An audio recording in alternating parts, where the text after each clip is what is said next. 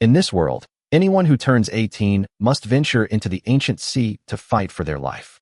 Combat professions are the best entry ticket into the ancient sea world, while other professions are generally considered useless. The port of Donghai City was bustling with activity, as the young people all harbored dreams of setting sail and dominating the ancient sea.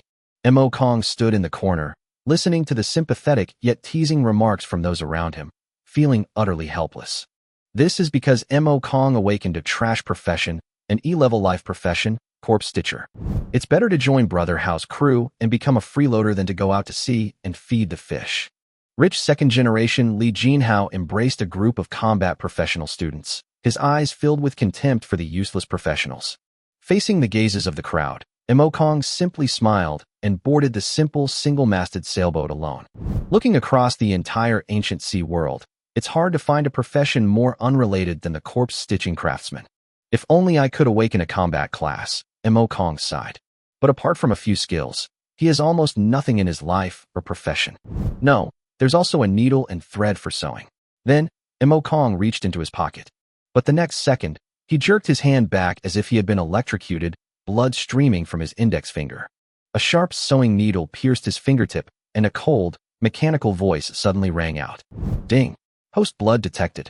Undead catastrophe system activated. The E-rank necromancer has undergone a job mutation, becoming an SSS rank necromancer. Talents: Undead body, biosensor unlocked. Core skills: corpse transformation, all corpses, bone spear. System: Mo Kong's cheat code has finally arrived. Just as he was getting excited, the principal's voice came. The teleportation array is about to activate. Everyone, prepare yourselves. Without time to think about the system, Mo Kong straightened his expression and gripped the rudder tightly. A dazzling light gradually illuminated the area around the sea. A massive teleportation array appeared, enveloping all the ships. When Mo Kong opened his eyes again, the bustling port had vanished. The surroundings had turned into an endless ocean, with only his sailboat floating on the surface. On the azure sea, fish occasionally leap out of the water. Is this the ancient sea world? From here on, let's build our own fleet and dominate the entire ancient sea world. With a thought, Mo Kong's system panel appeared. Throughout the entire history of the Dragon Kingdom, SSS-level professions were few and far between. These SSS-level powerhouses were not only giants in the ancient sea world, but were also revered as kings by the Dragon Kingdom in the original world. Mo Kong carefully examined the new talents and skills and sighed with admiration. It truly lives up to its SSS-level reputation. Just those two talents alone set it apart from ordinary classes. Moreover, his mental strength reached a terrifying 100 points. Even some level 30 second-tier mages probably don't have such high mental strength. As his level increases, the gap between him and ordinary professions will only widen. Mo Kong turned off the control panel. He had already sensed the presence of many fish swimming in the seabed. This was the effect of his innate biosensory ability, subtle and novel. Mo Kong was overjoyed. This talent is like a radar. Just as Mo Kong was getting excited, he suddenly sensed that more than 30 different creatures were appearing simultaneously in the distance. Mo Kong frowned, his gaze fixed on the direction from which the life force was emanating. The sky was clear and the view unobstructed. He immediately spotted a huge sailboat in the distance, sailing towards them. A jet-black flag fluttered in the wind, with a skull and crossbones symbol faintly visible on it. The entire ship exuded an aura of danger. A pirate ship. Pirates were natives of the ancient sea world. Their ferocity was in no way inferior to that of sea monsters. If they encountered pirates and were defeated, they might, if they were lucky, be taken as slaves by the pirates. If you're unlucky, you'll die on the spot and be sent back to your original world as a loser. The probability of the former is extremely low, and many people even choose to commit suicide because the process is too humiliating. Even if the latter returns to their original world, they will find it difficult to join someone else's ship and set sail again because of their status as a loser. The pirate ship was slowly approaching, and Mo Kong could already see its information. Black Skull Pirate Ship. Rank: excellent. Within the ancient sea world, information about the natives can be detected. The prerequisite is that the opponent's level cannot be more than 5 levels higher than one's own. However, this pirate ship has no information other than its name and level. This shows that the pirates on the ship were quite powerful.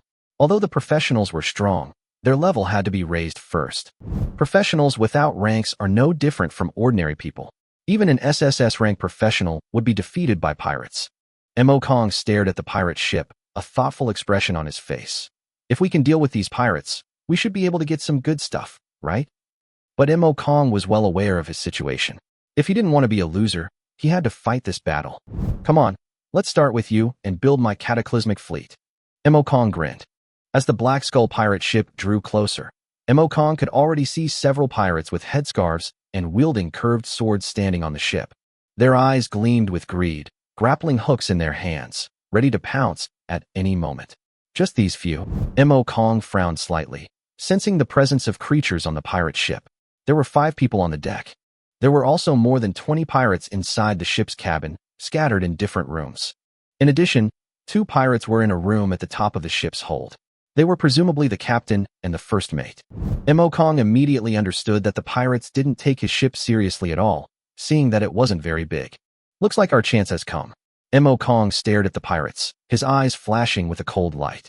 When the 2 ships were no more than 5 meters apart, the pirates made the first move. The man in front threw out the grappling hook with all his might. The grappling hook traced a parabola and landed firmly on the edge of Mo Kong's boat. Several pirates swiftly slid down the ropes and landed on the deck. They immediately spotted Mo Kong standing inside the cabin and charged at him with a scimitar. Burton, holding a scimitar, pointed it at Mo Kong and said, "Hand over everything." Mo Kong chuckled, unmoved. He was still waiting. The pirates were still quite a distance away. To create zombies, he had to ensure everything went perfectly. After all, a necromancer with a corpse and one without a corpse are completely different professions. Meanwhile, in the original world, many teachers sighed as they looked at the empty sea. I wonder what level these kids can reach. Most people are destined to become second-tier professionals, and only a few can reach the third tier. Every 30 levels of professional gains, they need to complete a job change quest to break through the level limit. However, job change quests are often unpredictable, especially for combat professions. This year, only Yang Long and Li Yuanyuan have become A-level rare professionals, the grade director said with a frown. Other schools have at least 4, and will be doomed when the Donghai School competition comes around. The dean of students shook his head with a wry smile. The East China Sea School competition has at least 300 participating schools, and the school rankings are directly linked to the resource allocation of the Dragon Kingdom. Last year they were ranked 295th, but this year they'll probably drop to outside the top 300. It's a pity that Mo Kong only awakened one E-level profession, the principal side. He ranks first in all subjects, and is among the top in the entire school, even in the eastern district of Longhua. The grade director couldn't help but nod. She was very satisfied with this student. Unfortunately, fate is predetermined. Even those in E-level lifestyle professions can never truly escape the stark difference in their social standing. While the teachers were discussing, Mo Kong in the ancient sea world was confronting Burton and his group. Burton was furious that Mo Kong dared to disobey his orders. "Kambu, go cut off one of his arms and feed it to the sea monsters." "No problem. Remember to scream louder later. I love seeing other people suffer." Kambu had already walked up to Mo Kong. Seeing that Mo Kong seemed to be stunned and frozen in place, he laughed coldly. Kambu raised his fist, intending to smash it at Mo Kong. He saw the pirate shift his weight forward, revealing an opening. Mo Kong finished chanting the incantation. Bone Spear. A sharp spear instantly appeared and stabbed towards Kambu. Before Kambu could react, the bone spear pierced through him with ease. Attack the weak point, triple damage. Kambu's body stiffened, he clutched his neck in pain, and collapsed to the ground with a thud. Slay a pirate and gain 300 experience points. Congratulations, host. Your level has increased to LV.2. A system notification sounded in Mo Kong's ear, and Mo Kong felt a warmth in his body, as if all his attributes had improved significantly. At the same time, Mo Kong was also somewhat surprised. They leveled up so quickly? It seems these pirates are quite powerful. In the blink of an eye, the remaining pirates hadn't even reacted. They simply couldn't understand how the skinny little chicken they saw could instantly kill Kambu. Another pale white bone spear shot out. "He's a wizard. Kill him." Burton reacted quickly, lunging at Mo Kong with his scimitar, but he was still a step too slow. Burton was once again instantly killed by the bone spear. Killed a pirate, gained 300 experience points. Although the remaining pirates were panicked, they still pointed their scimitars at Mo Kong, ready to fight to the death. If a necromancer were to engage in hand-to-hand combat with you, would he still be a necromancer? Mo Kong immediately reached out and said to the two fallen pirates, "Get up, my servants." The two pirates, who had been dead, slowly began to move. Their movements were stiff as they struggled to their feet, like puppets. What the hell is this thing? The pirates were so frightened that their hair stood on end. Mo Kong stared in surprise at the two resurrected corpses. Zombie. Level, LV.10. Level 10. Mo Kong actually killed a level 10 pirate instantly with a bone spear, but he quickly realized what was going on. The bone spear deals triple damage when attacking vital points. Looking at the zombies' abilities, Mo Kong was surprised to discover that they could even be contagious. This is much more efficient than summoning them one by one. Kill these guys, Mo Kong commanded. The two zombies obeyed the order, each pulling out a bone spear to use as a weapon, and charged at the pirates. Although the pirates were ruthless killers, that was when they were dealing with people, or rather, the weak. Their legs trembled as they stared at the terrifying creature before them. Damn it, damn it, damn it. The curved blade slashed out suddenly, only to get stuck in the zombie's shoulder. It only managed to cut in half an inch before stopping. The attack couldn't break through its defenses. Immediately, the bone spear pierced the pirate's abdomen, and the pirate collapsed limply. A few seconds later, he stood up again. However, he already looked no different from the two zombies. The remaining pirates lost all will to fight and wanted to kneel down and beg for mercy. However, those zombies had no feelings. After a passionate embrace and tearing, a few seconds later, several more zombies appeared on Mo Kong's ship. Chapter 4. New Skill, Corpse Explosion. Mo Kong opened his attribute panel and glanced at it. His level had reached LV.5. His mental power soared to 350. For ordinary professionals, gaining even a few points of spirit per level is considered good. Even a rare A-rank elemental mage can only gain a maximum of 10 points of spirit per level. But Mo Kong is different. An SSS level necromancer gains 50 points of spirit with every level up. These stats would leave even some second-tier professionals speechless, let alone those of the same level. Mo Kong nodded in satisfaction. Next, it was the remaining pirate's turn. Before boarding, he activated his biosensors again to scan the entire pirate ship. The pirates remained in their positions, most still drinking and making merry in the cabin. Only one aura stood out, clearly the captain's. Mo Kong narrowed his eyes. Relying on 5 zombies to charge and might not be enough. He decided to clear out the other zombies first and level up a few more times while he was at it. He looked at the thick rope connecting the two ships and waved his hand. The 5 zombies immediately scrambled up the ropes like wild beasts towards the pirate ship. Before the pirates on the deck could react, they were pounced on by the zombies. Meanwhile, the pirates in the cabin were still drunkenly playing cards and bragging. "Bick, it's your turn to drink."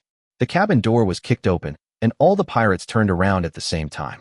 The creature standing at the doorway wasn't alive. It was a zombie covered in blood, its face bearing teeth marks. One of the pirates instantly sobered up. What the hell is that? A mixture of drunkenness, fear, and confusion mingled within them. But these pirates were ruthless killers after all, and soon, their eyes bloodshot, they grabbed their weapons. A pirate with a mustache was the first to charge forward, swinging his knife and slashing. But as soon as he got close, the zombie at the front thrust out its bone spear.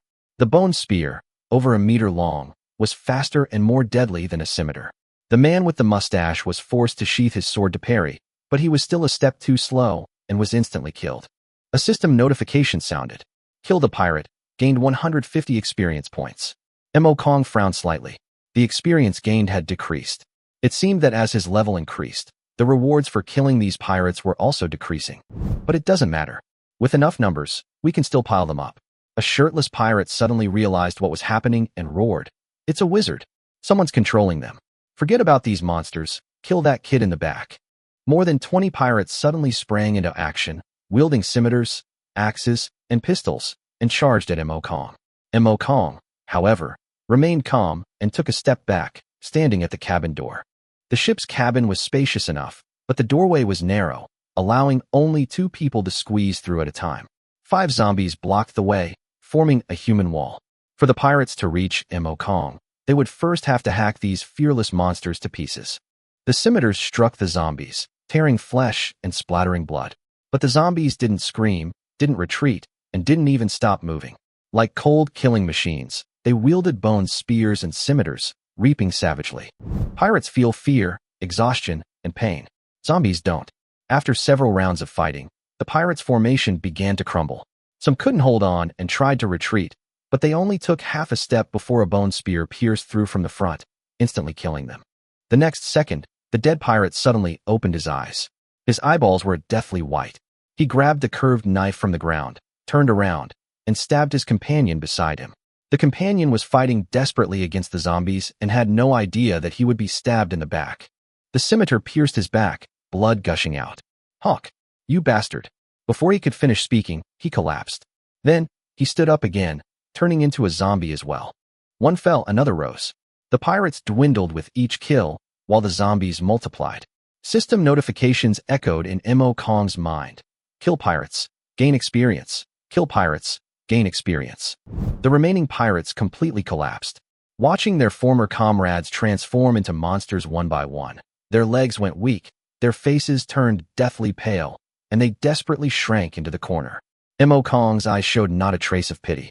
These people, in their burning, killing, and looting, never left anyone a way out. He uttered only 3 words: kill them. The horde of zombies instantly pounced. Screams erupted throughout the cabin. A few seconds later, the sound abruptly stopped. All 20-odd pirates were wiped out.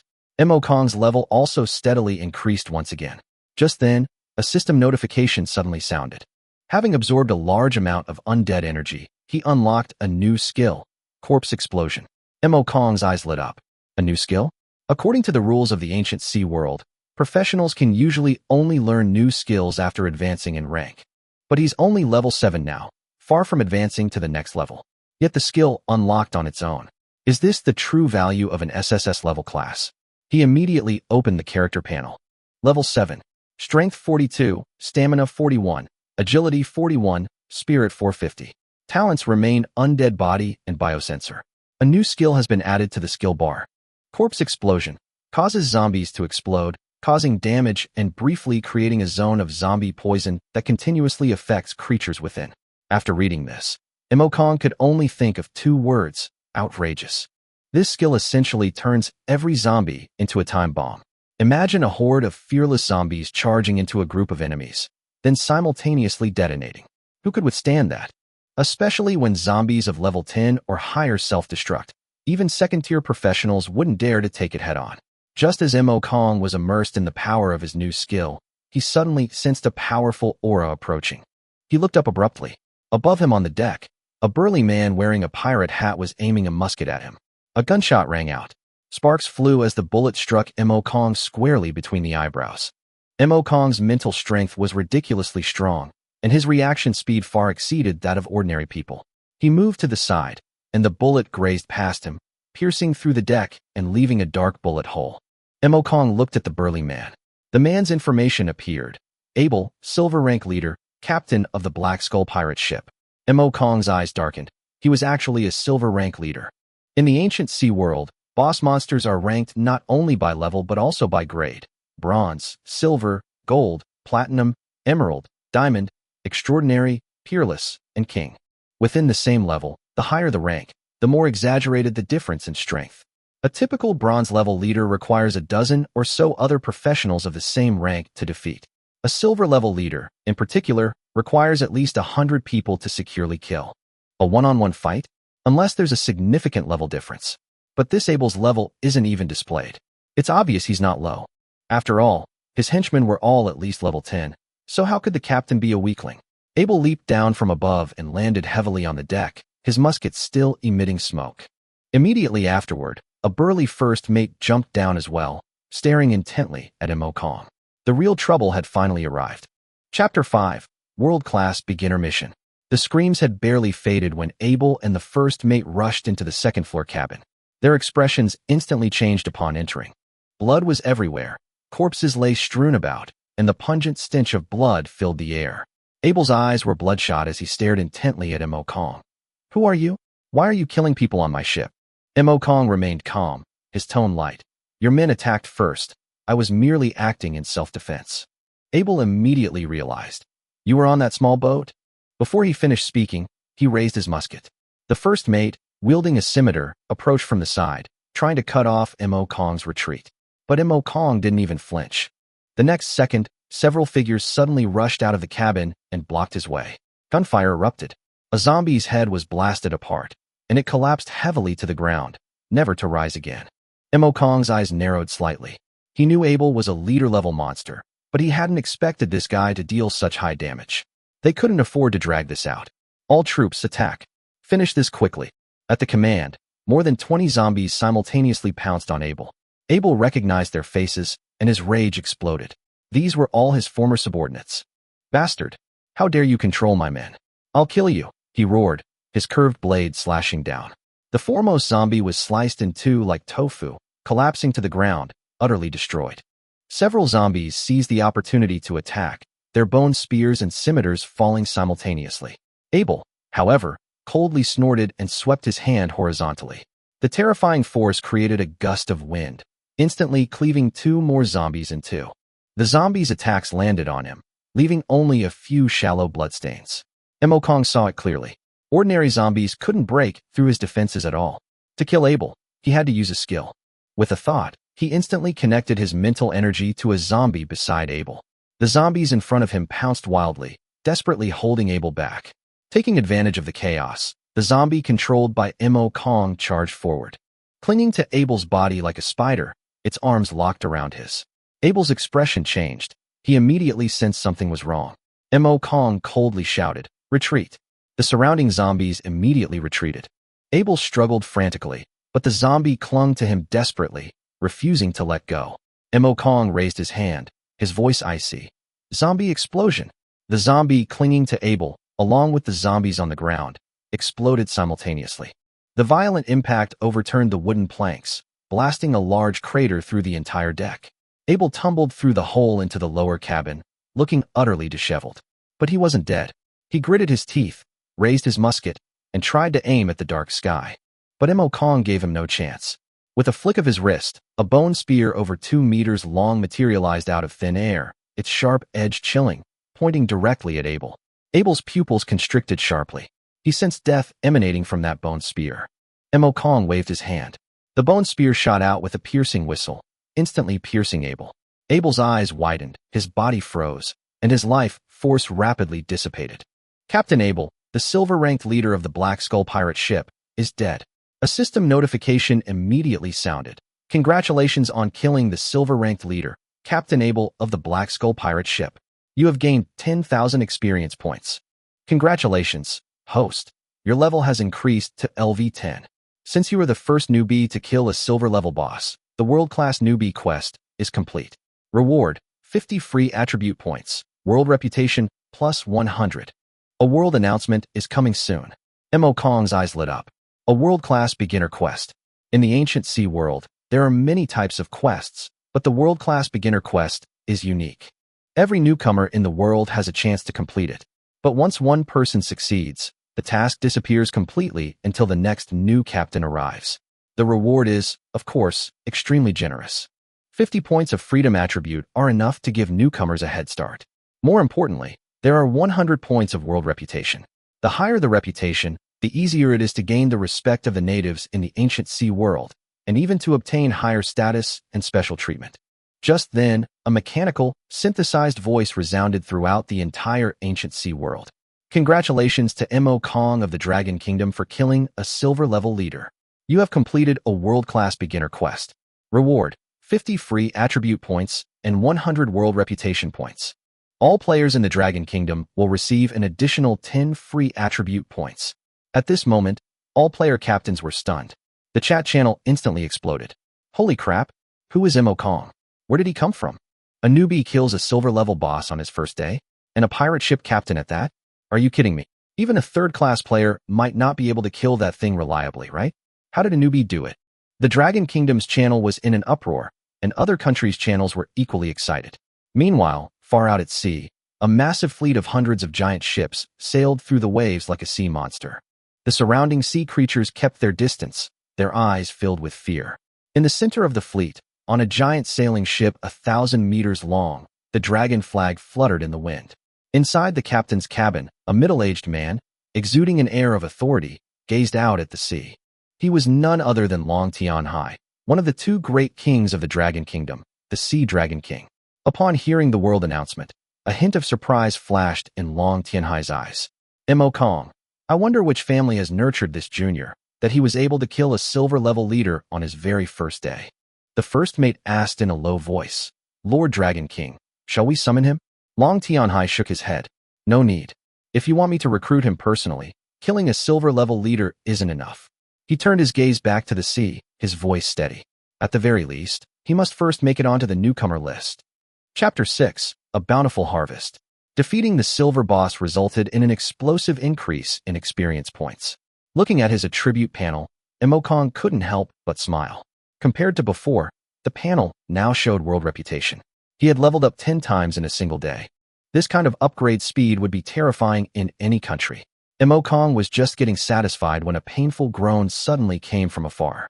He turned his head and saw that the Black Skull pirate crew's first mate wasn't quite dead yet. The man slumped onto the deck. The impact of the corpse explosion hadn't killed him instantly, but the corpse poison had already seeped into his body, tormenting him until he was barely clinging to life. Mo Kong glanced at him indifferently. I almost forgot about you. A notification sounded immediately. Killed Mike, the first mate of the Black Skull pirate crew, gaining 500 experience points. After dealing with the remaining pirates, Mo Kong walked over to Captain Abel. This was a silver rank leader. If his zombie transformation succeeded, wouldn't he be a ready-made super henchman? He placed his hand on Abel's body and immediately activated the zombie transformation.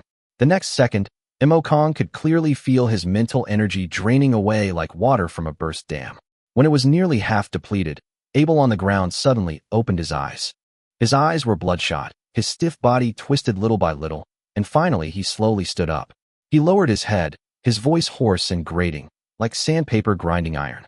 Great Lord, I will be forever loyal to you. Mo Kong raised an eyebrow slightly. You can actually talk? But then he thought about it and realized it made sense. A silver-level leader couldn't possibly be like an ordinary nobody. He immediately checked Abel's attributes. Zombie Captain Abel, level 15. Skill, musketeering. Attacks with a musket infused with zombie poison. Enemies killed are infected by the death aura and turned into new zombies. Mo Kong's eyes lit up. Long-range attack. In naval warfare, unless you board the ship for close combat, cannons and muskets are the real mainstays. The natives of the ancient sea world were the same. They would often bombard from a distance first before engaging in boarding combat. Mo Kong's zombies are formidable in close combat, but become sitting ducks when faced with ranged fire. But now, with the zombie captain, if Abel takes down an enemy with a single shot, the enemy will instantly transform into a zombie. This means that the enemy's internal forces might collapse before the battle even truly begins. Subsequently, Mo Kong also turned First Officer Mike into a zombie. Unfortunately, the zombie First Officer wasn't anything special. Aside from being a higher level, he wasn't much different from a regular zombie. Mo Kong wasn't disappointed. One Abel was more than enough to make the trip worthwhile. Next, it was time to loot the spoils. A pirate ship belonging to a silver-ranked captain. The collection shouldn't be bad, right? Mo Kong headed towards the captain's cabin. A ghastly white skull hung on the door, both sinister and arrogant. He pushed the door open and was immediately struck by the sheer luxury inside. Jewelry was piled on the table, along with a magnificent captain's uniform and a scimitar crafted entirely of gold. Mo Kong glanced around and couldn't help but laugh. This guy's really rich. He casually sat down on the captain's chair. The cushion was ridiculously soft, as if made from the fur of some kind of precious sea creature. Right next to the chair was an oak box. Mo Kong had barely cracked the lid open when a clattering sound came from inside. Several gold coins tumbled out, gleaming on the floor. He simply opened the box completely. The next moment, a box full of gold coins came into view, almost piled up like a small mountain. A rough estimate puts it at least in the tens of thousands. Keep in mind, even a veteran player who spent a year in the ancient sea world might not be able to produce that many gold coins. And on top of the gold coins, there's a gold necklace. Mo Kong picked up the necklace, and its attributes immediately appeared. A gold necklace. Quality, excellent. Stamina +5, spirit +10. Can be equipped by level 1 and above. Mo Kong's eyes lit up. This was an unexpected surprise. But just then, a system notification suddenly sounded. The item was corrupted by the aura of the undead Calamity, causing it to change. The next second, pitch-black death energy instantly enveloped the golden necklace. The golden light was gradually swallowed up. When the black mist dissipated, the necklace in Mo Kong's hand had completely changed its appearance. The once dazzling gold necklace has transformed into a jet black skull pendant. The attributes reappear: black skull pendant. Quality: perfect. Stamina plus 10, agility plus 20, spirit plus 100. Skill: bone shield. Consumes mental energy to create a bone shield. The more mental energy invested, the stronger the shield. Can be equipped after level 5. Mo Kong was stunned for a moment. Perfect level? Just by being modified by the aura of the Undead Scourge, the excellent equipment was directly upgraded to perfect grade? You have to understand, in the early stages of the ancient sea world, the ways to obtain equipment are extremely limited.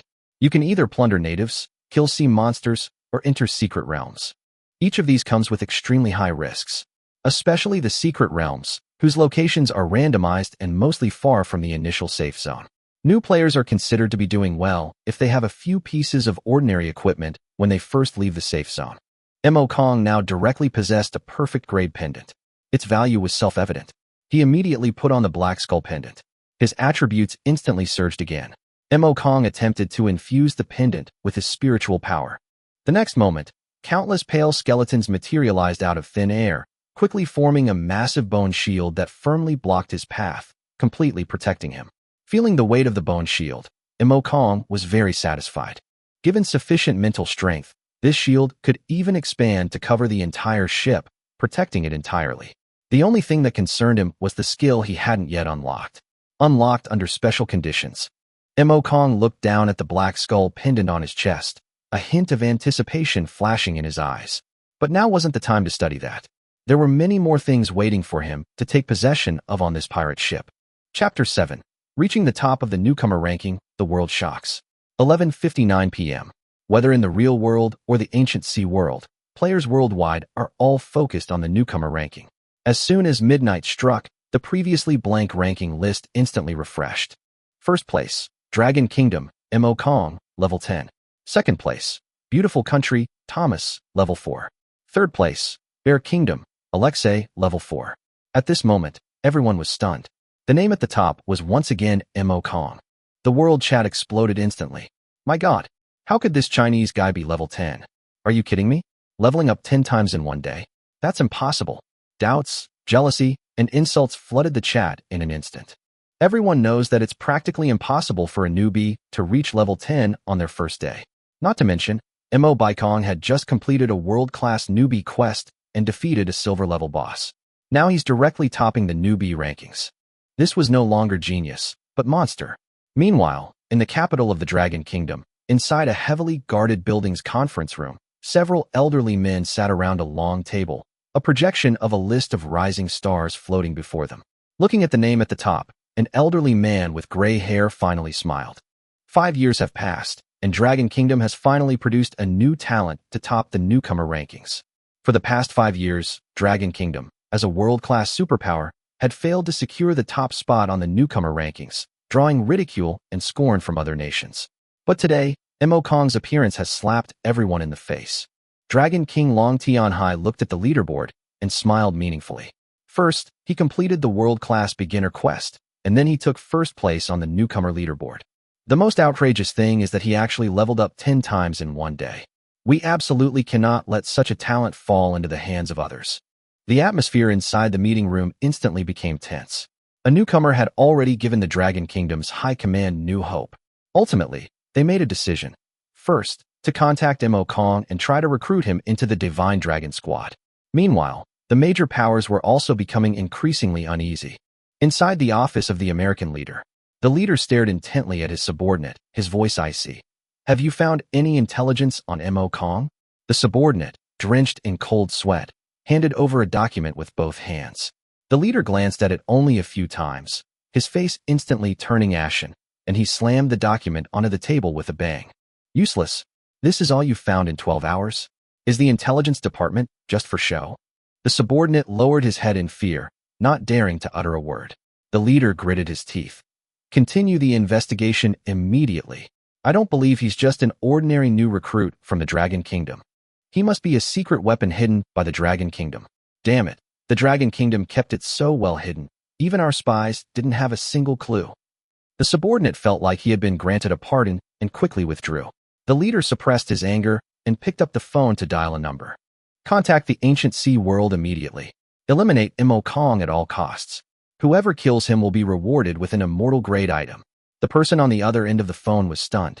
An immortal-grade item is worth hundreds of millions. To offer such an exorbitant bounty for killing a newcomer? But they also understood that if Imo Kong were allowed to grow stronger, the price they would pay in the future would only be greater. It wasn't just the beautiful country. The bear country, the Brahma country, the high country, and other powers also secretly issued bounties. In an instant, even before Imo Kong showed his face, he had become the focus of the entire world. Meanwhile, inside the conference room of Gu Hai High School in Donghai City, the principal stared intently at the top of the newcomer rankings. Imo Kong. Could it be the Imo Kong from their own school? The conference room was eerily quiet. After a long pause, the head of student affairs finally spoke in a trembling voice. Principal, this Imo Kong. Could he really be the one from our school? The great head swallowed hard and immediately shook his head. Impossible. Our school's Imo Kong is only an E-level professional. Despite these words, the same thought crossed everyone's mind. What if, after all, they shared the same name and the same country? The principal's expression shifted repeatedly before he finally gritted his teeth. Investigate immediately. Everyone nodded, suppressing their excitement as they began the investigation. That night, the eyes of the entire world were on Imo Kong. Everyone wanted to know how he managed to level up to level 10 in a single day, and how he had managed to kill the silver-ranked leader. Meanwhile, at the center of the storm, Imo Kong was sitting in the captain's cabin of the Black Skull pirate ship. He was completely oblivious to the commotion outside, because he was studying a new feature that the Black Skull had just unlocked. Chapter 8. Undead Modification. The White Skull Set Sail. Imo Kong stood on the deck, opening the Black Skull's attribute panel. This pirate ship was of the excellent class, with a capacity of 5,000 kilograms, equipped with 2 black cannons, and a total combat strength of 500. It had no special traits, no skills, and its modification progress was 0. According to what was taught in school, a ship's combat effectiveness is judged by a combination of 3 factors: attack, defense, and speed. Ordinary ships typically have a strength of around 100, while elite ships generally range from 100 to 1,000. In other words, the Black Skull isn't bad, but it's definitely not top tier. Normally, upgrading a ship requires collecting materials and gradually strengthening it. But Imo Kong is different. Due to system changes, his modification function's original hammer icon has been replaced by a bizarre skull, and the name has changed to Undead Modification. The description was simple, yet it caught Imo Kong's eye. Ships could be modified using corpses, and after modification, the ship would inherit some of its former abilities. Given sufficient materials, this ship could continuously devour various sea monsters, gaining diverse abilities and eventually becoming a true sea fortress. Imo Kong grew increasingly excited and immediately wanted to test the effects. The problem was, he didn't have any sea beast carcasses on hand. After a moment of silence, Imo Kong went directly to the deck and casually summoned a zombie. Without sea beasts, he'd use a zombie as a test subject. Undead Modification. As soon as he finished speaking, a ball of dark light instantly enveloped the zombie. The next second, the zombie was swallowed by the Black Skull and completely merged with the ship's hull. Imo Kong immediately checked the control panel. In the Black Skull's weapon inventory, a new item had appeared: one zombie. The overall combat strength increased from 500 to 501. The improvement was minimal, but what truly surprised Imo Kong was the addition of a new skill: airdropping zombies. The skill allows him to launch zombies hanging from the ship's edge, currently storing a maximum of 100. This skill looks terrifying, but in actual combat it's absurd. Throwing zombies like cannonballs, followed by a zombie explosion. Who can withstand that? A zombie explosion can even injure a silver-level lord, let alone ordinary enemies. The only problem is that zombies are consumables. If he really just kept throwing money at zombies like it was nothing, his zombie army would be exhausted sooner or later. Imo Kong summoned another zombie and performed another undead modification. As a result, after the second zombie was fused, the only change to 2 zombies in the weapon slots. Other stats remained almost unchanged. Imo Kong instantly understood. Trying to scale the ship with ordinary zombies was simply unrealistic. To upgrade, they needed higher-level corpses. Realizing this, he immediately summoned Abel. Are there any high-level sea beast corpses in the warehouse? Abel nodded slowly. My lord, there is a long-dead fanged sea serpent in the warehouse. Imo Kong's eyes lit up. There really was one. Fanged sea serpents are formidable creatures among sea beasts, with adults reaching 8 to 15 meters in length, named for the two sharp fangs in their mouths. They are incredibly fast, making them top-notch at both hunting and escaping. What would the black skull become if the fanged sea serpents were integrated into it? Mo Kong immediately said, "Take me there." Abel led the way.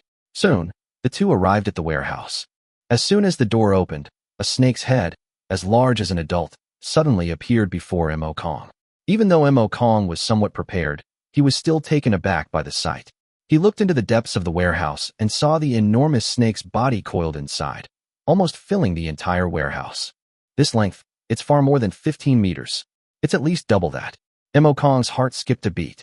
Could this be a leader-level fanged sea serpent? He immediately examined the corpse's information. The next second, the result appeared. A fanged sea serpent corpse, a gold-level leader. It was indeed a leader. And it's a gold-level being. If this thing were still alive, Mo Kong would have turned and run without hesitation. The strength of a gold-level leader is terrifying. Normally, it would take a team of at least 1,000 people to kill it. Mo Kong looked at Abel. "How did you get this thing?" Abel briefly explained what had happened. After listening, Mo Kong immediately understood. This fanged sea serpent must have been severely injured by other sea beasts and was on the verge of death when it escaped to the vicinity. That's how Abel and his men managed to snag this incredible bargain with their cannons. A bold idea suddenly popped into Mo Kong's mind. If he could revive this gold-level leader, who could stop him in the early stages? He immediately reached out and pressed his hand against the fanged sea serpent's corpse, initiating a zombie transformation. But a system notification instantly sounded. Zombie transformation failed. Unable to transform into a corpse 10 levels higher than himself. Mo Kong was somewhat disappointed. His dream of using a gold-level leader as a henchman was temporarily shattered. But it didn't matter. If he couldn't transform into a corpse, he would modify the ship. Mo Kong raised his hand and directly activated the Undead modification.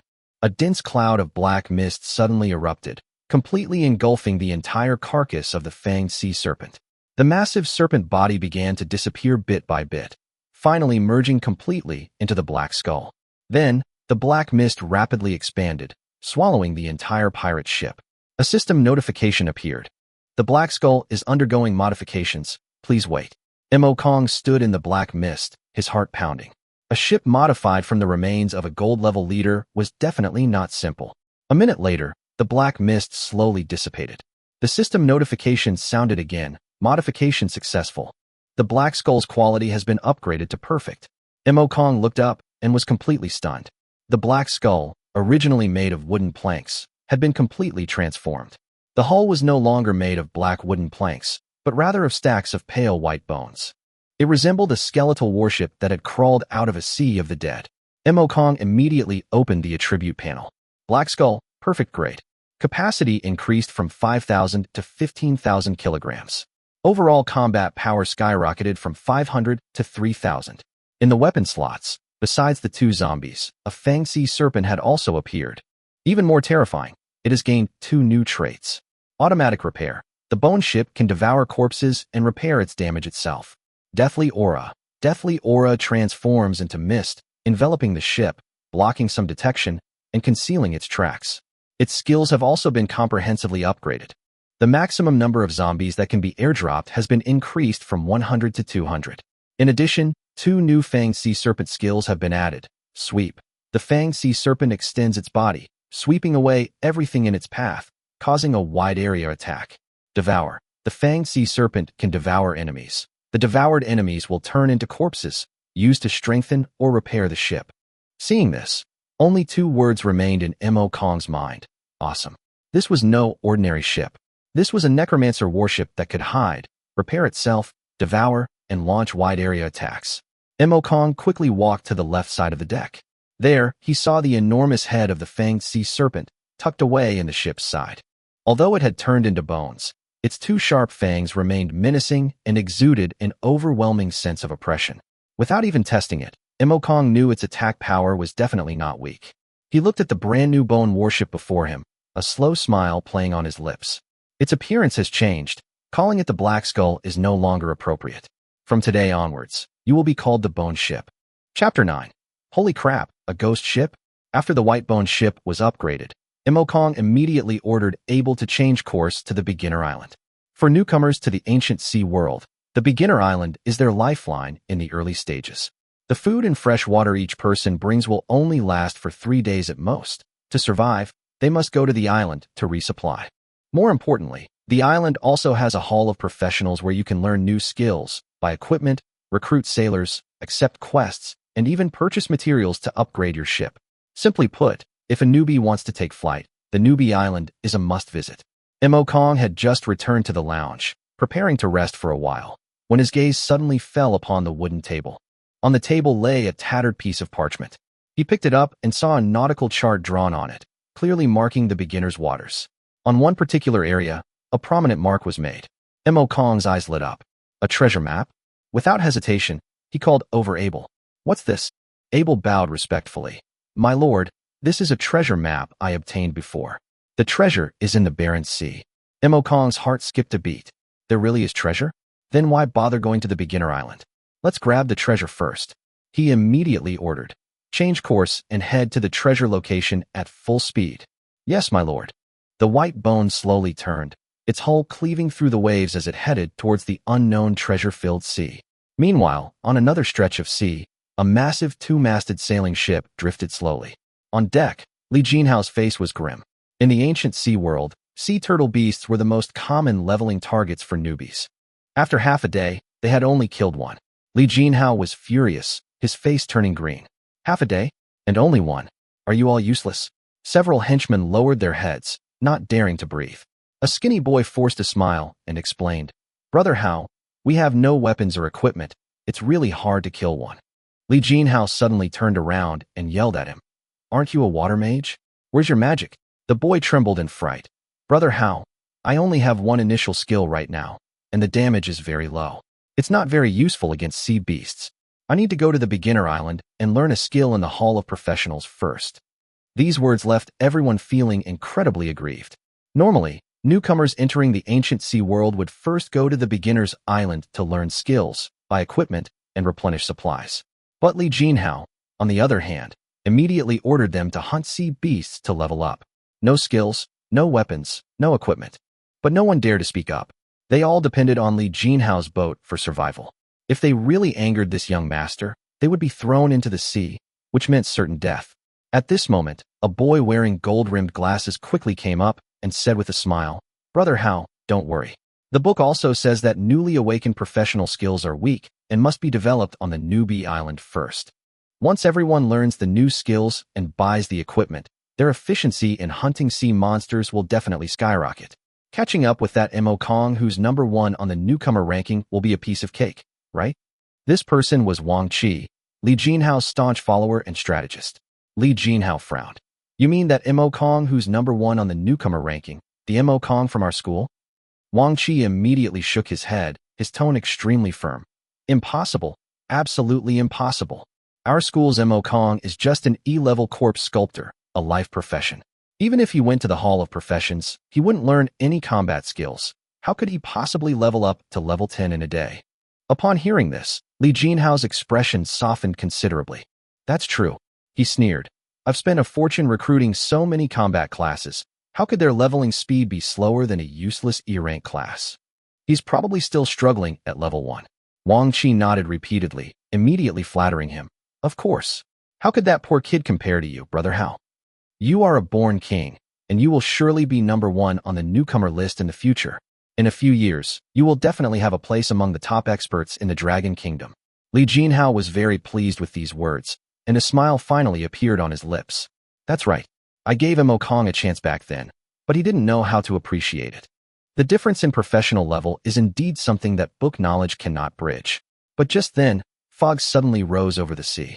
The fog grew thicker and thicker, quickly obscuring visibility to less than a nautical mile. The entire sea was eerily quiet. Li Jinhao frowned. Why did the fog suddenly come on? Wang Qi immediately reassured him. "Don't worry, Brother Hao. We're on the right track. Nothing will happen." But the water mage muttered under his breath. "The sea is suddenly foggy. Could it be a ghost ship?" The moment he finished speaking, everyone on deck froze. The ancient sea world is full of terrifying legends, the most frightening of which are those about ghost ships. Legend has it that in the distant Ghost Sea, when a thick fog rises at night, maps and communications malfunction. Then, A ghost ship emitting an eerie green glow slowly emerges from the fog. Almost no one who encounters it ever returns alive. Li Jinhao immediately retorted, "Shut up. Stop jinxing me. The ghost ship is in the Ghost Sea. This is beginner territory, a million miles away." Another person tried to appear calm. Yes, fog at sea is normal. It's just a matter of temperature difference. We should trust science." But before he could finish speaking, someone trembled as they raised their hand and pointed to the left front. "What's that?" Everyone looked in unison. From the depths of the thick fog, a faint green light was slowly drifting towards them, like a will-o'-the-wisp. Those who had just been clamoring to believe in science instantly felt their hair stand on end and their faces turn deathly pale. The eerie green light drew ever closer. Soon, they could see it clearly. It was a ship, a terrifying ship entirely composed of white bones. The pale skeleton, the eerie green light, the corpses hanging from the ship's side, and the fanged head of a sea serpent. This scene shattered everyone's mental defenses. Someone broke down first, shouting, "Holy crap! A ghost ship!" The next second, the entire ship erupted in chaos. "Run! Get out of the way! Let me in! How can a ghost ship appear in beginner waters? Help! Someone save me!" A group of people scrambled and crawled into the cabin, their cries and screams creating a chaotic scene. Some people's legs went weak, and they collapsed onto the deck. Others were so frightened that they wet themselves, their faces filled with despair, as if they had already seen death approaching. Li Jinhao was also deathly pale, gripping the railing tightly, unable to utter a word. The ship of bones drew ever closer. Everyone closed their eyes, awaiting death. Yet, the terrifying ship of bones seemed oblivious to them, calmly sailing past. An eerie green light pierced the thick fog, and the ship's silhouette faded into the distance. Only after the white bone ship completely disappeared off the horizon did the people on deck dare to open their eyes. They had survived, but no one knew that on that massive ship of bones, which they had mistaken for a ghost ship, stood the very Mo Kong they had described as still struggling at the first level. Chapter 10, E-Rank Secret Realm, Shark Canyon. Did you hit someone? In the captain's cabin, Mo Kong leaned back in his chair, resting with his eyes closed, when he vaguely heard a cry for help coming from the sea. Abel immediately bowed and replied, "No, Lord, the white bone is sailing normally." Mo Kong didn't ask any further questions. He had a general idea of what was nearby based on his biological senses, but he was too lazy to investigate further. "How much longer until we reach the treasure's location?" "About 2 hours." Mo Kong nodded. But not long after, a huge whirlpool suddenly appeared on the sea surface in front of the deck. The seawater swirled wildly, as if a slit had been torn open in the middle, emitting an eerie light. Mo Kong narrowed his eyes. This is the secret realm. In the ancient sea world, secret realms are special instances. They contain danger, but also opportunities. Most importantly, once a secret realm is cleared, it disappears permanently. Even just its coordinates can fetch a high price. Without hesitation, Mo Kong gave the order, "Enter the secret realm." The white-bone ship slowly sailed towards the whirlpool, and the entire ship was swallowed up. The next second, everything went black before Mo Kong's eyes. When his vision returned, he found himself in a narrow canyon. The towering cliffs on both sides reached into the clouds, like two giant swords clamping down on the sea. The water was so deep that the bottom could not be seen. At the far end of the canyon, a colossal stone pillar rose from the deep sea, its summit topped with a dilapidated treasure chest. The chest was right before their eyes. Simultaneously, a system notification sounded. "Warning. You have entered an E-level secret realm, Shark Canyon. Please be careful." Secret realm levels range from SSS to E. The higher the level, the larger the space, the greater the difficulty, and the more astonishing the rewards. Although this is only an E-level secret realm, it is still a huge opportunity for improvement for players at this stage. Mo Kong looked around and chuckled. "Shadow Canyon? Where are the sharks? Why are they so quiet? Are they scared of me?" As soon as he finished speaking, he closed his eyes and activated his biological senses to the fullest. Within a nautical mile radius, all signs of life instantly flooded his mind. The next moment, Mo Kong froze. Beneath the white bone, there were sharks. Countless of them, at least 20. The ship shuddered violently, the white bone rocking precariously. The ferocious sharks had begun ramming the ship, trying to tear the bone vessel apart. Unfortunately, the white bone was a perfect class ship. An ordinary player facing such a force would have had their ship wrecked long ago, but these monstrous sharks, after ramming it for so long, couldn't even break through its defenses. On the sea surface, sharp fins sliced through the water like blades, moving back and forth, a sight that sent chills down one's spine. Mo Kong glanced at the information on the monstrous sharks. Mad Shark, level 13. Skills. Bite, capable of tearing prey apart with sharp teeth. Charge, capable of inflicting massive damage on ships. These sea monsters have poor eyesight, but hunt by smell. Once they smell blood, they go completely berserk. Abel's expression was grave. My lord, our underwater combat capabilities are greatly reduced. I'm afraid will be difficult to deal with. Mo Kong simply waved his hand casually. It was indeed inconvenient for zombies to go into the water, but he still had the Fanged Sea Serpent. Fanged Sea Serpent, attack. Bite these beasts to death. On the port side of the white-boned ship, the white-boned snake head, which had previously seemed like a decoration, suddenly glowed with a scarlet light. It slowly turned its eyes, fixing them on a rabid shark swimming near the ship. The shark, completely unaware of the impending danger, was still searching for an opportunity to attack the white bone. The next second, the snake's head suddenly extended. Its jaws opened wide, moving with the speed of a white flash, and it bit down hard on the shark. The shark didn't even have time to struggle. It died instantly. Killed a mad shark, gained 300 experience points. Mo Kong raised his hand, aimed at the mad shark's corpse, and immediately activated zombie transformation. Soon, a new mental connection appeared in Mo Kong's mind. Zombie Mad Shark, level 13. Retains the bite and charge skills, and gains the added corpse poison and death aura contagion abilities. Mo Kong nodded in satisfaction. A killer in the sea while alive, even more terrifying in death. Next, it's your turn. He thought to himself. The zombie shark immediately swung its body, charging towards its companion. Sharks have poor eyesight, but a keen sense of smell. They could sense their kind approaching, but the smell was clearly off. Unfortunately, it was too late. The zombie sharks were incredibly fast, and in the blink of an eye, they pounced on the nearest shark, opened their massive jaws, and bit down hard. The shark struggled desperately, its huge body slapping the water and creating waves, but it couldn't break free at all. Before long, its struggles grew weaker and weaker, and finally, it completely lost its life.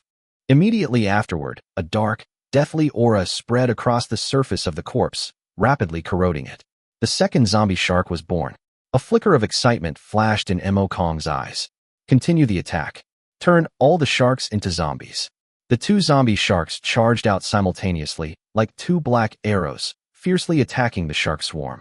The underwater world exploded instantly. The entire canyon's surface began to churn violently, the white-boned ship constantly battered by the waves, emitting dull thuds.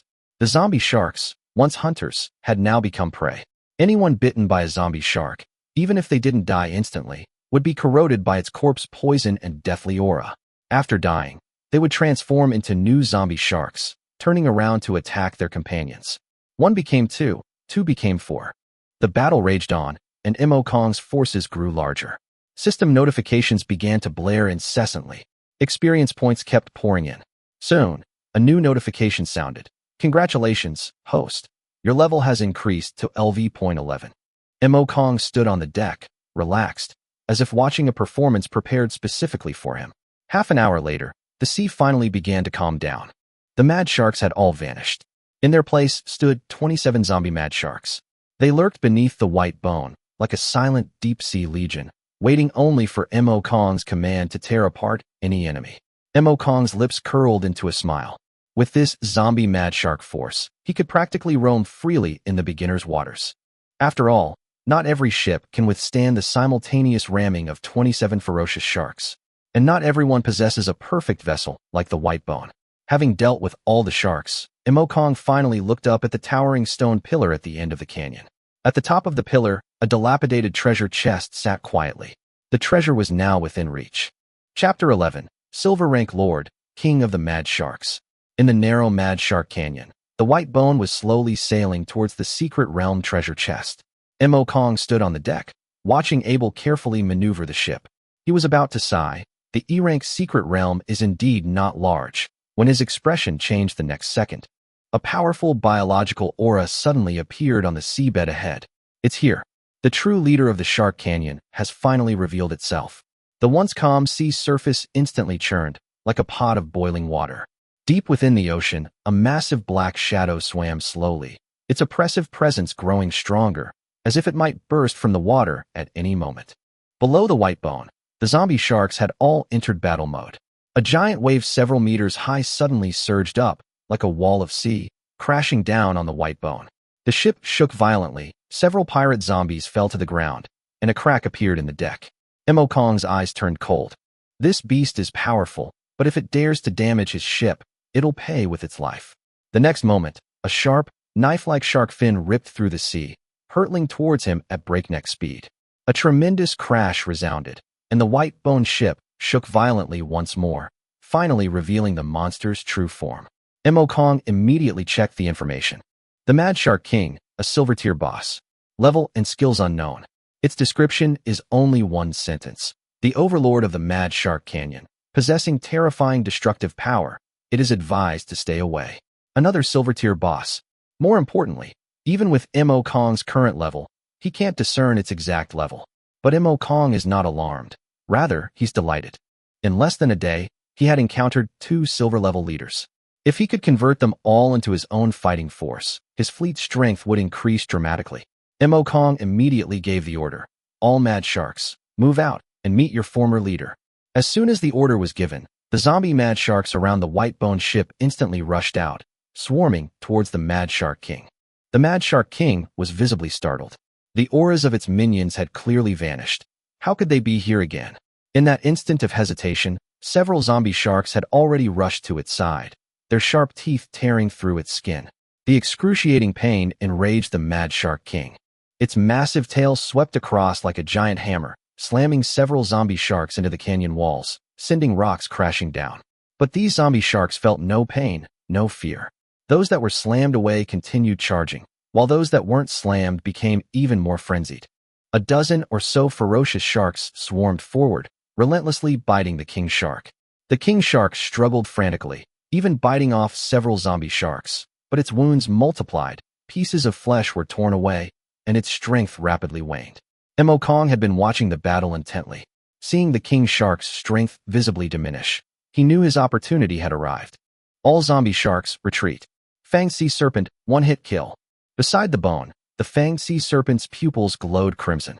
The next second, its massive body suddenly stretched out and plunged directly into the sea. The Shark King had just escaped the siege of the zombie sharks and hadn't even had time to catch its breath when it suddenly felt a deadly killing intent above its head. It suddenly raised its head, the white skeletal snake's head already close at hand. The Fanged Sea Serpent's head, like a bone spear, pierced fiercely through the Mad Shark King. The Mad Shark King's massive body instantly froze, its life force rapidly dissipating. A system notification sounded. Killed the Mad Shark King, gained 15,000 experience points. Mo Kong's level increased to LV.12. Seeing the experience bar surge instantly, Mo Kong couldn't help but laugh. This silver rank leader was truly lucrative in terms of experience. Soon, the massive corpse of the Mad Shark King slowly rose to the surface, its blood almost staining half the canyon red. Without hesitation, Mo Kong raised his hand and aimed at the corpse. Corpse transformation. A dense aura of death instantly enveloped the Mad Shark King. A moment later, the corpse suddenly opened its eyes. The zombie transformation was successful. Zombie Shark King, level 20. Its skills include Bite, Corpse Poison, Death Aura Contagion, Shark Tail Strike, Raging Sea Waves, and Bloodstained Tracking. It can not only inflict terrifying damage with its tail, but also summon ocean waves to attack, and can even track the scent of blood thousands of meters away. Even in its zombie form, it remained the former king of this sea. Level 20. This strength was enough to take down even a seasoned second-tier player, let alone a novice in the beginner's area. Mo Kong was very satisfied and immediately ordered the Zombie Shark King and its minions to follow the white-boned ship. They would attack immediately should any enemy approach. Having dealt with the Mad Shark King, the next step was the secret treasure. The white-boned ship sailed to the stone pillar. Mo Kong sent a zombie pirate to climb up and retrieve the treasure chest. But once the pirate reached the top, he found the chest was as if it were grown onto the pillar, impossible to move. It seemed he had to open the chest himself. Mo Kong glanced at the height of the stone pillar, which was about 10 meters. The Fanged Sea Serpent, however, was over 10 meters long. An idea struck him. Fanged Sea Serpent, carry me up. On the port side of the ship, the Fanged Sea Serpent's skull glowed red, and its massive skeletal body rapidly extended towards Mo Kong. Mo Kong leaped onto the serpent's head, and the fanged sea serpent immediately lifted him up to the top of the stone pillar. He quickly arrived at the treasure chest. A secret realm treasure chest, grade E, containing a mysterious treasure. Kong opened it directly. Inside, lying quietly, was a deep blue staff. At the top of the staff was a fist-sized blue gem, and deep within the gem, it seemed as if a predatory shark was sealed away. Kong had just picked up his staff when a system notification sounded. Open treasure chest, obtained excellent grade item, blue sea shark. Blue sea shark, excellent grade staff. Stamina plus 10, spirit plus 150. Comes with the skill, deep sea shark shadow. Consumes a large amount of spirit to condense a shark phantom to launch an attack, dealing massive damage. Equipment level 10, class specific, water mage. Kong's eyes lit up. Another excellent grade equipment. Obtaining an excellent grade item during the beginner phase was definitely a top-tier haul. But just then, the system notification sounded again. The item was being corrupted by the aura of the undead Calamity and was beginning to change. Chapter 12, The Mirror of the World. Black mist instantly enveloped the staff. Kong's eyes lit up. Here it comes, the transformation begins. He stared intently at the black mist, his heart filled with anticipation. What kind of monster would this staff become this time? Soon, the black mist dissipated. The originally deep blue staff had been completely transformed. The staff was deathly white, as if carved from bone, and the blue gem at its tip had been transformed into a grotesque white skull. Just one glance was enough to send chills down one's spine. Wrath of the Dead, quality, perfect, stamina plus 30, mental strength plus 200. Skill, zombie frenzy, puts all zombies into a frenzy state, increasing their attributes fivefold for 5 minutes. After the frenzy ends, the zombies die completely. Equipment level, 10, limited class, necromancer. Kong's eyes lit up the moment he saw the skill. Zombie frenzy. To others, this skill might be a desperate gamble, but to him, it's a godlike ability. Zombie attributes increase fivefold, and combined with zombie explosion, he can send zombies charging into the enemy ranks and detonating them on the spot. These aren't summoned creatures, they're a horde of self-propelled time bombs. Kong grasped the wrath of the dead, his spiritual power instantly breaking through the 1,000 mark, soaring to 1050 points. This value was unattainable even for many veteran players, let alone newcomers. He then looked at the treasure chest, which was still piled high with gold coins. Kong took them all without hesitation. Once the gold coins were gone, the treasure chest instantly transformed into a beam of light, shooting towards the rock wall.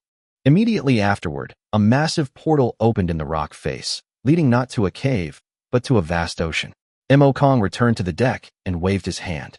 Leave the secret realm. The white-bone ship immediately started, cutting through the waves and rushing towards the portal. The moment the ship passed through the portal, a system notification suddenly rang in his ears. Ding! As you are the first newbie to clear an E-level secret realm, the world-class newbie quest is complete. Reward, 50 free attribute points. World reputation, plus 100. World announcement coming soon. Kong's lips curled into a smile. Another world-class quest completed. The next second, a cold, mechanical voice echoed throughout the entire ancient sea world. Congratulations to Dragon Kingdom player Kong for clearing the E-level dungeon, Mad Shark Canyon, for the first time. Completing the world-class beginner quest, you are rewarded with 50 free attribute points and 100 world reputation points. All players in Dragon Kingdom receive 10 free attribute points. As soon as the announcement was released, the world channel exploded. Players from all over the world were furious, flooding the chat with insults. Meanwhile, the Chinese channel was buzzing with excitement, like a New Year's celebration. Countless Chinese players were ecstatic, but some began to disagree. The world channel was in chaos. Meanwhile, a real crisis was brewing in the shadows. In a secret meeting room in America, the elderly white man, Hart, sat in the main seat, with virtual figures floating before him. These were the heads of state of various major powers. Hart tapped the table and spoke in a deep voice. Gentlemen, that newcomer from the Dragon Kingdom, named Kong, has already completed 2 world-class missions in succession. His presence is enhancing the overall strength of the Dragon Kingdom. We must eliminate him. Otherwise, once the Dragon Kingdom establishes itself in the ancient sea world, no one will be able to restrain them. The heads of state nodded in agreement. The island nation's leader adopted a humble posture and asked, "Respected Mr. Hart, Kong is definitely in the Dragon Kingdom's beginner sea area, which we cannot enter at all. How can we kill him?" Hart sneered. Last year, someone from our beautiful country completed a hidden mission and obtained several teleportation crystals. As long as you have the coordinates, you can teleport to anywhere in the ancient sea world. Hearing this, everyone's eyes lit up. Teleportation crystals? There are such things. Then now we only need Mo Kong's coordinates. Someone immediately said, the Sea God Empire has a mythical item called the Mirror of the World, which can reveal the location of a designated target. But it's extremely expensive. It costs 100 million gold coins to activate once. The conference room fell silent for a moment. 100 million gold coins to hire a newcomer? The price was indeed high. But soon, Hart said coldly, Mo Kong must have a secret. Perhaps it's a secret weapon of the Dragon Kingdom, or perhaps it's a special item. If we can obtain it, all countries will benefit. If we can't, we must not let the Dragon Kingdom continue to possess it. The crowd exchanged glances for a moment, and then expressed their opinions. The decision was made. All nations immediately pooled their gold and applied to the Sea God Empire to activate the Mirror of the World. The Mirror of the World was one of the few mythical items in the ancient sea world. It could lock onto any target and continuously display its coordinates for 24 hours. The cost was exorbitantly high. This time, however, they spared no expense, because they had only one goal, to eliminate Mo Kong. Soon, the Mirror of the World activated. On the mirror's surface, Mo Kong's coordinates slowly appeared. Various national forces instantly sprang into action. Meanwhile, on New Island in the United States, a three-masted sailing ship quietly docked at the pier. Inside the captain's cabin, a blond youth sat in a chair, holding a deep blue crystal in his hand. His name was Thomas, the top rookie from the beautiful country, an S-rank professional, a navigator. Looking at the inky coordinates in his hand, a cold, killing intent flashed in Thomas's eyes. Mo Kong, your good luck ends here. The top spot on the newcomer list can only belong to the beautiful country. The next second, he abruptly crushed the teleportation crystal. A burst of brilliant blue light erupted, instantly enveloping the entire sailboat. Moments later, the sea returned to calm. The ship had completely vanished. Chapter 13, Zombie Airdrop. In the beginner's waters of the Dragon Kingdom, the calm sea suddenly shone with a blinding light. The next second, a three-masted sailing ship appeared out of thin air. Around it, 5 other sailing ships of the same class were already anchored, each flying the flags of different countries. The blond man, Henry, smiled and said, Thomas, you're really slow. Thomas glanced at him.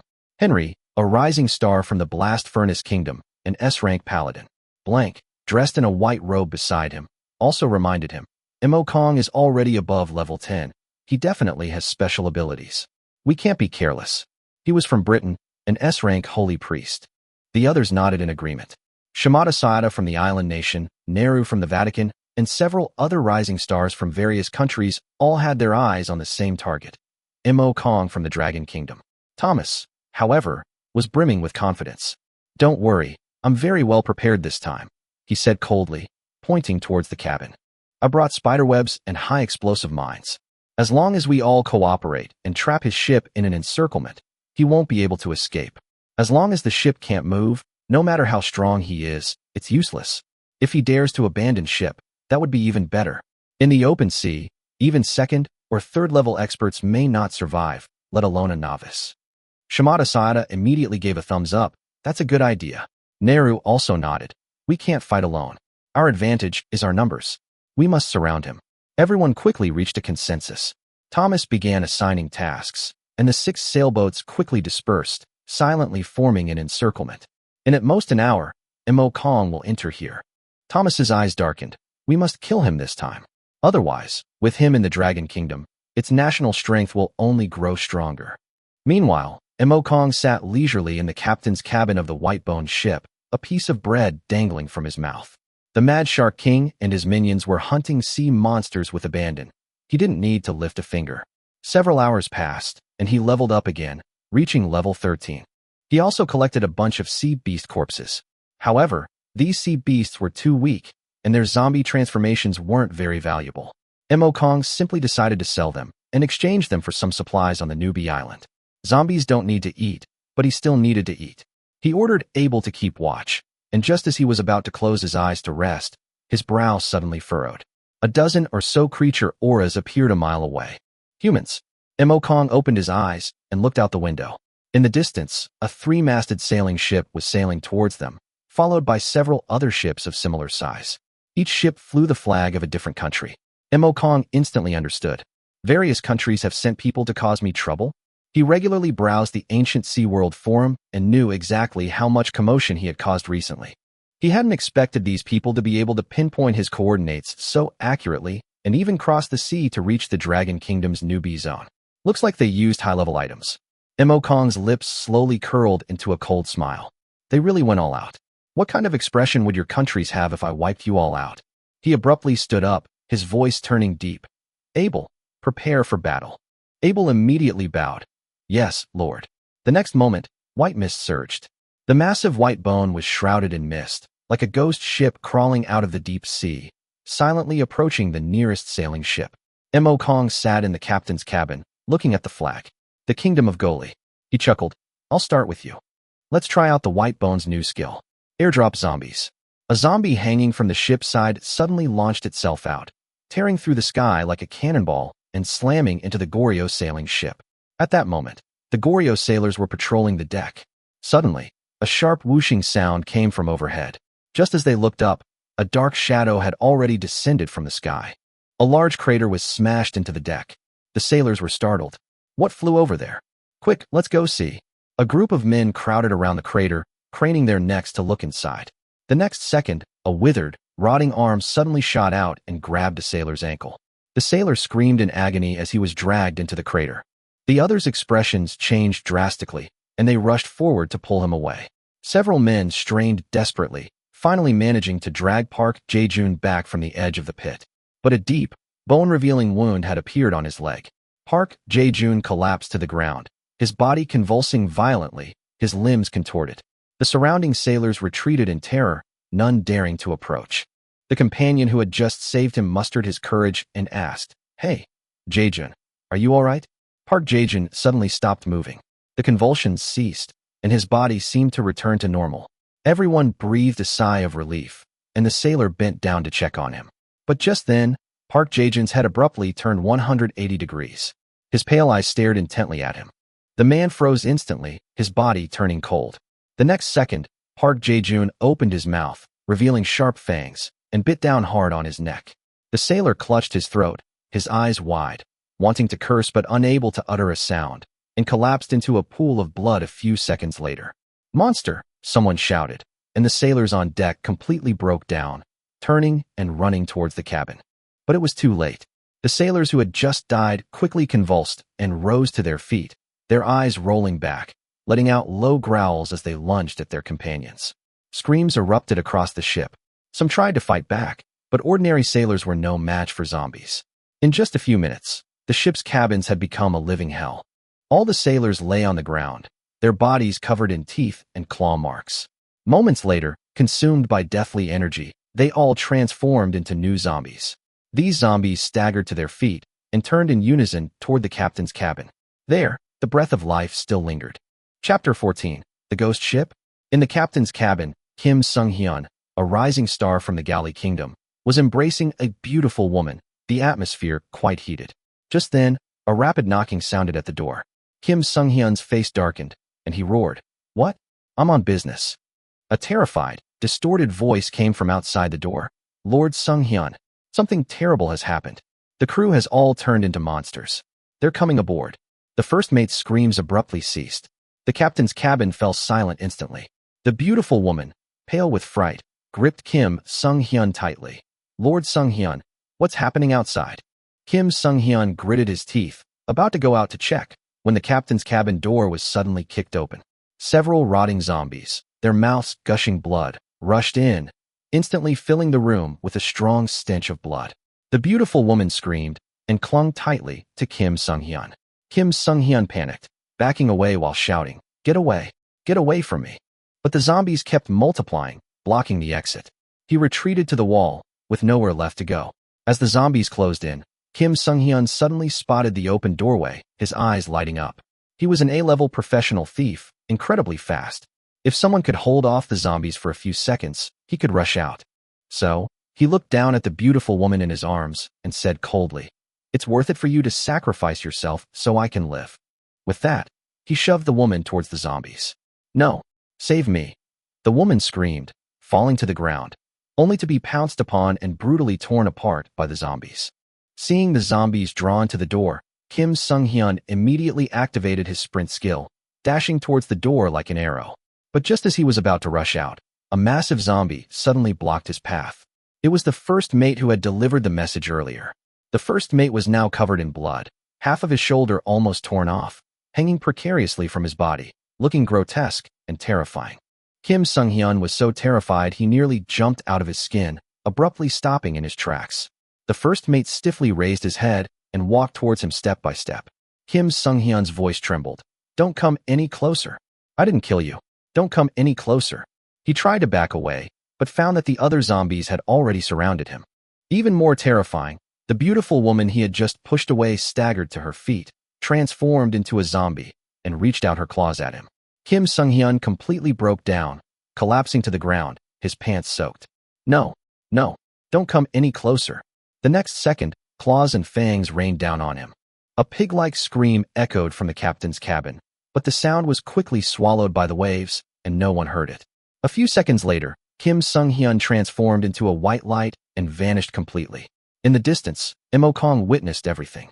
Seeing the white light, a slight smile appeared on his lips.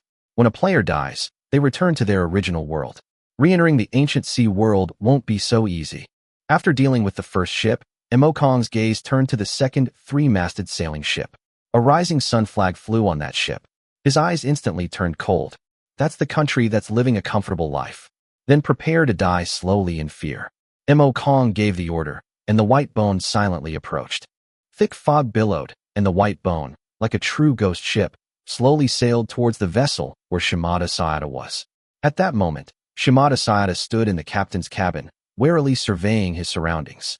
The fog grew thicker, and visibility on the sea decreased. An inexplicable fear slowly crept into his heart.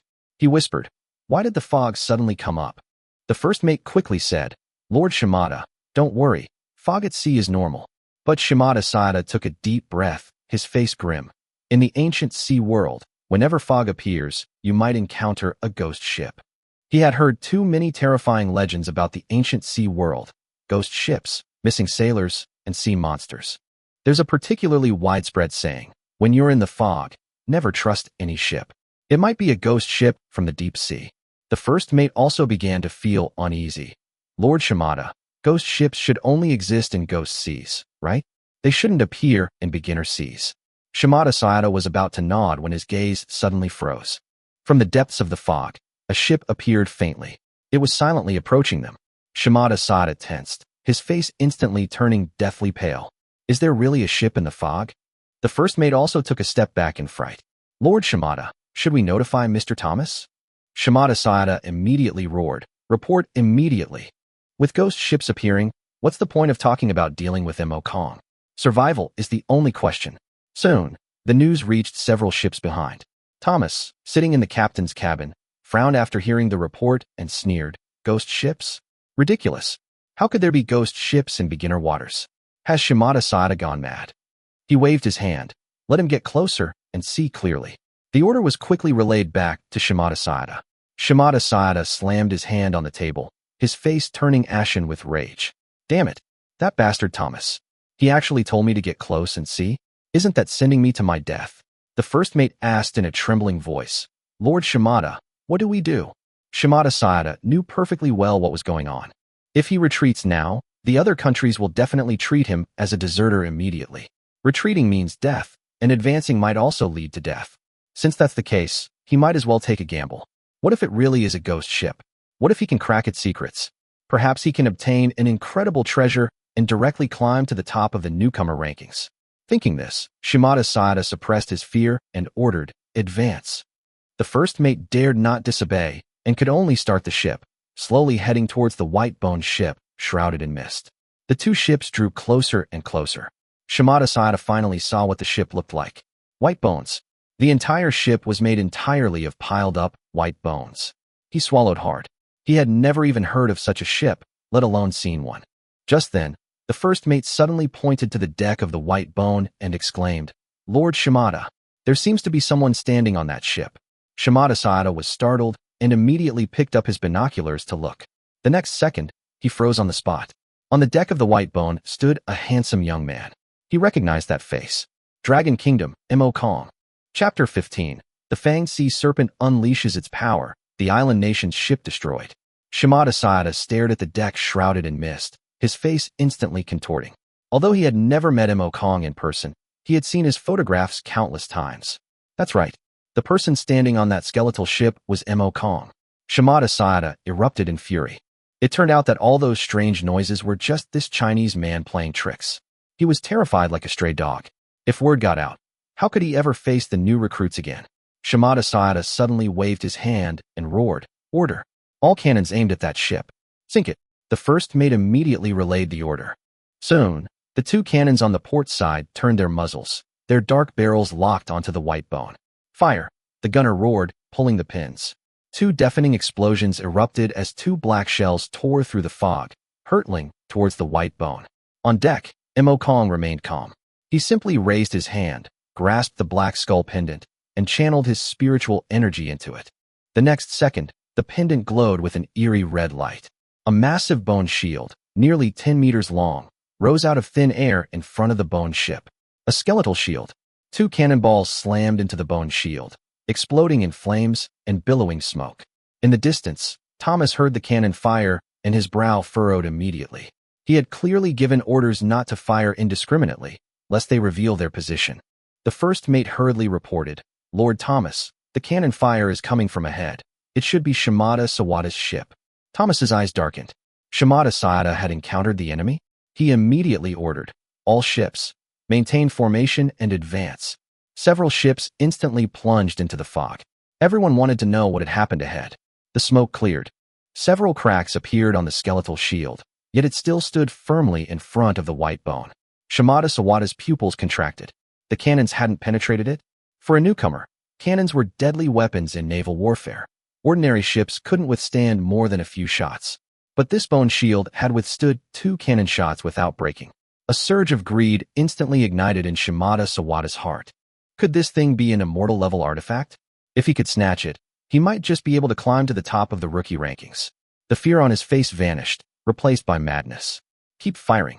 Smash it."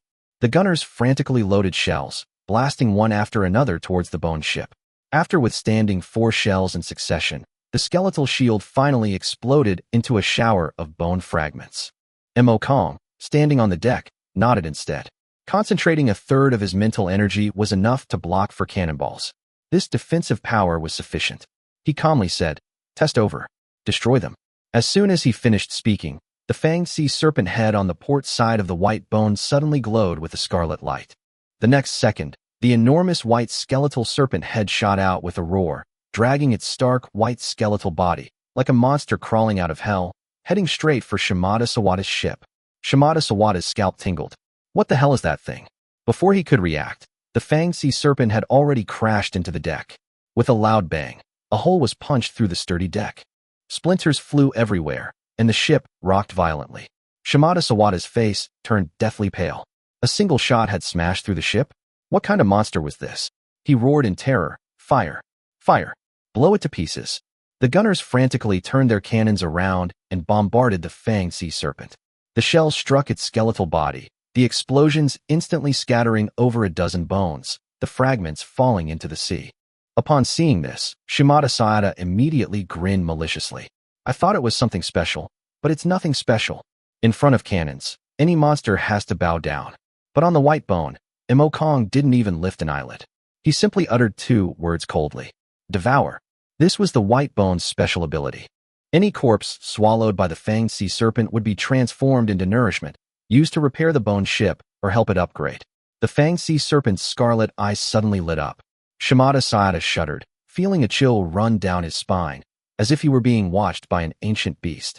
He became even more frantic. "Keep firing. Blow it up." But the fanged sea serpent gave them no chance.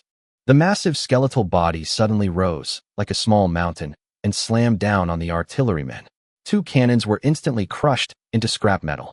The artillerymen didn't even have time to scream before being swallowed whole by the fanged sea serpent. Even more terrifying, the shattered bones began to grow rapidly. The stark white joints reassembled, restoring the body to its original state in the blink of an eye. Shimada Sayada was utterly dumbfounded. This thing could not only kill, but also repair itself by devouring. Before he could escape, the fanged sea serpent raised its body again and slammed it down on his ship. Another large hole was smashed into the hull. Seawater rushed in frantically, and terrified screams echoed from the cabins. At the same time, Thomas and his crew's ship finally approached the battlefield. As the fog lifted, they witnessed a chilling scene. A tusked sea serpent, reduced to nothing but bones, was frantically ramming Shimada Sawada's ship. Each strike was like a giant hammer slamming into wooden planks, causing the entire ship to crumble. The crew's expressions changed drastically. That's a tusked sea serpent? Why is it still alive even though it's just bones? An undead creature? How could something like that be here? They wanted to provide support, but dared not approach. A hasty firing might kill Shimada Sawada as well. But if they didn't act, Shimada Sawada would die even faster. Just as everyone hesitated, the fanged sea serpent slammed down again. This time, the blow smashed through the entire ship. Seawater rushed in instantly, and the hull visibly sank. In a short time, half of Shimada Sawada's ship was submerged. The sailors fled in panic, only to be swallowed whole one by the fanged sea serpent. Shimada Sawada tried to retreat, but the serpent's massive jaws snapped open. He was bitten in two, then transformed into a streak of white light and vanished into the ancient sea world. A chill ran down everyone's spine. It was too ruthless. Shimada Sawada didn't even have a chance to truly retaliate before Mo Kong utterly crushed him and his ship. Just as everyone fell silent, Mo Kong's voice suddenly resounded throughout the entire sea. Everyone, I am Mo Kong of the Dragon Kingdom, the one you are looking for. Put your treasures away. I will come to collect them myself. Thomas and the others were furious, their faces turning ashen. Arrogant, utterly arrogant. With so many ships surrounding them, Mo Kong was not only unafraid, but he also treated them like prey. Thomas stepped onto the deck, his voice cold and furious. Mo Kong, you're surrounded. Hand over the treasure immediately, and I might consider letting you go. Otherwise, you'll surely perish at sea today. On the white bone, Mo Kong grinned. He slowly raised his hand, giving Thomas the middle finger. Want it? Come here. Chapter 16, Breakthrough from Within. Everyone trembled with fear at Mo's words, Thomas's face particularly grim. The next second, he pulled out a sea blue scroll and ripped it open. A light blue curtain of light rose up with a roar, like a giant bull, completely enveloping the entire ship. Henry's eyes widened instantly. A magic scroll? This wasn't an ordinary item. It was a skill sealed by a magician beforehand. Whoever tore it open could instantly unleash magic, and its price was terrifying. People from other countries were green with envy. With this layer of defense, it was like having an extra life. Thomas immediately ordered, all ships, move closer. The deep-sea curtain has a limited range. If you want to live, get in now. Ships from various countries dared not delay and rushed towards the American fleet. Mo Kong watched coldly, then pointed a finger. Fanged sea serpent, smash this turtle shell. The bone sea serpent roared and charged out, its massive head slamming into the water curtain. The sea rippled, and the water curtain spread in circles, but it remained unbroken. Mo Kong narrowed his eyes. Pretty tough. Looks like I'll have to change my tactics. Soon, within the deep sea curtain, all the ships from various countries converged, connected by iron chains, forming a fortified sea fortress. The American ship was positioned in the center, flanked by the British and blast furnace ships, with the Vatican ship anchored beside the British ship. Thomas stood on the deck and coldly ordered, "Go. Invite all the captains of the various countries to a meeting." A few minutes later, the new experts from various countries arrived at the captain's cabin one after another. Blank from Britain looked at the blue light screen outside and couldn't help but exclaim, "Thomas, what is that? Its defense is so strong." Thomas replied smugly, "A special item, a magic scroll. It seals a deep blue water screen, a defensive skill that only 6th rank mages can master. It can last for 10 minutes. During those 10 minutes, even a 4th or 5th level expert won't be able to break it from the outside." Henry flattered with a smile. As expected of America, they really went all out this time. Thomas glanced around and asked, "Is everyone here?" Henry replied, "Besides the island nation, only Kim Sung-hyun from America hasn't arrived yet." Thomas frowned. "That good-for-nothing Kim Sung-hyun. Is he up to his womanizing again? Call him over immediately. I see his ship is still docked." The first mate nodded quickly and left. Thomas looked at everyone, his tone heavy. "Gentlemen, stop holding back now. Reveal all your cards. If we don't go all out, this mission might really fail." Upon hearing this, everyone's expression turned grim. Before their departure, the high-ranking officials of various countries had issued a strict order. Success was the only option. Failure was not permitted. If they failed, they would not only lose their status as geniuses, but also be treated as criminals, imprisoned, and never be able to recover for the rest of their lives. Meanwhile, Kong was also staring at the deep sea curtain in deep thought. If you can't break it from the outside, then break it from the inside. His gaze slowly fell on the Goryo ship, a cold smile appearing on his lips. The opportunity had arrived. On the deck, the American first mate was waving a flag, signaling the Goryo ship to approach. The Goryo ship remained silent for a moment, then slowly started moving, heading towards the water curtain. The first mate couldn't help but complain. What a hassle. We could have just waited until the chat channel opened. There was no need for waving the flag. Not long after, the Goryo Kingdom's ship reached the edge of the water curtain. Upon touching the blue light shield, it wasn't blocked, but rather moved slowly into the protective range as if passing through the water. But in the next second, something was wrong. Instead of slowing down, the Goryo ship accelerated violently, heading straight for the Vatican ship. The first mate's face turned deathly pale instantly, frantically waving his flag and shouting, "Slow down! Slow down!" But there was no response from the other side. With a deafening crash, the Goryo ship's bow slammed into the Vatican ship's hull. Both ships shook violently, planks shattered, masts swayed, and several sailors were thrown into the sea. In the captain's cabin, Thomas and the others rushed out upon hearing the commotion. Thomas's expression changed. What happened? The first mate hurriedly explained. "Lord Thomas, I just signaled the Goryo ship to come closer, but instead of slowing down, they accelerated and rammed the Vatican ship." Nehru of the Vatican was furious, his face turning ashen. "That bastard Kim Sung-hyun. He dared to ram my ship." He waved his hand. "Follow me, seize them." Several sailors immediately followed. Now the ships were lined up closely, their decks almost overlapping, making it feel like walking on land. Nehru led his men to the Goryo ship and roared into the cabin. "Kim Sung-hyun, what are you doing? Do you want to kill everyone?" The ship was deathly silent. No one answered. Nehru was about to continue his tirade when a figure suddenly emerged from the cabin door. The figure was contorted, eyes rolled back, and bits of flesh and blood clung to its mouth. Before Nehru could react, the figure pounced like a wild beast. The next second, it bit into Nehru's neck. Nehru's eyes widened, and before he could even scream, his body vanished in a flash of white light. A deathly silence fell over the entire arena. Thomas's pupils constricted, and he immediately roared, "Damn it! There's something wrong with that ship. Retreat! Everyone retreat! Abandon Nehru's ship!" His reaction was quick enough, but it was too late. Inside the cabin of the Goryo ship, dozens of blood-soaked zombies surged out like a tidal wave, frantically attacking the sailors on the Brahma ship. The sailors had no time to resist. They were pinned to the ground and torn apart alive. Screams of agony instantly echoed across the sea. The newly minted experts from various countries watched with trepidation, their scalps tingling and their hands and feet turning ice cold. Henry's voice trembled. "What kind of monster is this? Is it another undead created by the Dragon Kingdom?" Blank's face was deathly pale. "Never mind what it is, separate the ships first." Because his British ship was moored next to the Vatican ship. Once the Vatican ship fell, his ship would be next. Blank gripped his staff tightly, turned, and ran back to his own ship. Thomas watched his retreating figure, his eyes turning cold. He immediately ordered the first mate. "Go. Unlock the chains on the British side." The first mate was taken aback.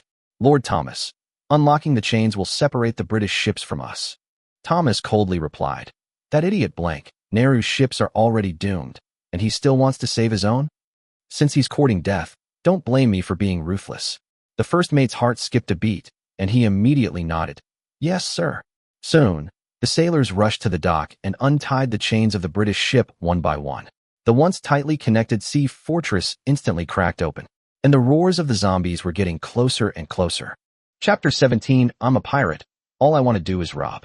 When Blank saw that Thomas had actually withdrawn the ship, his expression changed instantly. He roared, "Thomas, what do you mean?" Thomas stood on another ship and said coldly, "Blank, if you don't abandon your ship, we'll all die. You can still jump over here now."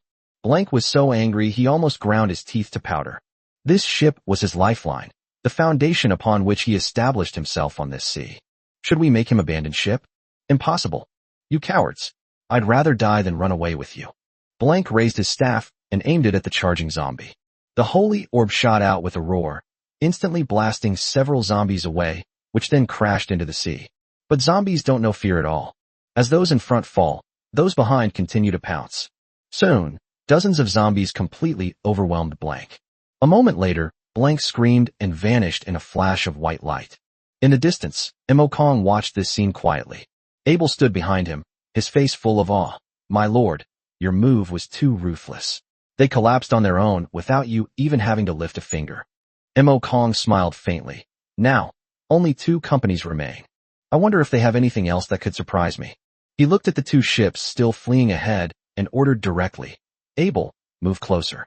I want to capture those 2 guys alive." "Yes, my lord." The bone ship immediately changed course and chased after Thomas and Henry. Thomas and his companions' expressions darkened as they saw the bone approaching. Henry gritted his teeth and cursed. "That damned Chinese. He actually dared to chase us." Thomas's eyes flashed, and he said in a low voice, "Henry, I have a weapon that can destroy his ship, but I need you to help me hold him off." Henry was taken aback. "What weapon?" "Perfect grade weapon, sea energy cannon." Thomas said in a deep voice, "Once the charge is complete, even an immortal-class warship can be damaged. One shot, and that bone ship will be pierced." Henry's eyes widened suddenly. "You have something like that? Then why didn't you use it just now?" Thomas's face darkened. "The sapphire cannon takes at least 10 minutes to charge up. It's too slow to start. So I need you to go up and buy some time." Henry frowned. "You want me to drag it? How am I supposed to drag it?" Thomas immediately analyzed. Those monsters must have been secretly sent to Kim Sung-hyun's ship by those Chinese beforehand. Otherwise, Kim Sung-hyun wouldn't have died so quickly. There can't be too many of these monsters. Since he sent them out to launch a sneak attack, he must not have many left on his own ship. You're an SSS rank paladin, with exceptional strength and stamina. Even if your rank is slightly lower, killing him in close combat would be a piece of cake, wouldn't it? Thomas looked at Henry, his tone seductive. "How about it? You bring your men aboard, and I'll charge up my sea energy cannon. Once you've held him off, I'll end the battle with one shot." Henry paused for a moment. Then his eyes gleamed with confidence. Paladins are strongest in melee combat. As long as he gets on the ship, what is a lord of the Dragon Kingdom? All right, you charge up the sea energy cannon, and I'll personally climb onto his ship. Thomas was overjoyed. "I'm counting on you, Henry. Once it's done, I'll definitely report to the boss and give you a big reward. You will restore the glory of the paladins." Henry straightened his back, drew his sword, and solemnly declared, "I will not fail you." After saying that, he immediately returned to his ship and ordered his men to rush towards the white bone at full speed. On the other side, Thomas didn't hesitate any longer and waved his hand, shouting, "Deploy the sea energy cannon and begin charging." The sailors rushed into the cabin and quickly pushed out a giant cannon. This cannon is twice the size of an ordinary cannon, and its barrel is covered with dark blue patterns, making it look both majestic and dangerous. The cannon was aimed at the white bone. The switch is pressed. The dark blue patterns gradually lit up, and the light spread across the cannon like flowing water, gradually converging towards the muzzle. Once the blue light reaches the muzzle, the charge is complete. Thomas stared intently at Henry's ship. "Now, let's see how long Henry can hold out." Henry stood at the bow of the ship, his golden armor gleaming, and the knight's sword in his hand gleaming coldly. He stared at the white-boned ship, gritting his teeth and growling. "Damn Dragon Nation, great holy knight Henry. Today, I will cut off your head." Before long, his ship drew close to the white bone. The 2 ships were less than a meter apart. Henry finally saw the entire bone. The entire ship seemed to be made of piled-up white bones, cold, eerie, and sending chills down one's spine. But soon, a look of joy appeared in his eyes. On the deck, there were only a few zombies guarding it. Really, Mo Kong has almost used up all the monsters he has. Although Kim Sung-hyun and his group died, they also drew fire for him. Now is his chance to snag a bargain. Henry took a deep breath and roared, "Everyone, follow me and charge." His sailors immediately followed. These people are no ordinary fodder. Most of them are local powerhouses from the Blast Furnace Kingdom, including pirates and mages, and their combined fighting strength is considerable. Henry took the lead and leaped directly onto the bone. The knight's sword burst forth with golden light, slashing fiercely at the nearest zombie. "Laugh." The zombie was instantly cleaved in 2. Henry burst into laughter. "That's it. I thought these monsters were really strong, but they're nothing special after all." He raised his knight's sword, instantly exuding an imposing aura. "Mo Kong, come out and face your death." At that moment, a young man holding a skull staff slowly walked out from the direction of the cabin. He looked at Henry as if he were looking at a noisy clown. Who's yelling here? Henry sneered. So you're Mo Kong? Hand over all the treasures now, and I might spare your life. Otherwise, the radiance of the holy sword will utterly purify you. Mo Kong couldn't help but laugh. Have you forgotten that you're standing on my ship right now? Henry scoffed. So what? You think a few zombies can save you? They are utterly insignificant before my holy sword. His first mate behind him echoed. That's right. Before the great Lord Henry, you are nothing but a fart. A group of sailors raised their weapons, full of fighting spirit. Mo Kong looked at them, his smile deepening. Yeah. Then I'll give you something really intense. As soon as he finished speaking, Mo Kong raised his hand and snapped his fingers. Boom. The cabin door suddenly opened. The next second, dozens of zombies charged out menacingly. They held curved knives, their eyes fixed on Henry and his companions, as if they were about to tear them apart at any moment. Henry, who had been so imposing just moments before, froze instantly. The smile on his face gradually disappeared, and his steps uncontrollably led him backward. How is this possible? How can there be so many monsters? What he saw was clearly not like that. Abel stood behind Mo Kong and respectfully asked, My lord, what should we do with these people? Mo Kong waved his hand. No rush, let me ask first. He looked at Henry, his tone as casual as if they were having a chat. Take out whatever treasures you have on you. Henry's hand holding the knight's sword began to tremble. What do you want to do? I am a top genius of the Blast Furnace Kingdom. If you dare to kill me, the Blast Furnace Kingdom will never let you get away with it. Mo Kong looked at him with a smile. Take it easy. I am a pirate. I just want to rob. Chapter 18 Your cannon fire missed. Henry was cornered, gritting his teeth. I have nothing. Mo Kong glanced at him, his gaze landing on the golden armor he was wearing, and said calmly, This set of equipment is not bad. I'll take it. Henry's expression changed instantly, and he roared, Impossible. This is the Holy Knight's exclusive radiant armor. I will never give it to you. Mo Kong smiled and said, This is not up to you.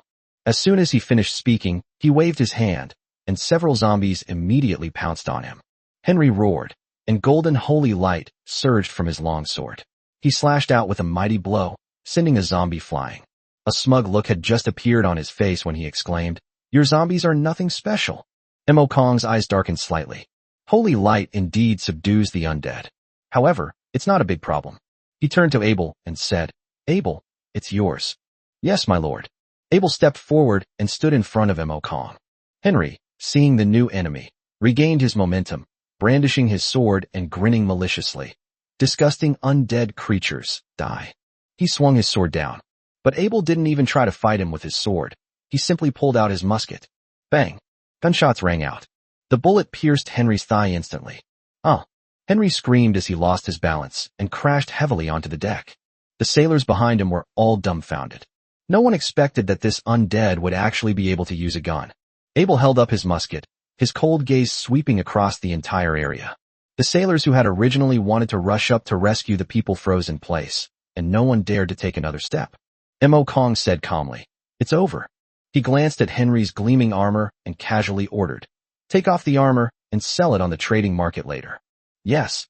Abel stepped forward and quickly stripped Henry of his armor.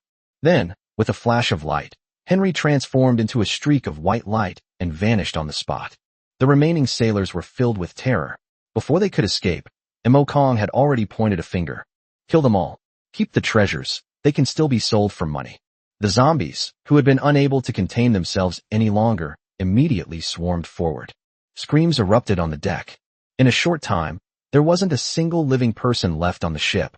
All the sailors had turned into zombies. After dealing with Henry, Mo Kong turned to look at the American ship in the distance. A blinding blue light was shining from the ship. The light grew stronger and stronger, even making Mo Kong sense a hint of danger. What is that? Just then, a blond young man stood at the front of the deck and shouted, Dragon Kingdom Mo Kong. I know you can hear me. I am Thomas, a newcomer from America, and now I want to negotiate with you. Mo Kong sneered. There's nothing to talk about between us. Right now, you're just a lamb to the slaughter. You have no right to negotiate with me. Thomas, however, remained completely unfazed, and instead smiled even more smugly. Mr. Mo Kong, do you really think I have no trump cards up my sleeve? He He pointed to the giant cannon flashing blue light beside him, his voice suddenly rising. Look closely. This is a devastating weapon at sea, a naval energy cannon. One shot is enough to destroy your ship. You should have sensed it by now, right? Mo Kong narrowed his eyes slightly. No wonder Thomas dared to stand up and negotiate. It turns out he had this backing. He raised his voice and asked, Speak. What do you want to talk about? Thomas thought Mo Kong was scared, and his smile became even more arrogant. I am very interested in the undead creatures on your ship. Hand over the method to summon the undead, and I'll shut down the naval cannon and let you go. The first mate beside him asked in a low voice, Lord Thomas, will he really give it to me? Thomas scoffed. He has no right to refuse. Once the naval cannon is fired, his ship will undoubtedly sink. Either hand over the method to summon the dead, or sink into the ancient sea forever. The first mate nodded in sudden realization and couldn't help but exclaim, Indeed, the truth lies only within the range of cannons. Thomas became more and more excited as he thought about it. Once he obtains the method to summon the undead, he can roam freely in the ancient sea world. However, the next second, Mo Kong's voice came over. Thomas, if you dare, then fire. Thomas's face darkened. What did you say? You're not afraid I'll sink your ship? Mo Kong said casually. I don't think your cannon can do that. Thomas was furious. Fine. Then you shall remain forever submerged in the ancient sea. He waved his hand sharply and roared. Fire. The sea energy cannon began to charge up frantically, with spiritual energy surging and converging around it. All the runes on the cannon body turned azure blue, and terrifying energy condensed at the muzzle. Thomas grinned maliciously at Mo Kong. I gave you a chance to live, but you didn't take it. Mo Kong remained standing on the white-boned ship, a strange smile even on his face. Thomas, you need to aim carefully with that shot. Don't miss. Thomas laughed angrily. The naval cannon can lock onto a fixed point. It's absolutely impossible for it to miss. Fire. Boom. Just as the sea-powered cannon was about to fire, a dark shadow suddenly emerged from beneath the sea and slammed into the right side of the beautiful Chinese ship. The entire ship tilted suddenly. Thomas and his men all fell onto the deck. The cannon muzzle shifted instantly, and a blue beam of light shot out, but instead of hitting the white bone, it shot straight into the sky. The next second, a burst of brilliant blue light exploded in the sky. Then, everything returned to calm. Thomas lay on the deck, his eyes wide open, his face filled with despair. The shot missed. The sapphire cannon, which had been charged for 10 minutes, actually missed its target. He jumped to his feet, yelling, What hit my boat? He looked down at the sea and saw sharp shark fins swimming rapidly in the water. Sharks? Why are these sharks attacking me? No sooner had he finished speaking than the king shark suddenly leaped out of the water, its massive body crashing into the ship like a boulder.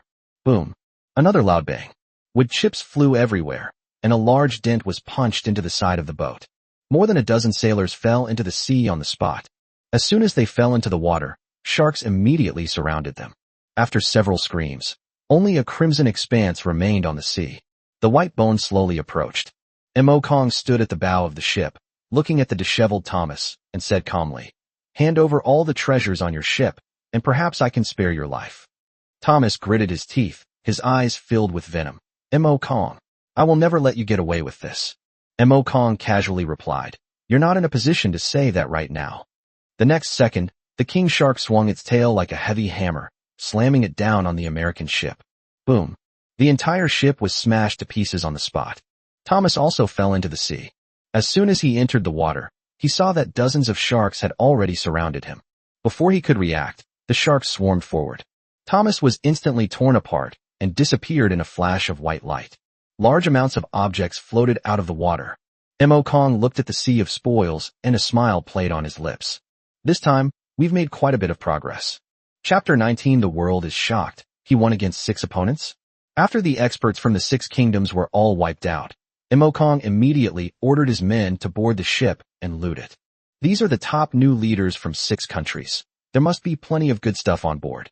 While he was busy counting his spoils, the ancient Sea World Forum was in an uproar. Someone suddenly noticed that 6 names were missing from the newcomer list. Thomas from the United States, who was firmly in second place, is no longer there. The island nation's Shimada Saada, the galley nation's Kim Sung-hyun, the blast furnace nation's Henry, and several other top newcomers have all disappeared. The forum instantly erupted in excitement. Where's Thomas? I've searched the entire rookie list and can't find him. It's not just one person who's gone, it's 6. The top new talents from all 6 kingdoms are gone. There are only 2 possibilities for someone to disappear from the newcomer rankings. Either they've been pushed off, or they've died. Are you kidding me? The top newcomers from 6 countries are in trouble at the same time? That's too much of a coincidence. Could it be an attack by a swarm of sea monsters? What's even more outrageous is that Long Gui Mo Kong is still in first place, and he's already level 13. Everyone is guessing. Just then, a video suddenly surged to the top of the forum's trending list. The title was even more explosive. Shocking.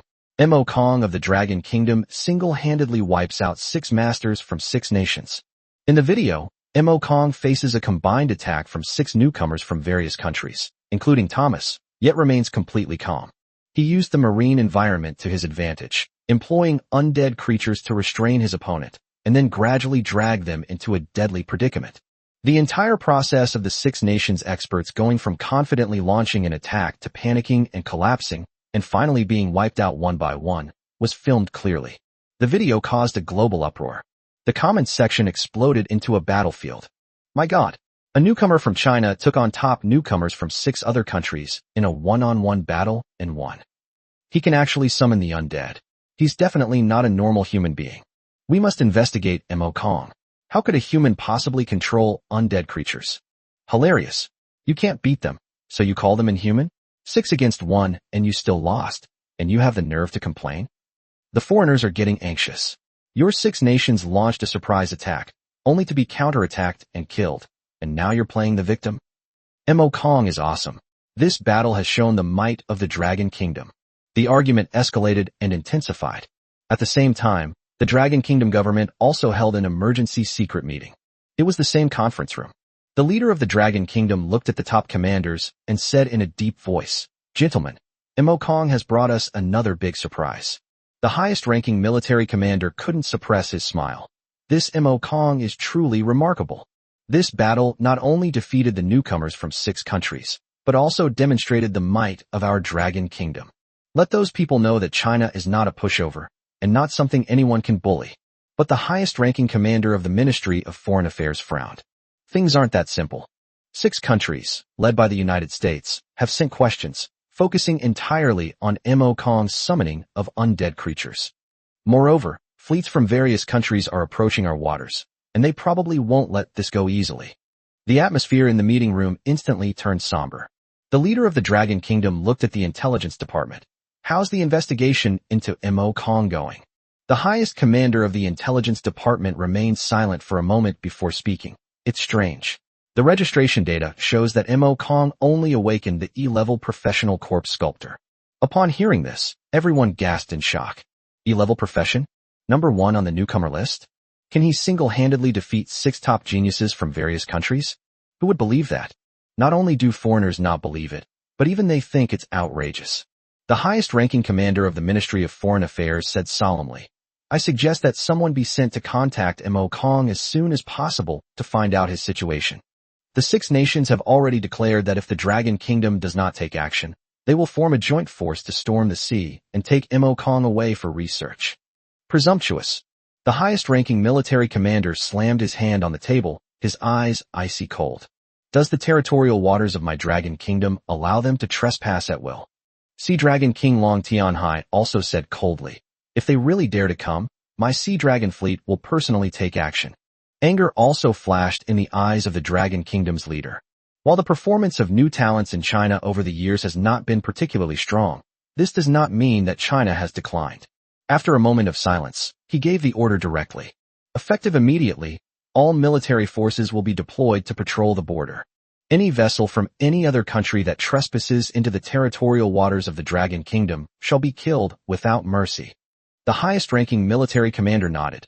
No problem. The leader of the Dragon Kingdom then looked at Long Tianhai. "Tianhai, contact the Xuanwu King and ask him to join you in overseeing the border." With 2 kings around, even if a coalition of nations were to come, they would have to think twice. "Yes." Then he asked, "Have you heard anything from the people we sent to contact Mo Kong?" The intelligence chief shook his head. "Not yet.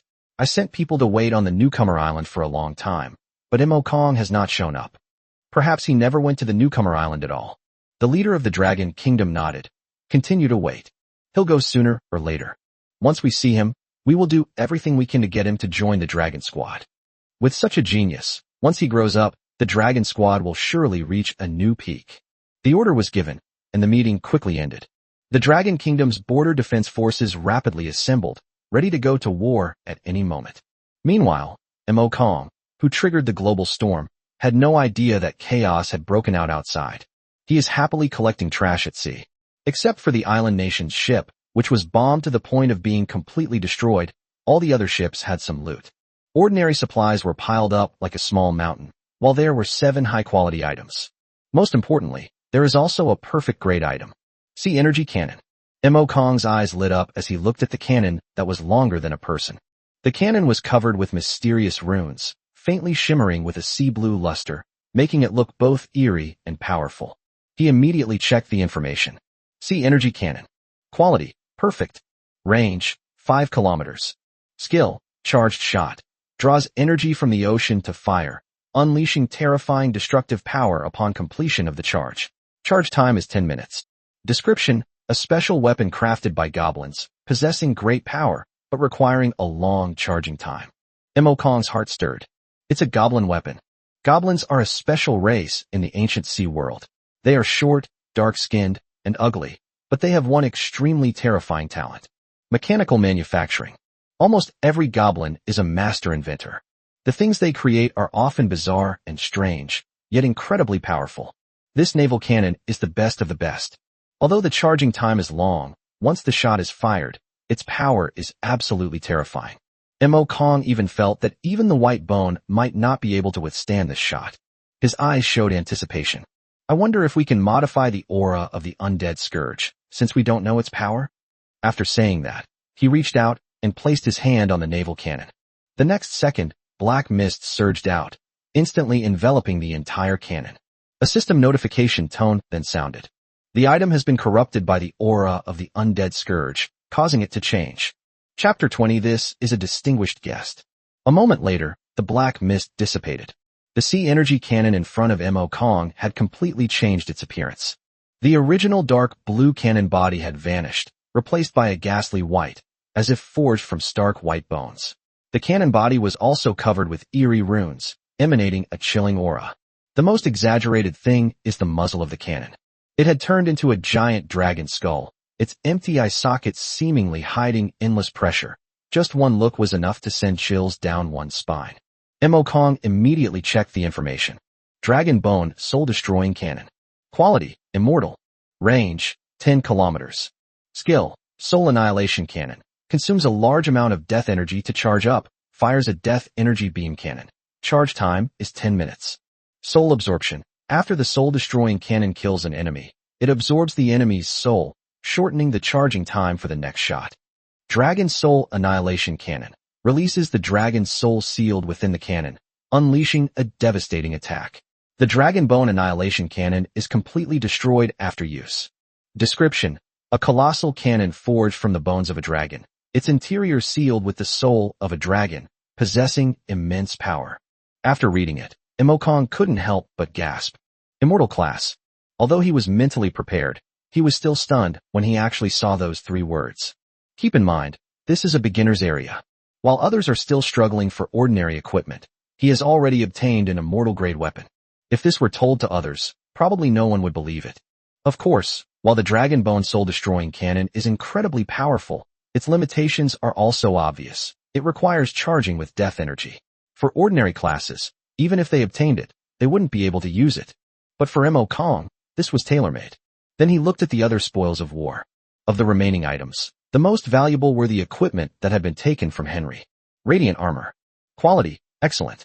Endurance plus 30.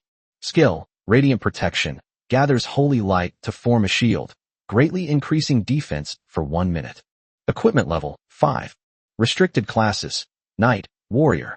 There is also a matching longsword. Radiant longsword. Quality, excellent. Strength plus 30. Skill, holy light slash. Gathers holy light sword energy to unleash a powerful strike. Equipment level, 5. Restricted classes, knight, warrior. Once these 2 pieces of equipment are released, they will definitely drive new players, especially knights and warriors, crazy for them. Donning armor and wielding a long sword, an ordinary warrior can instantly rise to the ranks of the elite. What surprised Awakens the most were the two stones that sparkled like gems. Ship core. Quality, excellent. Introduction. Essential for building a fine, three-masted sailing ship. The introduction is very short. But Awakens knew very well that this thing was not simple at all. In the ancient sea world, shipbuilding requires not only materials, but also a ship core. Without a core, no matter how many materials you have, you can only build an ordinary ship. Only by integrating a core can the quality of a ship be improved. In other words, a high-quality ship core is priced exorbitantly. Without hesitation, Awakens immediately ordered his men to collect all the spoils of war. Once we reach the newbie island, these items will be ready to be sold. In particular, the radiant armor, the radiant longsword, and two superior-class ship cores can definitely be exchanged for a large amount of resources. Soon, the white-boned ship changed direction and headed towards the Dragon Kingdom's newcomer island. They sailed at sea for about a day. Around noon, a vast archipelago finally came into view in the distance. It is more like a city-state on the sea than an island. In the center is a super-large main island, surrounded by hundreds of smaller islands. From a distance, the islands appear to be filled with buildings, bustling with people, and incredibly lively. This is the island for newcomers in the Dragon Kingdom. Almost all newcomers from the Dragon Kingdom will use this place as a supply point once they arrive at the newcomer sea. On the outer islands are shops, taverns, inns, and various leisure facilities. On the main island in the middle are the Dragon Kingdom Exchange Branch, the Temple of Job Change, and official office areas. Awakens was preparing to have the white-boned ship dock at one of the small islands. Just then, a large three-masted sailing ship suddenly sailed toward them. On the sail of that ship was painted a lifelike dragon. Awakens recognized him at a glance. This is the official symbol of the Dragon Kingdom. An official ship? He raised an eyebrow slightly. The three-masted sailing ship was very fast and soon approached the white bone. Abel immediately stepped in front of Awakens, his hand already on his weapon. Awakens waved his hand. Don't be nervous, they're one of us. Although Abel didn't understand, he still stepped back behind him. Soon, a middle-aged man in uniform walked out from the opposite deck. The other person smiled warmly and took the initiative to ask, "Excuse me, are you student Awakens?" Awakens nodded. "It's me." The middle-aged man immediately smiled even more enthusiastically. "I've been waiting for you for so long, and I'm so glad you finally arrived. Let me introduce myself. My name is Awakens, and I am currently the Supreme Commander of the Newcomer Island in the Dragon Kingdom. If you don't mind, you can call me Uncle Amo." Awakens was somewhat surprised. The highest commander of the Newcomer Island actually came to pick him up in person? He asked, "Did Uncle Amo need something from me?" Awakens smiled and waved his hand. "This is not the place to talk. Let's go up to the island first. I've already had food and wine prepared, and we're just waiting for you." After saying that, he gestured and said, "Follow my boat." Awakens turned and went into the cabin, and the official three-masted sailboat immediately headed towards the main island. Awakens instructed Abel to follow. Soon, the two ships entered the area of the newcomer island, one after the other. Upon seeing Awakens' ship, the guards on the outer islands immediately opened the passage and bowed in unison. But just as Awakens' ship had passed, and the white bone was about to follow, the passageway gate slowly closed. A line of guards raised their weapons, aiming them at the white bone, as if facing a formidable enemy. Many players around burst out laughing when they saw this. Who is this guy? Is he brainless? Does he think he can just walk into the main island like that? That's the island owner's ship up ahead. Does he really think he can follow it in? The defense of the main island and the newbie island is no joke. Last time, someone tried to force their way in, but they were riddled with bullets before they even touched the door. Let alone newbies, even veteran players who have completed 4 or 5 job advancements have to line up properly. And he, on the other hand, thinks he can just barge in with a bone ship? The crowd was buzzing with discussion, all waiting to see the white bone make a fool of itself. But the next second, the official three-masted sailboat that had already entered the passage suddenly stopped. Awakens hurriedly walked out of the cabin, his face instantly darkening. He roared at the guards, "Open the gate right now. This is a distinguished guest. Who gave you permission to stop him? You've neglected Awakens. Can you really take responsibility for that? You scoundrels." This shout terrified the guards, turning their faces deathly pale. They dared not hesitate any longer and immediately knelt down to pay their respects. Excuse me, Lord Island Master. We'll open the door right away. The surrounding players fell silent instantly. Everyone was stunned. Distinguished guest? What is the identity of this person that the island lord personally came out to greet and reprimanded the guards on the spot? Soon, someone staring at the white bone ship exclaimed in surprise. Wait, the bone ship? Could this be the ship that's been all over the forums? Mo Kong is ranked number 1 on the newcomer list. Holy crap, he's Mo Kong. My idol is here. Quick, I need to get his autograph. Don't push, I want to go too. The crowd that had been watching the spectacle instantly erupted in chaos. Meanwhile, Mo Kong was sitting calmly in the captain's cabin, as if the noise outside had nothing to do with him. The tightly closed door slowly opened. The guards on both sides knelt on one knee and bowed their heads in salute. Amidst the shocked and enthusiastic gazes of countless newcomers, the white bone slowly entered the main island passage. Chapter 21: The Dragon Kingdom's Recruitment, the Divine Dragon Squad. As soon as the ship docked at the main island's pier, Mo Kong disembarked and saw hundreds of guards lined up in neat rows. The next second, everyone bowed in unison and shouted, "Welcome, Mr. Mo Kong." Mo Kong was stunned for a moment. This is far too extravagant. Mo Shungli walked up with a smile. You're a celebrity in the Dragon Kingdom now. You've completed 2 world-class beginner missions, ranked first on the newcomer leaderboard, and single-handedly wiped out experts from 6 countries. What's a little welcoming ceremony compared to that? After saying that, he personally led Mo Kong onto the carriage, and they drove towards the city. The main island is incredibly prosperous, with crisscrossing streets and dense buildings. Although the style is different from the original world, the level of liveliness is no less. Soon, the carriage stopped in front of a luxurious Chinese courtyard. Mo Shungli introduced, "This is where I live." Mo Kong smiled and said, "Uncle Mo, just say what you need to say. I'm not used to being so polite." Mo Shungli waved his hand and said, "You are the future 3rd king of the Dragon Kingdom. Shouldn't we be polite to you? Let's eat first and talk while we eat." Inside the restaurant, the long table was already laden with steaming hot dishes. As soon as the aroma wafted over, Mo Kong's stomach immediately growled. He was already tired of eating dry rations on the ship during this period, so he stopped being polite and sat down to eat. After he had almost finished eating, Mo Shungli slowly spoke. "Mo Kong, what you've been doing lately has caused a huge stir among the higher-ups in China. Complete 2 world-class beginner missions, top the newcomer rankings, and single-handedly eliminate 6 masters from 6 countries. An ordinary person could accomplish just one thing, and it would be enough to go down in history. But you did 4 things in one go." Mo Shungli's eyes were solemn. "It is no exaggeration to say that you are the strongest genius in the Dragon Kingdom in the last 100 years, without exception." Mo Kong put down his chopsticks, knowing that the main topic was about to begin.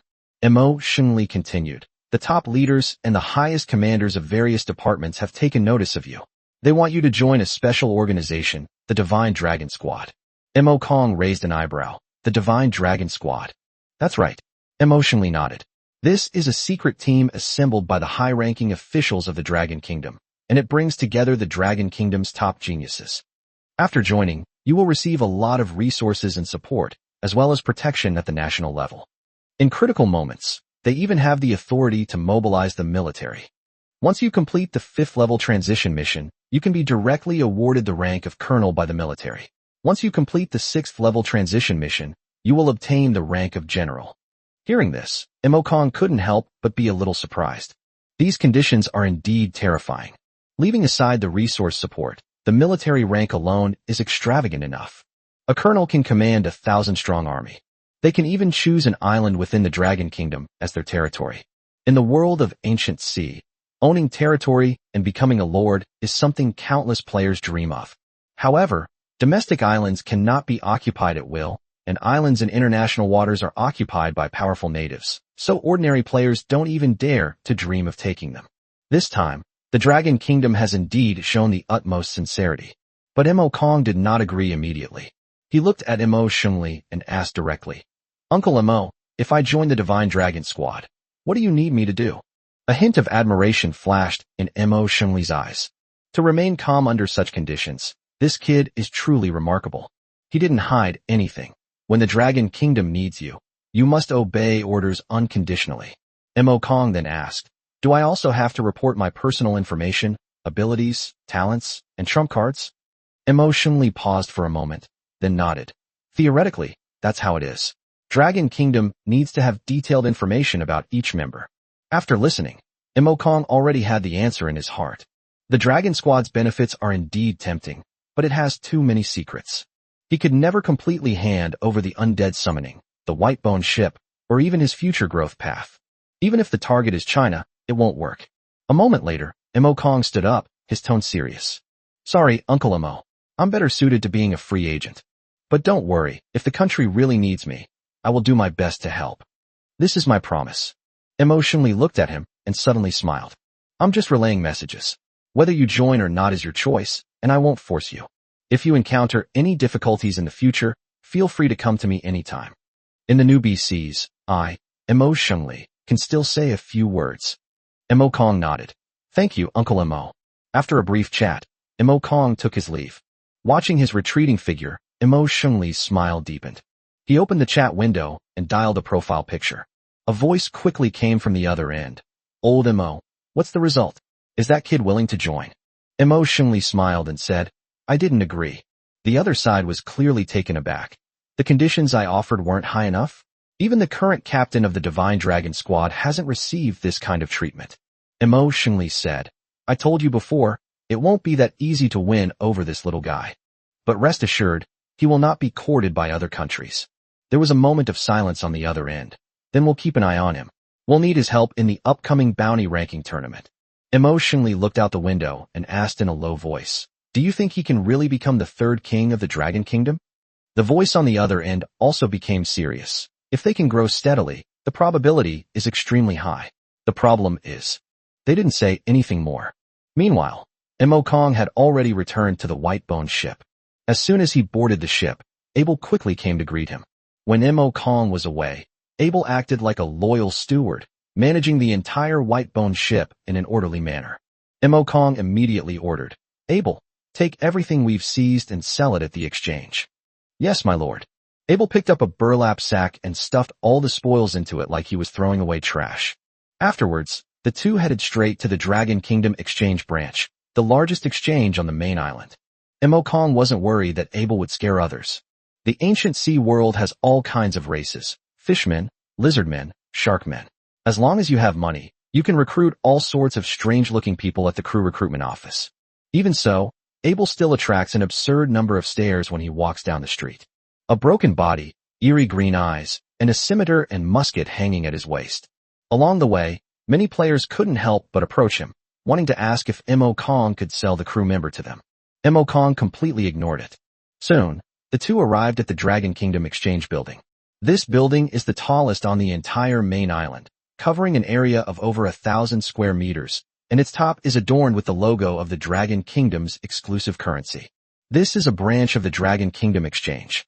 Chapter 22. Standoff between two major guilds. Kong walked into the Dragon Kingdom Exchange. There were more than a dozen wooden cabinets in the lobby on the first floor, containing a lot of things. He glanced at it casually and immediately lost interest. Most of them are decorative items, and a few are just ordinary items of mediocre quality. The saleswoman greeted him with a smile.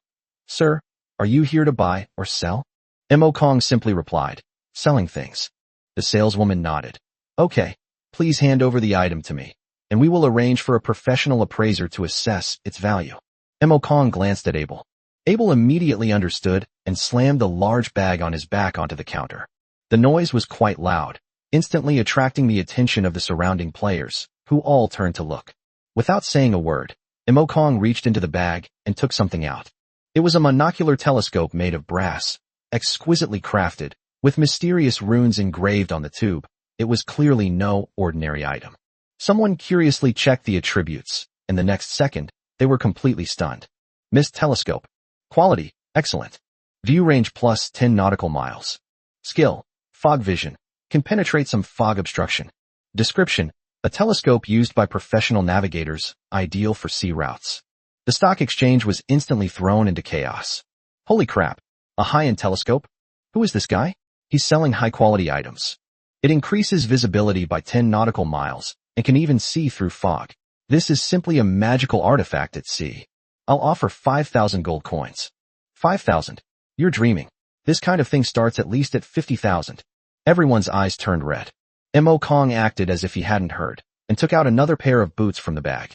The attributes were displayed again the next second. Rapid boots. Quality, excellent. Agility plus 20. Skill, Gale. Gale power surrounds the body, greatly increasing speed. With a bit of luck, even a fall from a great height can save your life. Description, made from the hide of a special ferocious beast, sturdy and durable, extremely fast. This caused an uproar at the exchange. Another excellent grade item. Agility plus 20? My total agility isn't even 20 yet.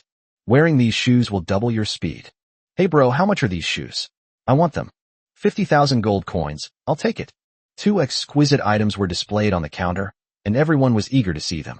In the ancient world of the sea, high-quality equipment is not something you can just find anywhere. Whoever gets one will immediately be far stronger than the average player. Just as everyone was arguing heatedly, a young man walked over, holding a shield in his left hand and a sword in his right. He wore a holy sword symbol on his chest. Upon seeing this sign, many people around him immediately changed their expressions. That's the emblem of the Holy War Guild. The young man stopped in front of Mo Kong, his tone condescending. Our Holy War Guild will take these two excellent items. The crowd quieted down considerably. Wang Chenlong, what's he doing here? It's over, those two items are hopeless. Who is he? Why is he so arrogant? You don't even know him?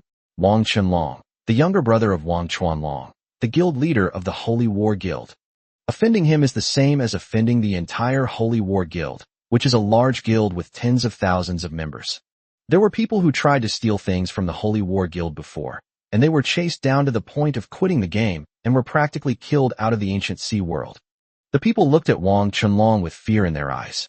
The Holy War Guild is notoriously domineering. Anyone who dares to take something from them is basically asking for death. Seeing that no one dared to speak, Wang Chenlong smiled smugly. He stared at Mo Kong and casually quoted a price. 50,000 gold coins, I'll take both. The surrounding players felt a surge of frustration. Can I buy two excellent grade items for 50,000 gold coins? What's the difference between this and outright robbery? Let alone two. Even one fog telescope would cost more than this. But no one dared to speak. Because standing in front of them was Wang Chenlong of the Holy War Guild. Mo Kong frowned slightly, about to speak, when a clear female voice suddenly came from the side. 5,000 gold coins for two excellent grade items? Might as well just rob them. Everyone turned their heads in unison. Who is so bold as to confront Wang Chenlong to his face? A woman dressed in a bright red robe strode into the exchange. Her red hair was as dazzling as flames, and her loose robes could not hide her graceful figure. She exuded a powerful aura. Several beautiful women followed behind her. Everyone was stunned. But soon, someone noticed the red rose emblem on their chests, and their expression changed again. Blood Shadow Rose Guild. Isn't that Hualinger leading the way? That's right, the Blood Shadow Rose Guild Master's niece, an A-rank fire spirit mage. The Blood Shadow Rose is no weaker than the Holy War. This is going to be interesting. Everyone immediately perked up. They couldn't steal the stuff, but seeing Wang Chenlong get his comeuppance was satisfying enough. Wang Chenlong's face darkened. Hualinger, what are you doing here? Hualing didn't even bother to look at him properly, and walked straight to Mo Kong. Name your price. I'll take both of these excellent grade items. She stated decisively.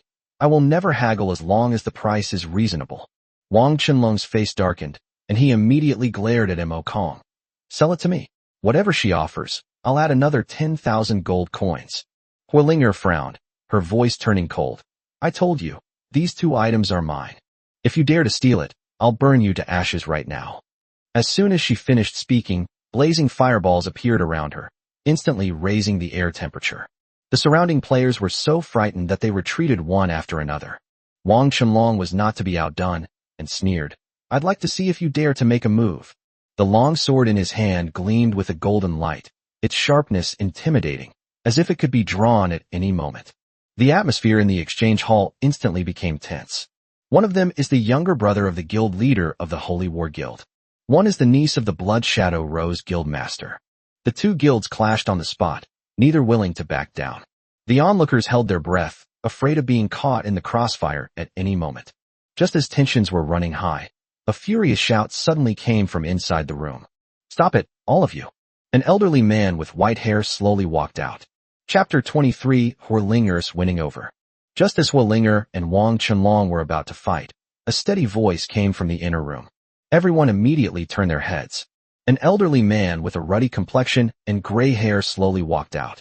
Someone immediately whispered, "Wang Qianming. This is the head of the Dragon Kingdom Exchange Branch, a truly influential figure."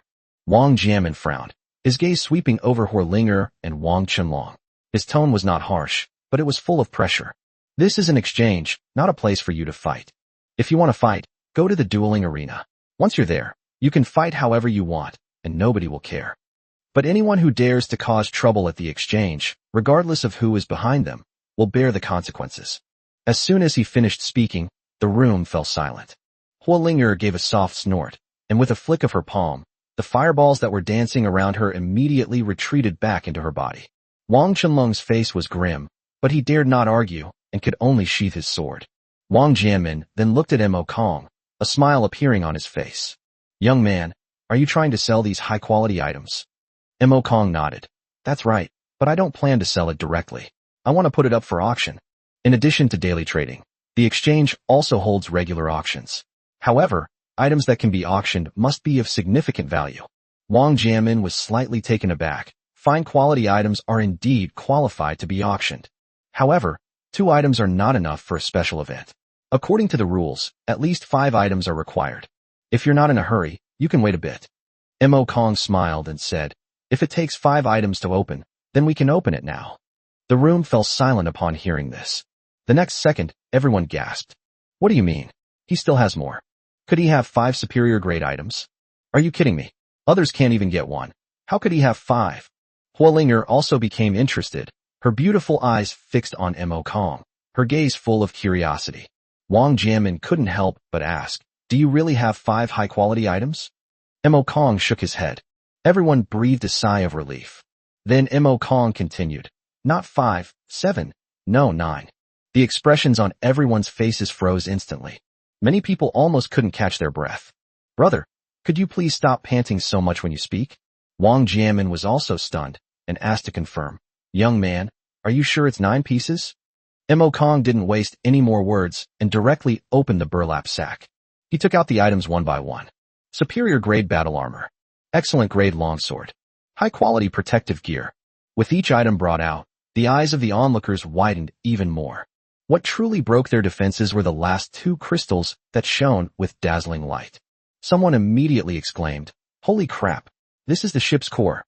It's still the core of a high-class warship. What exactly did he do? Did he raid some country's beginner island?"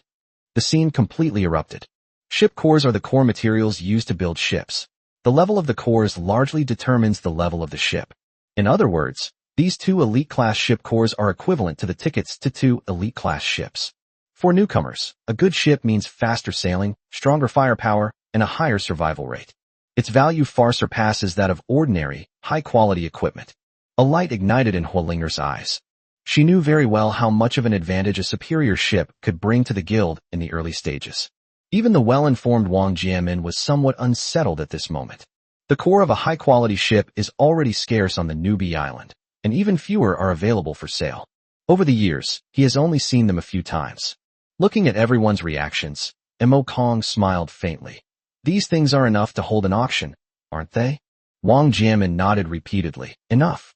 More than enough. 9 excellent grade items, including 2 excellent grade ship cores. Once the news of this auction is released, it will definitely cause a sensation in the entire newcomer area. It might even attract the attention of higher authorities." Wang Jianmin immediately made the decision. Leave this matter to the stock exchange. Over the next 2 days, the Dragon Kingdom Exchange will go all out to promote this auction and make it as big as possible. Everyone was green with envy. 2 days of promotion? The exchange really went all out this time. Nonsense. Who wouldn't want to rob an auction of this caliber? That's it. There's nothing for us ordinary players to do. All that will come will be young masters and ladies from various powerful factions. This kid's going to be rich. He'll at least make several million gold coins. Everyone's gaze towards Mo Kong changed. Envious. Envy. And it was also deeply shocking. Wang Jianmin then took out a shiny card and handed it to Mo Kong. "This is a Diamond VIP card from the Dragon Kingdom Exchange. With this card, you are the exchange's most VIP. From now on, you will be exempt from admission fees and will be directly arranged to a VIP room when attending any auction. More importantly, The exchange does not charge any handling fees when you consign items for auction. Upon hearing this, the crowd gasped in surprise once again. Auction fees are typically as high as 15%. The transaction fees for bidding on 9 high-quality items are not insignificant. Now it's completely free, which is equivalent to giving Ma Kong a large sum of money for free. Mo Kong accepted the VIP card without ceremony, saying, "Then thank you very much, Minister Wang." He then handed over all the auctioned items to Wang Jianmin. The subsequent publicity, storage, and auction process will all be handled by the Dragon Kingdom Exchange, so he no longer needs to worry about it. After the excitement subsided, the crowd gradually dispersed. Wang Qinlong's face was gloomy, but he could only leave with his men. Mo Kong was about to go to the Temple of Job Change to learn new skills when he took a few steps, and a clear voice came from behind him. "Please wait." Mo Kong turned around. Huolinger walked over with several beautiful female players. She looked Mo Kong up and down, a smile playing on her lips. "You must be Mo Kong, the number 1 on the newcomer list?" Mo Kong remained calm. "That's right, it's me. You contacted me not just to verify my identity, right?" Huolinger smiled mischievously. "Of course not." She went straight to the point. "I want to ask you, are you interested in joining our Blood Shadow Rose Guild?" Mo Kong raised an eyebrow. Blood Shadow Rose, one of the top 10 guilds in the Dragon Kingdom. They are incredibly powerful and have a huge reputation. But its most famous feature is not its strength, but that it only accepts female players. Moreover, the guild is almost entirely composed of stunningly beautiful women, making it a dream destination for countless male players. Over the years, no matter how many experts have wanted to join, they have all been turned away. Mo Kong looked at Huolinger. "If I remember correctly, Blood Shadow Rose doesn't accept men, right?" Huolinger nodded. "That's right. Under normal circumstances, we really don't accept them." At this point, she changed the subject, her smile widening. "However, you can be an exception." Mo Kong was somewhat surprised. "Why?" Huolinger replied matter-of-factly. "First, you're number 1 on the newcomer list. Your talent is more than enough. Secondly, I think you're a good person. Therefore, I'm willing to make an exception for you." Mo Kong was at a loss for words, not knowing whether to laugh or cry. She dared to say he was a good person after only meeting him for the first time? He asked, "What makes you think I'm a good person?" Huolinger raised her chin slightly, her tone full of confidence. "Based on intuition. I'm usually very good at judging people. Even my aunt said so." Chapter 24 Job Change Temple, the Mentor's Flattery. Mo Kong looked at Huolinger, raised an eyebrow and asked, "Your aunt is the president of Blood Shadow Rose?" Huolinger nodded, her tone full of confidence. "That's right. So, do you want to join? If you come in, you'll be the first and only male member of Blood Shadow Rose." She added, "Our guild is full of beauties. Solving the single problem is a piece of cake." If it were someone else, they probably would have been tempted on the spot. But Mo Kong simply shook his head. "I'm sorry, I don't want to join any guild for the time being." Huolinger was stunned. What kind of place is Blood Shadow Rose? Countless men dream of going there, yet he refused so decisively. Undeterred, she asked, "Aren't you even a little bit tempted?" Mo Kong answered even more bluntly, "No interest." Huolinger gritted her teeth and finally had to compromise. "Then if you have any high-level equipment in the future, contact me as soon as possible. As long as the price is reasonable, I'll buy it all." Mo Kong nodded. "No problem." After saying that, he turned and left. Huolinger watched his retreating figure, her eyes shining even brighter. "I'm getting more and more curious." The female member next to her couldn't help but whisper, "Sister Linger, he doesn't seem like anything special, except for being handsome. Why did the president personally ask you to invite him?" Huolinger shook her head. "I don't know either. But my aunt has never misjudged people. Since she specifically asked Mo Kong to join, this person must be extraordinary. It doesn't matter if he doesn't join now. As long as we keep in touch, he will join Blood Shadow Rose someday." On the other hand, Mo Kong had no idea what Huolinger was thinking. He told Abel to go back to the ship and wait, while he headed straight for the Temple of Job Change. If you want to learn new skills, you must find a career mentor. There are 3 mentors in the Temple of Job Change. A burly man in armor, responsible for physical combat. A voluptuous female instructor in a mage's robe is in charge of magical combat professions. There was also an elderly man in a long robe who was in charge of daily necessities. As soon as Mo Kong arrived at the temple entrance, he saw long queues in front of the 3 instructors. He casually asked a young man next to him, "Why are there so many people?" The young man sighed. "Brother, you're new here, right?" These mentors are really arrogant. They only teach new skills to 100 people each day. Once the spots are full, it's no use who comes. Look at this queue. It will take at least 2 or 3 days to get through. Mo Kong frowned. To learn a skill, I have to queue up all night? The young man nodded helplessly. Not queuing would be even worse. Next time we might have to wait a month. As the two were talking, the burly man in armor suddenly shouted, "All 100 spots are filled for today?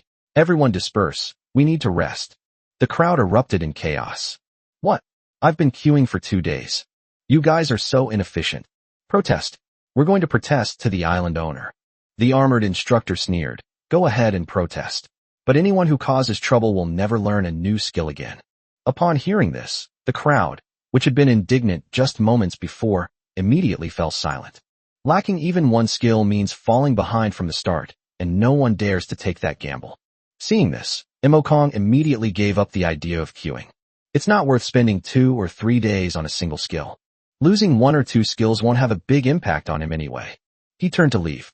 Just then, the female instructor in the robe suddenly saw his back. Her expression changed drastically, and she immediately called out, "Young man, please wait a moment." Several people who were about to leave all turned back. But the female instructor didn't look at them at all. Instead, her gaze was fixed on Mo Kong, as if she was afraid he would run away. Seeing that Mo Kong didn't stop, she actually got anxious. She sang softly, and her figure vanished in an instant. The next second, she appeared in front of Mo Kong. Mo Kong was taken aback. "Who are you?" The female instructor bowed slightly, her gentle smile captivating the men around her. "Hello, I am Ziyun, a magic class instructor. I'm here to bestow a new skill upon you. Please follow me." The single word, "you," caused an uproar in the audience. Why? Aren't all the spots filled? We've been waiting in line for so long. What right does he have to cut in line? An explanation is required. The argument between the crowd grew increasingly heated. The armored instructor roared, "Silence, all of you." But this time nobody listened. The armored instructor's face darkened, and he swung the great sword beside him, slamming it into the ground with a crash. Boom. The ground instantly shattered, and the deafening roar made everyone's ears ring. The entire room fell silent. The armored instructor said coldly, "Anyone who says another word will have their skill-granting qualification revoked." The elderly man in the long robe beside him also spoke slowly. "It's the same on my end." Ziyun was even more ruthless. She turned around and glanced at everyone, her voice icy. "Not only that, I will also cancel your job change qualifications." Everyone's face turned green. Losing a skill only means falling behind, but losing the qualification to change jobs means the account is essentially useless. Unable to change jobs, stuck at level 30, unable to even leave the beginner C area. Who would dare to utter a sound? Mo Kong was also somewhat surprised. This punishment is harsh enough. But when Ziyun turned to look at him, her gentle smile returned. "Let's go, don't waste time." Mo Kong nodded and followed her into the temple of job change. The temple was empty inside, with only a crystal ball the size of a human head in the center. Mo Kong recognized it at a glance. It was a job change stone. He used this very thing when he awakened his profession in the original world. He asked, "Master Ziyun, is a job change stone required to grant skills?" Ziyun's expression turned serious. "It wasn't me who chose you. It was the job change stone that chose you. It sensed an extremely powerful aura emanating from you." Mo Kong raised an eyebrow. "The job change stone has its own consciousness." Ziyun nodded. "It only issues commands in special circumstances. This time, it sensed your presence. Put your hand on it. It will give you new skills, and maybe some unexpected things will happen." Mo Kong looked at the job change stone. In a daze, he seemed to see a figure in black robes flash past deep within the crystal, holding a scythe, and disappear in a flash. That aura felt strangely familiar to him. Did the job change stone detect his identity as a necromancer? If that's the case, he'll want to see even more clearly who that figure in black robes is. Mo Kong no longer hesitated and placed his hand on the job change stone. The next second, the previously dim divine stone burst forth with dazzling light. A terrifying suction force suddenly came. Mo Kong's vision went black, and his consciousness was instantly swallowed up. After an unknown amount of time, he slowly opened his eyes. The darkness receded, and light returned to my eyes. Before me lay a desolate wasteland, and the desolate land was piled high with bones. Bones, severed limbs, broken armor, and rusted weapons were scattered everywhere. This place is actually an ancient battlefield. Mo Kong suddenly stood up, looked around, and frowned. He was well versed in the geography of the ancient sea world, but he had never heard of such a battlefield littered with bones. What does the job change stone want with me here? As soon as he finished speaking, the pile of bones in front of them suddenly began to tremble. Rumble. The entire ancient battlefield seemed to awaken from its slumber. Chapter 25: The Secret of the Necromancer. Mo Kong turned around abruptly, staring at the mountains of corpses piled up all around him. The next second, the once silent pile of bones suddenly exploded, shaking violently. Countless bones floated up from the ground and quickly assembled into skeleton warriors clad in armor and wielding weapons. Their eye sockets burned with eerie green soul fire, and they stood densely packed across the entire land. At first glance, it's practically a sea of skulls. Even Mo Kong, who was usually calm, couldn't help but frown at this moment. Once such an army of undead charged, their sheer momentum would be enough to crush the enemy.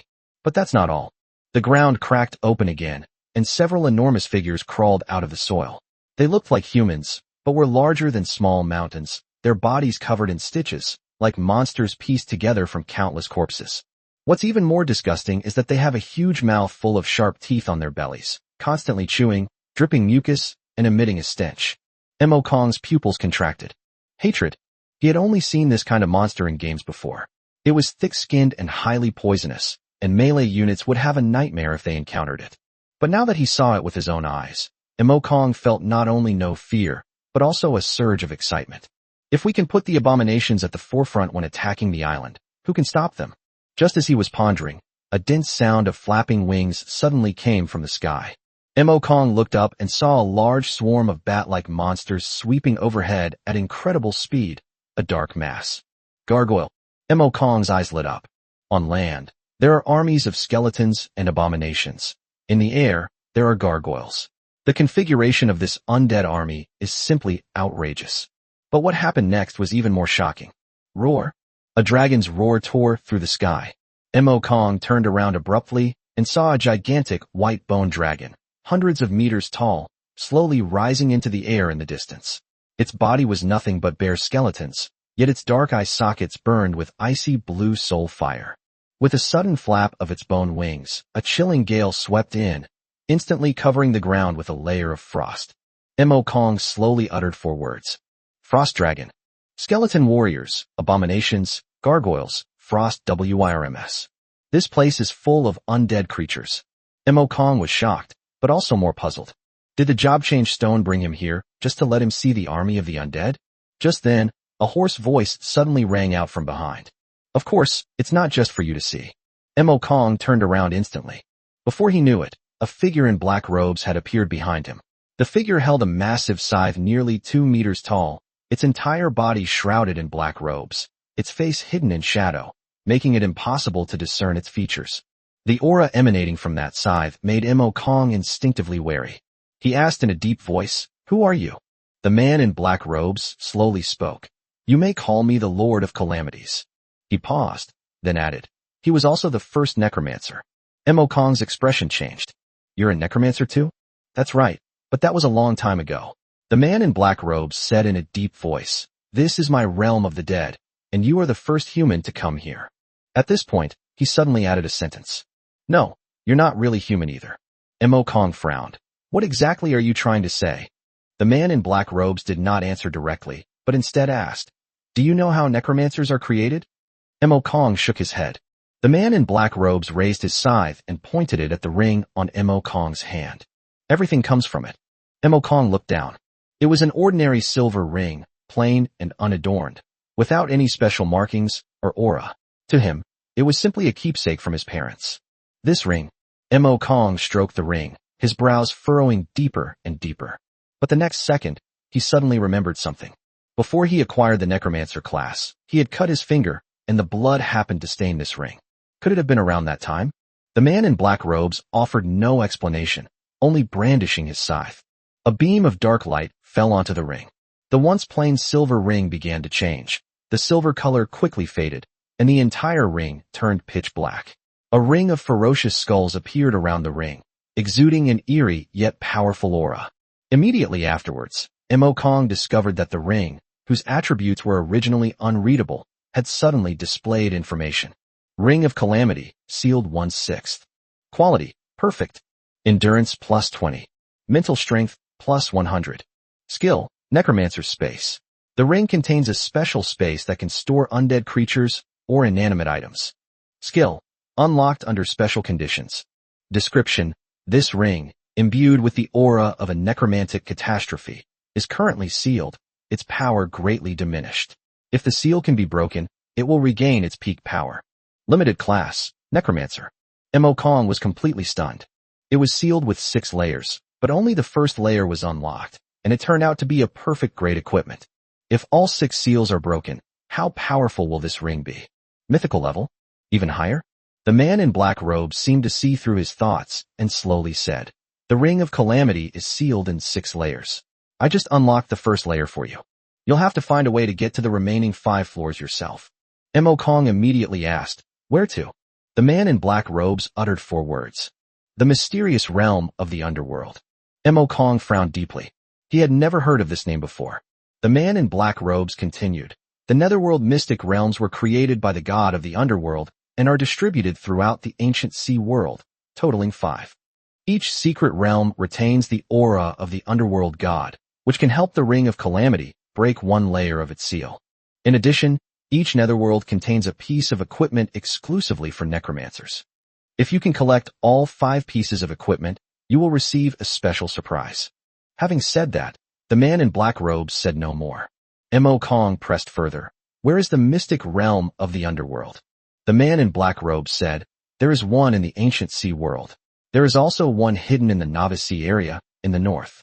When you get close, you will naturally be able to sense its presence. In addition, there is another sea area in the ancient sea world called the Ghost Sea. When you are strong enough, you can go there to take a look. The harvest there will be very fruitful. Upon hearing about the Ghost Sea, Mo Kong's lips twitched. He had heard of that place. Even 6th and 7th level experts who went there never returned. With his current strength, going there would be no different from sending himself to his death. At least, we should wait until after 8 reincarnations before considering it. The man in black robes did not continue the topic. He raised the sickle in his hand, his voice low and deep. I've already told you what I needed to tell you. This is a gift for you. As soon as he finished speaking, he swung the sickle sharply. A dense aura of death instantly entered Mo Kong's body. The next moment, a system notification sounded in his ear. Congratulations on acquiring a new skill, Soul Scythe.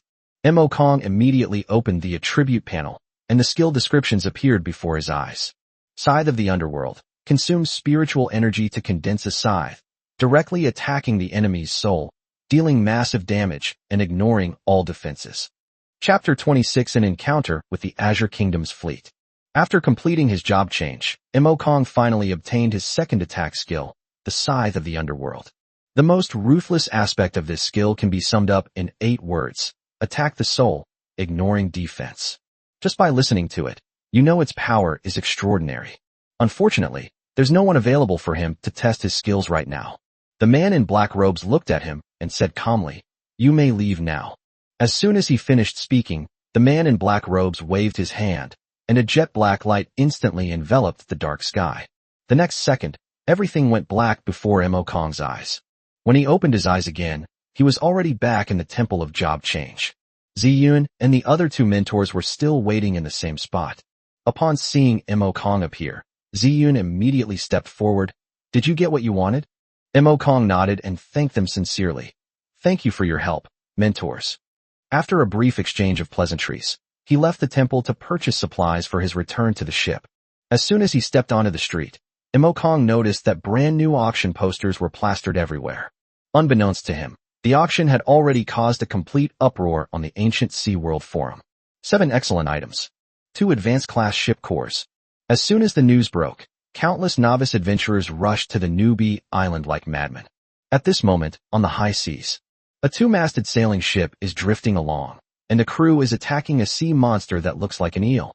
Li Jinhao stood on the deck, watching his men fight, his face full of smugness. With new skills, the upgrade efficiency is completely different.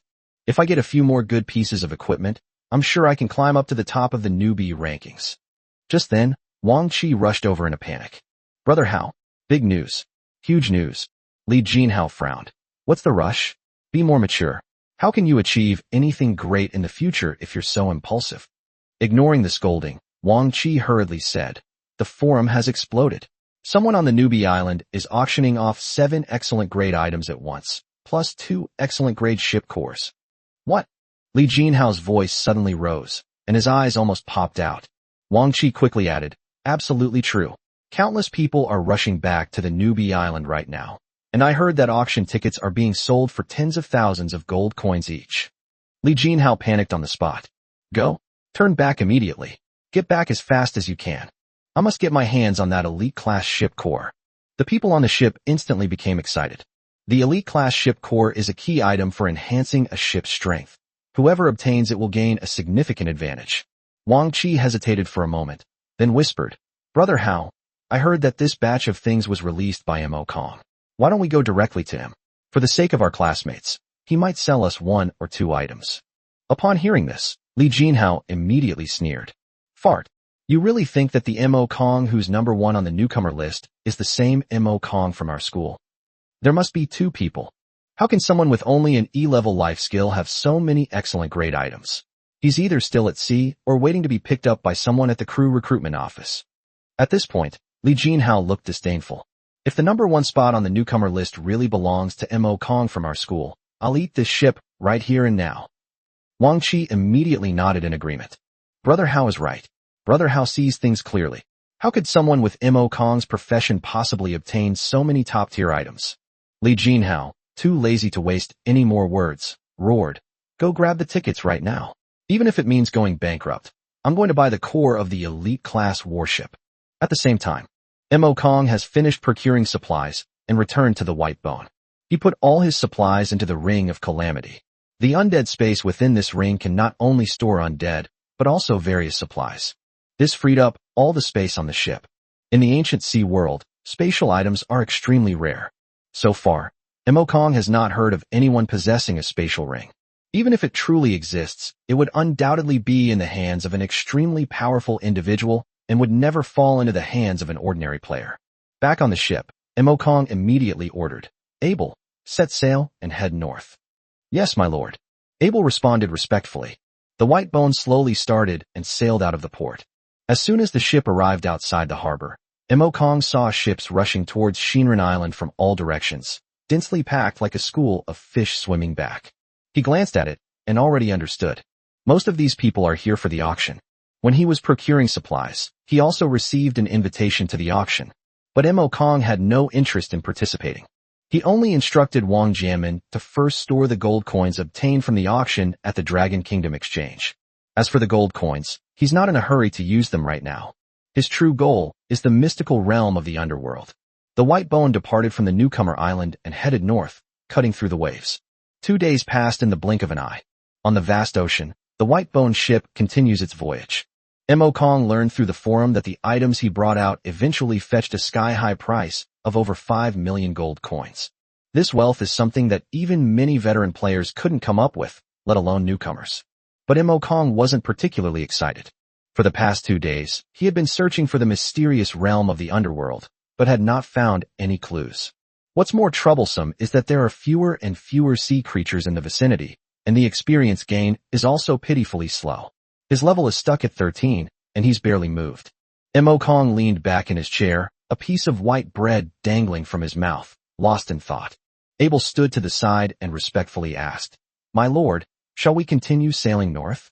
Mo Kong nodded, his tone steady. Continue. I brought enough supplies this time. I will not go back until I find what I am looking for.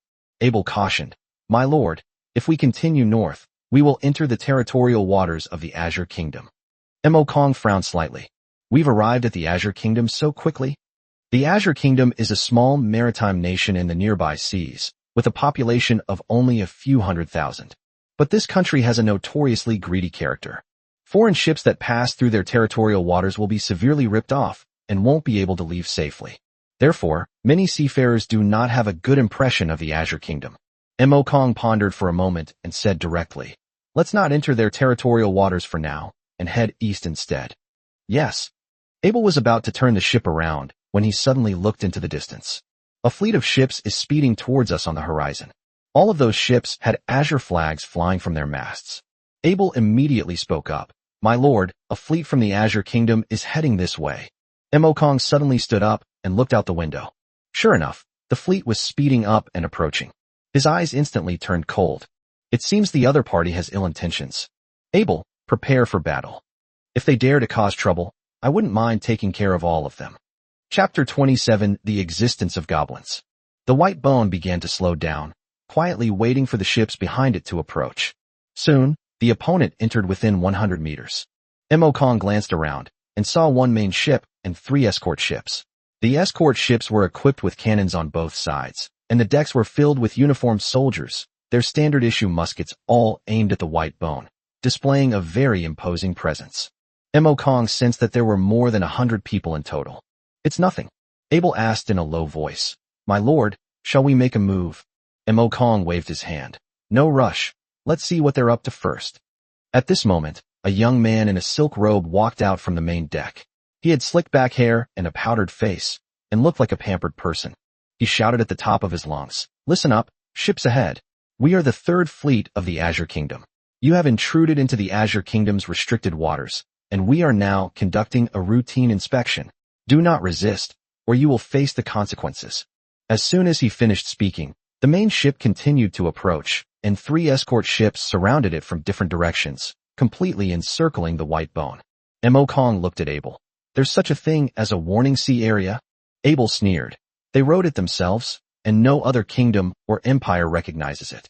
But whenever a lone ship passes by, they use that as an excuse to extort money from it." Kong nodded.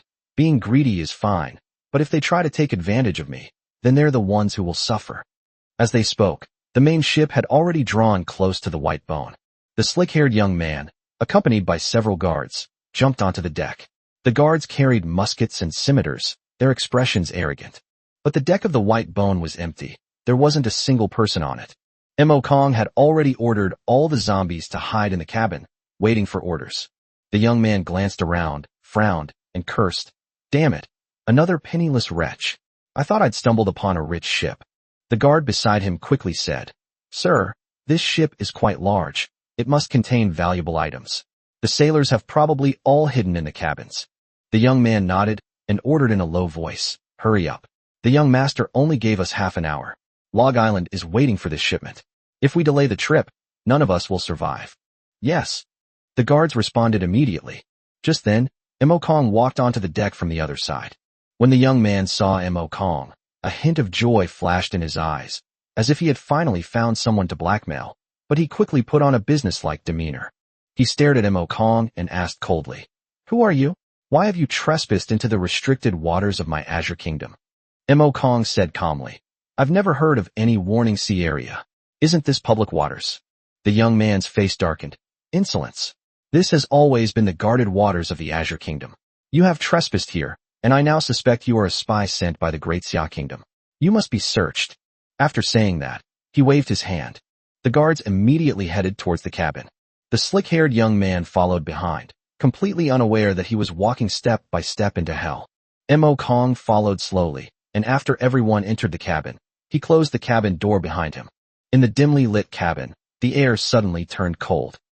Kong calmly said, "Let's do it." The young man was taken aback. "What did you say?" The next second, a piercing roar came from deep inside the ship's cabin. One after another, zombies burst out of the darkness, like wild beasts released from their cages, and instantly charged towards the guards. The guards, who had been so arrogant just moments before, were now completely panicked. Some people screamed in fright, and even forgot to pull the trigger. The first guard was tackled to the ground, his body torn apart by the zombie's claws and biting down hard with its sharp teeth. He struggled a few times, then fell silent.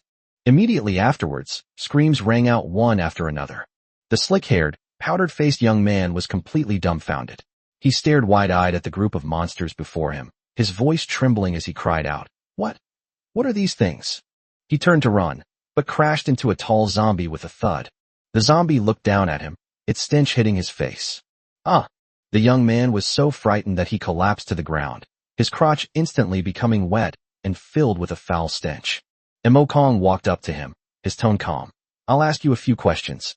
Answer honestly. Otherwise, no need to deny it." I'll tell you everything. Please don't kill me. The young man knelt down with a thud, his whole body trembling like a leaf. Mo Kong asked, "Who is the captain of this fleet? What is their destination?" The young man hurriedly replied, "The captain is young Master Dark. Our destination is Log Island." "Who is Dark?" "He is the biological son of the president of the Azure Kingdom's Farsi Merchant Guild. There are also several children of nobles from the kingdom on the ship. They all came with him." Mo Kong's eyes flickered slightly. "What kind of place is Log Island? What are you going there for? If it's just a noble young master going on a trip, you wouldn't need to bring 3 escort ships, would you?" The young man's face stiffened, and he clearly hesitated. Mo Kong didn't waste any words, just gave him a look. A zombie immediately stepped forward, opened its blood-red mouth, and dripped foul-smelling saliva onto the wooden board. The young man nearly fainted from fright and screamed, "No, don't eat me. I'll tell you. We've discovered traces of goblins on Log Island. The king has ordered that all of these goblins be captured and brought back." "Goblin?" A glint of light flashed in Mo Kong's eyes. "The goblins are renowned inventors in the ancient sea world. Their goblin technology is extremely sought after. The sea energy cannon on the white bone is a product of goblin technology. However, goblins are few in number and live in seclusion year-round, making them extremely difficult for outsiders to find. Because of this, a single goblin can fetch hundreds of thousands, or even millions, of gold coins on the black market. This is no ordinary prey. This is a moving gold mine." The young man nodded frantically. "That's right. It's a goblin. Sir, I've told you everything I know. Please spare my life." Mo Kong nodded. "Okay, I'll let you go." The young people felt as if they had been granted a pardon, and they scrambled to their feet and ran outside. But before he could take more than a few steps, several zombies blocked his way. He turned around, his face pale. "Sir, what's wrong?" Mo Kong grinned.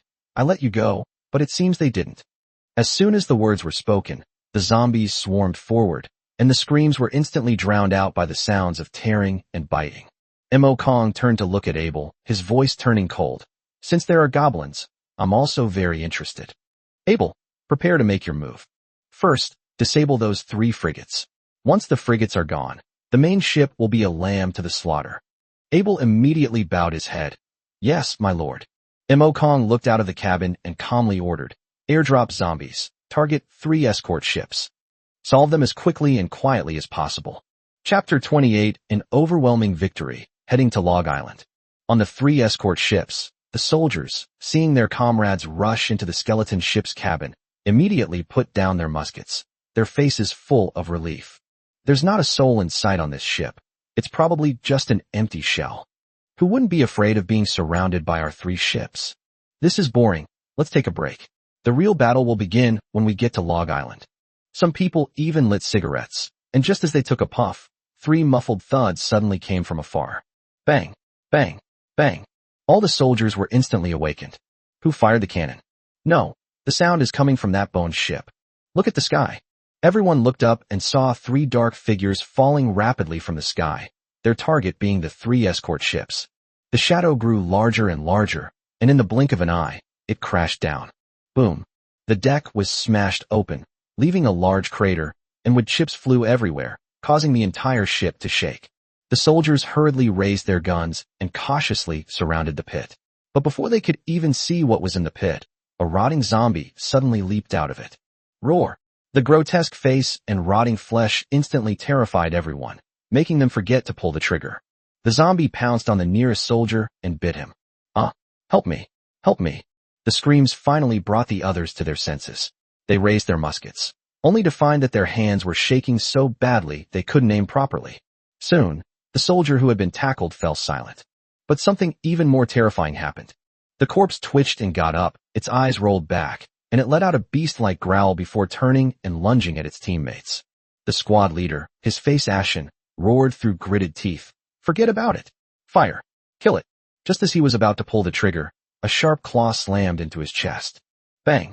The squad leader was sent flying backward, crashing heavily into the guardrail and spitting out a mouthful of blood. He struggled to lift his head, his pupils suddenly contracting. The one who attacked him was none other than his own subordinate, who had just been bitten to death. The next second, the claws loomed large in front of him. Laugh! His chest was ripped open, and blood and internal organs were spilled all over the ground. The surrounding soldiers completely collapsed, Some knelt down and vomited, while others scrambled to their feet in terror. But the zombies gave them no chance to catch their breath, pouncing on the crowd like ravenous beasts. The 3 escort ships were simultaneously turned into slaughterhouses. A ship with more than 30 soldiers was torn to pieces and bitten to death in just a few minutes, and then one by one they got up and became new zombies. Soon, nearly 100 zombie soldiers were born. System notifications rang in Mo Kong's ears one after another. Ding. Killed a soldier from the Azure Kingdom. Gained 200 experience points. Ding. Killed the Azure Kingdom soldier squad leader. Gained 250 experience points. The notification sounds are constantly ringing on the screen. Finally, a new voice came. Congratulations, host. Your level has increased to LV.14. Mo Kong's lips curled up slightly. This is a huge profit. He opened the zombie information panel and discovered that these newly transformed soldiers were different from the pirate zombies. The zombie soldier, level 13, retains some of its combat consciousness from its previous life. It can not only bite and spread zombie poison, but also continue to use a musket. Moreover, the bullets fired from the musket are also coated with zombie poison. As for the zombie soldier captain, he's even stronger. At level 15, in addition to firing muskets, you can also command your subordinates to operate artillery for long-range attacks. What does that mean? Mo Kong not only captured 3 escort ships, but also took over a private army that was fearless, didn't need to eat, and was absolutely loyal. Equipped with muskets and cannons, their combat power increased dramatically. As Mo Kong looked at the guard ship overrun by zombies, a thought flashed through his mind. I wonder if these ships can be corrupted by the aura of the undead scourge and become true undead warships. However, now is not the time to study this. There were still people waiting for him to pack up on the main ship. Mo Kong turned to look at Abel. Let's go take a look. Abel immediately bowed his head. Yes, my lord. Meanwhile, in the main ship's ballroom, the nobles were completely unaware of what was happening outside. The music was melodious, and men and women danced and embraced on the dance floor, their laughter filling the air. The hands of the young nobleman roamed freely, eliciting giggles from the women. As the song ended, a young man with blonde hair and dressed in an expensive suit frowned impatiently. Dark, haven't your men dealt with that strange ship yet? A brown-haired, freckled man next to him smiled and comforted him. Young Master Eric, don't worry. I reckon they're already on their way back with the spoils. He is Dak, the person in charge of this ship. Eric snorted coldly, clearly impatient. Dak immediately smiled ingratiatingly. If you're tired, you can pick any pretty girl to rest upstairs. Eric's eyes lit up, and he glanced upstairs. How about the person upstairs? Dak's expression changed, and he quickly shook his head. I'm sorry, young Master Eric, that one really won't do. She's important cargo. My father personally instructed that after delivering the goods to Log Island, she must be sent to the Frost Empire. That's someone that Earl Kyle of the Frozen Empire bought at a high price. Eric's face immediately showed displeasure. He was the son of a duke in the Azure Kingdom, a man of high status within his own country. However, before the Frost Empire, the Duke of the Azure Kingdom was utterly insignificant. If Earl Kyle's goods were to be touched, even his father couldn't protect him. Dark had actually been eyeing the woman upstairs for a long time, but he knew better than anyone that no matter how much lust one had, one shouldn't risk one's life. Eric suppressed his anger and casually pointed to a heavily made-up woman in a long dress next to him. Okay, then you'll come with me.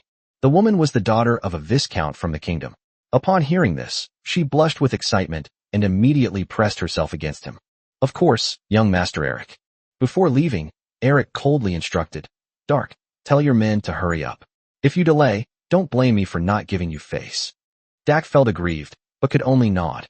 Yes, Master Eric. Just as Eric was about to leave the dance hall with the woman in his arms, the door suddenly blew open with a loud bang. A guard's corpse flew in and crashed heavily into the center of the dance floor. Whoosh. The glass floor shattered instantly. The music stopped abruptly. Chapter 29, The Elf Philia. Screams erupted instantly in the dance hall. A group of noble women closed their eyes in fright, while Dak and Eric's expressions changed drastically. Dak suddenly drew his musket and charged towards the door, roaring, Who dares to trespass on my ship? The next second, he saw an ordinary-looking man lead a dozen or so monsters that looked like humans but were covered in deathly aura as they walked in. The person who arrived was none other than Mo Kong. Mo Kong's gaze swept across the entire room, his tone indifferent. Who is Dark? Dark's face darkened. He stepped forward and said, I am Dark, Who are you to dare trespass on my ship? Guards, seize him. Mo Kong replied calmly. Stop shouting. They're all dead. Dark's pupils contracted. Then he roared in fury. You dare kill my guards? I'll kill you. He raised his gun and fired. Bang. The bullet went straight for Mo Kong's brow. But in the next instant, a pale white bone shield appeared out of thin air, steadily blocking the bullet. A spark flashed, and the bullet was deflected. Dark's expression changed drastically. Just as he was about to reload, Mo Kong raised his hand and waved it. The zombies behind him suddenly pounced. Dark, Eric, and the guards had no time to resist and were pinned to the ground in the blink of an eye. Dark tried to struggle, but Abel punched him in the stomach, making him curl up like a shrimp, unable to even scream. Mo Kong casually ordered, lock it up first. After dealing with these people, he closed his eyes and sensed the life force on the entire main ship. He quickly raised an eyebrow. There is another person upstairs. Mo Kong instructed Abel to keep an eye on Dark and the others with the zombies, then turned and went upstairs. He arrived at a room at the far end of the 3rd floor, where the life force was emanating. He pushed the door open and entered. Inside the room, there was a steel cage. There was a woman locked in a cage. Her clothes were tattered and barely covered her body. Golden sunlight fell on her, like a thin veil draped over her. Between her golden hair, a pair of pointed ears peeked out, so delicate they seemed inhuman. She had bright green eyes, but there was no trace of weakness in them. They were filled with hatred and disgust. Mo Kong paused for a moment. It's so beautiful. This kind of beauty is unlike that of an ordinary person. It's more like a fairy tale princess who stepped out of a legend. An elf? Mo Kong spoke in a low voice. The elves are a unique race in the ancient sea world, living year-round on the elven islands in the center of the elven sea, rarely interacting with humans. Legend has it that all elves are exceptionally beautiful, which is why they command exorbitant prices among the nobility, especially female elves, who are the most sought-after targets by poachers. Once captured, they would be sold to nobles, enslaved, and tortured. The elf before them was clearly cargo from the dark ship. Seeing that Mo Kong was staring at him, the elf in the cage spoke coldly. Filthy human, have you stared enough? Mo Kong snapped out of his reverie and said calmly, Sorry, I was daydreaming. The elf's eyes grew even colder. You captured me without my permission. If the Elf King finds out, you will all die. Mo Kong pointed downstairs. The person who arrested you is downstairs, not me. Why should I believe you? The elf gritted her teeth. Humans are all the same. You just want to sell me off and make me a slave. Disgusting, despicable, filthy. She clenched her fists, her voice filled with determination. Even if I die, I will never be a slave to humans. Mo Kong frowned. What they did has nothing to do with me. As soon as he finished speaking, he casually waved his hand. A sharp bone spear instantly materialized, piercing the iron lock of the cage with a clang. The elf was stunned. Mo Kong looked at her and said, I am indeed somewhat interested in elves, but I don't need slaves. The door is open. You are free. Go wherever you want. The elf Philia stared blankly at the broken iron lock, seemingly unable to believe that it was real. She reached out and gently pushed, and the cage door actually opened. There were no traps, no chains, and no one to stop her. She stepped barefoot out of the cage, and for the first time, a hint of hesitation appeared in her eyes. You're really letting me go? Mo Kong nodded. Of course. Philia stared into his eyes for a long time. She had seen too many people look at her with greed, desire, and possessiveness, but Mo Kong was different. His eyes were calm and clear, as if he truly didn't see her as merchandise. Philia lowered her head, her voice much softer. I'm sorry, I misunderstood you. No sooner had she finished speaking than her stomach suddenly growled. Philia blushed instantly and lowered her head in embarrassment. Mo Kong glanced at her, hungry. He took a piece of white bread from the ring of Calamity and handed it to him. If you're not afraid I'll harm you, eat something first. Philia stared blankly at the piece of bread, then snatched it away and took a big bite. Her eyes welled up with tears after just one bite. Tears streamed down her cheeks. Thank you. I haven't eaten normal food in a very, very long time. She ate while wiping away tears, her hands trembling.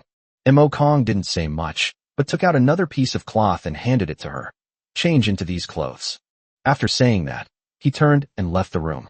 When they returned downstairs, Abel had already imprisoned Dak and the others. Those nobles who had been so arrogant just moments before were now cowering in a corner like dead dogs, not even daring to raise their heads. Mo Kong immediately gave the order, depart for Log Island. Abel nodded respectfully. Yes, my lord. Then he asked, what about the other ships? Mo Kong looked at the escort ship outside. I'll go take a look. Soon, he arrived at one of the escort ships.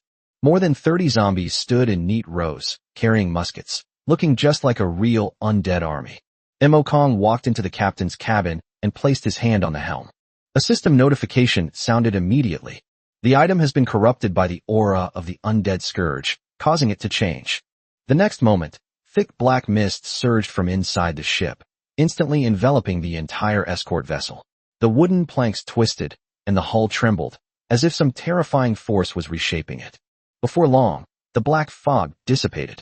The once ordinary escort ship has been completely transformed. Most of the ship's hull had been reduced to bare bones, with skulls hanging from both sides of the hull, and all the cannons had been transformed into bone cannons. The entire ship was covered in bone spikes, like a seed-welling porcupine of the dead, eerie and ferocious. Use the ink to view attributes. Undead guard ship. Quality, excellent. Captain, Mo Kong. Capacity, 6,000 kilograms. Weapon, bone cannon. Overall combat strength, 700. Trait, automatic repair, enveloped in deathly aura. Skill, death aura shot. The bone cannon can fire death aura projectiles, dealing massive damage to living beings. Intercept artillery fire, can lock onto and intercept enemy attacks. A ramming attack, utilizing the ship's hull spikes to create an impact that causes significant damage. Renovation progress, 0%. Chapter 30 Elf Archer. Mo Kong looked at the newly modified undead escort ship, a hint of satisfaction flashing in his eyes. This stuff is really good. With the escort of the undead escort ships, the White Bone's defenses were significantly enhanced. Normal attacks were practically useless against it. Without wasting any time, he immediately converted the remaining 2 escort ships into undead escort ships as well. The 3 escort ships surrounded the bone ship, shrouded in deathly aura, creating an oppressive atmosphere. After dealing with these matters, Mo Kong returned to the main ship. As soon as he stepped onto the deck, he saw Philia standing there. She changed into the most ordinary clothes, but her exquisitely beautiful face was still captivating. Even in simple attire, her elven princess aura remained undeniable. Seeing Mo Kong return, Philia lowered her head slightly. Thank you for saving me. Mo Kong waved his hand. It's no trouble at all. If you want to leave, I can send someone to take you to the nearest island. Philia raised her head, biting her lip, clearly wanting to say something. Mo Kong noticed her hesitation and asked directly, is there anything else? Philia took a deep breath, then suddenly knelt down on one knee, her voice choked with sobs. Sir, I would like to ask you for a favor. My sister is still imprisoned in the Azure Kingdom. She has been chosen by the king and will be forced to marry him in a month. I need your help to get her out. If you are willing to save her, I am willing to serve you for the rest of my life. Mo Kong frowned. The Azure Kingdom isn't a top-tier power, but even at its weakest, it's still a kingdom. With his current strength, directly provoking a kingdom would be extremely risky. Seeing Mo Kong remain silent, Philia gritted her teeth and took off an antique ring from the index finger of her right hand. The ring looked pretty, but it had no aura. It was just an ordinary piece of jewelry. Philia placed it very carefully in her palm, then bit her finger. A drop of pale golden blood fell onto the ring. The next second, the ring suddenly burst forth with a surging natural energy. The ancient marks on the surface quickly faded, revealing its true form. It resembled a miniature crown, entirely green and gold, shimmering with light, exuding mystery and nobility. Philia handed the ring to Mo Kong. It's called the Shadow of the Elf King, a keepsake left to me by my mother. As long as you promise to save my sister, this ring is yours regardless of whether you succeed or not. Mo Kong immediately checked the information. The Shadow of the Elf King, under seal. Quality, immortal. Agility plus 200. Endurance plus 100. Mental strength plus 200. Skill, concealment, completely hides one's presence, avoiding all detection, lasts for 5 minutes, can be upgraded. Other skills unlocked under special conditions. Description, the ring carried by the first Elf King, containing boundless natural energy, is currently sealed. Equipment level, 10 or above. Mo Kongshin was startled. Another treasure that has been sealed away. Moreover, it's already at the immortal level even now, just because it's sealed. If the seal is broken, it's highly likely to reach the mythical level. Most people might not see a single mythical item in their entire lives. but he encountered two in just a few days after entering the ancient sea world. Is it worth offending a kingdom for such a treasure? Absolutely worth it. Mo Kong picked up the ring, put it on his finger, and a smile appeared on his lips. I agree. Philia's eyes lit up immediately. Mo Kong then asked, but what makes you think I can rescue your sister? That's an entire kingdom. Aren't you afraid I'll take the gift and then not do the job? Philia looked up at him, her tone firm. You can take care of those humans all by yourself, which proves you have the strength. Besides, you're not a greedy or cruel person, otherwise you wouldn't have saved me. Mo Kong smiled and extended his hand. Welcome aboard the Bone, Philia. Philia stood up, extended her slender, fair hand and clasped his, her cheeks slightly flushed. At the same time, a system notification sounded. Congratulations on acquiring the crew member Philia. With a thought, Mo Kong immediately received Philia's information. Name, Philia. Level, LV.20. Class, A rank Elf Archer. Talent, Eagle Eye Archery, possessing eagle-like vision, hitting the bullseye every time with an arrow. Nature friendly. Elves are naturally close to nature and can communicate with it, greatly enhancing their attributes in natural environments. Elf's Eye allows you to detect unusual surroundings. Skill, Entangling Vines, summons vines to imprison enemies. Skill, Arrow of Nature, infuses the arrow with the power of nature, greatly increasing its damage and locking onto the enemy's aura. Mo Kong became more and more satisfied with what he saw. As expected of an elven archer, they're practically born ranged killers. Not only are their marksmanship outrageous, but they can also cast nature spells. This is a huge win for them. He said to Philia, go and rest first. Philia nodded, then asked, where do we go next? Original Wood Island. Mo Kong spoke calmly. I heard there are goblins there, and I'd like to see if I can recruit a few. Philia didn't ask any further questions and turned to rest. Subsequently, the Mexican Air Force activated the aura of the Undead Scourge, completely corrupting and transforming the main ship. Undead Transport Ship. Quality, excellent. Captain, Mo Kong. Capacity, 8,000 kilograms. Weapon, none. Overall combat strength, 300. Trait, automatic repair, enveloped in deathly aura. This ship is not very combat ready. It is mainly used for transportation. However, Mo Kong did not mind. Once he has his own territory, the transport ship will be extremely useful. He has already planned that once he leaves the beginner's waters, he will find an island to establish his territory. Only when we have ships, people, and resources can we truly establish ourselves. Next, Mo Kong ordered Abel to take Dark and Eric to the White Bone. The two were bound hand and foot, looking utterly disheveled. Mo Kong looked down at them from his high vantage point. Tell me everything you know. Eric immediately sneered. Impossible. I advise you to release me immediately. I am the son of Duke Ed of the Azure Kingdom. If my father finds out you kidnapped me, he will definitely send someone to kill you. Mo Kong's expression remained completely unchanged. So what if he's a duke? Even if the king of the Azure Kingdom came, what could he do? Eric was so angry that his face turned red, but he couldn't say a word. At that moment, Dark, who was standing next to him, suddenly spoke up. Sir, I'm willing to tell you everything. Eric's expression changed drastically. Dark, you dare say the kingdom won't let you get away with this? Dark, however, acted as if he hadn't heard and proceeded to reveal all the information about Log Island and the goblins. Mo Kong nodded slightly after listening. Take him away. Two zombies stepped forward and locked Dark and Eric in a room on the Undead transport ship. As soon as the door closed, Eric glared at Dark. You bastard. You actually revealed the goblins' secrets to outsiders. When we return to the kingdom, I will definitely report to the king and have you executed. Dak, however, remained calm and even smiled. Young Master Eric, don't worry. I told him the news not to betray the kingdom, but to lure him to Log Island. Eric was taken aback. Dark lowered his voice and sneered. Right now, the kingdom's most elite First Navy is gathered on Log Island. If he dares to go, there will only be one outcome. Completely wiped out by the kingdom's navy. Eric's eyes lit up immediately, and he nodded repeatedly. I see, I misunderstood you. As Dak gazed at the eerie, deathly atmosphere outside the cabin, his smile grew even colder. If he dares to go to Log Island, he will surely die. Chapter 31 The Dragon Bone, Soul-Destroying Cannon Unleashed. At Mo Kong's command, Abel immediately steered the fleet straight towards Log Island. Philia stood beside him, her brow furrowed. Sir, those two men were malicious. They definitely weren't telling the truth. Mo Kong simply smiled and said, It doesn't matter. We'll deal with whatever comes our way. If they dare to scheme against me, then let them see who the prey is. Although Philia was worried, she could only nod when she saw how calm Mo Kong was. An hour later, Abel sent word that they had arrived at Log Island. Mo Kong came to the deck and immediately saw the small island covered by giant trees in the distance. The whole island looked like a primeval forest. No wonder it was called Log Island. But before they could even reach the shore, Philia suddenly reminded them, "Sir, there's a boat by the island." Mo Kong squinted and saw that, sure enough, there were more than a dozen warships around the Log Island, and they were all standard escort ships of the Azure Kingdom's navy. He understood instantly.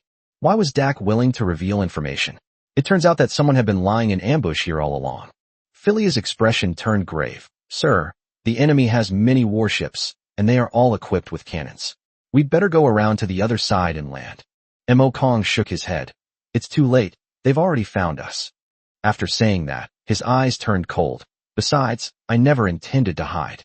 Even if they don't come looking for me, I'll still make trouble for them." Philia was stunned.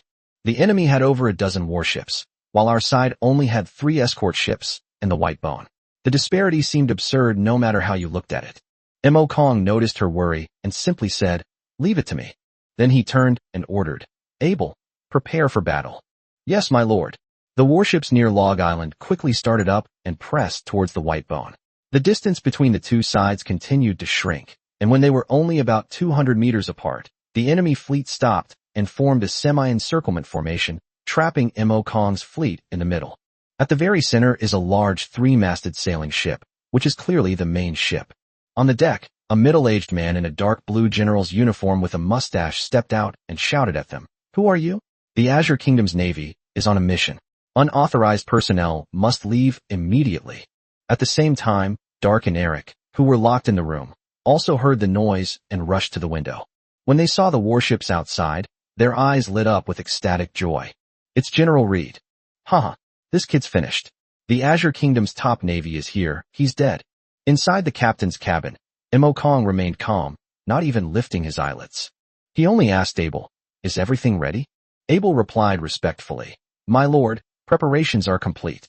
Mo Kong said calmly, "Make your move." The next second, several zombies pushed a giant bone cannon several meters long onto the deck. It is the Dragon Bone soul-destroying cannon. Without wasting words, Mo Kong gave the order, "Launch." The dragon head at the cannon's muzzle suddenly opened its mouth wide, and a ghastly white beam of light shot out instantly. Boom. A white light tore through the sea and slammed into a guard ship of the Azure Kingdom.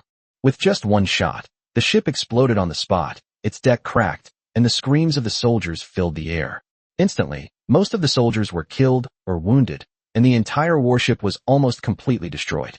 A system notification immediately rang in Mo Kong's ears. "Kill Azure Kingdom soldiers to gain experience." The notification sounds kept coming in. Even more bizarrely, the souls of the recently deceased soldiers transformed into white phantoms that flew toward the Dragon Bone, soul-destroying cannon, and were swallowed whole by the dragon's head. The energy that had been consumed was quickly restored by more than half. The light in the dragon's eyes shone brightly again. Mo Kong's lips curled up. "Continue to build up strength. Prepare for the second shot." On the opposing main ship, Red was stunned to see a warship destroyed by a single shot. He then roared in fury, "Bastards! How dare they attack the Azure Kingdom's First Navy? Open fire and blast them to pieces." Bang bang bang. More than a dozen warships opened fire simultaneously, their cannons spewing orange-red flames as a dense barrage of shells streaked across the sky and hurtled toward the White Bone. Philia's face paled, and she instinctively closed her eyes. But Mo Kong laughed. "Perfect, let's test the Undead escort ship's interception capabilities." He gave the order, "Interceptor artillery, fire." The cannons of the 3 Undead escort ships turned simultaneously, precisely locking onto the incoming cannonballs. The next moment, artillery fire poured out like raindrops. Boom boom boom. The shells from both sides collided wildly in midair. The explosions were deafening, and the shockwaves stirred up huge waves on the sea. As the smoke cleared, Red's eyes widened suddenly. "The White Bone ship is completely unharmed." "That's impossible." Red's face was extremely grim. His gunners were all the kingdom's elite. How could they not even hit a single shot? He refused to believe it and roared, "Keep firing." Another round of shells came whistling in. This time, Without Mo Kong saying a word, the 3 undead escort ships automatically opened fire to intercept them. The roar resumed. The shells were detonated in mid-air again, but the white bone remained steadily on the sea, barely even rocking. A look of satisfaction flashed in Mo Kong's eyes.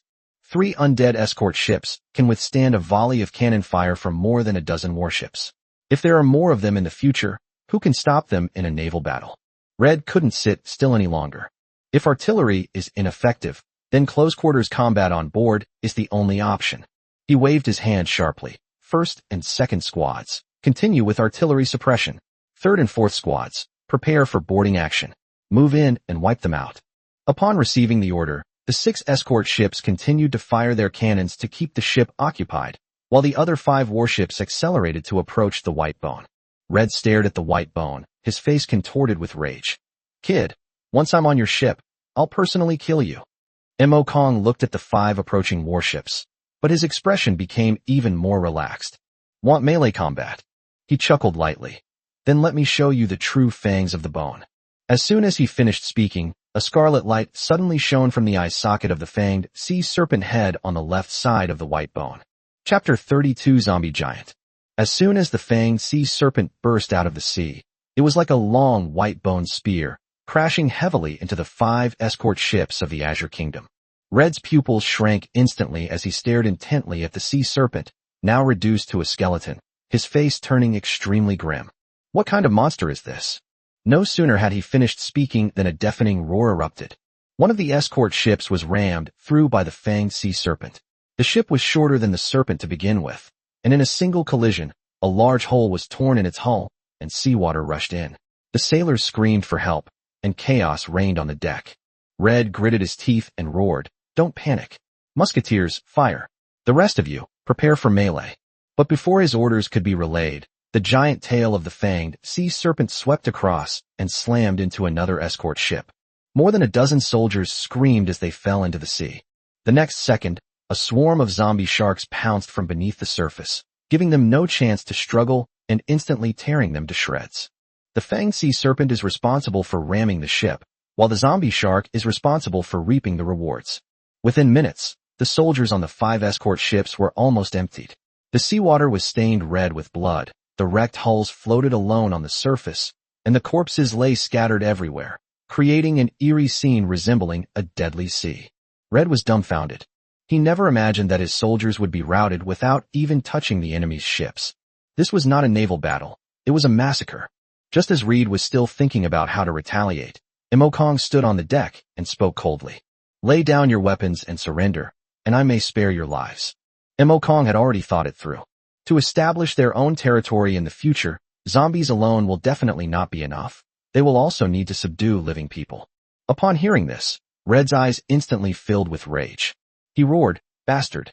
I am the general of the Azure Kingdom's 1st Navy. Even if I die, I will never submit to you." Mo Kong narrowed his eyes. "Since you won't surrender, then open fire."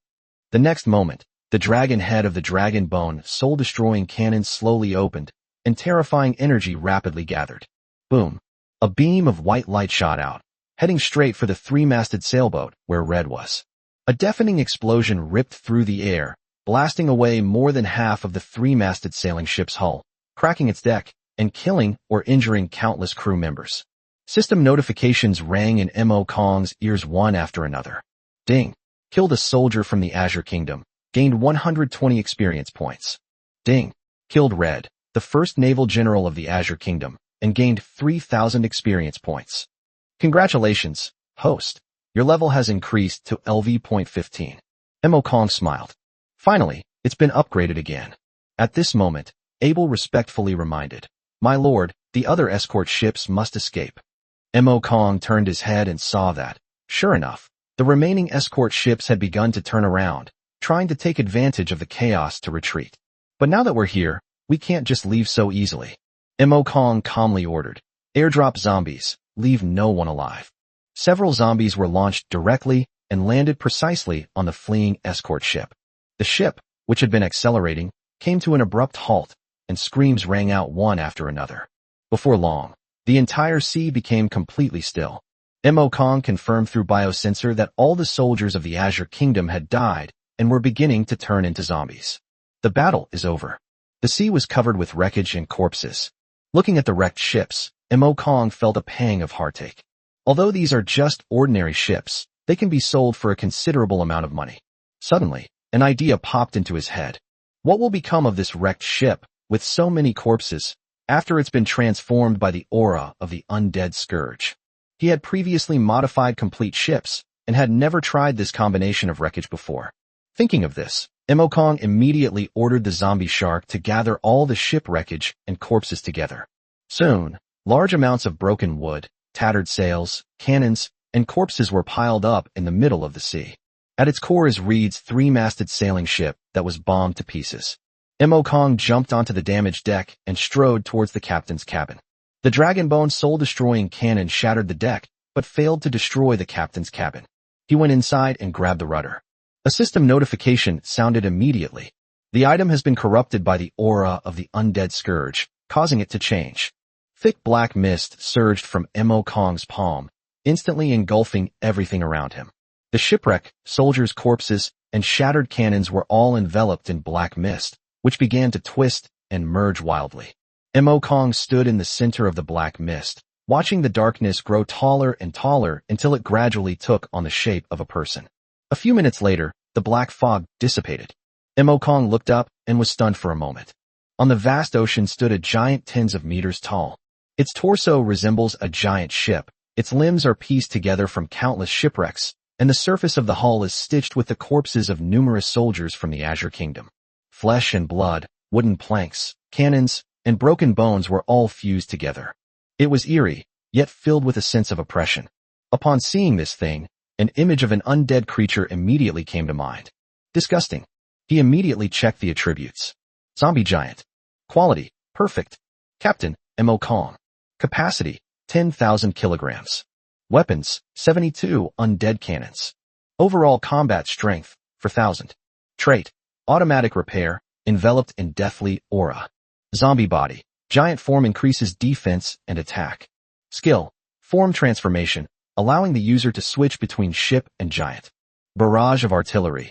All undead cannons can be fired simultaneously. Devour. In giant form, it can devour ships and corpses to heal its injuries. A sufficient quantity can also improve its quality. Corpse poison. Attacks inflict infection, causing continuous damage. Dying aura contagion. Killed corpses will be infected with dying aura and turn into new zombies. Renovation progress, 0%. After reading the message, Kong's eyes lit up instantly. A ship that can transform. You probably can't find another one like it in the whole world. Normally, it is a warship, but after landing it can transform into a giant to fight. If this behemoth were to land, it would be a mobile disaster. Anyone who gets in its way would die. Kong immediately ordered, transform into a ship and see. The zombie giant's limbs began to retract into the hull, and its massive body twisted and reformed continuously. A moment later, the giant disappeared, replaced by a huge three-masted sailing ship. However, this ship was entirely made of flesh and blood stitched together, resembling a mountain of flesh floating on the sea. Its eeriness is in no way inferior to that of the White Bone. Chapter 33 Nighttime Sneak Attack. Standing on the deck, Kong looked at the eerie and sinister zombie giant in front of him and couldn't help but sigh in a low voice. This is too scary. If someone were to spot this kind of boat in the middle of the night, they would probably be scared out of their wits. He returned to the White Bone, and Philia, gazing at the giant ship from afar, asked in a slightly strained voice, "Sir, is that your ship too?" Kong nodded and smiled. "From now on, it will be our help." Philia finally understood, but still dared not take a single step closer. Kong turned to Abel. "Let's go, to Log Island." Abel immediately bowed. "Yes."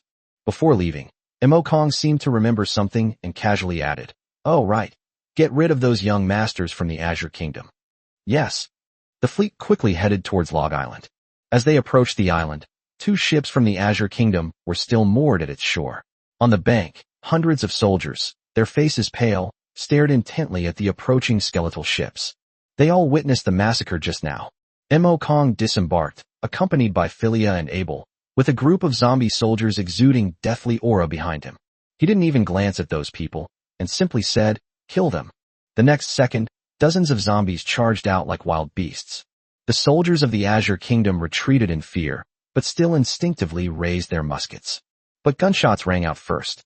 Bang, bang, bang. It wasn't them who fired the shots, but the zombie soldiers. Bullets wreathed in death energy pierced through flesh and blood, and soldiers of the Azure Kingdom fell one after another, their screams quickly drowned out by the gunfire. In less than 3 minutes, all of the hundreds of soldiers were wiped out. Even more terrifying, those corpses quickly swayed and got up again, their eyes lifeless, and they all turned into zombies under Mo Kong's command. Mo Kong's level also rose to level 16. He looked towards the dense jungle deep within the log island, his eyes turning slightly cold. Next, it's time to find the goblins.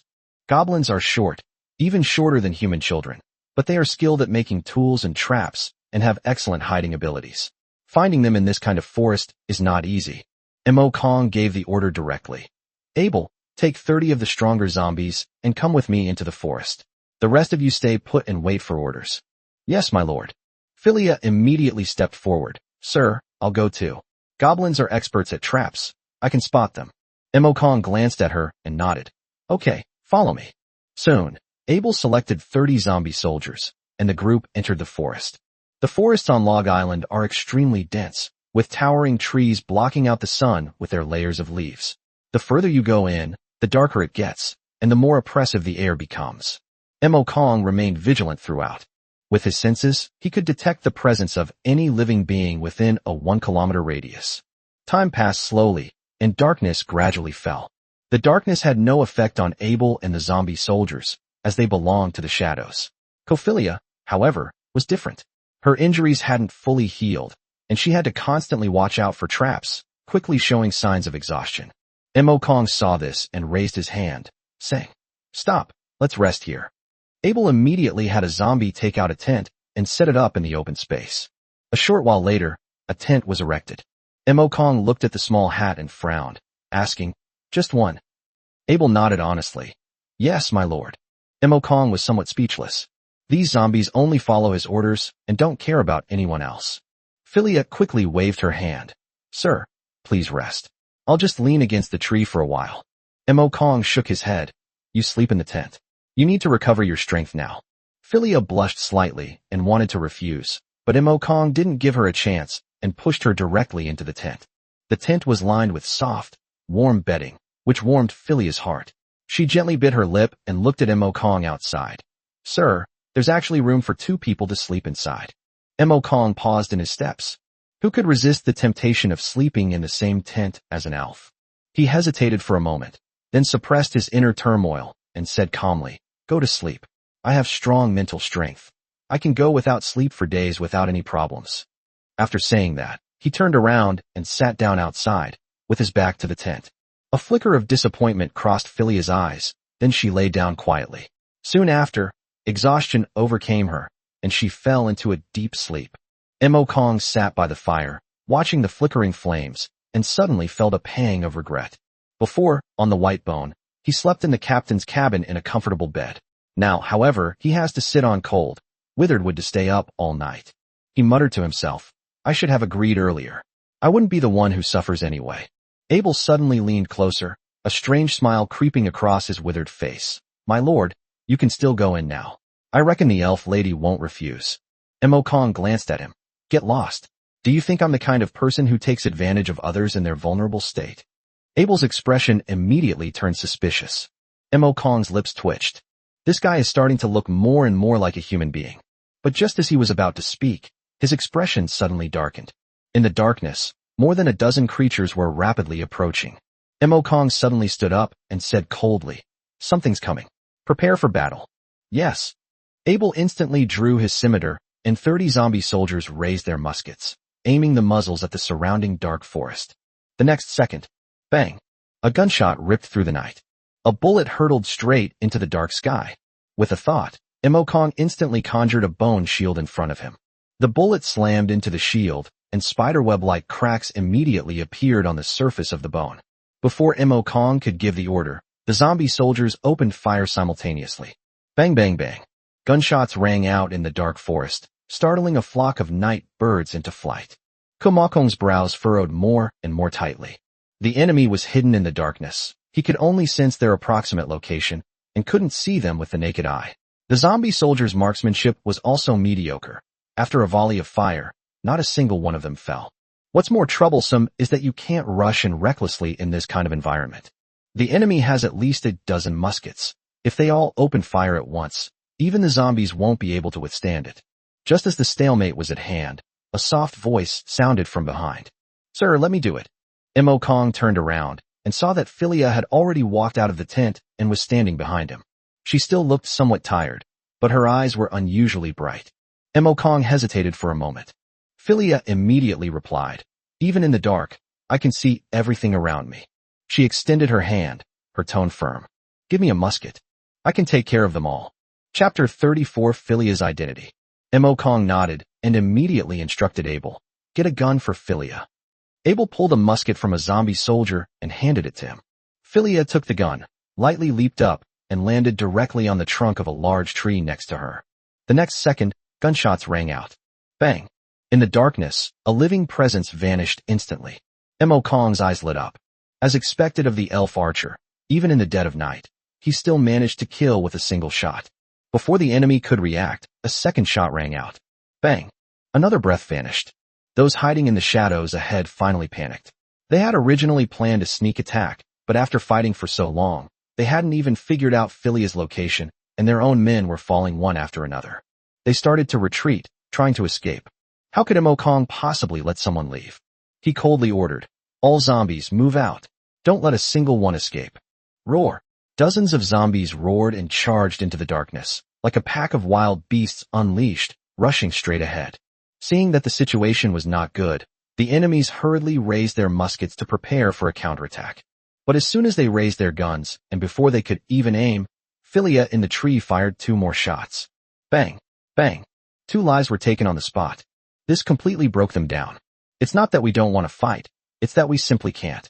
The enemy is in the shadows, while they are in the open. Every shot means someone falls. Unfortunately, it was too late. The zombies surrounded them from all sides, cutting off all their escape routes. When Mo Kong arrived, he finally saw what the other person looked like. A dozen or so short, green-skinned, and ugly monsters were surrounded by zombies. They really are goblins. However, Mo Kong quickly frowned. These goblins are strange. They exuded an extremely violent aura, as if they had been corrupted by some evil force. Anger, madness, and murderous intent were all mixed together. With a thought, Mo Kong received the information. A corrupted goblin, level 16. The skill is crafting. As long as you have blueprints and materials, you can create the corresponding items. There are also bomb maniacs. Each goblin carries a large number of bombs, which are incredibly powerful when thrown. The last skill, corruption. After being corrupted by evil energy, the goblin's attributes increased significantly, but his temperament also became extremely violent. Mo Kong narrowed his eyes. A corrupted goblin? He had never heard of that before. At that moment, a goblin bared its teeth at the zombie beside it and yelled in a shrill voice, "Get out of my way, you damned human." The zombie didn't react at all. It just stared at him coldly. Mo Kong stepped forward and said calmly, "I want to see your lord." Upon hearing this, the goblin immediately revealed a crazed expression. "Damn human, how dare you even see the lord?" After saying that, he grinned maliciously and pulled a fist-sized black bomb out of his pocket. "Then let's die together." Clutching the bomb, he charged towards Mo Kong like a madman. The other goblins, as if ignited by a fire, pulled out bombs, ready to perish together with the zombies. Philia's expression changed, but Mo Kong only frowned slightly. Want to self-destruct? There was no such opportunity in front of him. He raised the wrath of the dead and coldly proclaimed, "The scythe of the god of the underworld." A jet-black scythe materialized out of thin air, sweeping out with a chilling aura of death. Laugh! As the scythe slashed, goblin heads flew off in an instant. Those goblins who had only rushed a few steps didn't even have a chance to detonate the bomb before they all fell to the ground. System notification sounds rang out one after another. Kill the corrupted goblin and gain 150 experience points. The notification sounded more than 10 times in a row, and Mo Kong's experience bar also rose significantly. Philia walked to his side, looking at the corpses scattered on the ground, her expression solemn. "Sir, these goblins are very strange. Goblins value their lives the most, and they would never willingly perish together unless they are in dire straits." Mo Kong nodded. "They have been affected by the evil aura. After saying that, he raised his hand towards the corpse on the ground and whispered 2 words, corpse resurrection. A dense aura of death surged forth, enveloping all the goblin corpses. A moment later, the goblins, who had been dead, opened their eyes one by one and stiffly got up from the ground. They all turned into zombie goblins. New information has emerged. Zombie goblin, level 16. Skills include corpse poison and death energy corrosion. There's also undead crafting, where the original crafting skill is imbued with death energy, which can further enhance the quality of the crafted items. Undead bombs are bombs corrupted by death energy. Once they explode, they release death energy over a wide area. Although these goblins are not particularly strong in combat, their value lies not in fighting, but in creation. Undead creation, goblin technology. This thing is definitely useful. Philia stared in shock at the goblin who had come back to life, and couldn't help but ask, Sir, what is this? Mo Kong didn't hide anything. My skill can turn corpses into zombies. Philia's pupils contracted. Summoning the undead? Are you a necromancer? This time it was Mo Kong's turn to be surprised. You know what a necromancer is? So far, aside from that mysterious man in black robes, Philia is the first person to immediately identify a necromancer. Philia nodded. There have always been rumors about necromancers on Elf Island. She said in a deep voice, in the history of the ancient sea world, there once appeared an extremely terrifying necromancer. It is said that he transformed countless humans, goblins, elves, giants, and even dragons into the undead. Besides the undead army, he also controls some terrifying monsters, whose names seem to be gargoyles and abominations. Mo Kong's heart jolted. Gargoyles? Abominations? This description sounds so familiar. He immediately pressed on. What did that necromancer look like? Philia thought for a moment.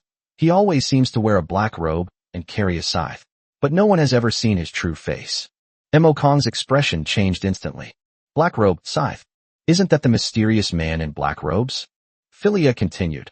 Later, the various races united and barely managed to repel him. After that great battle, he left the ancient sea world, but he left something behind on Elf Island. That thing was sealed away by my mother in a forbidden area on the island. Mo Kong's eyes lit up immediately. What was left behind by the man in black? That was definitely not an ordinary item. It seems I must find an opportunity to visit Elf Island. But the next second, Mo Kong suddenly realized something. He suddenly looked at Philia. Mother. Philia nodded. Yes. Mo Kong was stunned. Empress Dowager? The identity of someone who can address the elf queen in this way is obvious. He stared at Philia, his tone changing. You wouldn't happen to be the elf princess, would you? Philia nodded calmly. Mo Kong was now truly unsettled. He thought he had only saved an elven archer, but he never expected that the other party was actually an elven princess. This identity carries considerable weight. Mo Kong couldn't help but ask. You've disappeared. Isn't the elf king worried at all? Philia's expression suddenly fell. She said softly, Mother probably doesn't know that I've already disappeared. Chapter 35 The Goblin's Lair. Mo Kong frowned and looked at Philia. What's wrong? Philia forced a smile and shook her head, saying she was fine. She didn't want to say more, and Mo Kong didn't press her for details. But the attack just now has already shown one thing. These goblins probably already discovered their location. Mo Kong immediately turned around and ordered, continue searching for the goblin's lair. Abel respectfully replied, Yes, my lord. At this moment, Philia stopped him. Sir, we cannot launch a large-scale operation. Goblins are cunning. Once they hear any noise, they may immediately hide or even set traps. That would be even more dangerous.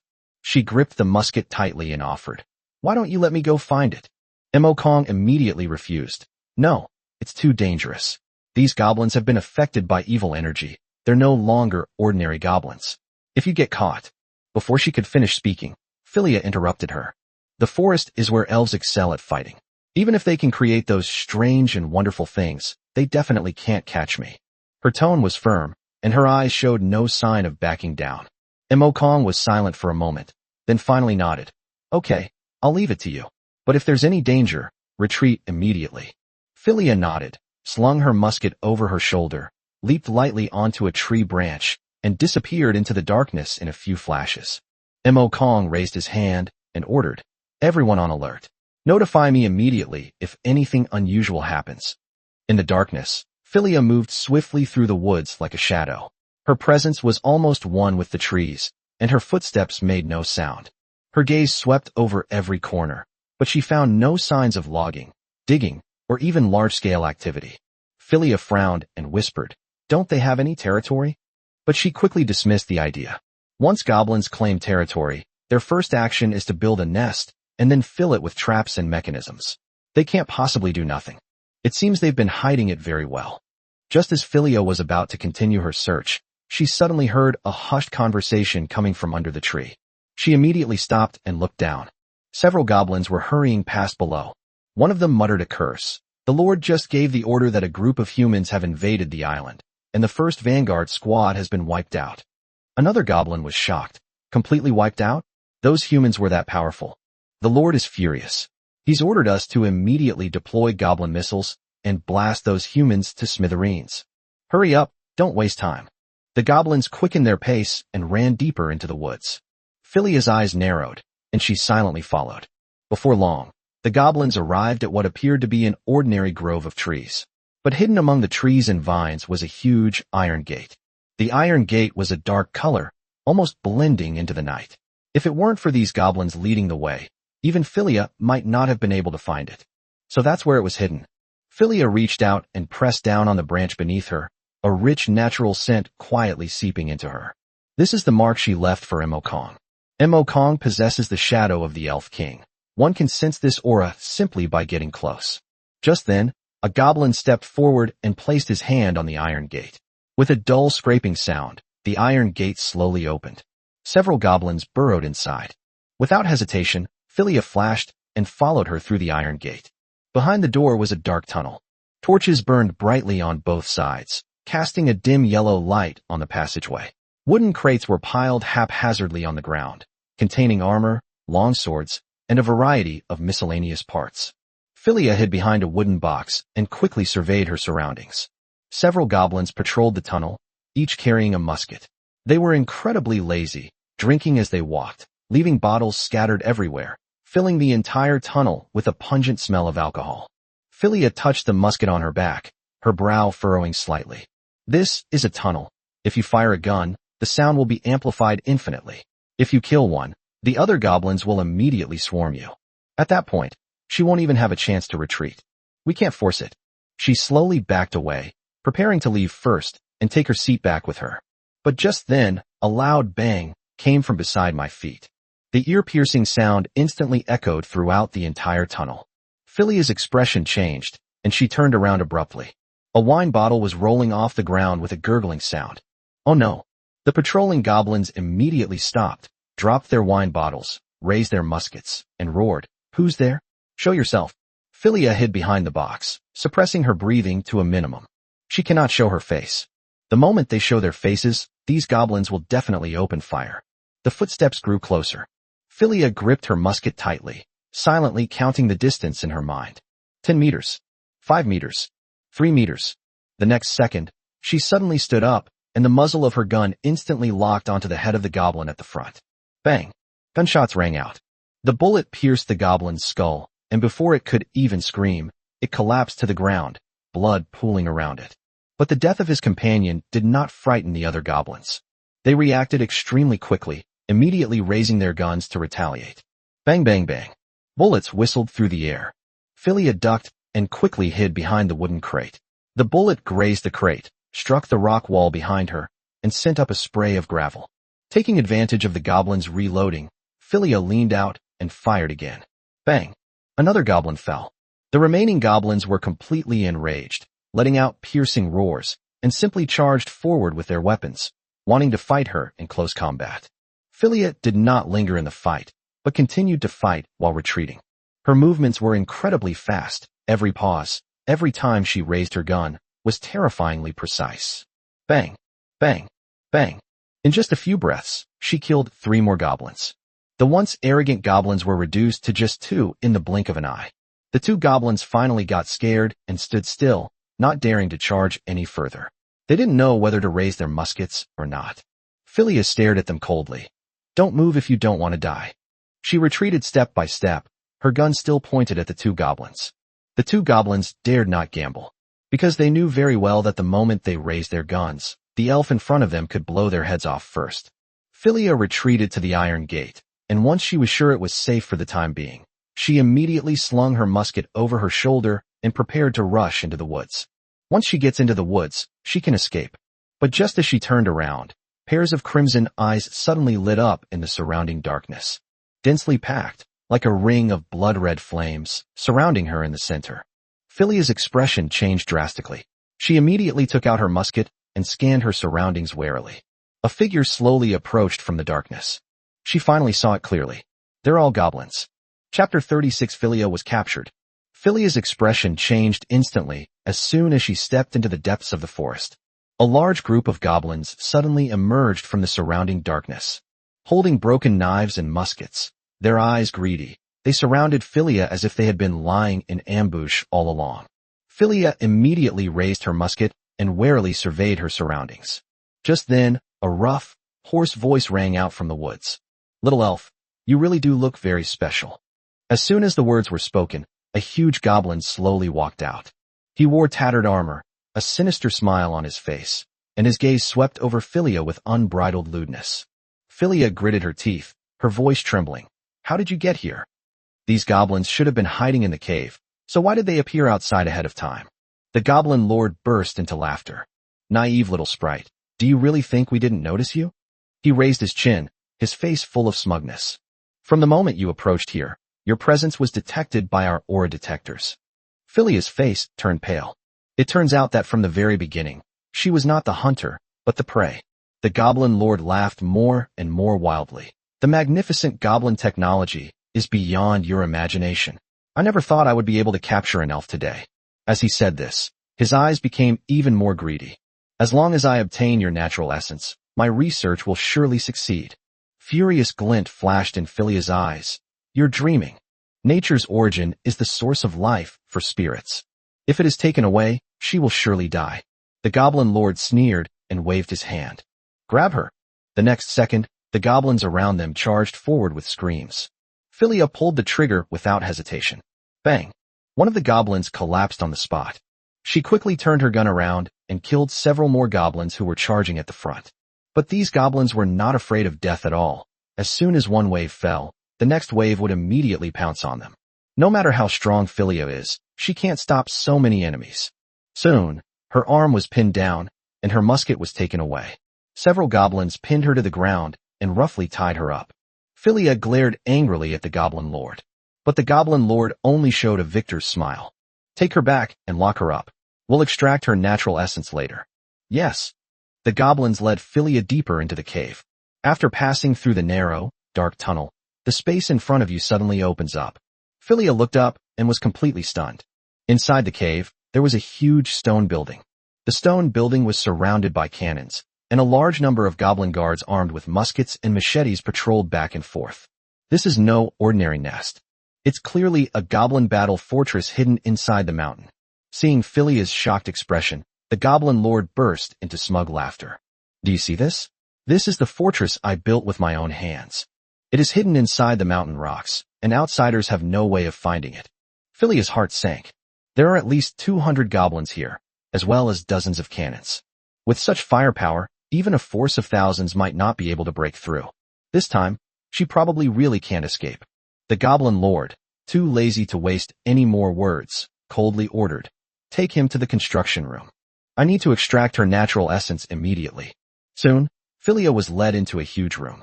It was filled with all sorts of strange machines and tools, many of which she had never even seen before. The most eye-catching thing was the huge crossbow in the center of the room.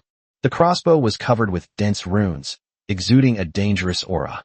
Philia felt a chill run down her spine after just one glance. If she were hit by this thing, she would definitely die. The goblin lord walked over to the crossbow and patted it, as if showing off a treasure. "This is my latest invention, the tracking crossbow. Once the arrow is fired, it will keep tracking the target until the target dies." Philia's expression changed, and she immediately retorted, "Impossible. How could an ordinary crossbow bolt track a target?" She suddenly remembered something halfway through her sentence. "Unless." The goblin lord sneered. "That's right. It's the legendary divine skill of your elven race, the nature's divine arrow." Philia's pupils contracted. "How did you know?" The goblin lord's face was filled with fanaticism. "Nature's divine arrow can imbue the arrow with the power of nature, allowing it to lock onto its target and relentlessly pursue it. Unfortunately, this skill has long been lost, and I'm going to rebuild it. He stared at Philia, his greed barely concealed. Now we only lack one thing, the power of nature. Once I extract your natural essence, I will possess an inexhaustible source of natural power. At that time, this tracking crossbow will be even more powerful than the elven race's nature arrows. The goblin lord laughed maniacally. Philia's face turned deathly pale. She finally understood that the other party had captured her not just to kill her, but to use her as experimental material. She gritted her teeth, and suddenly a green light emanated from her body. The surrounding natural forces began to stir. Don't even think about it. Even if it kills me, I won't let you succeed. She was prepared to risk everything to detonate the very essence of nature. But the goblin lord remained unperturbed and instead took out a black iron lock. The moment the iron lock appeared, the restless natural forces around it were forcibly suppressed. Philia was stunned. What is this? The goblin lord gave a cold laugh. A sealing stone was added inside. With it around, you can't even self-destruct. Philia's heart sank to the bottom. She hadn't expected that this goblin had even prepared this move. Now, she not only can't escape, she doesn't even have a choice about death. The goblin lord fastened the iron chains to her body, his voice icy. Explanation complete. Experiment begins. After saying that, he drew a machete and walked toward Philia with a cruel look in his eyes. Philia slowly closed her eyes. Is she really going to die here? Just as the machete was about to fall. Boom.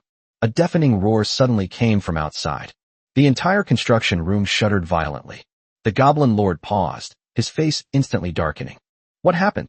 Soon, a goblin rushed in a panic, his voice trembling. My lord, something terrible has happened. Unidentified individuals are attacking the fortress. The goblin lord roared. Useless trash. Just kill them. Don't bother me. The goblin was so frightened that he knelt on the ground. Sir, the enemy's attack is too fierce. We can't hold them off. And it seems they're also accompanied by a monster. The goblin lord's brows furrowed sharply. A monster? Chapter 37, She is my crew member. The goblin nodded repeatedly in fright, his voice trembling. He said a monster tens of meters tall had appeared outside, its body seemingly pieced together from flesh and blood. Most terrifyingly, the monster also had dozens of cannons growing from its body. That bombing just now was launched by it. The goblin soldiers were blasted into the air and couldn't be stopped at all. Upon hearing this, Philia's eyes widened suddenly. She had a vague idea of what was going on. The goblin chieftain's face darkened, and he roared through gritted teeth. Keep a close eye on this elf. We absolutely cannot let her escape. After saying that, he immediately rushed out of the room. As soon as he entered the corridor, he saw the enormous monster in the distance. The thing resembled a human, yet it was not. Its body was entirely composed of fused flesh and blood, with cannons embedded in its limbs and torso. The next second, the artillery fired in unison. The shells whistled down. With a deafening roar, more than a dozen goblins were instantly blasted away and killed on the spot. The goblin leader turned ashen with rage. He only has a few hundred men under his command. If he keeps bombing like this, he'll soon be left with no one. He roared, "Activate the destruction cannon. Blast that monster to pieces." But by this time, the area outside the fortress was in complete chaos. Beneath the giant zombie, Kong led hundreds of zombies forward. Abel respectfully reported, "My lord, the goblins blocking the road have been cleared." Kong nodded, his tone icy. "Zombie soldiers, line up and prioritize killing the goblin musketeers. Zombie pirates, keep charging. Leave no goblin alive." At the command, hundreds of zombie soldiers simultaneously raised their guns. Bang bang bang. A volley of fire sent dozens of goblins crashing to the ground. These goblins usually bully the weak with their weapons, but when they encounter a fearless zombie army, they are instantly routed. Kong looked up at the towering battle fortress, his eyes turning completely cold. He waited a long time, but Philia didn't return. So he personally led the search. Using the shadow of the Elf King's ability to sense the natural elements, he finally found the mark left by Philia. To prevent any unforeseen circumstances, he immediately transformed the zombie giant into its giant form and led all the zombies to attack. The main battlefront was left to able to launch a strong attack, while Kong himself activated the stealth ability of the shadow of the Elf King and silently infiltrated the fortress. On the other side, the goblin leader was still roaring madly. "Where's the destruction cannon? Why hasn't it been deployed yet? A bunch of useless idiots." The subordinate replied with a mournful face. Sir, the warehouse has already fallen. We can't get through it all. The goblin leader was furious. All their heavy weapons were stored in the warehouse, and now that the warehouse has been occupied, it's like they've lost their trump card for a counterattack. He gritted his teeth and asked, just who are they? They're completely different from the group of humans from a few days ago. A few days ago, a group of humans also tried to take advantage of them. As it turned out, that group was pitifully weak and was completely outmaneuvered by the goblins. But things are different now. This time, those who came were unreasonable, fearless of death, and their firepower was ridiculously fierce. A goblin said in a trembling voice, My lord, our detectors cannot detect any life force in them. They don't seem to be alive. The goblin chieftain roared, Bullshit. How could a corpse fire a gun? The goblin quickly explained, Goblin history records that there were necromancers who could awaken corpses. I suspect that the other party was the legendary necromancer. A necromancer? The goblin leader's expression changed. How could a legendary being appear on Log Island? He quickly thought of Philia. Could it be that the necromancer was after this elf? The goblin chieftain's eyes hardened, and he immediately ordered, Summon all surviving goblins to retreat, abandon the fortress, and leave through the secret passage. Also, plant the bombs and blow everything up. Don't leave anything for the enemy. His subordinates hurriedly left. The goblin leader turned and went back into the room. He stared at Philia, who was bound by iron chains, his face horribly grim. That damned necromancer. He came here for you, didn't he? He slowly drew his machete and sneered. I wonder what his expression will be when he sees your corpse. Philia's expression changed, and she struggled desperately. But her whole body was chained up, and her power was sealed, so she couldn't break free at all. The goblin leader approached step by step, his killing intent growing stronger. He had no intention of leaving any survivors. He wanted to kill Philia and then take away her natural essence. Die, you little sprite. The goblin chieftain roared and swung his cleaver down. The blade pierced the air, heading straight for Philia. Philia instinctively closed her eyes, awaiting death. But just as the blade was about to fall, a bone shield suddenly blocked her way. When the cleaver slammed into the bone shield, and the enormous recoil sent the goblin leader staggering back several steps. His eyes widened, and he roared angrily, Who is it? Who dares to stop me? The next second, a cold voice rang out from the doorway. You're not qualified to touch my crew. The goblin leader turned around abruptly. A man holding a skull staff slowly walked in from outside the door. It was Mo Kong. The moment Philia saw him, she froze, and then her eyes reddened. Sir, what brings you here? Mo Kong glanced at her and smiled faintly. Since you are my crew member, of course I won't abandon you. Leave the rest to me. After he finished speaking, he turned to look at the goblin leader. The other party's information immediately appeared before his eyes. Silver level leader, level 18. Skills include crafting, bomb maniac, corruption, as well as auto-aiming cannon, mechanical grappling hook, sealing lock, and full power. Originally, this guy was just the leader of the goblin clan on Log Island, but he was corrupted by evil energy and turned into the berserk person he is now. Mo Kong's eyes narrowed slightly. Another silver level leader. It seems that this time, we should be able to find a lot of good stuff. Chapter 38. This is what you call a salvo of artillery fire. The goblin leader's face was grim as he stared intently at Mo Kong. Human, you have quite the nerve, daring to trespass on my territory. As soon as he finished speaking, he swung his long sword and slashed directly at Mo Kong. Mo Kong remained calm, taking a half step back and raising his hand. A sharp bone spear materialized out of thin air and pierced towards the goblin leader. The goblin leader sneered and pressed the mechanism on his wrist. Click! A mechanical grappling hook suddenly shot out, precisely grabbing the bone spear and forcefully stopping it in midair. Mo Kong narrowed his eyes slightly. It has to be said that with his current strength, it would be quite troublesome for him to fight a silver-level lord alone without the help of the zombie army. But if someone else heard this, they would probably be so angry they'd vomit blood. For an ordinary person to defeat a silver lord, it would require at least a dozen experts working together, and they would have to risk their lives. Mo Kong, who could fight to this extent all by himself, still found it troublesome. The goblin leader, however, was already gloating. Ha! You weak human, you're far inferior to me. After saying that, he took out a weapon that looked like a short-handled musket from his pocket. But the muzzle of this thing is more than twice as big as that of a regular musket. Mo Kong instantly felt himself being locked on. He knew that this was the goblin chieftain's skill, auto-aim cannon.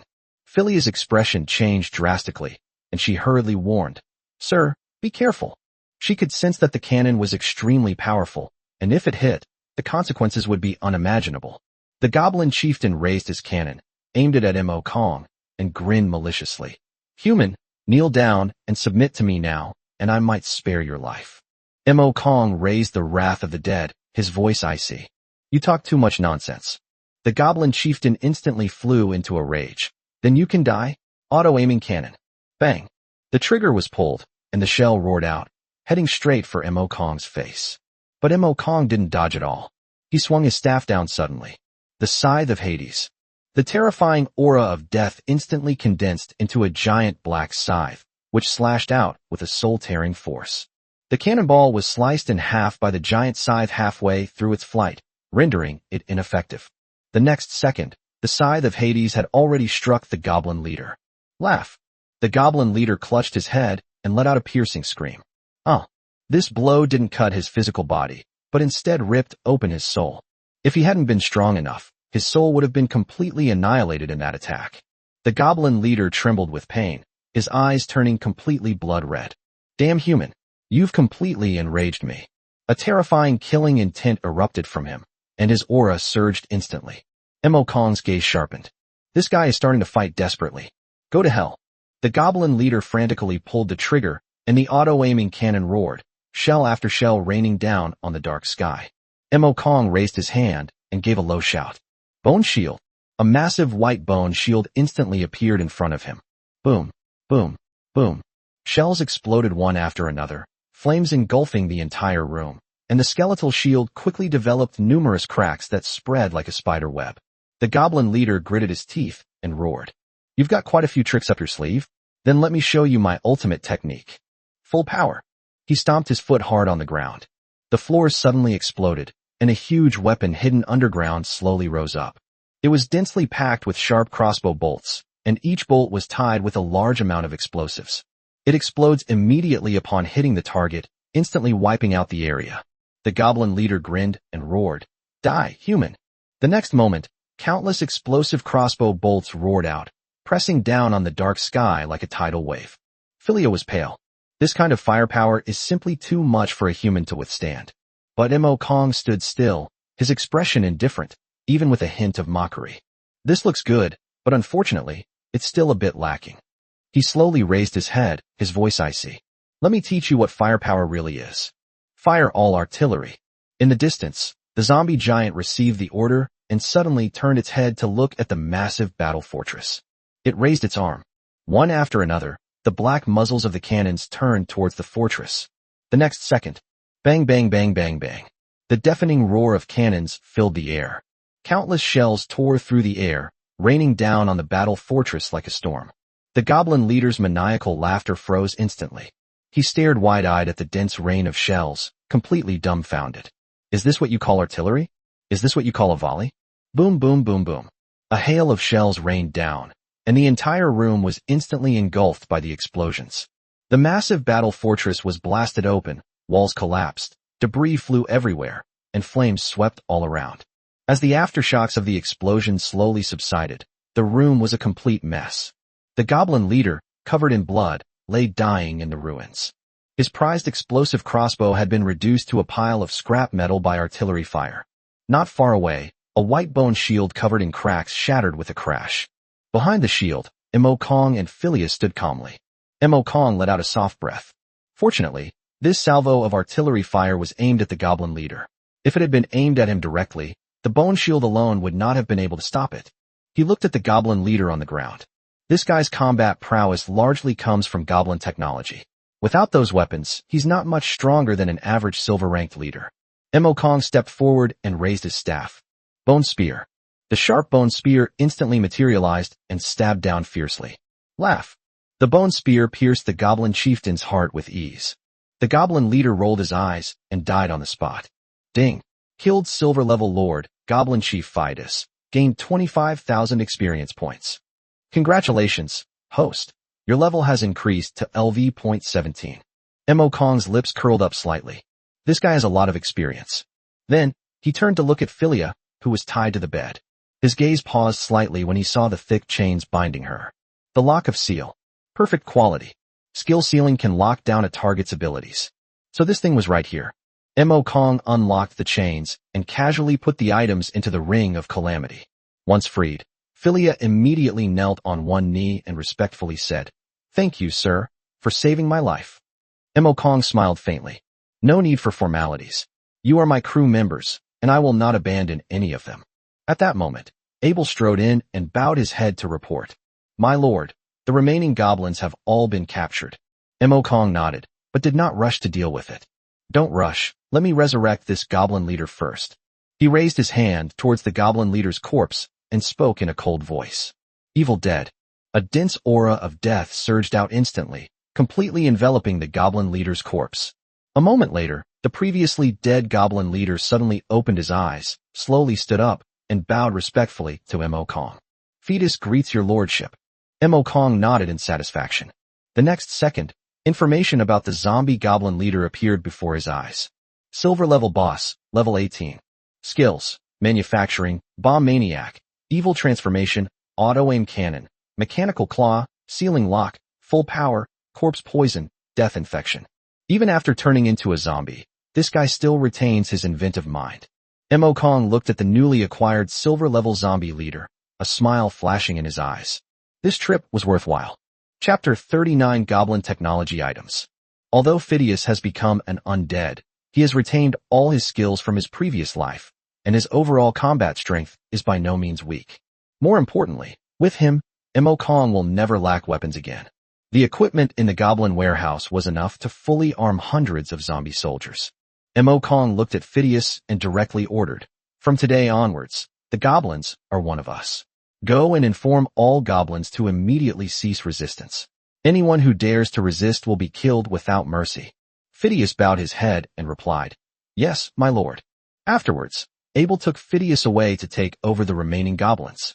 Mo Kong told Philia to go and rest first, while he stayed in the room to search. The recent artillery bombardment has reduced most of the items in the room to rubble. Very little has survived. However, there were 3 machines in the corner that were basically intact. Mo Kong walked towards the first stage. The object has a metal base at the bottom and a sphere embedded on top, but the sphere is partially cracked. He checked the information. Metal detector, damaged. Quality, excellent. Skill, detection, can detect metal within a radius of 500 meters. Description, a detector manufactured using goblin technology. Mo Kong's eyes lit up. Metal is a hard currency in the ancient sea world. Whether it's forging weapons or manufacturing equipment, everything is inseparable from metal. Although this thing is broken, he now has a group of zombie goblins at his disposal, so it shouldn't be difficult to fix it. However, Mo Kong was more concerned about something else. What would happen if goblin technology were corrupted by the aura of the undead scourge? He raised his hand and placed it on the detector. The next second, a dense aura of death erupted, instantly enveloping the entire machine. A system notification sounded. The item has been corrupted by the aura of the undead scourge, causing it to change. A moment later, the deathly aura dissipated. The originally metal detector had been transformed into a stark white, bony structure, cold to the touch. The metal sphere above had even turned into a grotesque skull, a sight that sent chills down one's spine. Mo Kong checked the attributes again. Energy detector. Quality, perfect. Area, 1 kilometer radius. Skill, energy detection, can detect and precisely locate energy sources below the immortal level. Description, the detector modified using goblin technology. Upon seeing this attribute, Mo Kong's eyes lit up instantly. This isn't a simple upgrade. It's a complete change of track. The energy sources include rare ores, gemstones, and various advanced materials. These items are all necessities for manufacturing advanced weapons and special equipment. In the market, a piece of fine-grade rare ore can sell for hundreds of thousands of gold coins, and even if you have the money, you may not be able to buy it. But now, with the energy detector, he can actively search for rare resources hidden underground. This is not a detector. This is practically a money-printing machine. Without hesitation, Mo Kong put the energy detector into the ring of Calamity, and then looked at the second item. That was an explosive crossbow. Phidias had used this weapon before when unleashing full firepower, and its power was terrifying. Mo Kong had thought that one had been destroyed, but he didn't expect there to be a spare one here. He checked the information. Explosive crossbow, damaged. Quality, excellent. Skill, volley, fires 30 arrows carrying bombs simultaneously, which explode violently upon impact. Introduction: a powerful team battle weapon crafted with goblin technology. Kong had just witnessed its power firsthand. A salvo of fire would have an effect similar to bombarding the ground with rockets. If this thing were installed on a ship, its long-range firepower would immediately increase significantly. He reached out again and infused it with the aura of the Undead Scourge. A system notification sounded immediately. The item has been corrupted by the aura of the Undead Scourge, causing it to change. Soon, the explosive crossbow was completely transformed. The original bow arm and arrow slots have all been transformed into a bone structure, and each crossbow bolt has become a sharp bone spike, with eerie green patterns wrapped around its surface, making it look extremely sinister. Kong checks the new attributes. Plague Bone Spur Launcher. Quality: perfect. Skill: Deathly Bone Spikes. Simultaneously launches 30 bone spikes imbued with plague. The spikes explode, creating a plague zone that kills anyone who comes into contact with them within a short time. Skill: Precision Lock-On. Can precisely lock onto the enemy's location and fire. Description: the modified launcher can easily turn enemies into hedgehogs. Kong nodded in satisfaction. This thing is an absolute killer when it comes to dealing with living creatures. The explosion of the crossbow is not terrible. What is terrible is that the explosion brings plague afterward. No living creature is immune to plagues. Finally, Kong walked toward the third item. It was a huge ballista. The crossbow was nearly the size of an adult and was mounted on a chariot. The bolts gleamed coldly, and even from several meters away, Kong could feel the sharp, killing intent emanating from it. He checked the information. Tracking the divine crossbow chariot. Quality: perfect. Skill: Tracking Arrow. After firing a crossbow bolt, it can track the enemy until the enemy dies. Skill: Wind Chaser. Divine arrows imbued with wind attributes, extremely fast, capable of easily piercing through targets. Skill: Form Transformation. Can switch between tank form and repeating crossbow form. Description: a masterpiece by the Goblin Lord Phidias, said to be inspired by the elven divine skill, Nature's Arrow. Kong's pupils contracted. Another perfect item. Although in terms of sheer power, it may not be as powerful as the Dragonbone soul-destroying cannon, but it has tracking capabilities. Once the target is locked, the arrow will not stop until the target is dead. This ability is currently unique to him. Kong felt a surge of anticipation. What would this thing become if it were further modified by the Scourge? He raised his hand and placed it on the tracking crossbow chariot. The deathly aura surged forth, engulfing the entire chariot. A moment later, a brand new device appeared in front of him. The main body of the chariot turned into a pale white skeleton, while the original tracking crossbow transformed into a stone monster resembling a bat.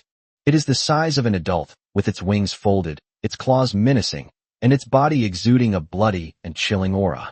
The moment Kong saw it, his heart skipped a beat. He was very familiar with this thing. Gargoyle. He immediately checked the attributes. Gargoyle Summoner. Quality: Immortal. Skill: Gargoyle. Summons a gargoyle to attack the enemy. The gargoyle will continuously entangle the target until one of them is completely killed. Skill: Ghostly Shadow. Gargoyles are extremely fast and can conceal themselves in the dark. Skill: Split. The gargoyle can split into hundreds of smaller gargoyles.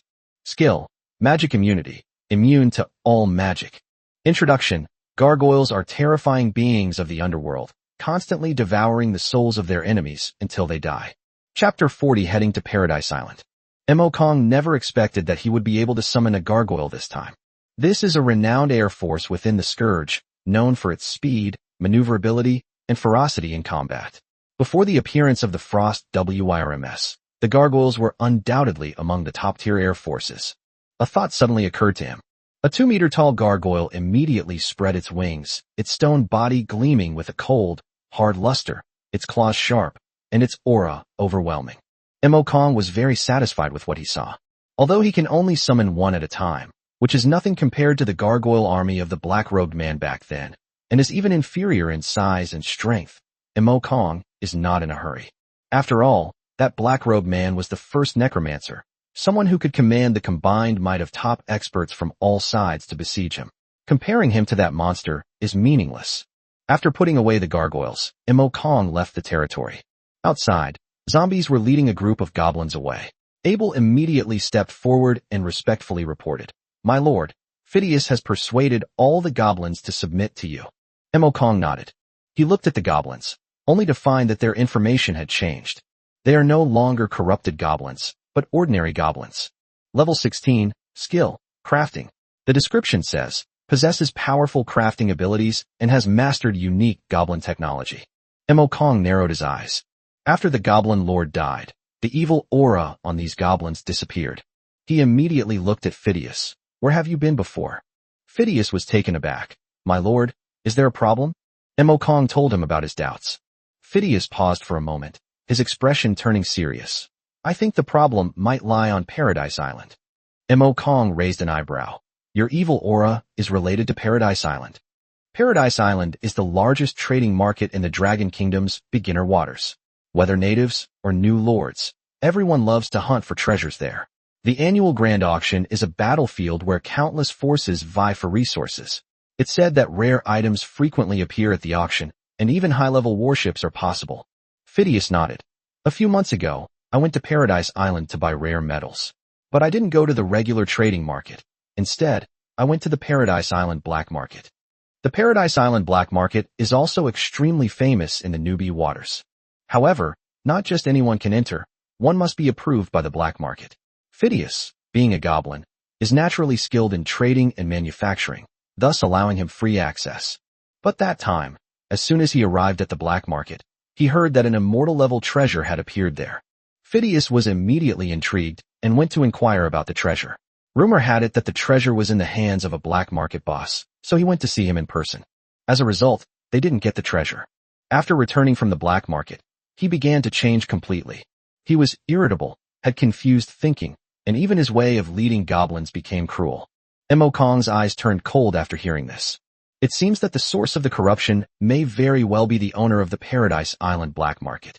Phidias asked cautiously, My lord, are you interested in the source of the evil energy? Kong shook his head slightly. Not interested, just asking. He's more concerned about something else now. Phidias continued. However, Paradise Island is indeed very strange. I've also heard that the island's lord possesses a pearl of the underworld. Before he could finish speaking, Kong interrupted him. The pearl of the underworld god? What's that? Ever since he learned about the mysterious realm of the underworld, he has never let go of anything related to the god of the underworld.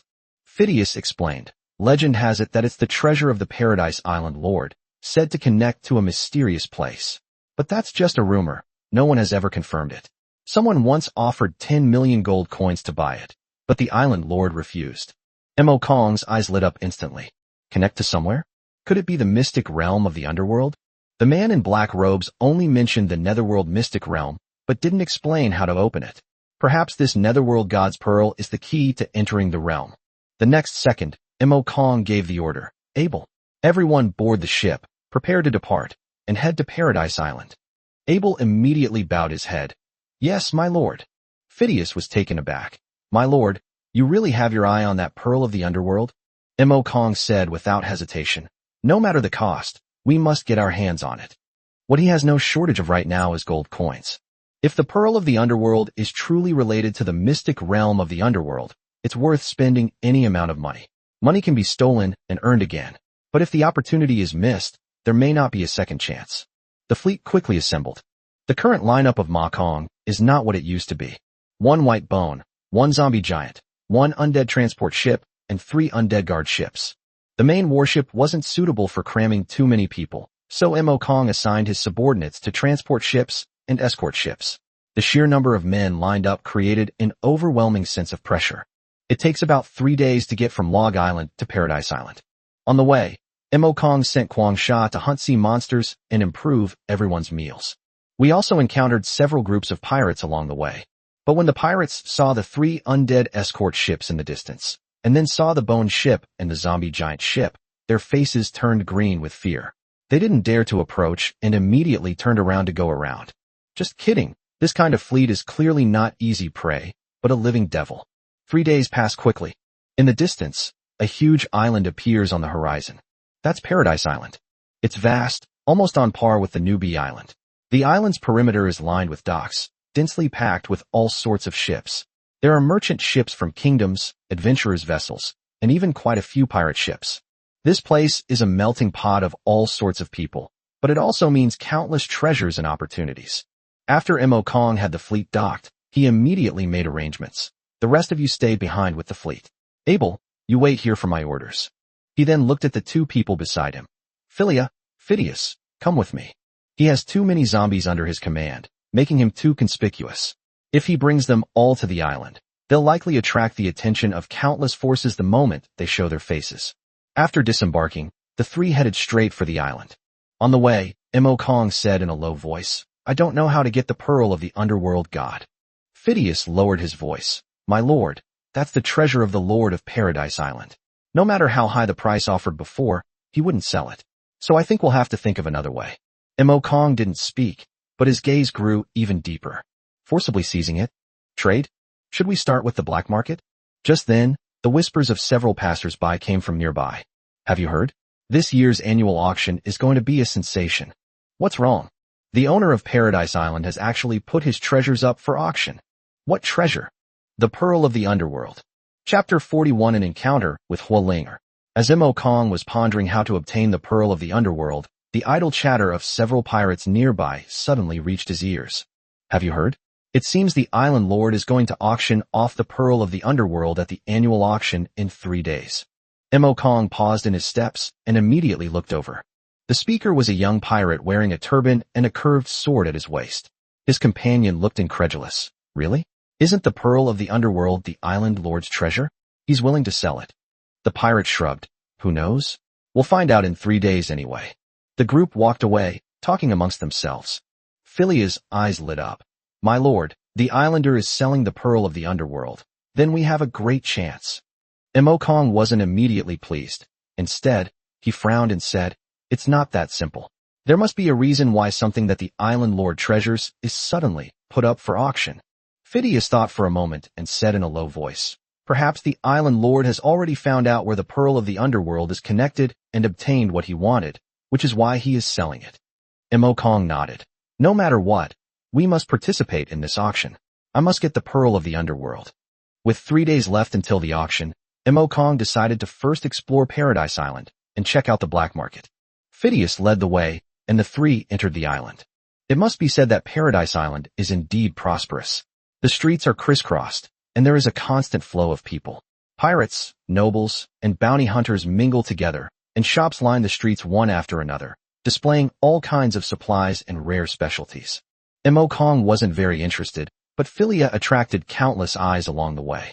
Elves are rare to begin with, let alone Philia, who is exceptionally beautiful. The pirates' eyes were filled with undisguised greed as they looked at her. If it weren't for Paradise Island's strict prohibition against indiscriminate attacks, they probably would have pounced on her long ago.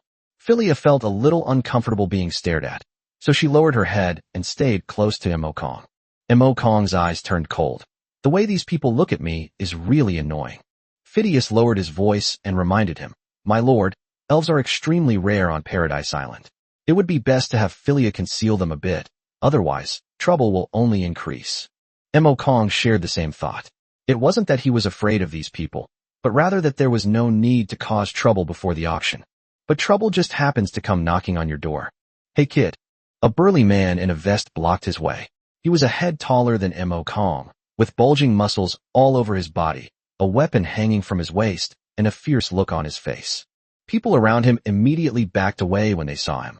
Isn't that Ed, the first mate of the Angry Shark pirate crew? That kid's finished. It's no wonder that you'd attract attention if you paraded around Paradise Island with your elves. What a pity. If this elven beauty were mine, I'd gladly give up 10 years of my life. The discussion continued.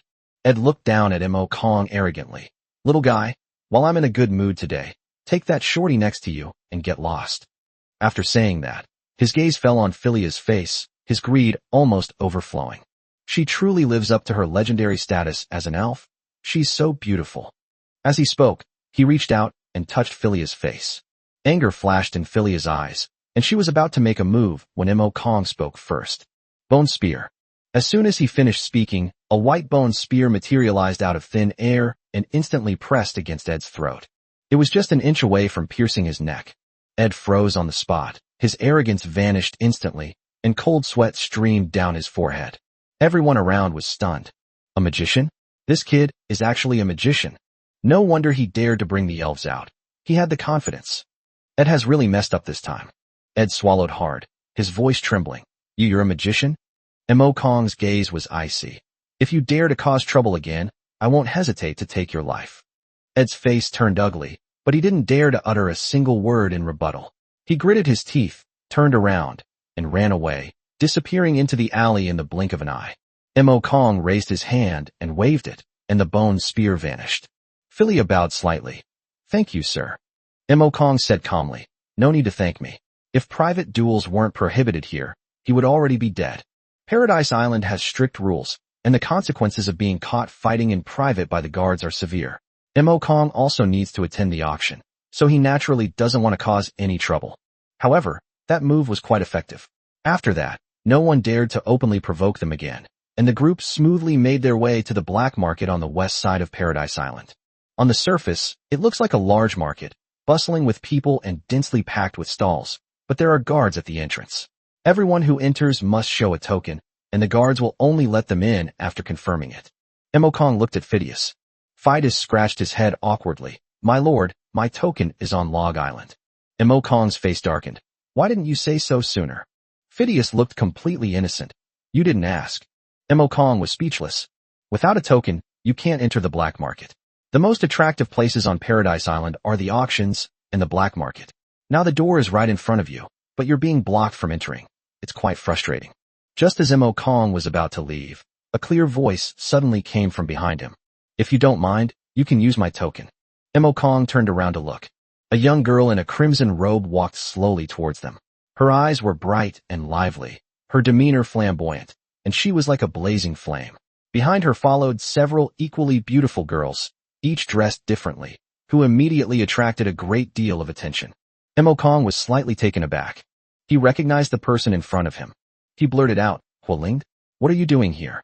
Chapter 42 Energy Detector. Huolinger walked quickly to Mo Kong, and the two were so close that they were almost only a fist's width apart. A faint, sweet fragrance wafted over, making Mo Kong feel slightly uneasy. Philia, standing beside him, immediately became alert, her gaze fixed on Huolinger, clearly disliking the girl who had suddenly approached. Huolinger, on the other hand, was very generous and said with a smile, Paradise Island is the place with the most treasures. Of course, I came here to hunt for treasures. After saying that, she took out a pitch-black token from her bosom. The token bears only 2 large, blood-red characters, heaven. It looks simple, but it has an indescribable eeriness about it. Huolinger waved the token. This is a black market pass. It only costs 10,000 gold coins. Didn't you know? Mo Kong scratched his head awkwardly. He really didn't know.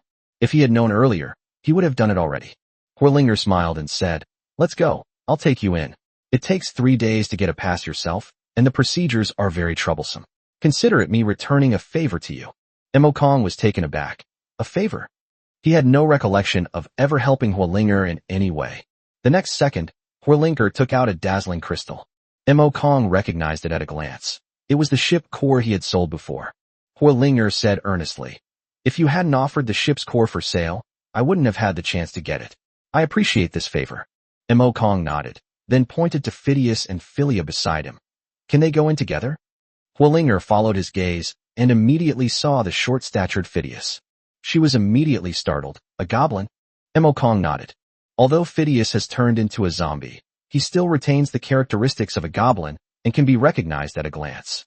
Huolinger's gaze towards Mo Kong instantly changed, her face filled with envy. Where did you find a goblin? I'd like to find a goblin to help me build my new ship. Mo Kong did not respond. He knew very well that if Huolinger knew there were hundreds of goblins on his ship, she would probably go crazy on the spot. Immediately afterwards, Huolinger looked at Philia. When she saw Philia's pointed ears and those emerald green eyes, she was completely stunned. An elf? She's with you too? Mo Kong nodded again. Huolinger was genuinely envious this time. What kind of luck do you have? You have goblins and elves? Aren't elves already rare? Philia instinctively took a half-step back, hiding half her body behind Mo Kong, her eyes still wary. Mo Kong thought she was scared, so he whispered to comfort her. Don't worry. Her name is Huolinger. She's my friend. He then briefly recounted how Philia had been captured by the Azure Kingdom and how he had rescued her.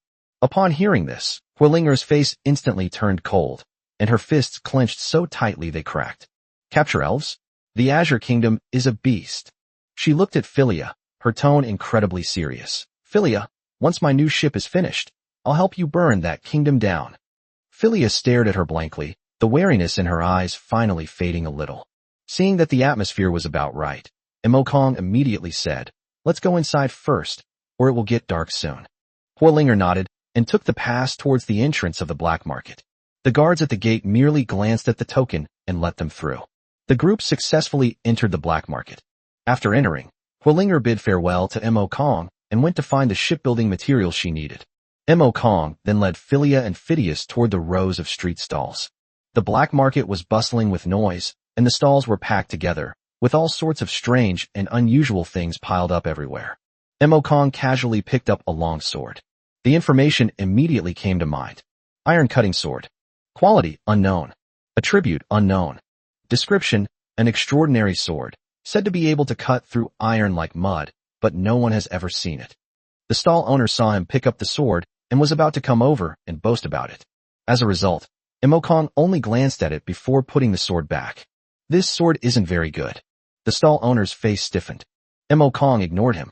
He discovered that his detection abilities were restricted in this black market. He could only see vague descriptions and couldn't even discern the quality and attributes. Clearly, this is a rule deliberately set by the ancient sea world. Otherwise, if players relied on scouting to find bargains everywhere, the black market would have been in chaos long ago. Imokong continued walking forward. We looked at each stall one by one. After more than 10 minutes, he had seen a lot of things, but none of them appealed to him. There are indeed treasures here, but there are far more pitfalls. At a glance, there are thousands upon thousands of stalls. If you really had to distinguish them one by one, how long would it take? Imokong frowned and asked, Phidias, are there really treasures in this black market? Phidias scratched his head somewhat awkwardly. My lord, there are indeed treasures in the black market, but it all depends on your eye for them. Many sellers will package trash as treasures, and once the transaction is completed, any problems that arise are none of their business, and you can't hold them accountable. Imokong's brows furrowed even more. Isn't this just gambling on jade? If you buy the right one, you'll make a fortune. If you buy the wrong one, you deserve it. Philia sighed. If only there were something that could detect it. Upon hearing this, Imokong's eyes suddenly lit up. Detection? Doesn't he happen to have an energy detector? Maybe it will come in handy here. Imokong led the two to a less crowded corner and ran his finger across the ring of Calamity. The next second, a device the size of a palm appeared in his hand. The instrument had a peculiar shape, resembling a small toy, with a skull in the center. Philia was somewhat frightened. Sir, what is this? Phidias stared at it for a moment and couldn't help but say, This thing does look a bit like my metal detector. Imokong smiled mysteriously. Good stuff. He pressed the switch. The skull's eye sockets slowly glowed red. Immediately afterwards, a virtual light screen unfolded above the instrument. A simplified map appeared within the light screen. On the map, a small green dot represents their location. Around the small green dot, there are also countless other light spots. These light spots are different colors and different sizes. Blue is the smallest, orange is brighter, and red is the most eye-catching. Philia and Phidias were completely stunned. They had absolutely no idea what the light screen was displaying. Imokong understood instantly. This is the black market map. Those points of light likely represent the strength of the energy contained within the object. Imokong's eyes lit up immediately. With this, while others are still relying on luck to find bargains on Taobao, he can already use radar to sweep up goods. Let's go check out the nearest blue light spot first. He tucked the energy detector into his pocket and quickly led Philia and Phidias toward the nearest point of light. Before long, they arrived at an inconspicuous street stall. The stall was filled with various odds and ends, worn-out rings, broken knife handles, blackened stones, and a few inconspicuous trinkets. Imokong's gaze swept quickly across the area. He quickly identified one of the pendants. The moment he looked at the pendant, the energy detector in his pocket began to heat up slightly. The red light in the skull's eyes grew brighter and brighter. Chapter 43 Black Market Treasure Hunt. People are making a fortune.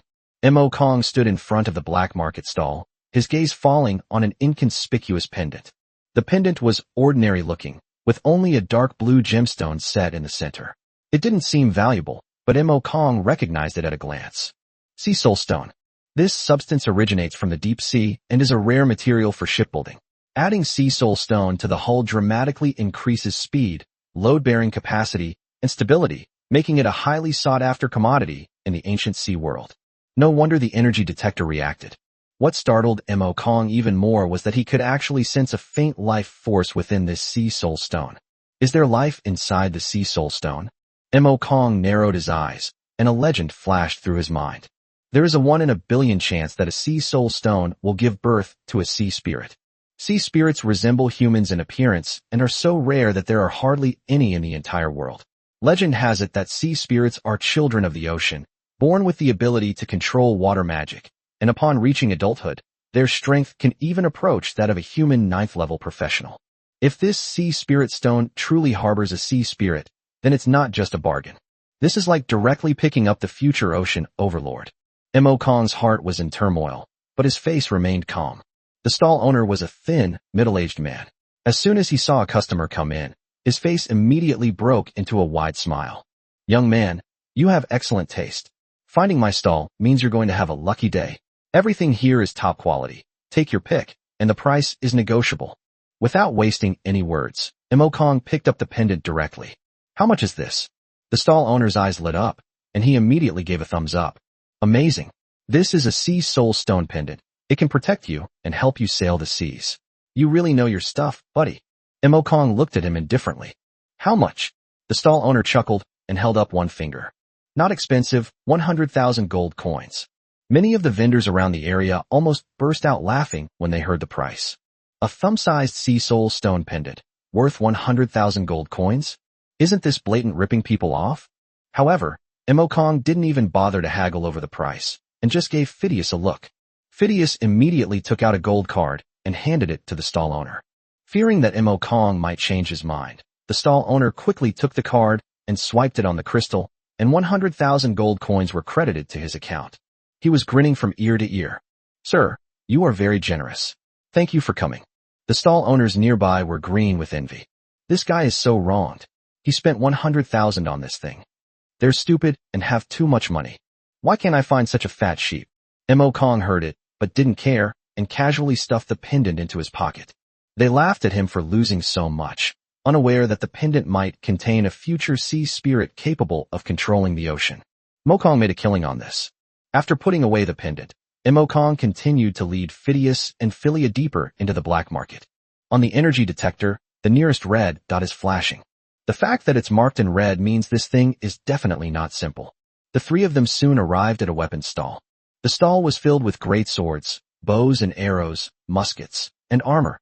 All kinds of weapons and armor were available. Unfortunately, they were all broken and rusty, some with broken blades, some with cracked armor, looking no different from scrap metal. Passers-by didn't even bother to look at it. The stall owner was a man in his 50s, lying on a chair, squinting in the sun, with an attitude of take it or leave it. Mo Kong glanced around and frowned slightly. What good stuff could there be here? As soon as he finished speaking, the uncle suddenly opened his eyes and sat up. Young man, don't talk nonsense if you're ignorant. Everything here is top-quality equipment, and there are even perfect-grade items.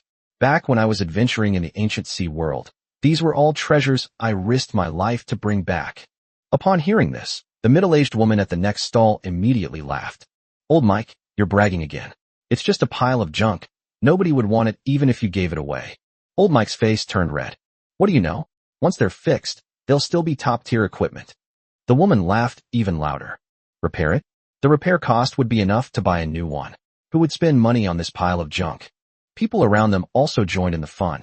Old Mike was so angry he couldn't speak. He could only glare at them. Just then, Mo Kong suddenly spoke. I want everything you have here. In short, the area around the stall instantly fell silent. Everyone looked at Mo Kong as if he were an idiot.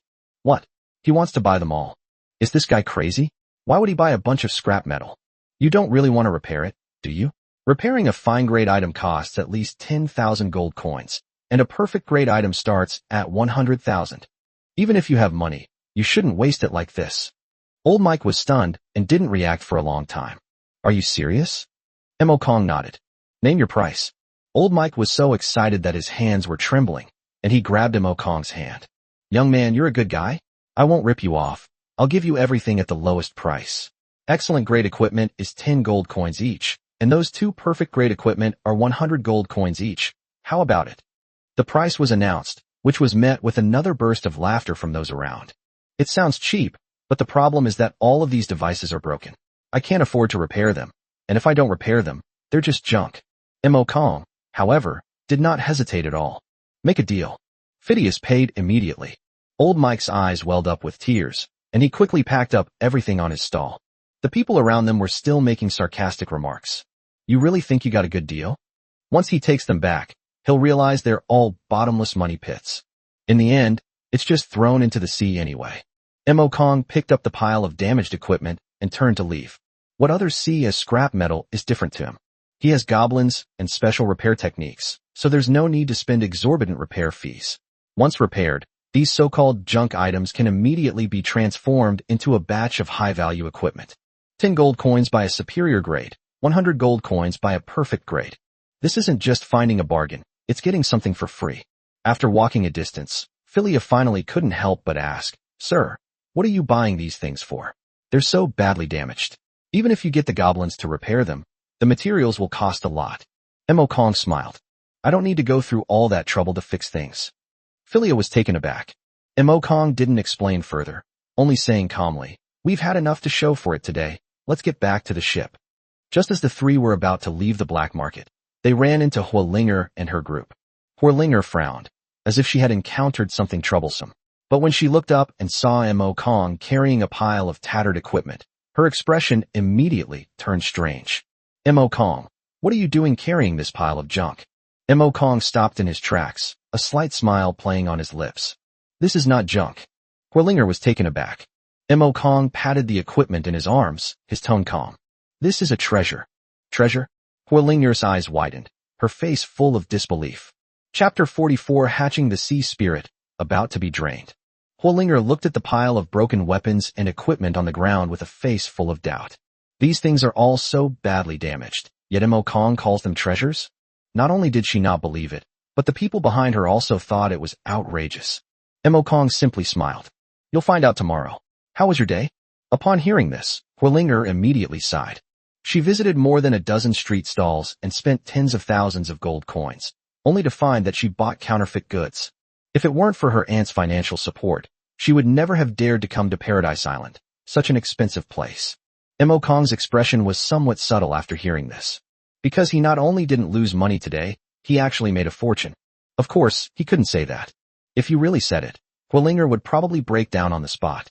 At this moment, Huolinger suddenly asked him, Mo Kong, do you have any way to find rare materials? Mo Kong's eyes flickered. Fearing he would refuse, Huolinger quickly added, If you can help me, I can give you a reward. Mo Kong was pragmatic. What kind of compensation? He won't do anything that doesn't bring him any benefit. Beautiful women are no exception. Huolinger gritted her teeth, as if she had made a great decision, and handed over a skill book. Mo Kong took a look, and his expression changed instantly. Dance of the Water Elements. Quality, perfect. Class, Water Mage. Description, temporarily transforms the ground into a water area, where water element deals significant damage to enemies. Damage is increased in areas rich in water element. Perfect grade skill book. And it's a magic skill. In the ancient sea world, the drop rate of skill books is ridiculously low. An average player might kill sea monsters their whole life and never see a single one. Not to mention magic skill books, which are the most valuable type of item. If you were to sell this book, it would fetch at least tens of millions of gold coins. Mo Kong looked at Huolinger. Are you sure? This book isn't cheap. Huolinger nodded.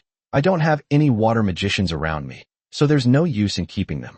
I think it's worth it to exchange a skill book for the materials of a superb warship. Mo Kong understood her thoughts. In the early stages, the value of a well-equipped warship is immeasurable. So he nodded. Okay, see you here again at 10 o'clock tomorrow morning.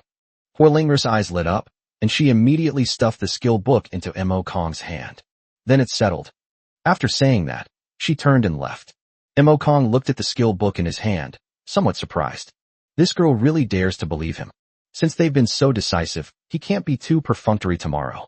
He put the skill book and the pile of damaged equipment into the ring of Calamity, then turned and walked towards the dock.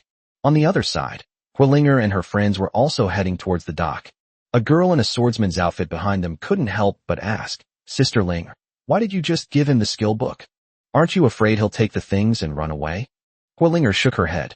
I believe he is not that kind of person. Seeing her firm stance, the others could only shut up. Soon, Mo Kong returned to the captain's cabin. The most important thing right now is not the skill book, nor the materials for tomorrow. It was the Sea Soul Stone pendant. He took the pendant out and placed it on the table. A deep blue light immediately spread out, turning the entire captain's cabin into a deep sea blue. Mo Kong stared at the pendant, his brows furrowed. Hai Ling is inside. The problem is, how do I summon her? He had only heard that sea spirits were rare and powerful, but no one had ever told him how to hatch them. Mo Kong pondered for a moment, then tentatively asked, Open sesame? The pendant did not react at all. He changed it again. Prajnaparamita, open. Still no movement. O omnipotent water elemental, please open the Sea Soul Stone. It remained quiet. Mo Kong tried every secret code he could think of, but the Sea Soul Stone wouldn't give him any face. He couldn't help but twitch his lips. Isn't this a scam? The treasure is right in front of you, but you can only look at it and can't use it? Just as he was staring at the Sea Soul Stone in a daze, a flash of inspiration suddenly appeared in his mind. Blood. Wasn't it only when the Ring of Calamity came into contact with his blood that the Undead Calamity system was activated? Maybe this thing will fall for it too. Thinking of this, Mo Kong bit his finger and dripped the blood onto the Sea Soul Stone. The next second, the blood was instantly absorbed. Moreover, the faint life force within the Sea Soul Stone had noticeably strengthened. Mo Kong's eyes lit up. It works. He immediately continued to drip blood. 1 drop, 2 drops, 3 drops. Time passed little by little. A dozen minutes later, Mo Kong's face was as pale as paper, and he felt weak all over. But Hai Ling still didn't come out. Mo Kong, leaning on the table, almost cursed out loud. Holy crap, is this going to drain me dry? If this continues, he'll be gone before Hai Ling hatches. He decisively prepared to bandage his wound and wait until he recovered before doing anything else. But just then, a delicate little girl's voice suddenly rang in his mind. Daddy, I want more blood. Mo Kong was suddenly stunned. Who's calling him? He immediately looked around, but there was no one else in the captain's cabin except him. Could it be that excessive blood loss has caused auditory hallucinations? The next second, the sound rang out again. Daddy, could you give me just a little bit of blood? This time, Mo Kong was certain. The sound came from the Sea Soul Stone. In other words, the spirit inside him is already able to communicate with him mentally. Mo Kong stared at the pendant and asked, You want blood, and you can get it out? Inside the Sea Soul Stone, the little girl's voice was pitiful. Yes, please give me some more blood, Daddy. The sound of Dad sent chills down Mo Kong's spine. But having come this far, it's impossible to give up halfway. He gritted his teeth and pressed his injured finger directly onto the Sea Soul Stone. The next instant, a terrifying suction force suddenly came. The Sea Soul Stone was like a monster that had been starving for countless years, frantically devouring his blood. Mo Kong's expression changed drastically.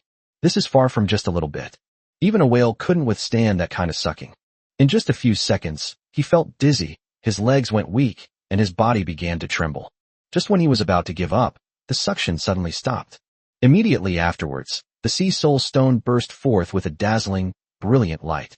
The entire captain's cabin was instantly illuminated as if it were daytime.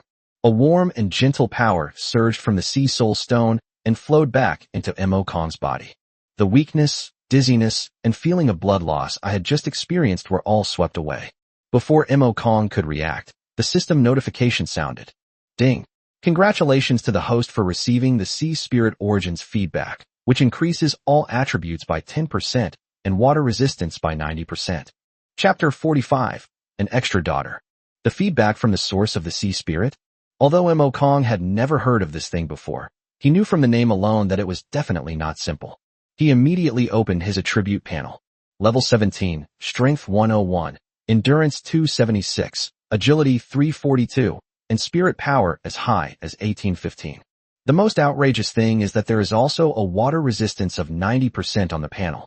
Mo Kong was stunned on the spot.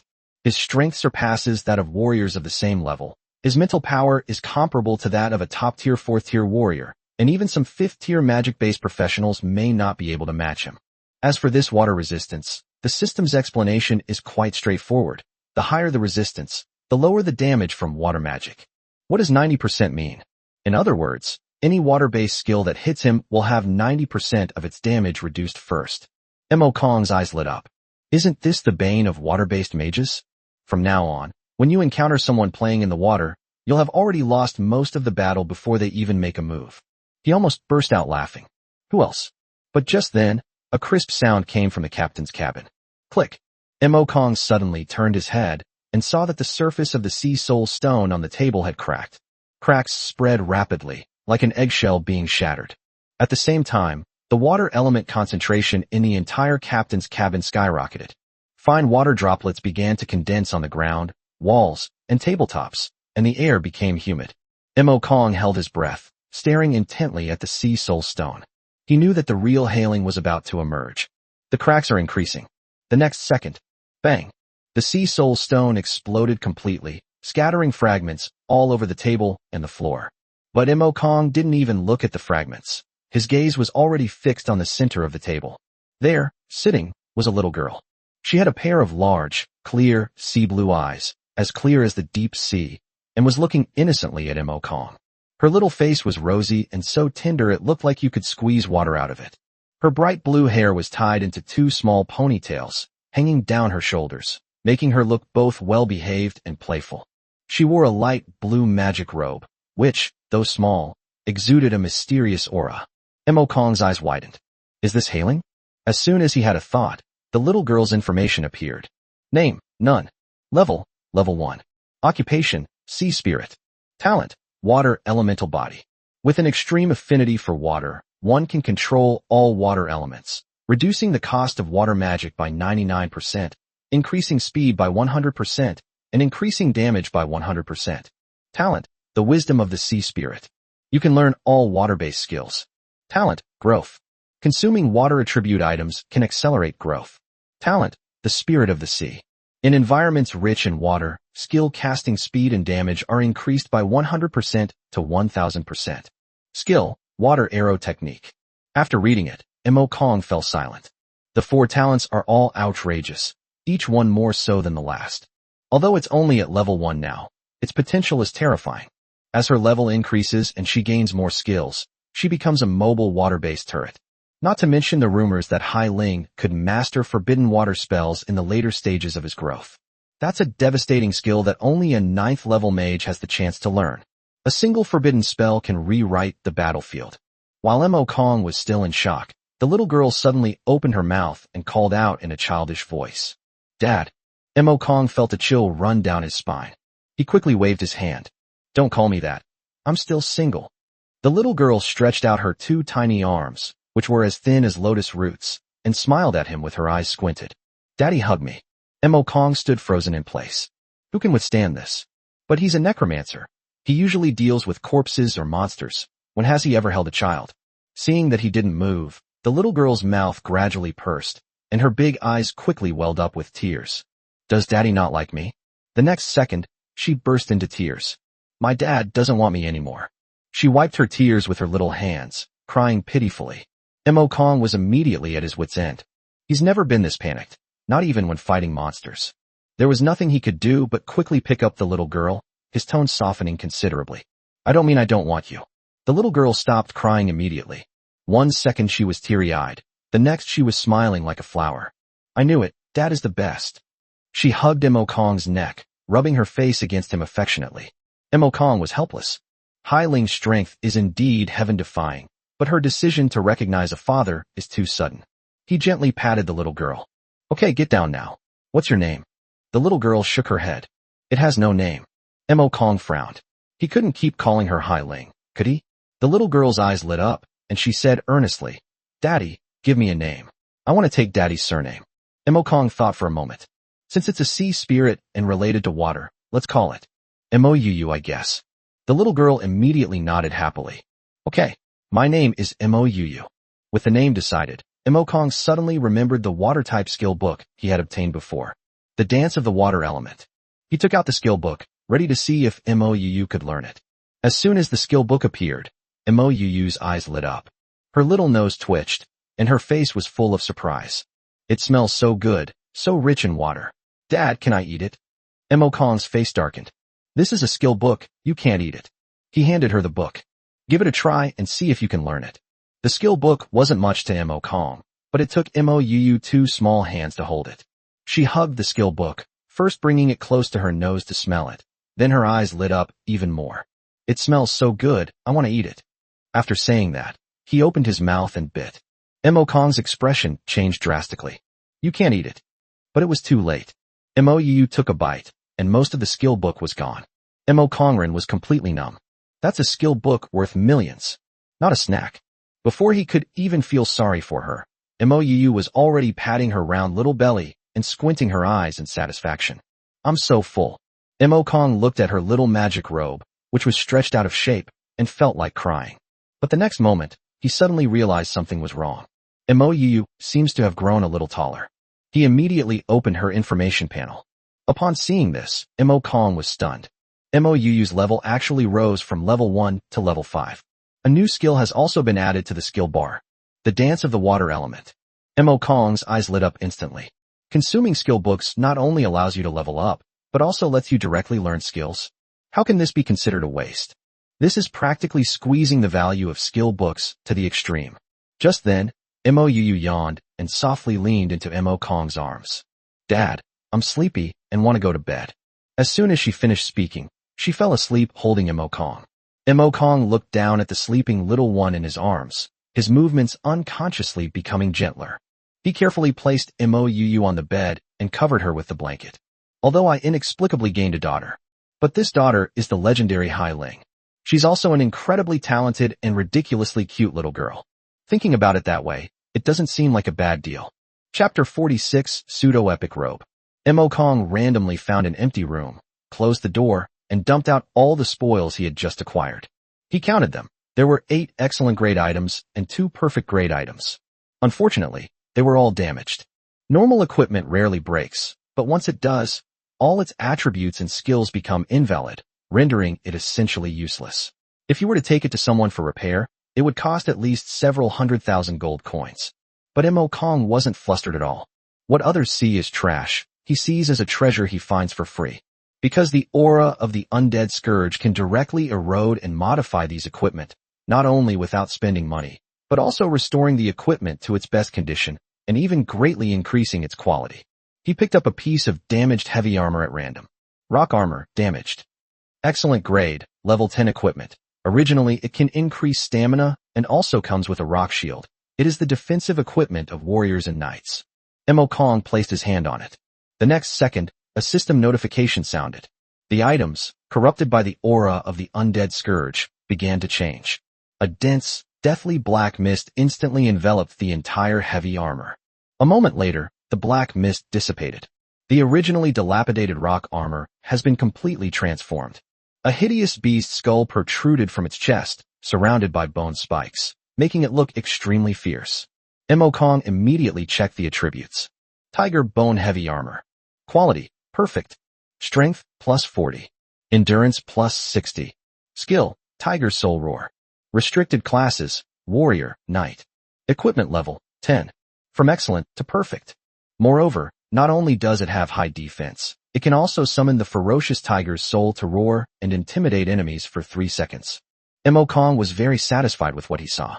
If you were to sell this, it would fetch at least tens of thousands of gold coins, and if you encountered a wealthy newbie warrior, it could sell for hundreds of thousands. For a newbie, this kind of equipment would be usable until their second or even third job advancement. A great start. Kong put the heavy armor aside and picked up the broken longbow. Wind Shadow Longbow, damaged.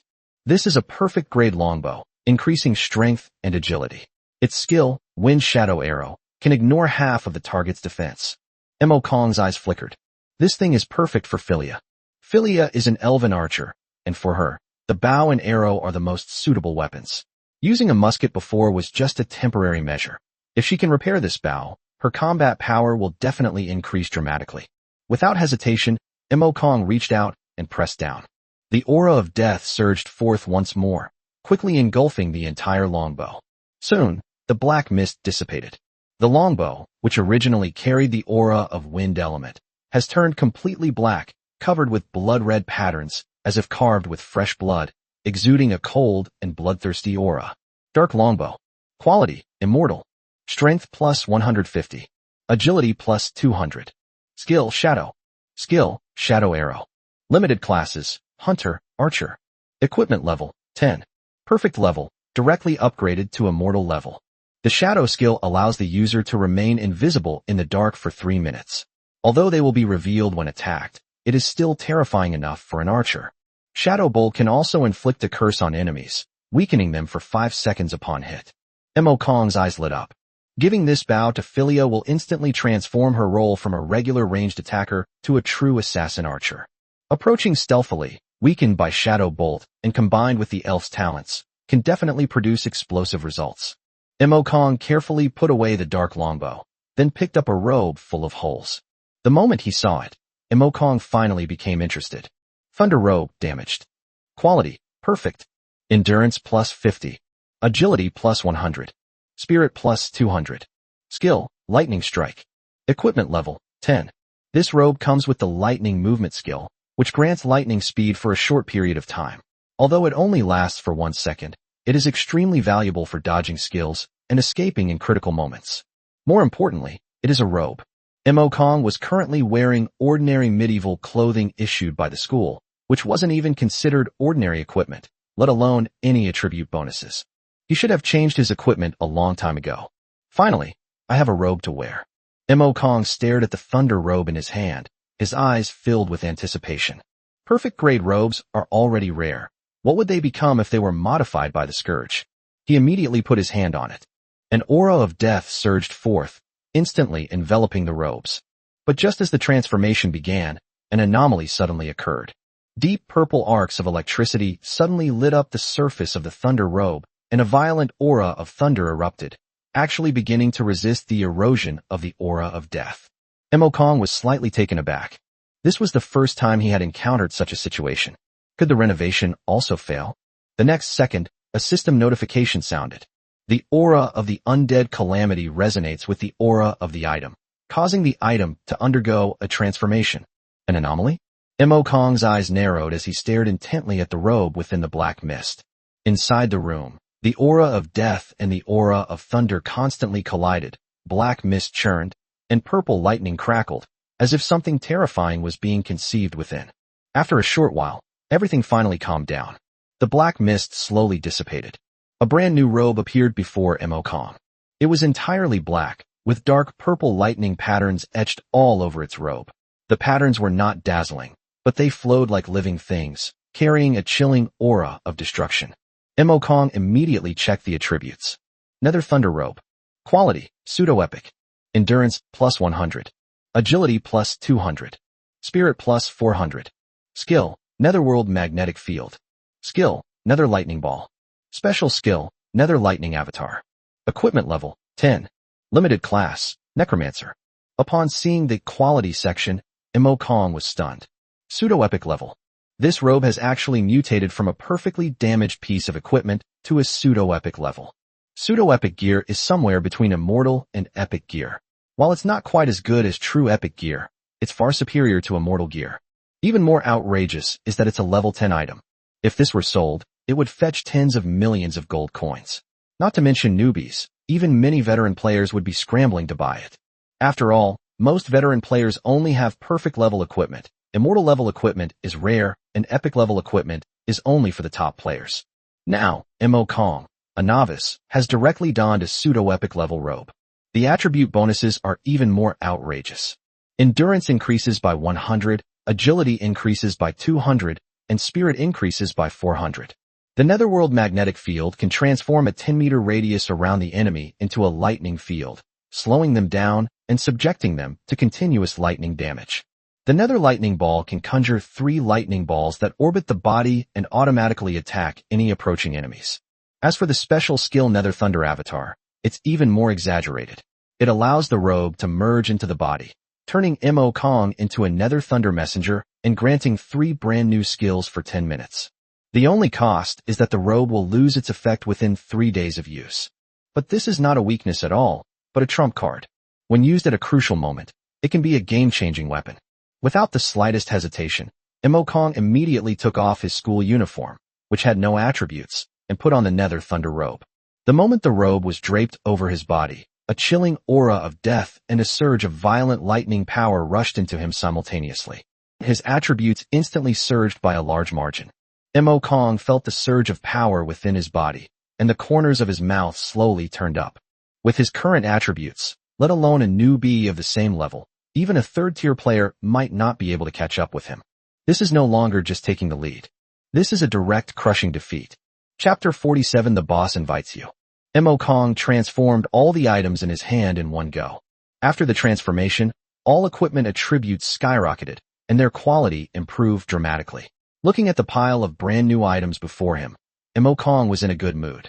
If Abel and his men were equipped with this gear, their combat effectiveness would definitely double.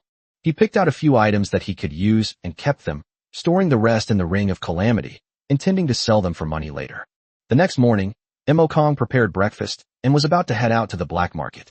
Before the door was even opened, a small hand grabbed the hem of her clothes. Mo Yu looked up at her with a pout and said aggrievedly, "Daddy, where are you going? Don't leave Yu alone." Mo Kong said helplessly, "Yu, be good. It's dangerous outside. Wait for me on the boat. Daddy will bring you something delicious when he comes back." "No, I want to go too." Mo Yu immediately raised her little fist. "I can protect myself, and I can protect Daddy." The little guy wouldn't let go no matter what. Seeing that time was running out, Mo Kong had no choice but to take her with him and head towards the black market. When he arrived at the entrance of the black market, Huolinger and the others were already waiting there. "Sorry I'm late." Mo Kong was dressed in a long black robe, adorned with lightning runes, giving him a mysterious and aloof appearance. Huolinger and the other girls couldn't help but steal a few more glances. Huolinger smiled and said, "We just arrived too." At this moment, Mo Yu peeked out from behind Mo Kong and waved sweetly, "Hello, sisters." Several girls were instantly charmed and immediately surrounded her. Huolinger's eyes lit up. "So cute. Mo Kong, is she your sister?" Before Mo Kong could explain, Mo Yu spoke up seriously. "No, he's my dad." "Dad?" Huolinger and the others were all stunned, turning to look at Mo Kong with shock in their eyes. You have a daughter?" Huolinger's tone was a little off. Mo Kong was in a real bind. Mo Yu was a sea spirit, and this matter absolutely could not be exposed.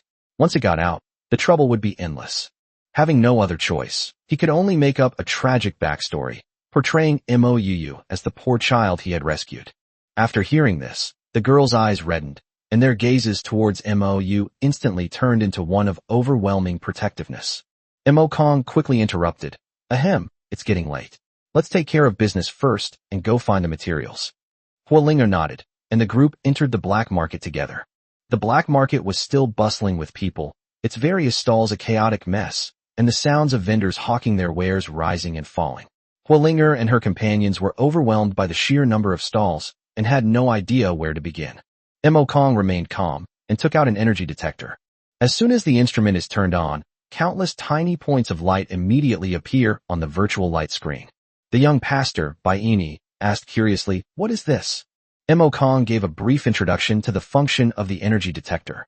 The girl's eyes widened in surprise upon hearing this. The female swordsman Lin Yueqian exclaimed in surprise, "It can detect energy sources?" Mo Kong nodded and pointed to the light screen, saying, "That's right, different colors represent different levels. The highest is red." Huolinger immediately became excited and pulled him away, saying, "Then what are we waiting for? Let's go quickly, or someone else will snatch it away." Following the location of the red dot, the group traveled through various twists and turns until they arrived at a secluded alley. Deep in the alley, there is an inconspicuous little stall. The stall was pitifully small and in an extremely hidden location. If it weren't for the energy detector, a normal person would never have noticed it. Lin Yueqian frowned. Can such a small stall really have high-quality materials? Huolinger also had some doubts. Mo Kong remained calm. The instrument is accurate. Let's go take a look. As the group approached the stall, Huolinger glanced at it, and her pupils instantly contracted. On the stall, there was a piece of deep-sea silver the size of a human head. Such a huge piece of sunken silver from the deep sea. Huolinger almost cried out in surprise. Deep-sea sunken silver is a top-grade material for building ships. It's lightweight, high strength, and can even withstand some magical attacks. Even a fist-sized piece can sell for hundreds of thousands of gold coins. This piece of land in front of us is worth at least several million. Unfortunately, Huolinger didn't have much money.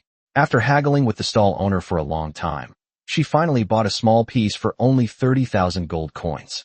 Even if it's just a small piece, it's already a huge profit. Next, Mo Kong continued to use the energy detector to take them on a shopping spree. He discovered several hidden stalls one by one, acquiring a string of high-grade materials. Huolinger grew increasingly excited as she bought, her eyes practically sparkling. With these materials, plus the core of a superior-class warship, she has every chance to build a top-tier warship among the superior-class ships. The group had made a great haul and were preparing to leave the black market. Suddenly, several burly men stepped out from the crowd. Armed with scimitars and muskets, they moved with incredible speed, surrounding Mo Kong and his companions in the blink of an eye. Upon seeing this, passers-by immediately scattered in fear, afraid of getting into trouble. Mo Kong frowned slightly, his cold gaze sweeping over the group. "Who are you?" The burly man leading the group stepped forward, his tone cold and hard. "Our boss would like to invite you over." "Who is your boss?" "I can't say more." Huolinger's face darkened, and she immediately stood in front of Mo Kong, saying, "No, he is our companion." As soon as he finished speaking, the burly men around him simultaneously raised their muskets, pointing them directly at Huolinger and her companions. If they dare to move, the other side will open fire immediately. Huolinger gritted her teeth in anger, and the fire element around her began to surge, instantly raising the temperature in the air. The atmosphere suddenly became extremely tense. At this moment, Mo Kong suddenly spoke up. "Fine, I'll go with you." Huolinger exclaimed anxiously, "Mo Kong, these people don't look like good people at all. You can't go." Mo Kong remained calm. "Don't worry, nothing will happen. You all go back first." He then looked at the burly man in the lead. "Also, help me get you to my boat, pier number 25. She knows the way." Mou immediately hugged his arm tightly and shook her head desperately. "No, Daddy, I want to go with you." The burly man leading the group clearly had little patience and said coldly, "Then take them all with you to save trouble." Huolinger wanted to say something, but Mo Kong shook his head at her. He glanced down at Mou, then looked up at the burly man, a slight smile playing on his lips. "Let's go, lead the way." The burly man leading the group nodded and turned to walk deeper into the black market. The others surrounded Mo Kong and Mou, sandwiching them between them, as if afraid he would escape. But what they didn't know was that Mo Kong showed no sign of panic throughout the entire ordeal. Chapter 48 Water Magician. A few minutes later, Mo Kong and Mou were led into a luxurious mansion. This place was clearly not ordinary. A dozen or so guards stood at the entrance, each a burly man carrying weapons. Even more outrageous, there were several mages in robes inside the courtyard. Mo Kong glanced at it and already knew what was going on. This black market boss is someone of high status. Soon, the burly man leading them led them into the study. In the study, a middle-aged man dressed in aristocratic attire sat behind a desk, flipping through a book. Beside the desk leaned a staff, its top adorned with a lustrous, light blue gemstone, clearly a fine piece. The burly man bowed respectfully. "Boss, the person has been brought." The middle-aged man didn't even look up. "Go down." "Yes."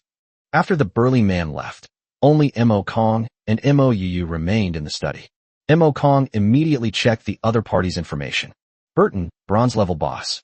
Class, water mage. Level, unknown. Skill, unknown. Introduction, unknown. Bronze level leader? This was the first time Mo Kong had encountered a leader of this caliber. Those he'd met before were mostly silver level. But when he saw the words, water mage, he felt reassured. Water system? That's really like walking into a trap. Burton finally raised his head, his gaze first falling on Mo Kong, then sweeping over Mou beside him, and chuckled. "Why did you bring a little girl with you? She's quite cute." Then, his face darkened, and he cut to the chase. "I'm not going to waste words with you. Hand over your treasure, and I can let you go." Mo Kong pretended not to understand. "What treasure?" Burton sneered. "Don't pretend. Every move you make in the black market is under my watchful eye. You think I don't know?" Mo Kong's eyes turned slightly cold. "So, you're the black market boss?" "That's right." Burton stood up, his tone threatening. "My men are everywhere outside.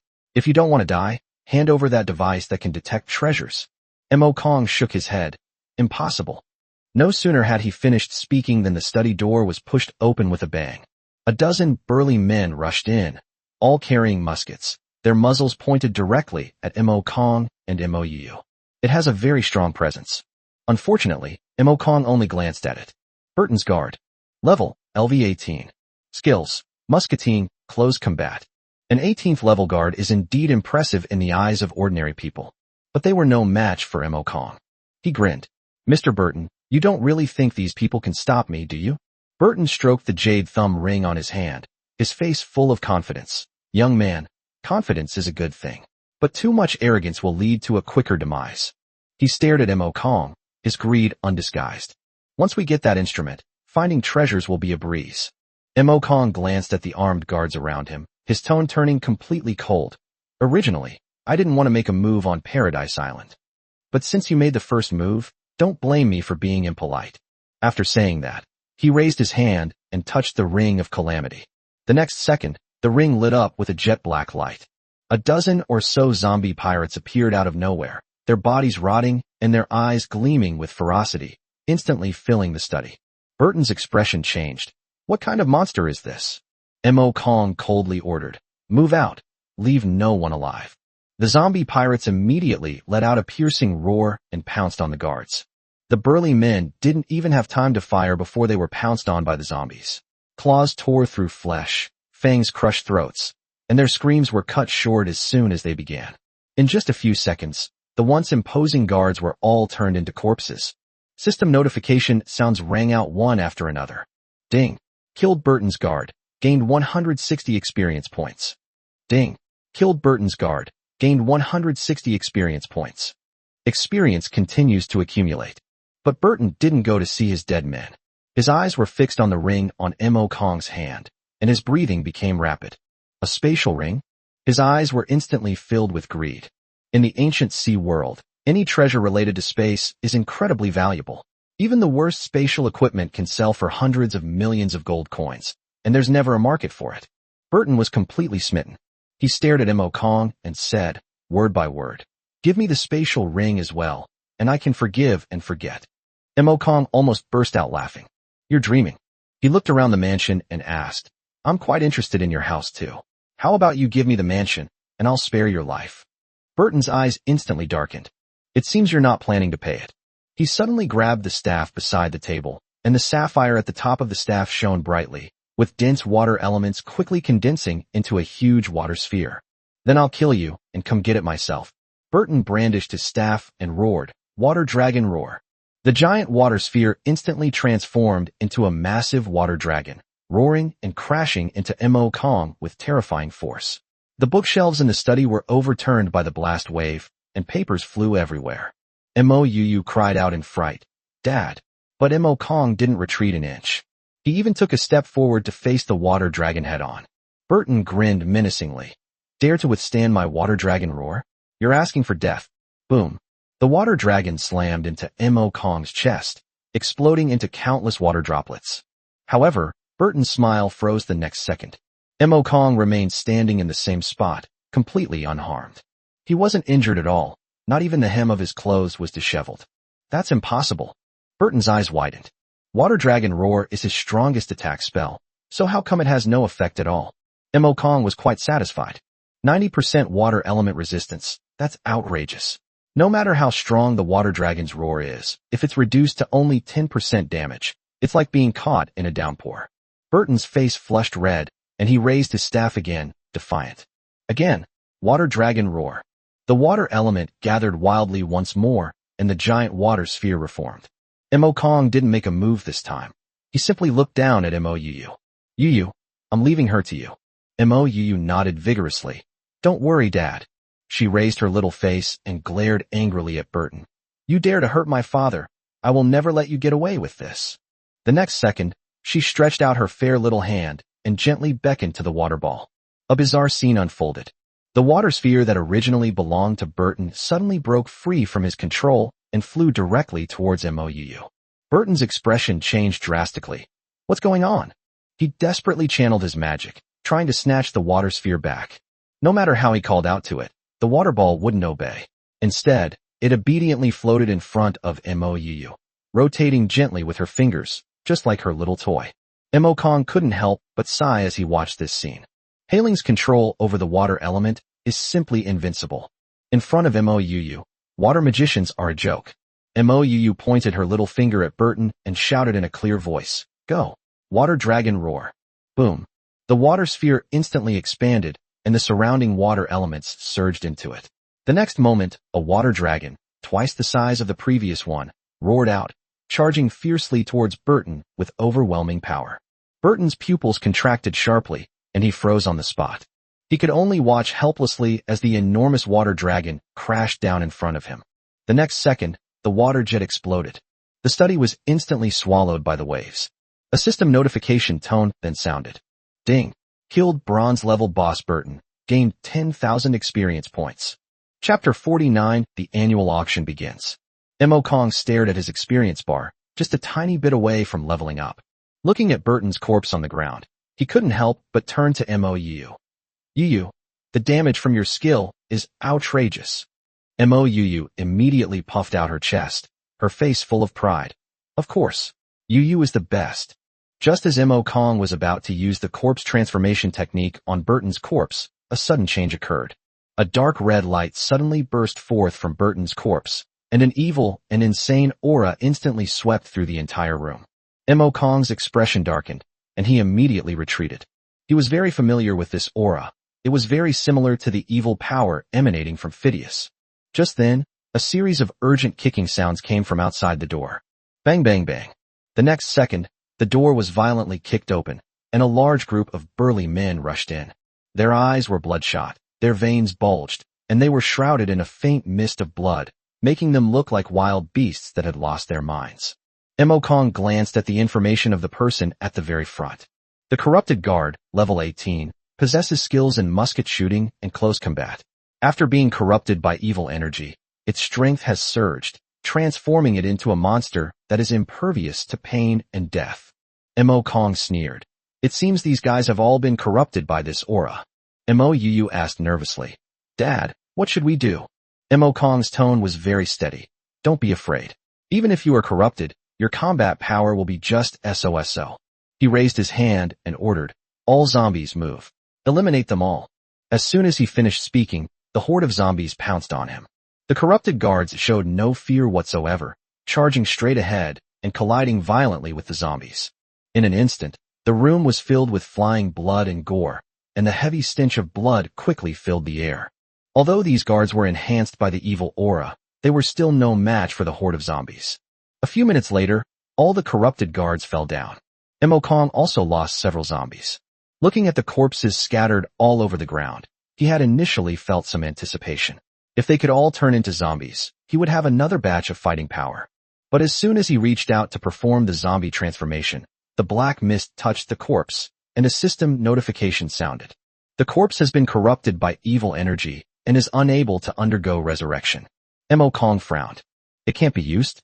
He felt a pang of regret that the corpses were being wasted. However, since things have come to this point, we have no choice but to give up. He then began ransacking the room. Unfortunately, there weren't many treasures here. He only found some ancient books and rare metals, which he casually put into his ring of Calamity. Just then, Mo Kong turned to look at the staff and froze instantly. Mo Yu had already removed the blue gem from the top of the staff and swallowed it whole. She patted her tummy contentedly.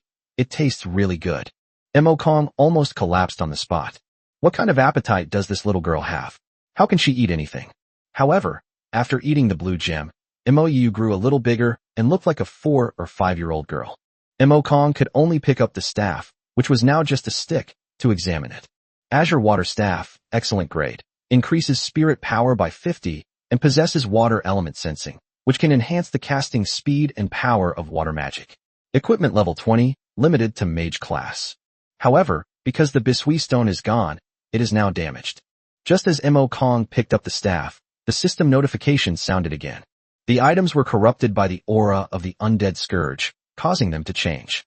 The next second, a dense aura of death completely enveloped the staff.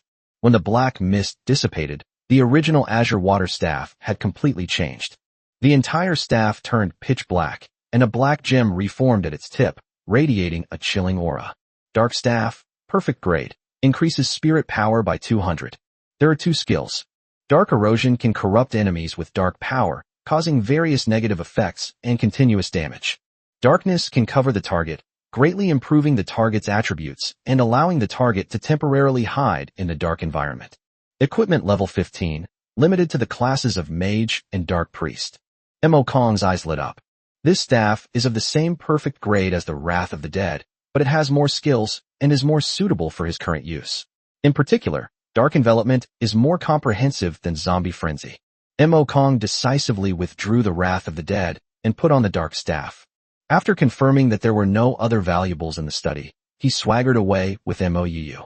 No sooner had they left than a phantom figure appeared in the room. The man, dressed in a white robe and holding a white cane, quietly observed the mess on the ground. It really is the aura of death. The necromancer has really arrived. This is really something to look forward to. Mo Kong originally thought that Burton's death would cause a huge commotion on Paradise Island. But when he returned to the White Bone and waited all day, there was nothing unusual outside. During this time, Huolinger and the others came to see him once. After confirming that he was safe, they also prepared to leave Paradise Island. Mo Kong rested peacefully, waiting for the annual auction to begin. Time passed quickly. The Paradise Island annual auction officially began at 2 p.m. Mo Kong had already prepared the tickets and headed straight to the auction house. He didn't bring Philia this time. After all, her elf identity was too conspicuous, and it could easily attract trouble in a place like this. So, those accompanying him were Burton and Phidias. As for Mou, she kept insisting on going along, and Mo Kong couldn't refuse her, so he had no choice but to bring her along. Soon, the group arrived at the entrance of the Paradise Island auction house. The auction house is located in the very center of Paradise Island, and its exterior resembles a huge palace, which is incredibly grand. A large number of guards stood at the entrance, each dressed in armor and carrying weapons, maintaining a tight security. Looking at the building in front of him, Mo Kong couldn't help but sigh. This auction house is really luxurious. Phidias explained, Paradise Island Auction House is the largest auction house in this sea area, so it's definitely not ordinary. Mo Kong's eyes lit up with anticipation. I wonder what good things I can buy inside. They walked to the main gate, showed their tickets, and received number tags. As soon as he entered the auction hall, Mo Kong was taken aback by the number of people inside. The entire venue was enormous, yet it was already packed with people. At a rough estimate, there were at least nearly 10,000. The surrounding area was filled with the cacophony of voices, so loud it was almost unbearable. Mo Kong frowned. There are too many people. Burton respectfully replied, My lord, the annual auction is held only once a year, and almost everyone in the entire sea who wants to buy treasures will come. Mo Kong nodded. No wonder it's so lively. The group then found their seats and sat down. The auction is about to begin. Chapter 50 The Corpse of the Abyss Crab. At exactly 2 p.m., the lights in the auction hall suddenly went out. The once noisy hall fell silent instantly. Everyone's attention was drawn to the spotlight in the center of the stage. On the stage stood a woman in a bright red, low-cut dress, with a stunning figure and a captivating smile. The moment she appeared, almost every man in the room was glued to her. The woman was clearly used to this kind of scene. She picked up the megaphone and spoke in a sweet voice. Good afternoon, distinguished guests. I am Alice, the host of today's Paradise Island annual auction. This auction features a total of 21 items, each of which is a carefully selected treasure. She paused deliberately at this point, her smile deepening. In addition, we have a special guest with us today. As soon as he said that, the audience erupted in an uproar. Special guests? We didn't have this segment before. Could it be some important person? For someone to be specially introduced by the Paradise Island auction house, their identity must be extraordinary. Everyone stared at the stage, waiting for the answer. Alice raised her hand to signal for silence, then announced loudly, Next, please welcome the Lord of Paradise Island, the Great Light, Priest Adrian. As soon as he finished speaking, a middle-aged man slowly walked out from backstage. He was dressed in a white robe, holding a white cane, with a gentle smile on his face, looking both holy and kind. But as soon as he appeared, the entire audience erupted in uproar. The owner of Paradise Island has actually come in person.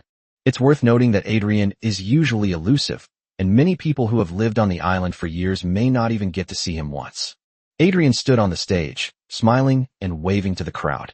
Welcome to the Paradise Island annual auction. This auction features many rare and precious items, and at the end, there is a special surprise that I believe you will all enjoy. Alright, I won't waste any more time. The auction is officially starting. After he finished speaking, he walked off the stage and sat in the number 1 seat at the very front. A murmur arose from the audience. Even the island lord is here. There must be a special treasure to be revealed this time. I heard that the island lord has been hunting evil sea monsters to protect Paradise Island. He is truly admirable. This auction is definitely not simple. Alice walked back to the center of the stage and announced with a smile. The first item up for auction is a whole piece of sea soul stone. Soon, a burly man walked onto the stage carrying a huge crystal. The stone was about the size of a child, crystal clear, and emitted a faint blue light. Many people gasped in shock on the spot. Such a large sea soul stone? Even Mo Kong raised an eyebrow slightly upon seeing this. The larger the sea soul stone, the higher its quality. If integrated into the hull, it can directly improve the ship's overall performance. However, Mo Kong wasn't very interested. He doesn't need to build ships now, nor does he lack ordinary materials. What he's truly waiting for is the pearl of the underworld. Alice explained, this sea soul stone comes from the deep sea. It will be sold as a whole, without being cut. The starting bid is 200,000 gold coins, and each bid must be at least 1,000 gold coins higher. No sooner had the words been spoken than bids began to be made. 201,000. 220,000. I'll offer 250,000. The price soared, quickly surpassing 500,000, and was finally sold for 560,000 gold coins. Next, one item after another was brought to the stage. There are rare ores, high-grade potions, and precious weapons. The competition was fierce, but Mo Kong didn't make a move much. He knew very well that the real highlight was yet to come. Finally, all the previous items were sold out, leaving only 3 items remaining. Alice's voice also became more serious. Distinguished guests, the next 3 items are the highlight of this auction. Upon hearing this, everyone immediately sat up straight, their eyes fixed on the stage. Alice raised her hand and pointed to the huge black curtain behind her, and slowly said, the next item to be auctioned is the corpse of the abyss crab. The next second, the curtain was pulled open to both sides. A giant crab, over 20 meters tall, suddenly appeared before everyone's eyes. Its carapace was thick and black, and its giant pincers were ferocious and terrifying. One of its pincers alone was taller than Alice in front of the stage. Even though it was already dead, its enormous body still exuded an astonishing sense of oppression. The entire venue erupted in cheers. My God! It's a giant abyssal crab. They're actually putting the carcass of a sea monster of this caliber up for auction? If it were alive, wouldn't the price be astronomical? Alive? Who would dare to mess with them? Bringing back a corpse is already outrageous enough. This shell is a top-quality material, whether for shipbuilding or weapon forging. Everyone's eyes turned red. Mo Kong also became interested at this moment. He stared at the corpse of the abyss crab and immediately launched an investigation. Soon, the information appeared before my eyes. The corpse of the abyss crab, gold rank boss. Mo Kong's eyes lit up. Gold tier leader. The bone ship had already evolved after devouring the corpse of the fanged sea serpent. If it could take down this abyss crab, the bone ship would definitely be upgraded to another level. Sea creatures of this caliber are not something you can encounter just by chance. We must take it down. Alice continued. This giant abyss crab was personally hunted down by Lord Adrian, the island's lord. The island lord has decided to put it up for auction to help everyone improve their strength. After discussion, the starting bid for this item is 1 gold coin. 1 gold coin. Many people in the audience were taken aback at first, but then quickly realized what was happening. This isn't a clearance sale at all, it's just a gimmick. The real price will only be driven up wildly. Alice smiled and raised her hand. Now, please place your bids. No sooner had she finished speaking than someone eagerly shouted, 1,000 gold coins. 10,000 gold coins. 50,000 gold coins. 100,000. Bidding was incessant, and prices were rising like crazy. Hundreds of thousands. 800,000. 1 million. In just a few minutes, the price of the abyss crab's corpse soared to 1.2 million gold coins. Once the price reached this level, the scene finally quieted down. The corpse of the abyss crab is indeed valuable, but its price of over 1 million gold coins has deterred many people. Alice looked around the room and began the countdown. 1,200,000 for the first time. 1,200,000 for the second time. If there is no higher bid, then the corpse of this abyssal giant crab will belong to VIP number 1053. Just then, a rough voice suddenly rang out. 1,250,000 gold coins. All eyes immediately turned to them. The fat man, number 1053, frowned, stood up abruptly, and roared. Who dares to raise the price against me? But when he saw that the person making the offer was a burly man, his arrogance instantly vanished. Chapter 51 The Pearl of the Underworld. What? Mr. Wu, can't I raise the price with you? The burly man glanced at him and said casually. The fat man, sweating profusely, bowed and scraped, saying, I'm so sorry, Commander TYK. I didn't know it was you. Shut up, Tech said calmly. Yes. Mr. Wu immediately shut up and sat down, trembling all over. Mo Kong asked in confusion, Who is this TYK? Phidias whispered, My lord, this TYK is the captain of the Ghost Pirates. The Ghost Pirates? That name sounds familiar. Mo Kong frowned and pondered. The Ghost Pirates are renowned. They are one of the 3 major pirate groups in this sea area. This pirate crew had more than 300 men. They were extremely ruthless and reportedly massacred dozens of fleets, at least several thousand people. Mo Kong nodded in realization. Alice started counting the times too. 1,250,000 for the first time. 1,250,000 for the second time. Are there any higher prices? Alice's gaze swept expectantly across the audience. But this time, no one made any further bids. Although some people were tempted. But offending the Ghost Pirates for the corpse of the Abyss Crab is simply not worth it. What's the use of getting the corpse of the Abyss Crab if you're unlucky enough to lose your life? Just as Alice was about to strike the gavel, a calm voice rang out. I'll offer 1.3 million gold coins. Upon hearing this, everyone present turned to look in the direction from which the voice came. They all wanted to see who dared to openly challenge the Ghost Pirates. When they saw Mo Kong, they were stunned. Has this kid gone mad? He actually dares to steal something from Captain TYK. I think he doesn't know how powerful the Ghost Pirates are. Anyone who dares to steal from the Ghost Pirates is dead, without exception. This is going to be interesting. Someone actually dared to steal something from Tech. This is the first time I've encountered such a thing. Everyone looked at Mo Kong with schadenfreude. They all wanted to see Mo Kong kneel down and beg for mercy. Tech looked at Mo Kong, a smile appearing on his face. It seems you really like this Abyss Crab's corpse. In that case, you can have it. After saying that, he leaned back in his chair, showing no sign of anger whatsoever. However, Mo Kong sensed a hint of killing intent emanating from Tyke. Clearly, Tyke will not give up so easily. 1,300,000 is the first time. 1,300,000 for the second time. 1,300,000 for the third time. Make a deal. Congratulations to VIP number 9086 for obtaining the corpse of the Abyss Crab. Alice said excitedly. Everyone looked at Mo Kong, without any envy or jealousy, but rather with schadenfreude. They knew that Tyke wasn't going to give up so easily. The item beneath the corpse of the Abyss Crab is a longsword. However, Mo Kong was not very interested in the longsword and did not interfere in the struggle for it. The longsword was eventually sold for 1.5 million. Now comes the exciting moment. This is also the last item to be auctioned in this session. This item was mentioned when the auction was first advertised. That's the legendary Pearl of the Underworld. Alice said excitedly. The words fell. A maid then carried a plate onto the stage. The plate was covered with a glass lid. Through the transparent glass lid, you can see a fist-sized purple bead on the plate. Even through the glass enclosure, Mo Kong could feel that familiar aura. That's right. It's the aura of the Undead Scourge. It seems that this Pearl of the Underworld must be related to the Underworld mystic realm. We must take it down. Mo Kong stared intently at the Pearl of the Underworld and murmured to himself. He knew it perfectly well. Money and wealth are all external things. Only improving one's strength is fundamental. With increased strength, making money will be a piece of cake, right? This Pearl of the Underworld was personally provided by the Island Lord. It is said that a mysterious world is hidden within this Pearl of the Underworld. If you can unlock this mysterious world, you will gain unparalleled wealth and power. Upon hearing this, the people present immediately became restless. Just as the rumors said, a special world is hidden within the Pearl of the Underworld. If I could obtain it, wouldn't I be able to roam freely across this sea? Dream on.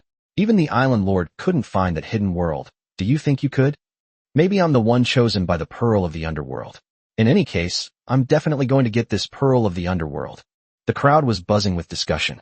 Their gazes toward the Pearl of the Underworld were also filled with fervor.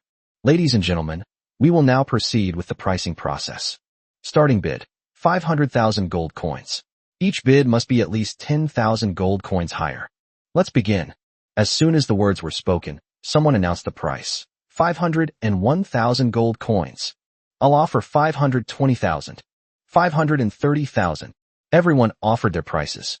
In just 1 minute, the price soared to 1 million gold coins, much faster than the prices of other auction items. However, when the price rose to 1 million, the number of bidders decreased significantly.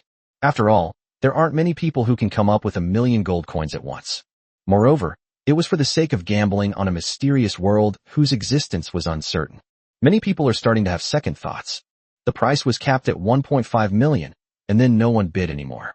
1.5 million is the first time. 1.5 million for the second time. Any other VIPs wishing to make an offer? Alice's eager gaze swept across the VIP seats. 1,510,000. Mo Kong said calmly.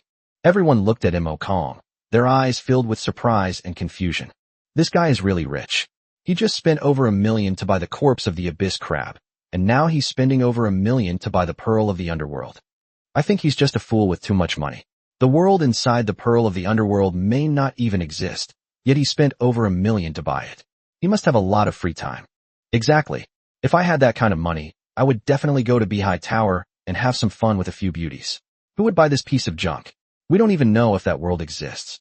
Tyke looked at Mo Kong, a cold glint flashing in his eyes. Boss, why don't you bid and compete with this kid? He's too arrogant. If we weren't at an auction, I'd chop him up right now. A burly, shirtless man standing next to him gritted his teeth and said. TYK sneered, no need. Since he's willing to pay for it, let him spend the money. No matter how much money he spends, in the end these things will all be mine. He won't get a single one. Upon hearing Tyke's words, the burly man suddenly realized what was going on. The boss is indeed the boss. He's really awesome. The shirtless, muscular man said with a thumbs up and a smile. Tell the brothers to prepare manpower and get ready to go back to their old ways, Tyke said coldly. Chapter 52 The Island Owner's Invitation. After Mo Kong quoted a price, no one was willing to continue bidding. It was eventually sold for 1.51 million. This concludes the annual Paradise Island auction. Please go to the back to pay and pick up your items after placing your order. Thank you all so much for attending this auction. See you next time. Alice bowed, waved goodbye to everyone, and turned to leave. Everyone got up and left. Let's go to the back office to pay. Mo Kong stood up and said. He went backstage, paid the money, and the corpse of the abyss crab and the pearl of the underworld were now entirely his. Mou stared at the corpse of the giant abyss crab, her mouth watering. She was about to take a bite when Mo Kong stopped her. No matter how much Mou cried and fussed, Mo Kong simply wouldn't give her any food. Just as he was pondering how to transport the corpse of the abyss crab back, the staff offered to help him transport the carcass of the abyssal crab to the dock. Mo Kong readily accepted the suggestion. He then took the pearl of the underworld that the staff member handed him. The pearl of the underworld exuded a cold aura, consistent with the aura emanating from the man in black robes. With a thought, he checked the information about the pearl of the underworld. The pearl of the underworld. Description: a special item that seems to connect to a mysterious world. The introduction was simple, but it piqued Mo Kong's interest. He tried to communicate with the pearl of the underworld using his spiritual power, but it was like throwing a stone into the sea. There was no response whatsoever. How strange. How can this pearl of the underworld open the mystic realm of the underworld? Mo Kong murmured. He picked up the pearl of the underworld and examined it carefully under the light. However, no abnormalities were detected. Seeing that a crowd was gathering around, Mo Kong put away the pearl of the underworld god, preparing to return to the white-boned ship for further study. When they finished their business and came out, it was already getting dark. Mo Kong and his group were walking towards Pier 25. The pedestrians on the street had all disappeared at some point, but Mo Kong sensed that there were at least 100 life forms around him. Now that you're here, stop hiding. Mo Kong stopped and said, your nose is really sharp. A burly man slowly walked out of a side alley, staring coldly at Mo Kong. It's Tektronix. I've said it before, anyone who tries to steal from me will surely die. He took a step forward, staring coldly at Mo Kong, his eyes filled with murderous intent. Mo Kong had a sudden thought. Then text message appeared before them. Tektronix. Level, LV.20. Skill, Bloodthirsty Slash. Unleashes a powerful slash using all the strength of the body, dealing massive damage. Charge with Valor. Rapidly charge towards the enemy, colliding with them and stunning them. Introduction. The leader of the Ghost Pirates, a brave warrior and a ruthless executioner. Level 20? That's a bit low. Mo Kong looked at Tyke with a calm expression. Excuse me for being blunt, but your strength is still a bit lacking. TYK's eyes turned cold, and he said in a chilling voice, I hope you can still say such things later. Everyone, charge. Kill him. The words fell. In the shadows to the side, many pirates carrying scimitars or crossbows emerged. The pirate wielding a scimitar suddenly charged towards Mo Kong. Meanwhile, the pirates wielding bows and crossbows aimed at Mo Kong, preparing to fire. Mo Kong placed his hand on the ring of Calamity, just as he was about to contact the netherworld to summon the zombies inside. A commanding voice rang out. Stop it, all of you. The pirates slammed on the brakes and came to a complete stop. They turned their heads in horror.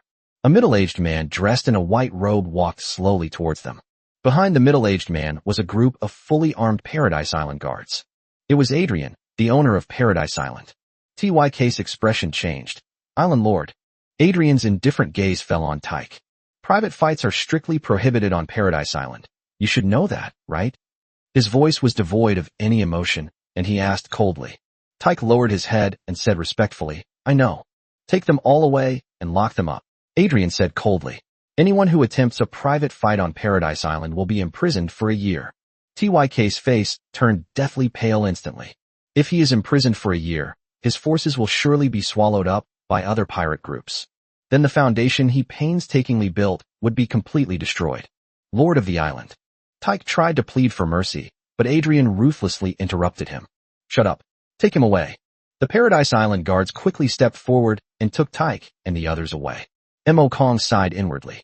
He truly lives up to his title of Lord. Anyone who dares to cause trouble is taken away and suppressed on the spot. Adrian approached Mo Kong and said with a smile, Little guy, I'm so sorry to have you run into this on the safe Paradise Island. Thank you, Island Lord. If I remember correctly, it was you who bought the Pearl of the Underworld, right? That's right. May I ask what advice the Island Lord has for me? Some insights from my experience. I wonder if you'd be interested? Of course I'm interested. I hope the Island Lord can offer some guidance. Mo Kong was eager for someone to give him more information. In that case, let's go sit in my courtyard and have a good chat, Adrian said with a smile. Then I shall respectfully comply. Adrian had a carriage prepared and then took Mo Kong to the Island Lord's residence. The Island Lord's mansion is located atop the highest peak of Paradise Island, overlooking the city below, like a king. Upon entering the courtyard, dozens of maids in revealing uniforms lined the path to welcome them. These maids are all exceptionally beautiful, both in terms of their faces and figures. Mo Kong couldn't help but sigh. This island owner really knows how to enjoy life. There is a luxurious courtyard inside the mansion. A clear stream flows by, and fish swim by from time to time. Tall fruit trees stand in the courtyard, neatly pruned, indicating regular maintenance. Exquisite tables and chairs are placed in the courtyard, with delicate snacks and fruits on them. Please have a seat, Adrian said, gesturing to a seat. Mo Kong nodded, and then sat down. As soon as he sat down, a maid came to his side with a teapot and brewed him a cup of tea. A faint floral fragrance wafted through the air, refreshing and delightful. Make yourself at home, don't be shy. Adrian always wore a kind smile, which made people feel like they were bathed in a spring breeze. Tell me, what do you want to know? I'll tell you anything I know. He picked up his teacup, took a sip, and spoke slowly. Mo Kong also picked up his teacup, took a sip, collected his thoughts, and said, Island Lord, I would like to ask how to find that mysterious world. Adrian's smile froze. He then put down his teacup and slowly said, Guess why I'm selling this Pearl of the Underworld?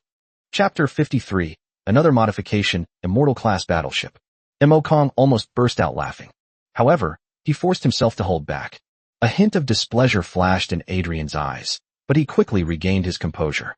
He began, I obtained this Pearl of the Underworld more than a decade ago, and have been searching for that mysterious world ever since. But after all these years, there have been no clues. I've given up hope on it now. Mo Kong asked, Island Lord, where did you obtain this Pearl of the Underworld? Bought from an explorer. According to him, it was discovered by chance in a shipwrecked tomb. I also wondered if it was related to that shipwrecked tomb. I once led a group to that ancient tomb, but we found nothing. Adrian didn't hide anything and spoke up. A shipwrecked tomb? Where's that? Mo Kong asked curiously. It's located 150 nautical miles east of Paradise Island. A fleet of 10 ships sank there, and all the people on board perished, totaling more than 3,000. Mo Kong nodded slightly. He chatted with Adrian for a while, then said goodbye and prepared to go back. Watching Mo Kong's departing figure, Adrian's smile gradually faded. Have someone keep an eye on his every move. Report to me immediately once he leaves Paradise Island. Yes, Lord Island. A deep voice sounded from the side.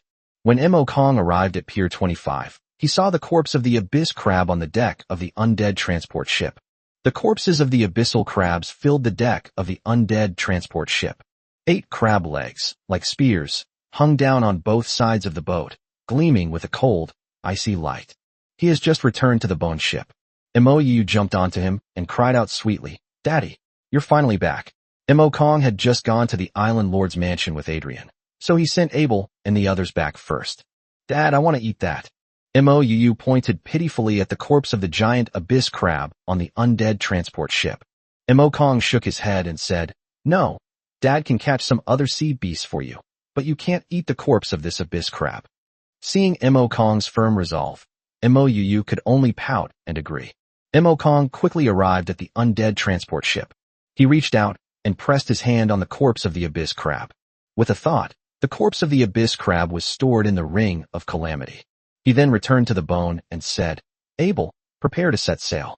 Destination, 150 nautical miles east of Paradise Island. Searching for shipwrecked tombs. Yes, my lord. Abel replied respectfully. All the ships set sail, heading east towards Paradise Island. Meanwhile, in the shadows at Pier 25, a figure watched the departing fleet, then turned and quickly ran off into the distance. The sun gradually set below the horizon. The sky was filled with stars. Mo Kong sat in the captain's cabin, while Mou, with her tummy bulging from eating, lay asleep on the bed. He touched the ring of natural disasters, and a thought struck him. The enormous corpse of the abyssal crab then appeared on the deck. Initiate Undead transformation. Mo Kong said softly. As soon as he finished speaking, the white-boned ship transformed into a terrifying behemoth. The deck opened wide like the mouth of a giant beast, swallowing the corpse of the abyss crab whole. The bone ship is undergoing modifications, please wait. A dense aura of death completely enveloped the entire white-boned ship. Mo Kong was filled with anticipation. Time passed by, second by second. 10 minutes later, the aura of death gradually dissipated. The bone ship has changed dramatically. The ship is much longer than before, now reaching over 40 meters, making it a behemoth as it sails on the sea. The originally pale bones were covered with a layer of dark blue exoskeleton, with some sharp barbs on them. The exoskeleton is very similar to the shell of a giant abyss crab. At the bow of the white-boned ship, there are 2 enormous crab claws, each over 10 meters long. The 2 enormous crab claws were folded up and rested against the sides of the ship's gunwale. Although we don't know how powerful they are, we can be sure that the power of those 2 large crab claws when they are swung is definitely not weak. Moreover, there are 8 sharp crab legs on both sides of the boat. Crab legs, sharp as knives, dart through the seawater, easily cutting through it.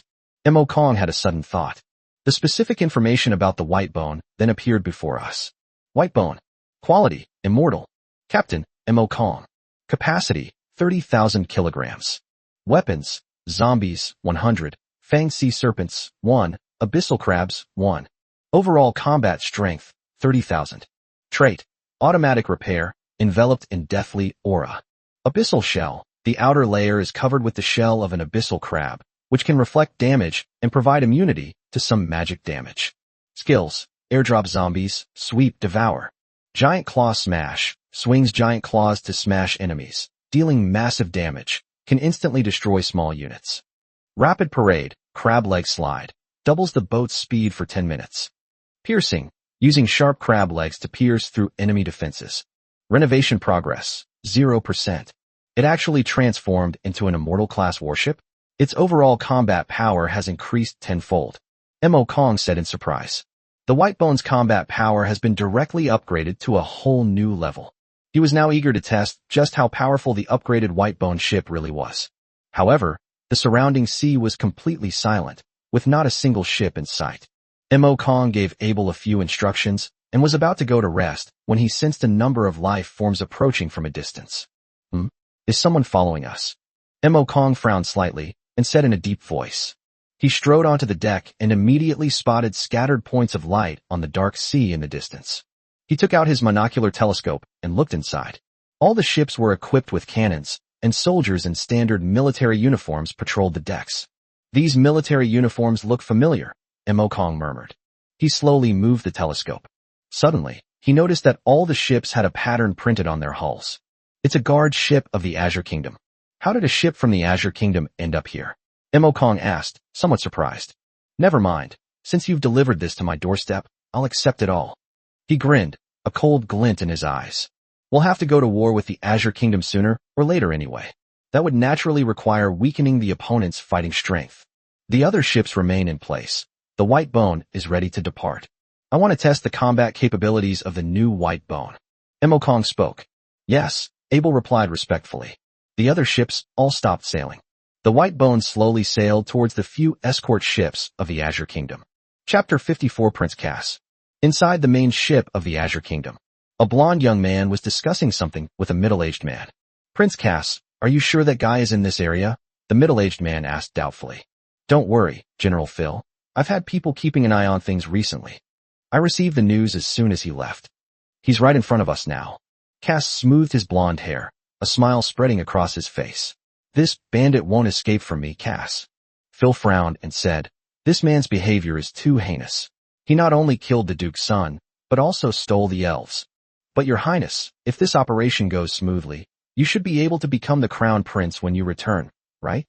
Cass nodded slightly, a hint of disdain on his face. A bunch of idiots. They can't even handle pirates. But it's all for the best. If it weren't for them, I wouldn't have had the chance to make a move. As long as I can successfully complete the mission, my father will definitely make me the crown prince, and I will become the new king in just a few years. Therefore, this mission must succeed. Failure is not an option. We're quite a distance from Paradise Island now. Order everyone to prepare for action. I'm going to catch him completely off guard. Cass stood up and said, yes. Phil nodded in agreement. Just as he was about to leave, suddenly, hurried footsteps sounded outside the door. Immediately afterward, a guard rushed in, exclaiming in alarm, Your Highness, General. Something's wrong. A large sea monster is heading this way. Cass and Phil's expressions changed. What large sea monster? How could there be a large sea monster in this area? It's only 50 nautical miles from Paradise Island. Cass said, frowning. Paradise Island is within a 50 nautical mile zone. They absolutely do not allow any sea creatures to roam here. The guard said in a panic. Your Highness, please go and see for yourself. Let's go take a look. Cass waved his hand and said. They went up onto the deck. Cass immediately spotted the thick sea fog rising in the distance. The fog obscured their vision. All they could see was a huge figure slowly approaching in the distant sea. Judging from its appearance, it seems to be a ship? Cass sneered. What a fuss over nothing. It's just a ship. What's there to be afraid of? He had barely finished speaking. Two huge black shadows could be seen protruding from the hull of the ship. It looks like two giant pincers. What is this? Cass was stunned. His eyes widened suddenly, staring intently at the two large pincers, his gaze filled with shock and fear. Boom. One of the large pincers slammed down with a loud crash. It crashed straight into a frigate. The escort ship was smashed to pieces in an instant. The wreckage of the escort ship and the corpses of soldiers floated on the sea, exuding a bloody stench. Cass was stunned. This is completely different from what he expected. Before he could react, the other large pincer has already fallen. Boom. A loud bang was heard. Another escort ship was blown to pieces. Cass's expression changed drastically. He shouted, fight back, aiming and firing the artillery. The soldiers on the remaining escort ships quickly rushed toward the cannons. They opened fire on their cannons, aiming at the distant shadows and beginning to fire. Bang, bang, bang. Fire the artillery. The shell flew toward the two enormous pincers, leaving a long trail of flame. A deafening explosion. Boom. The shell suddenly exploded. Brilliant flames lit up in the mist. Thick black smoke enveloped everything. A smug look appeared on Cass's face. No matter what kind of sea monster it is, it's doomed to die in the face of artillery fire. At this moment, the black smoke billowed rapidly, as if a giant hand was churning it within. The next moment, the huge pincers will emerge from the black smoke. Cass, who had been calm, suddenly widened his eyes. How could the artillery not work? That's absolutely impossible. Before he could finish speaking, the enormous pincers slammed down on the surrounding escort ships. With a sweeping motion, the pincers easily capsized all the escort ships. Cass stood there, frozen in place. It took less than a minute from start to finish. All of his escort ships were wiped out. The two enormous pincers were waving in midair. Everyone was so frightened that they retreated. Even General Phil was so frightened that he almost fell to the ground. This time, however, the two enormous pincers did not launch an attack. Instead, they hovered in midair. In the mist, the massive warship slowly came into view. It was a white-boned ship completely encased in armor. Cass stared blankly at the enormous thing in front of him. This bone ship is at least twice the size of his ship. On the deck of the bone ship stood a young man dressed in a black robe. It was Mo Kong. State your identity, Mo Kong said coldly. Cass gritted his teeth and said, I am Cass, the Prince of the Azure Kingdom. Everything you just did is a declaration of war against my Azure Kingdom. Opposing the Azure Kingdom means certain death. He felt more confident. After all, the Azure Kingdom is not small. Occupying an island group, with tens of thousands of citizens and nearly 10,000 soldiers, their strength is quite considerable. He believed that the man, knowing his identity, would surely feel fear. However, a hint of amusement appeared on Mo Kong's face. Interesting, he's actually a prince from the Azure Kingdom. If I cripple you, your king would be quite distressed, wouldn't he? Cass's smile froze. What did you say? I hate anyone who threatens me. Next, I'm going to teach you a lesson. Mo Kong said coldly. What do you want to do? Let me tell you, if you dare to lay a hand on me, my father will absolutely not let you off. Cass said tremblingly. However, Mo Kong completely ignored him. He waved his hand casually. The fanged sea serpent instantly appeared in front of Cass. Cass nearly fainted from fright when he saw the enormous white skeletal sea serpent in front of him. What kind of monster is this? Cass said in horror. The next second, the fanged sea serpent swallowed Cass's legs whole. Cass let out a pig-like scream and rolled on the ground in pain. The others felt a chill run down their spines, their eyes filled with fear. Mo Kong casually waved his hand, and the fanged sea serpent returned to the ship's side. Go back and tell your king that I will come to see him in person in a few days. After saying that, he turned and walked toward the captain's cabin. The white bones slowly sailed into the mist. They vanished into the mist in the blink of an eye. The others breathed a sigh of relief as they watched the white-boned ship sail away. Return to port immediately. Ship's doctor. Quickly, stop the bleeding for Prince Cass. Phil shouted. The ship's doctor rushed to treat Cass. Their ship quickly turned around and prepared to return. Chapter 55 The Guardian Ship of Hades. The sun gradually rises from the sea level. A new day has begun. A fleet of ships sails on the sea. It was Mo Kong's fleet. It should be about 150 nautical miles from here to Paradise Island, right? Mo Kong asked. Abel replied respectfully. Yes, my lord. Where is this shipwreck tomb? Mo Kong muttered, frowning. Do we have to go find the shipwreck itself? No one spoke. Mo Kong looked up at the azure sea. Countless schools of fish swim beneath the sea. But we can't see what's on the seabed. I wonder if the pearl of the underworld can offer any clues. He took out the pearl of the underworld and connected his spiritual power to it. But the pearl of the underworld did not react at all. It seems we haven't arrived yet, Mo Kong said, shaking his head helplessly. Order all the zombie sharks to disperse and check the surrounding area for any signs of a shipwreck, Mo Kong said. All the sharks quickly dispersed into the ocean, searching for the remains of the shipwreck. Time passed by second, but there is still no news. Just as Mo Kong was about to seek another method, he suddenly received a message from a zombie shark. We found a shipwrecked tomb. He immediately ordered the fleet to go to the location of the zombie shark and look down. Beneath the azure sea lie the wreckage of sunken ships. However, these shipwrecks are located very deep, making them almost impossible to see. Mo Kong's eyes lit up. We need to go into the water and take a look. He looked at Mo Yu and asked, Yu, can you control the seawater? Mo Yu nodded proudly. Of course. Then take me into the water to take a look. Mo Kong's eyes lit up, and he said with a smile. He grabbed Mo Yu and leaped into the sea.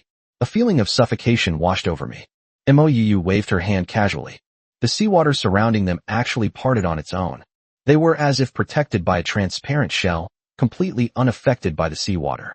Mo Kong's eyes lit up. Yu, your trick is so useful. For players, going into the water requires the use of various equipment. The most common items are breathing apparatus, while slightly more expensive items include diving suits with magical markings. More advanced items include magical items such as water-repelling beads. It is said that goblins can build ships and explore the deep sea. However, this is just a rumor. But now, as long as he has Mo Yu, he can easily dive into the sea, which is very convenient. Mouyu's smile deepened after being praised by Mo Kong. As they continued to descend, they soon arrived at the site of the shipwreck. The ground was littered with the wreckage of ships. Many of the wreckage pieces are no longer recognizable due to the corrosion caused by seawater. Some of the remains are covered with coral, turning them into a paradise for fish. Mo Kong took out the pearl of the underworld. This time, the pearl of the underworld seems to have reacted somewhat. The pearl of the underworld emitted specks of dark purple light, seemingly guiding something in a certain direction. You, head in this direction, Mo Kong said, pointing ahead. Mou nodded and manipulated the seawater in front of her to keep parting. Mo Kong swam slowly forward underwater. As he moved forward, the reaction of the pearl of the underworld gradually became stronger. The dark purple light within the pearl of the underworld grew even stronger, as if a dark purple flame was burning fiercely. Looks like we're almost there, Mo Kong murmured. Dad, look. What's that? Mou suddenly pointed ahead in fear and said. Mo Kong looked in that direction. In the distance, a huge black shadow was seen resting silently on the seabed. A ship. Let's go take a look, Mo Kong said with a frown. They slowly approached the ship. Mo Kong carefully sensed the situation and found no living creatures on the ship. When he got closer to the ship, he was immediately shocked by it. The ship is at least over 100 meters long. The two of them stood in front of the ship, looking as insignificant as ants. There was a huge sea monster skull on the bow of the ship, and many corpses were hanging around the hull, which looked very frightening. A faint black mist shrouded the ship, separating it from the seawater. Mo Kong was naturally very familiar with the black energy. It's the aura of death. Why does this ship exude an aura of death? Could it be related to necromancers? Mo Kong murmured. Dad, this ship looks really scary. It's so frightening. Mou grabbed Mo Kong's sleeve in fear and said. Mo Kong gently rubbed Mou's head and said with a smile, Don't be afraid, Daddy's here. Although it has only been 2 or 3 days. But Mo Kong has completely embraced the role of a father. After all, she has such a beautiful daughter, Hailing. Anyone would agree, right? Mo Kong probed for information about the massive ship. Information about the ship then appeared before him. The guardian ship of Hades, damaged. Quality, immortal. Captain, none. Capacity, 60,000 kilograms. Weapons, netherworld cannons, 20 units. Dark magic platforms, 5 units. Godslaying crossbows, 10 units. Overall combat strength, 70,000. Trait, enveloped in deathly aura. Immortal body, the escort ship contains the power of the god of the underworld. It can only be damaged, never destroyed. Netherworld, in a dark environment, the ship will automatically repair damage. Abyssal shell, the outer layer is covered with the shell of an abyssal crab, which can reflect damage and provide immunity to some magic damage. Skill, skeleton domain, can revive nearby corpses, turning them into skeletons to attack enemies. Netherworld voyage, enters the netherworld realm for 3 seconds. Attacks from outside the netherworld realm are ineffective. Guardians of the underworld, summons 3 guardians of the underworld, who can move freely in the darkness and are top-tier assassins. Slowing field, a slowing field surrounds the escort ship, reducing the movement speed of approaching enemies by 50%. Netherworld magic cannon, locks onto a target and fires a netherworld magic cannon. Its range is 100 times that of ordinary cannons. Renovation progress, 0%. I saw the information about this ship. Mo Kong just wants to say one word. Pervert. This is the real immortal class warship. The skills and traits are not only numerous, but also incredibly powerful. Moreover, these warships could even be modified. Mo Kong was already imagining what it would be like if this ship came under his command. Let's go. Yu, let's take a closer look, Mo Kong said. They slowly floated to the side of the ship, guarded by the god of the underworld. The aura of death grew ever stronger. Mo Kong slowly reached out and touched the dark mist. The black mist enveloped them, covering both him and Mou. Within the area shrouded in black fog, it was extremely dry, without even a drop of water. Mo Kong felt something strange coming from his pocket. He took it out and looked at it. The pearl of the underworld has completely transformed into a dark purple sphere of light. Chapter 56 Mysterious Underworld, Encounter with a Cave Demon. A power emanated from the pearl of the underworld. This force seemed to be guiding Mo Kong in a certain direction.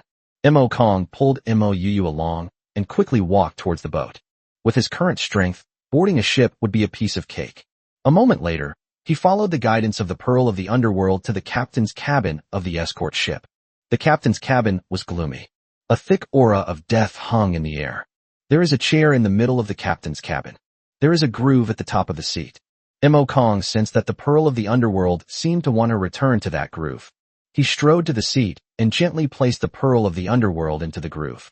The next moment, the Pearl of the Underworld instantly burst forth with a dazzling purple light. Immediately afterwards, the purple light was projected out, transforming into a dark purple light gate in front of Mo Kong.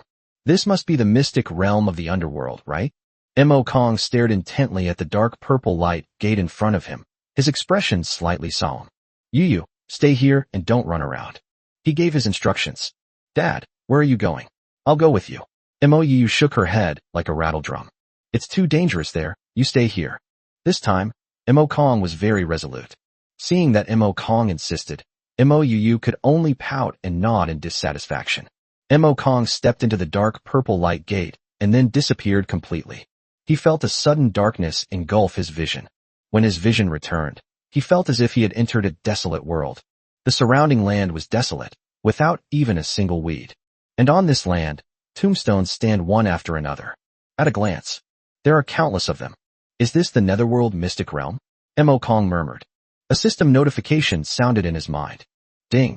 Host has entered an S-level netherworld mystic realm. Please be careful. An S-rank secret realm. Mo Kong stared wide-eyed in surprise. It's actually an S-rank secret realm? Little guy, you're pretty fast. You found the first netherworld realm so quickly. A calm voice rang out. Mo Kong looked up.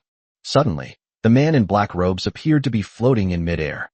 How do I clear this netherworld mystic realm? Mo Kong asked.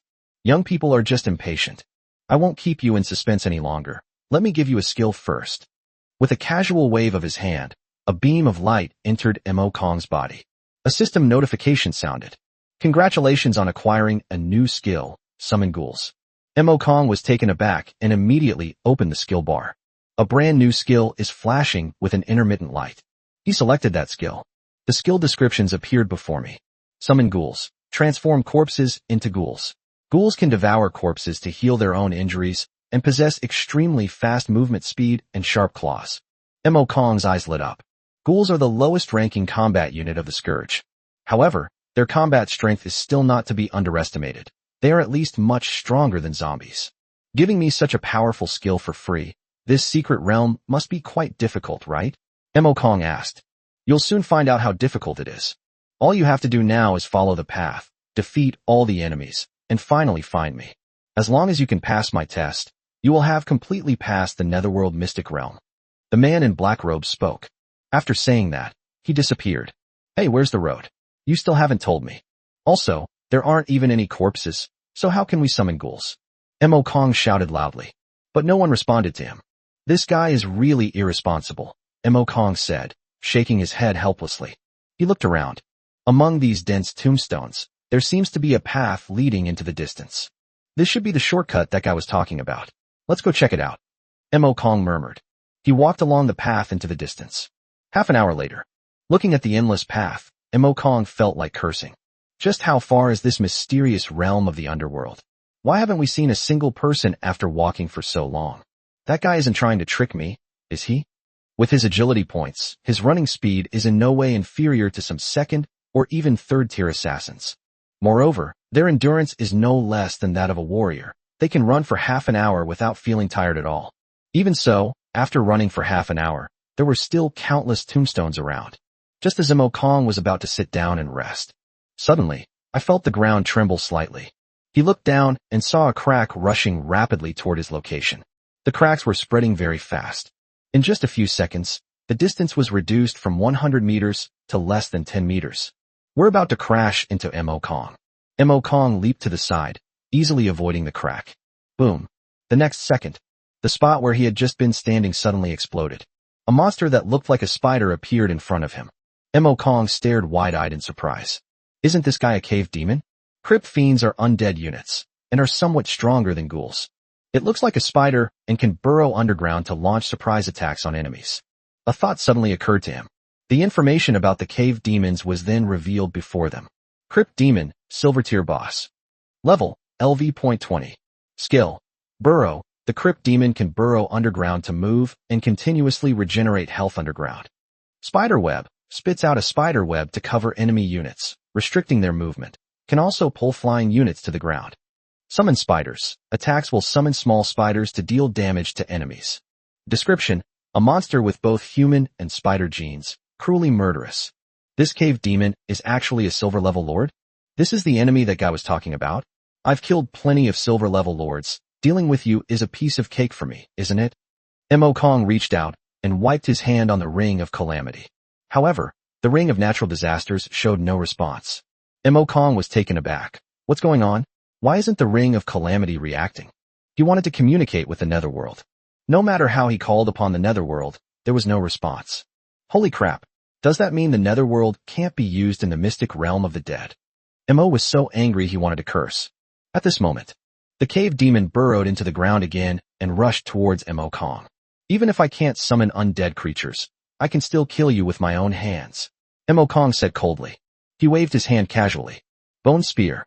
The sharp bone spears swiftly pierced the ground. With his current mental strength, he could easily take on a silver-level leader in a one-on-one fight. Laugh. The bone spear pierced the earth. A violent tremor came from the ground. Immediately, the cave demon burst forth from the earth.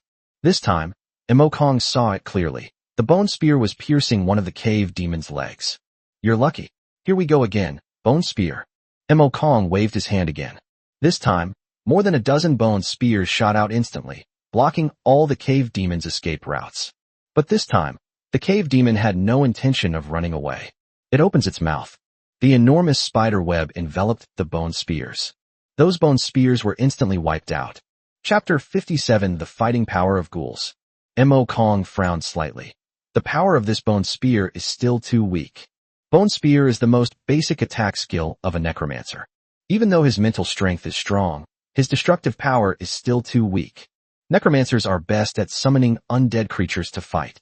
But there are no corpses nearby, so how do I summon them? Etc. With so many tombstones around, how could there be no bodies? However, it might take some effort to dig the body out. His gaze fell on the cave demon. Why don't you help me turn the soil? The cave demon, of course, couldn't understand Mo Kong's words. Its compound eyes were filled with anger. This damned human must be torn to pieces. It suddenly burrowed into the ground and rushed towards the dark sky.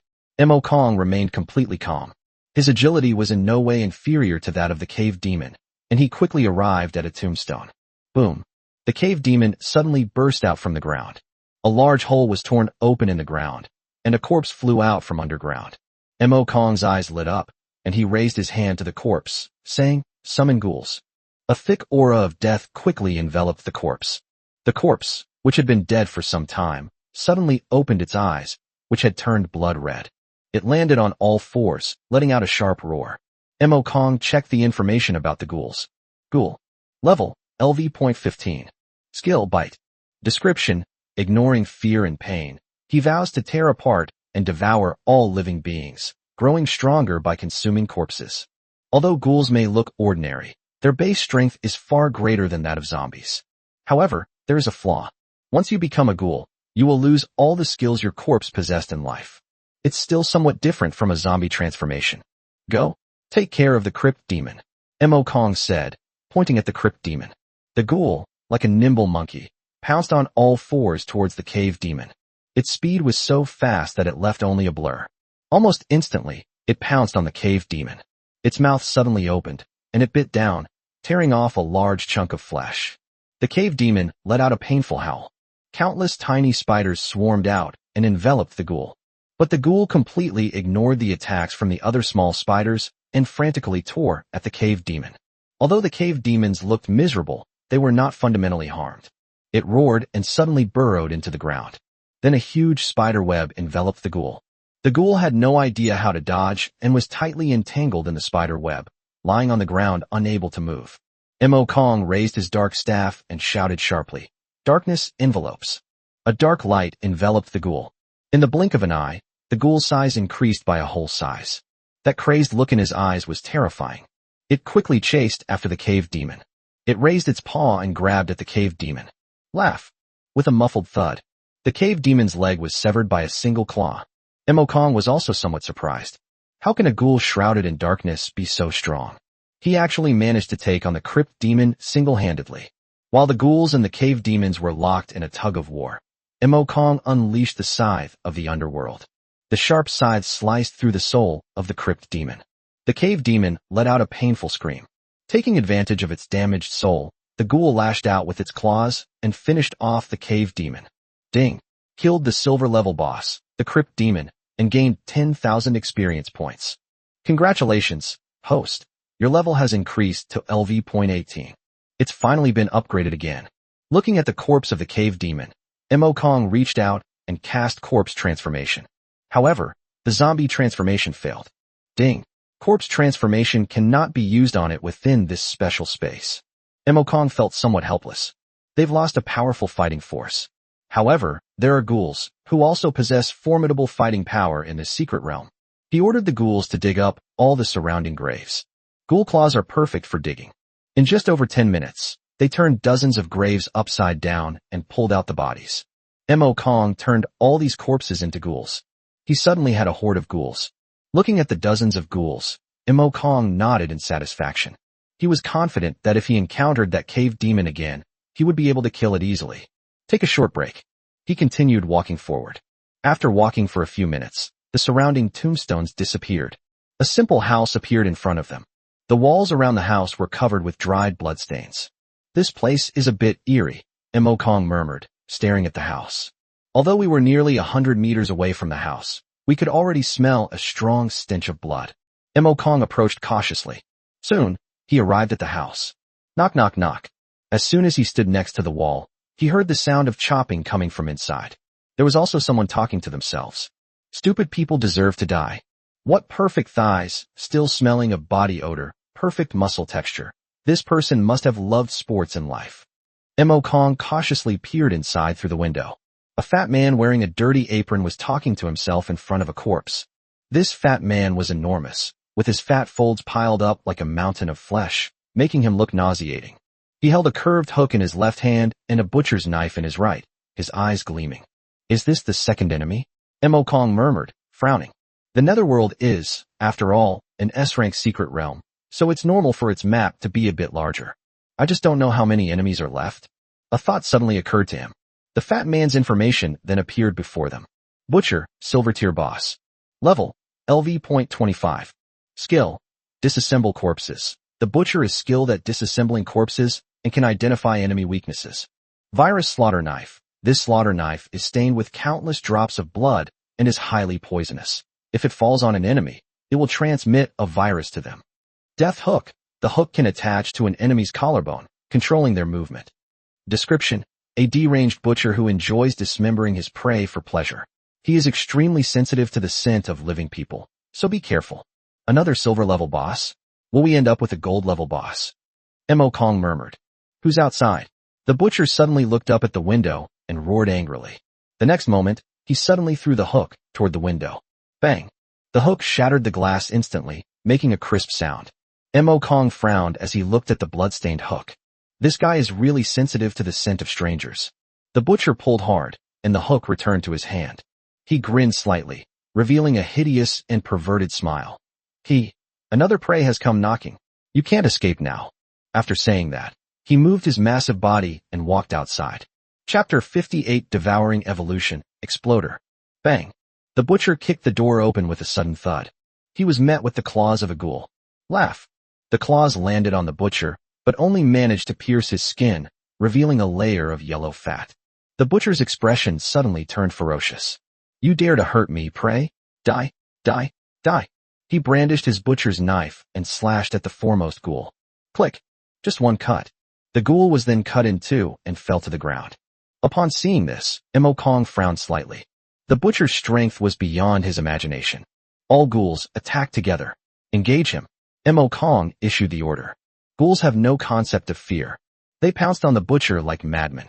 Claws and fangs attacked the butcher. Soon, the butcher's body was covered with a dense array of wounds. You beasts. You damn beasts. I'm going to use your flesh to make delicious steamed buns. The butcher gripped his knife tightly and suddenly swung it forward. The butcher's knife transformed into a blur, instantly landing on a ghoul. The ghoul was cut in half without any surprise. After slaying the ghoul, the butcher's knife flew back into the butcher's hand. In just 1 minute. Then the butcher killed more than a dozen ghouls. Mo Kong's eyes turned cold. He had to take action himself. The Scythe of Hades. He waved his hand casually. The sharp sickle swiftly slashed at the butcher. The sickle swept past. The butcher's knife, which was about to strike, paused.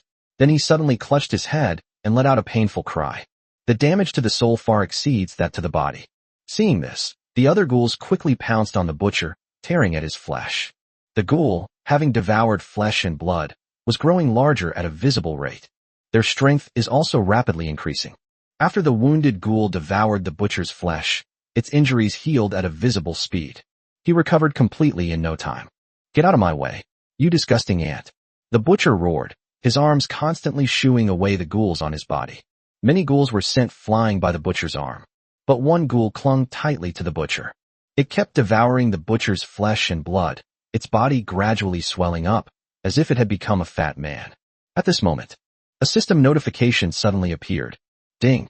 The ghoul has devoured enough flesh and blood, and has begun to evolve. Mo Kong stared wide-eyed in surprise. Has it begun to evolve? Which end is it? His eyes searched. The next second, he saw the ghoul hanging on the butcher. Is it? Mo Kong murmured. The ghoul's body swelled rapidly as if it had been inflated. In just a few seconds, it swelled into a huge fat man, covered in disgusting pustules. This fat man's size is not much different from that of a butcher. The butcher was just a body made of fat and flesh. But this fat ghoul was like an inflated balloon. Ding! The ghoul has successfully evolved into an explosive. See this brand new ghoul. Mo Kong suddenly remembered a game he used to play. The Road to Survival. There is also a mutated infected person called the Exploder. A thought suddenly occurred to him. The bomber's information then appeared before them. The Exploder. Level, LV.20. Skill, Bile Spit, spits bile onto the enemy, obstructing their vision, reducing their speed, and making them vulnerable to ghoul attacks. Highly poisonous bile, contains cadaveric poison in the bile. Enemies infected by this poison will gradually rot and turn into corpses. Enhanced bile increases the speed and attack power of undead creatures.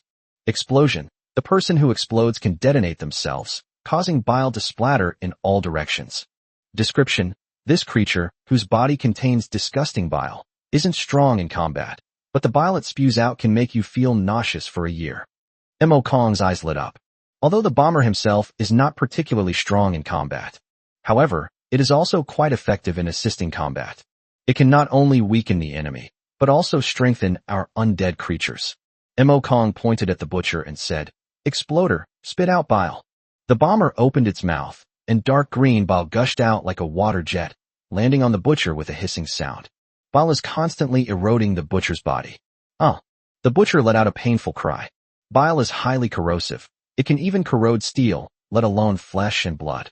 The ghouls, smelling the bile, immediately became restless. Damn it! What is this thing? It's disgusting. The butcher roared angrily. Just as he was trying to clear the bile, the dozens of ghouls pounced on the butcher. Claws and fangs tore at the butcher's flesh. Soon, the butcher collapsed heavily to the ground. Ding! Killed the silver-level boss butcher, gained 15,000 experience points. My experience has increased significantly. Mo Kong was very satisfied. Leveling up here is really fast. If others knew what Mo Kong was thinking, they would definitely curse him out. One after another, there were silver-level bosses here. Who would dare to level up here? Even a team of 1,000 people would be easily wiped out here. Even if you kill a silver-level leader. I didn't gain much experience at all. It's not worth it at all. Looking at the butcher's corpse, Mo Kong waved his hand and said, Eat it. Upon receiving the order, the ghouls swiftly pounced on the butcher's corpse, frantically devouring it. Mo Kong picked up the butcher's knife and grappling hook. The bloodstained butcher's knife. Quality, perfect. Strength plus 100. Skill, virus slaughter. Butcher's knife throwing. Throws the butcher's knife. After hitting the target, the knife will return automatically. Description. This butcher's knife, which has killed countless people, is covered in viruses. No matter how much it is cleaned, the viruses and sins cannot be washed away. Required level, 20. A perfect grade weapon, that's really good. I wonder if it can be evolved. Mo Kong was somewhat expectant. But he held the bloodstained butcher's knife for a long time without receiving any system notification. He sighed helplessly. It seems that the weapons here have already been corrupted by the aura of death and cannot be corrupted again. He then looked at the hook lock. Devil hook and loop. Quality, perfect. Strength plus 100. Endurance plus 150. Skill, soul hooking chain. The hook is thrown out and will automatically grab the enemy. No matter how much the enemy struggles, they cannot break free. Description, the grappling hook not only catches the enemy's body, but also their soul, instilling fear in them. Required level, 20. 2 perfect grade items. Very good. Mo Kong nodded in satisfaction and tossed the 2 pieces of equipment to the ghoul. The undead space cannot be opened now, so we can only ask the ghouls to hold it for us. He turned to look. 2 more bombers joined the fray, further enhancing their combat strength. However, it seems that the number of ghouls is somewhat insufficient. Chapter 59 Shadow Forest, Silver Leader holds a grand meeting. Mo Kong looked toward the house next door. There must be quite a few corpses in the butcher's house, right? He walked straight into the house, and a strong smell of blood hit him. He looked inside. Dozens of corpses lay scattered about. These must be bodies that haven't been disposed of yet, right? Mo Kong murmured. He turned these corpses into ghouls one by one. Before long, his ghoul army had grown again. Mo Kong continued walking forward, completely satisfied. Follow the path forward. He felt the aura of death around him growing stronger. The sky gradually turned dark. It was as if the light was being swallowed up little by little. The aura of death is so strong. Mo Kong frowned slightly. He looked into the distance. In the distance is a dense forest. The woods were eerie and terrifying, shrouded in thick fog, making it impossible to see anything inside.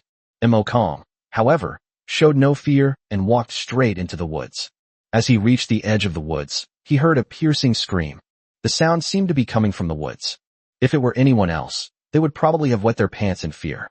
Mo Kong, however, was completely unafraid and stepped straight into the woods. Dozens of ghouls followed and surrounded Mo Kong. Just as he was walking forward, he suddenly heard the surrounding tree branches swaying and making a rustling sound. Something seemed to be moving through the woods. Mo Kong frowned slightly and glanced around. But there was nothing else besides the fog. You charlatan, when you come out, I'll kill you with my own hands. Mo Kong said coldly. Just as he was about to continue forward, a sharp howl rang out. A dark shadow suddenly pounced down from above. Bone shield! Mo Kong shouted sharply. A white bone shield suddenly appeared in front of me. Bang! The dark figure crashed down. The bone shield shattered with a deafening roar. This time, Mo Kong finally saw what the monster looked like. The monster wore a tattered black robe, and its claws were sharp and covered in dried blood. Its sharp teeth are like those of a wild beast. It lay prone on the ground, like a cheetah about to launch an attack. Isn't this guy a hunter? Mo Kong was startled. He immediately checked the hunter's information. Hunter, silver level boss. Level, LV.20. Skill, concealment, can conceal oneself within the surrounding environment, undetectable to the naked eye. Pounce, at lightning speed, lunge at the enemy, knock them down, and continuously bite them. Ghost leap, a rapid jump to escape. Description, the hunter excels at concealing its presence, and then pounces on its opponent when they are not paying attention, biting off their neck. It is essential to always be aware of your surroundings. Just as he was checking the hunter's information, the hunter leaped up, trying to disappear into the mist. Trying to run? Mo Kong casually waved his hand. Several bone spears appeared out of thin air and shot towards the hunter. The bone spears blocked all escape routes for the hunters. Seeing that it could not escape, the hunter fell to the ground. Just as Mo Kong was about to send the ghouls to make a move, a sound like a cow mooing rang out. The next moment, a massive body roared towards us from afar, like a car speeding by. Seeing this, Mo Kong shouted sternly, "Scatter, everyone!" He leaped and landed on the tree trunk. Boom. He had just jumped onto the tree trunk when he heard a loud bang.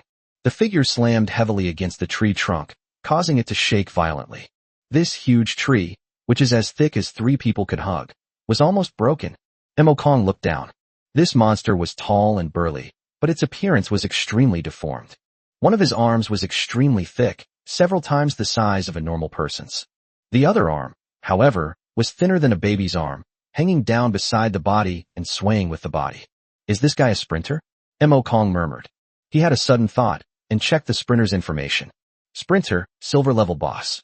Level, LV.20. Skill, war charge, charges forward recklessly, knocking away anyone in its path. Ground slam. The dashing character will grab the enemy and repeatedly slam them against the ground or wall until the enemy dies. Description: a deformed monster with unimaginable strength in its thick arms, capable of overturning boulders, but its other arm is merely decorative, its strength even less than that of an infant. Another silver-level leader has arrived. Could there be a few other mutated infected individuals? Mo Kong murmured. Wah! He had barely finished speaking when he heard a woman crying from behind him. The cries were so heart-wrenching that they evoked pity in the listener. But Mo Kong felt a chill run down his spine. He turned around and saw a white-haired woman sitting on the ground, covering her face and weeping. If this were anywhere else, Mo Kong might have been curious about what was going on. But here, he feels no curiosity at all, because he knew who this guy was. Witch. With a thought, the witch's information appeared before him. Witch, silver-level boss. Level, LV.20. Skill, soul-stealing voice. The witch's weeping will shake the enemy's mind, causing them to temporarily lose consciousness. Rage. When provoked, the witch enters a rage state, greatly increasing her speed and attack power. Bloodthirsty claws. The witch's claws are extremely sharp and can easily tear apart weak creatures. Description: a mutation of a woman deeply grieving. She will enter a berserk state upon being provoked and will hunt down enemies until they are dead. Another silver-level leader. Is this forest some kind of meeting of silver-level leaders? Mo Kong asked, frowning. Since the witch, the hunter, and the sprinter are all there, the other three are probably hiding in this forest as well. We have to do it one at a time. The witch is not in a hurry. She won't attack unless provoked. Mo Kong's gaze fell on the sprinter. Let's deal with this big guy first. With his command, dozens of ghouls charged madly at the charging rider. The sprinter roared and swung its thick arm violently, crashing into the ghoul. Just as it was about to raise its arm, a sharp bone spear appeared out of thin air and stabbed down fiercely. The bone spear was like a nail. There was a loud thump. It then pinned the sprinter's thick arm into the tree trunk. Seeing this, the ghouls pounced on the charging rider and began to devour him. The sprinter roared angrily. It struggled frantically. The thick arm was slowly being pulled out of the bone spear, leaving a fist-sized hole. This guy is really troublesome, but it should be about time, right? Mo Kong murmured. The words had barely left his mouth. The system notification sounded in his ear. Ding! The ghoul has devoured enough flesh and blood and has begun to evolve. Chapter 60: The Mutant Army. It's finally here. A few seconds later, the system notification sounded again. Ding! The ghoul has successfully evolved into a sprinter. Mo Kong looked at the ghouls. Several ghouls underwent a dramatic change in appearance. They all transformed into massive sprinters, which seemed quite reassuring. Kill this guy. Mo Kong pointed to the sprinter who was already on the verge of death and said. The sprinters charged forward with a roar. Boom, boom, boom. A series of impacts rang out. In just a few seconds, the charging creature was completely reduced to a corpse. Ding! Killed the silver-level boss sprinter, gained 15,000 experience points. Congratulations, host. Your level has increased to LV.19. Mo Kong was very satisfied. Your level has increased by 1 level. When the other ghouls saw the charging man's corpse, they pounced on it and began to tear it apart. Not long after, Mo Kong now has several more sprinters under his command. With these sprinters, Mo Kong's confidence has greatly increased. He looked at the hunter. The hunters have long since vanished without a trace. Finding the hunter in this foggy environment is no easy task. Mo Kong then set his sights on the witch. After losing 2 sprinters and 2 bombers, the witch was finally dealt with completely. The system notification sounded. Ding! Killed the silver-level boss witch, gained 15,000 experience points. Mo Kong now has several more witches under his command. Those ghouls are constantly evolving. The evolved ghouls are far more powerful than ordinary ghouls. With the witch's fighting prowess, even 5 ghouls wouldn't be a match for her. Mo Kong continued walking deeper into the forest. We walked for more than an hour in this dense forest. However, this time they were not attacked. Mo Kong was somewhat puzzled. It's too quiet here. Could it be that these guys are plotting something? He felt that the tranquility was like the calm before a storm. It didn't make him feel at ease. On the contrary, it is full of dangers everywhere. Just as he was pondering this, a stream of yellow acid shot out like an arrow. Mo Kong frowned slightly. He waved his hand casually. A bone shield suddenly appeared in front of him. Laugh. The bone shield emitted a piercing sound as it was corroded, leaving a large hole. Mo Kong's gaze fell on the trunk of a large tree 100 meters away. Behind the tree trunk stood a gaunt, ugly monster. His chin was eroded beyond recognition by the acid. Moreover, the acid was still dripping down, making a hissing sound. Spit bomb. Mo Kong had a sudden thought. The spitting man's information then appeared before them. Spitter, silver level boss. Level, LV.20. Skill, acid spray, sprays acid outwards, creating an acidic area. Standing in the acidic area will cause continuous corrosion. Acid explosion. When the spitting creature is killed, it creates a cloud of acid that continuously damages surrounding enemies. Concealment. Allows the user to hide in darkness, making it impossible for the enemy to locate them. Description. A monster with acid inside its belly. Enemies that come into contact with the acid will be corroded by it, and the damage from the acid will continuously increase and can stack indefinitely. Mo Kong turned his head to look to the side. A hunched, deformed monster was quietly approaching. They are riders. Rider, silver level boss. Level, LV.20. Skill, suppression. The rider leaps onto the target, continuously launching attacks and controlling the enemy's movement. Frenzied bite. The rider will frantically bite the enemy, preventing them from retaliating. Concealment. Allows the user to hide in darkness, making it impossible for the enemy to locate them. Description. The rider can jump onto enemies to launch attacks and control their movement. Be careful not to get carried away from the group. Mo Kong looked into the distance.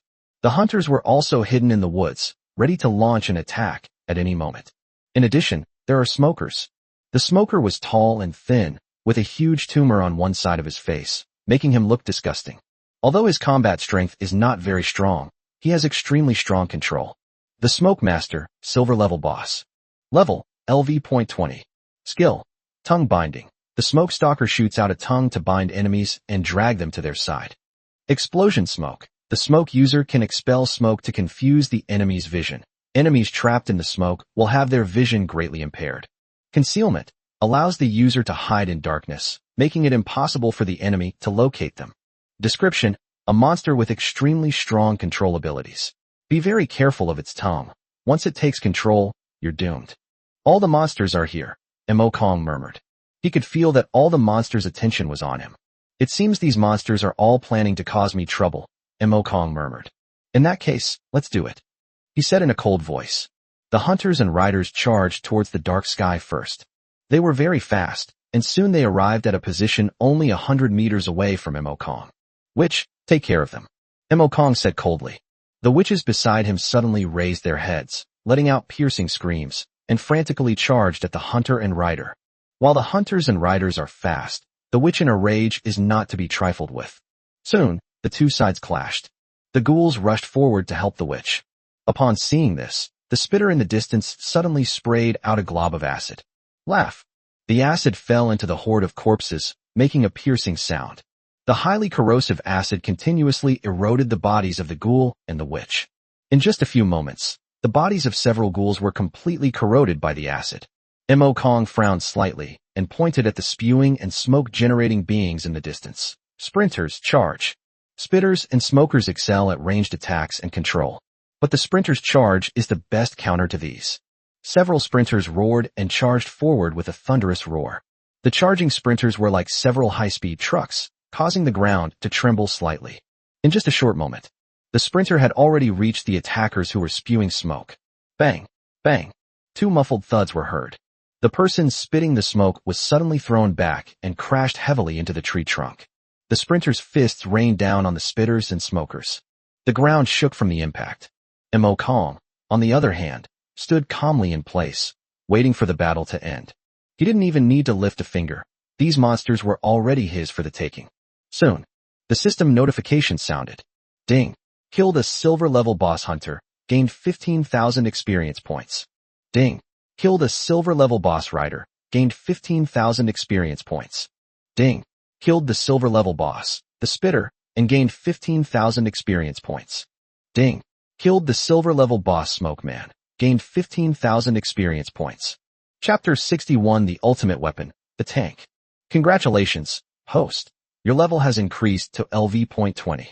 Congratulations, host. Your level has increased to LV.21. The level has increased by 2 levels. I'm 9 levels away from the second job advancement. Mo Kong murmured. Once you complete the second job advancement, you can leave the beginner sea area and travel to any location in the ancient sea world. Only then can you be considered a true player of the ancient sea world. He pointed to the corpses of the leaders and ordered the ghouls to eat them. The ghouls were gnawing on the corpses. Soon, ghouls began to evolve.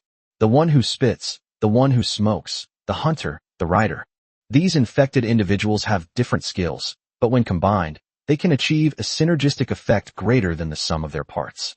Just as he was about to continue walking forward, the surrounding woods suddenly vanished. The man in black robes stood several hundred meters away from him. Not bad. You managed to take care of all the monsters. If I see you, then it must be the final stage of the secret realm, right? This S-rank secret realm isn't as big as I imagined. Mo Kong asked, puzzled. An S-rank secret realm is at least as large as a city. But he felt that this netherworld mystic realm was at most half the size of a city, or perhaps only the size of an A-level mystic realm. The level of a secret realm is not necessarily related to its size, but also to the strength of the monsters inside. Although the netherworld is not large, the monsters inside are extremely powerful. Therefore, calling it an S-rank secret realm is more than enough. The man in black explained. Mo Kong suddenly realized. Indeed, as the man in the black robe said, if it were anyone else, they wouldn't even make it to this final stage. I'm afraid they can't even defeat the cave demon in the first level. Next comes the final test of this secret realm. This guy won't be as easy to deal with as the other leaders. Get ready. The man in black robes spoke. After saying that, he vanished instantly. Could this guy be the god of the underworld? But it doesn't look quite like it. Who will be the final leader? Other infected individuals have appeared. Could the final leader be? A colossal figure emerged in Mo Kong's mind. Roar. A deep roar resounded. I knew it. It had to be this guy. He looked in the direction from which the roar came. A gigantic monster, resembling a gorilla, was charging towards them. The monster's upper body was extremely massive, several times the size of a normal person. However, his lower body legs are no different from those of an ordinary person. He had thick arms, which he used to brace himself on the ground, supporting his thin lower body. Thanks, Mo Kong murmured. A thought suddenly occurred to him. Information about the tank appeared before them. Tank, Gold Tier Boss. Level, LV.25. Skill, Savage Charge. The tank charges rapidly towards the enemy, knocking them away.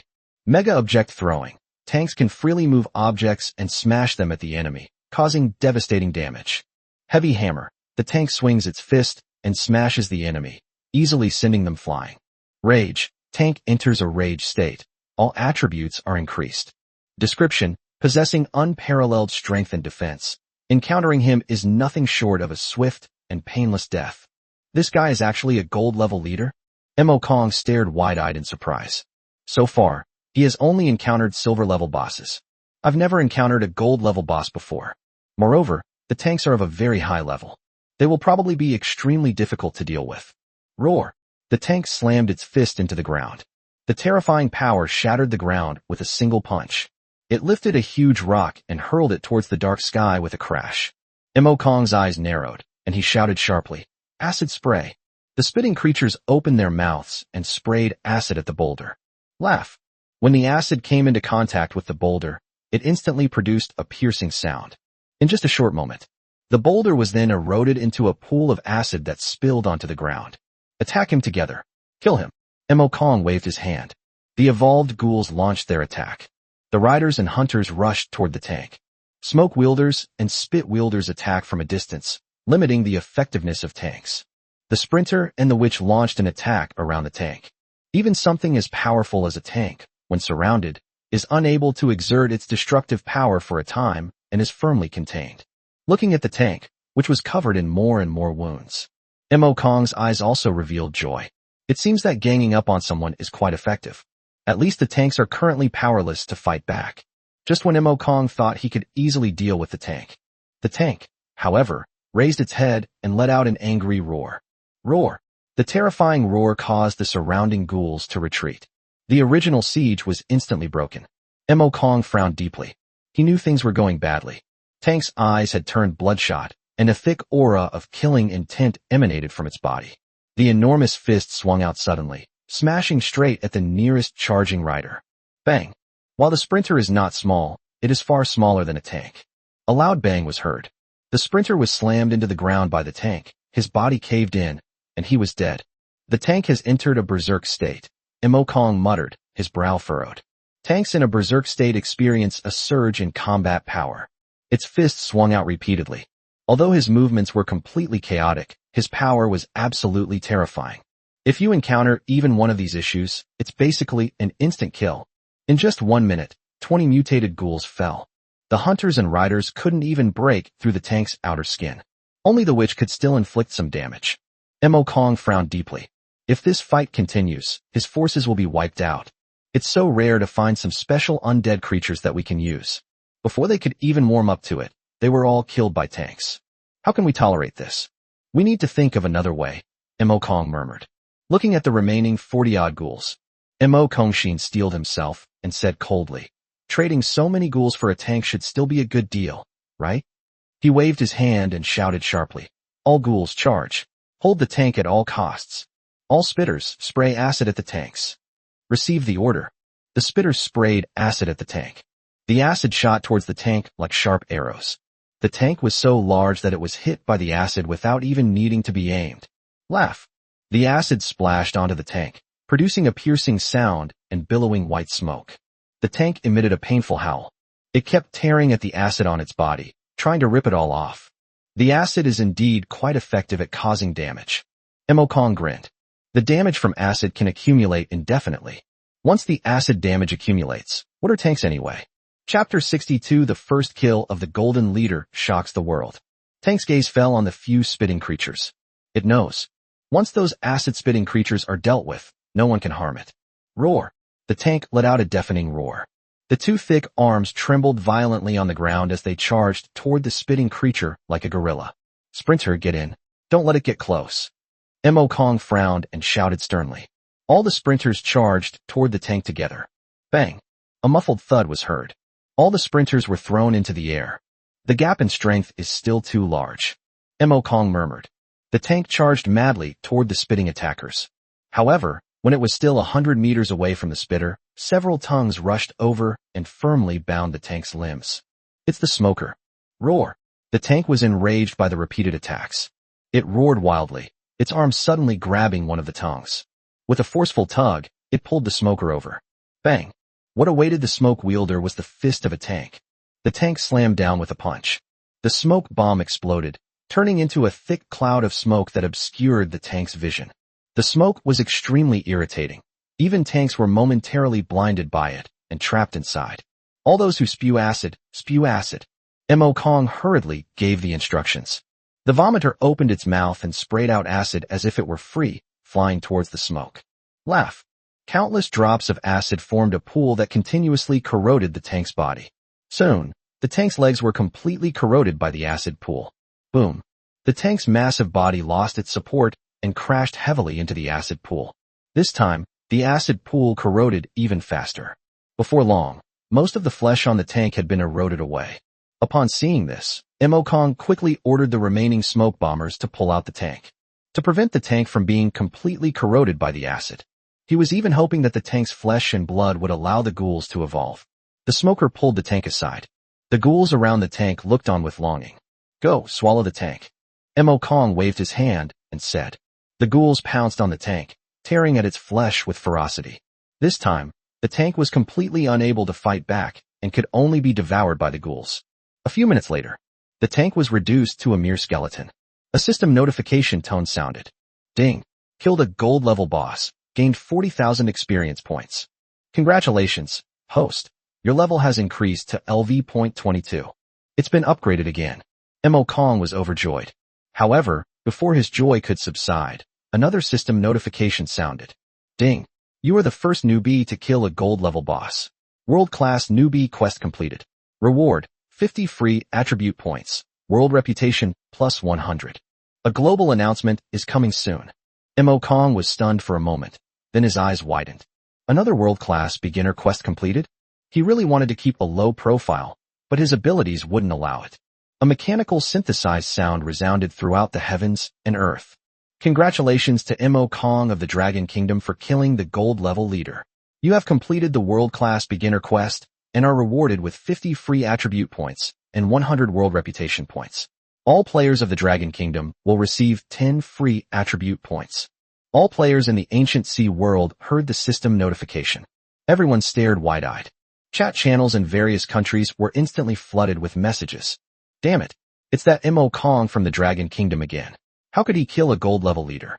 What kind of ability does he have? Damn it. The Dragon Kingdom has once again beaten us to the punch in completing the world-class beginner mission. If this continues, the Dragon Kingdom's overall strength will definitely far surpass that of other countries. Baka. Just who is this damned guy? How could he kill a gold level leader in just a few days? I suspect the Dragon Kingdom used some special methods.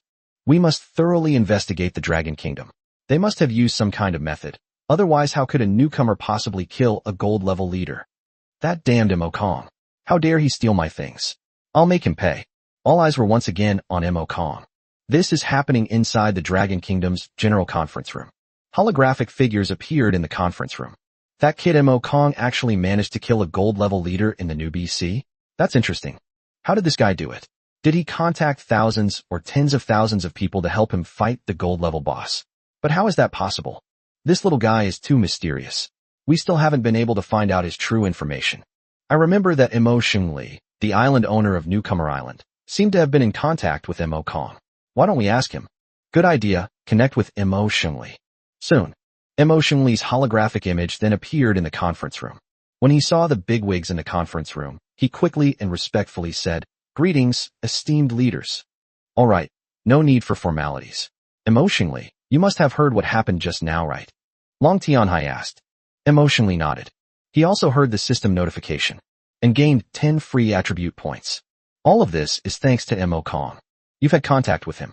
Tell me your thoughts. Is it possible to recruit him? He doesn't accept offers of service and prefers to work alone. Oh, this kid's interesting. Should we set a higher price? I've tried, but he's not interested. He must have his own trump card. This looks like it's going to be a bit tricky. Distinguished leaders, I don't think it's necessary to recruit him. I haven't had much contact with him, but from what I know, he has a deep affection for manhwa. If needed, he will definitely agree to help. No. A thin, elderly man in a suit frowned and said, as long as he isn't completely recruited, he could be recruited by other countries. Everyone should remember the story of the S-level professional from the Vatican marrying into the United States. There are also various other things, such as island nation experts being bought off by the United States. Everyone fell silent. The elderly man in the suit continued. There are too many examples. If a contract is not signed, then the will of the ancient sea world is not recognized, and he will have the opportunity to join other countries. If he joins another country, it will be a great threat to our Dragon Kingdom. In the ancient sea world, joining a faction requires signing a contract. Those who violate the contract will be severely punished in the ancient sea world. At best, you'll lose a level. At worst, you'll be completely wiped out. Therefore, only those who have signed a treaty will have their status as allies formally recognized by all countries. I suggest that we sign a contract with Mo Kong as soon as possible. Otherwise, we should temporarily restrict his development and keep him on the Newcomer Island. The elderly man in the suit said in a deep voice. Upon hearing this, the entire conference room fell into a deathly silence. Chapter 63, A Great Harvest. Strength increases rapidly.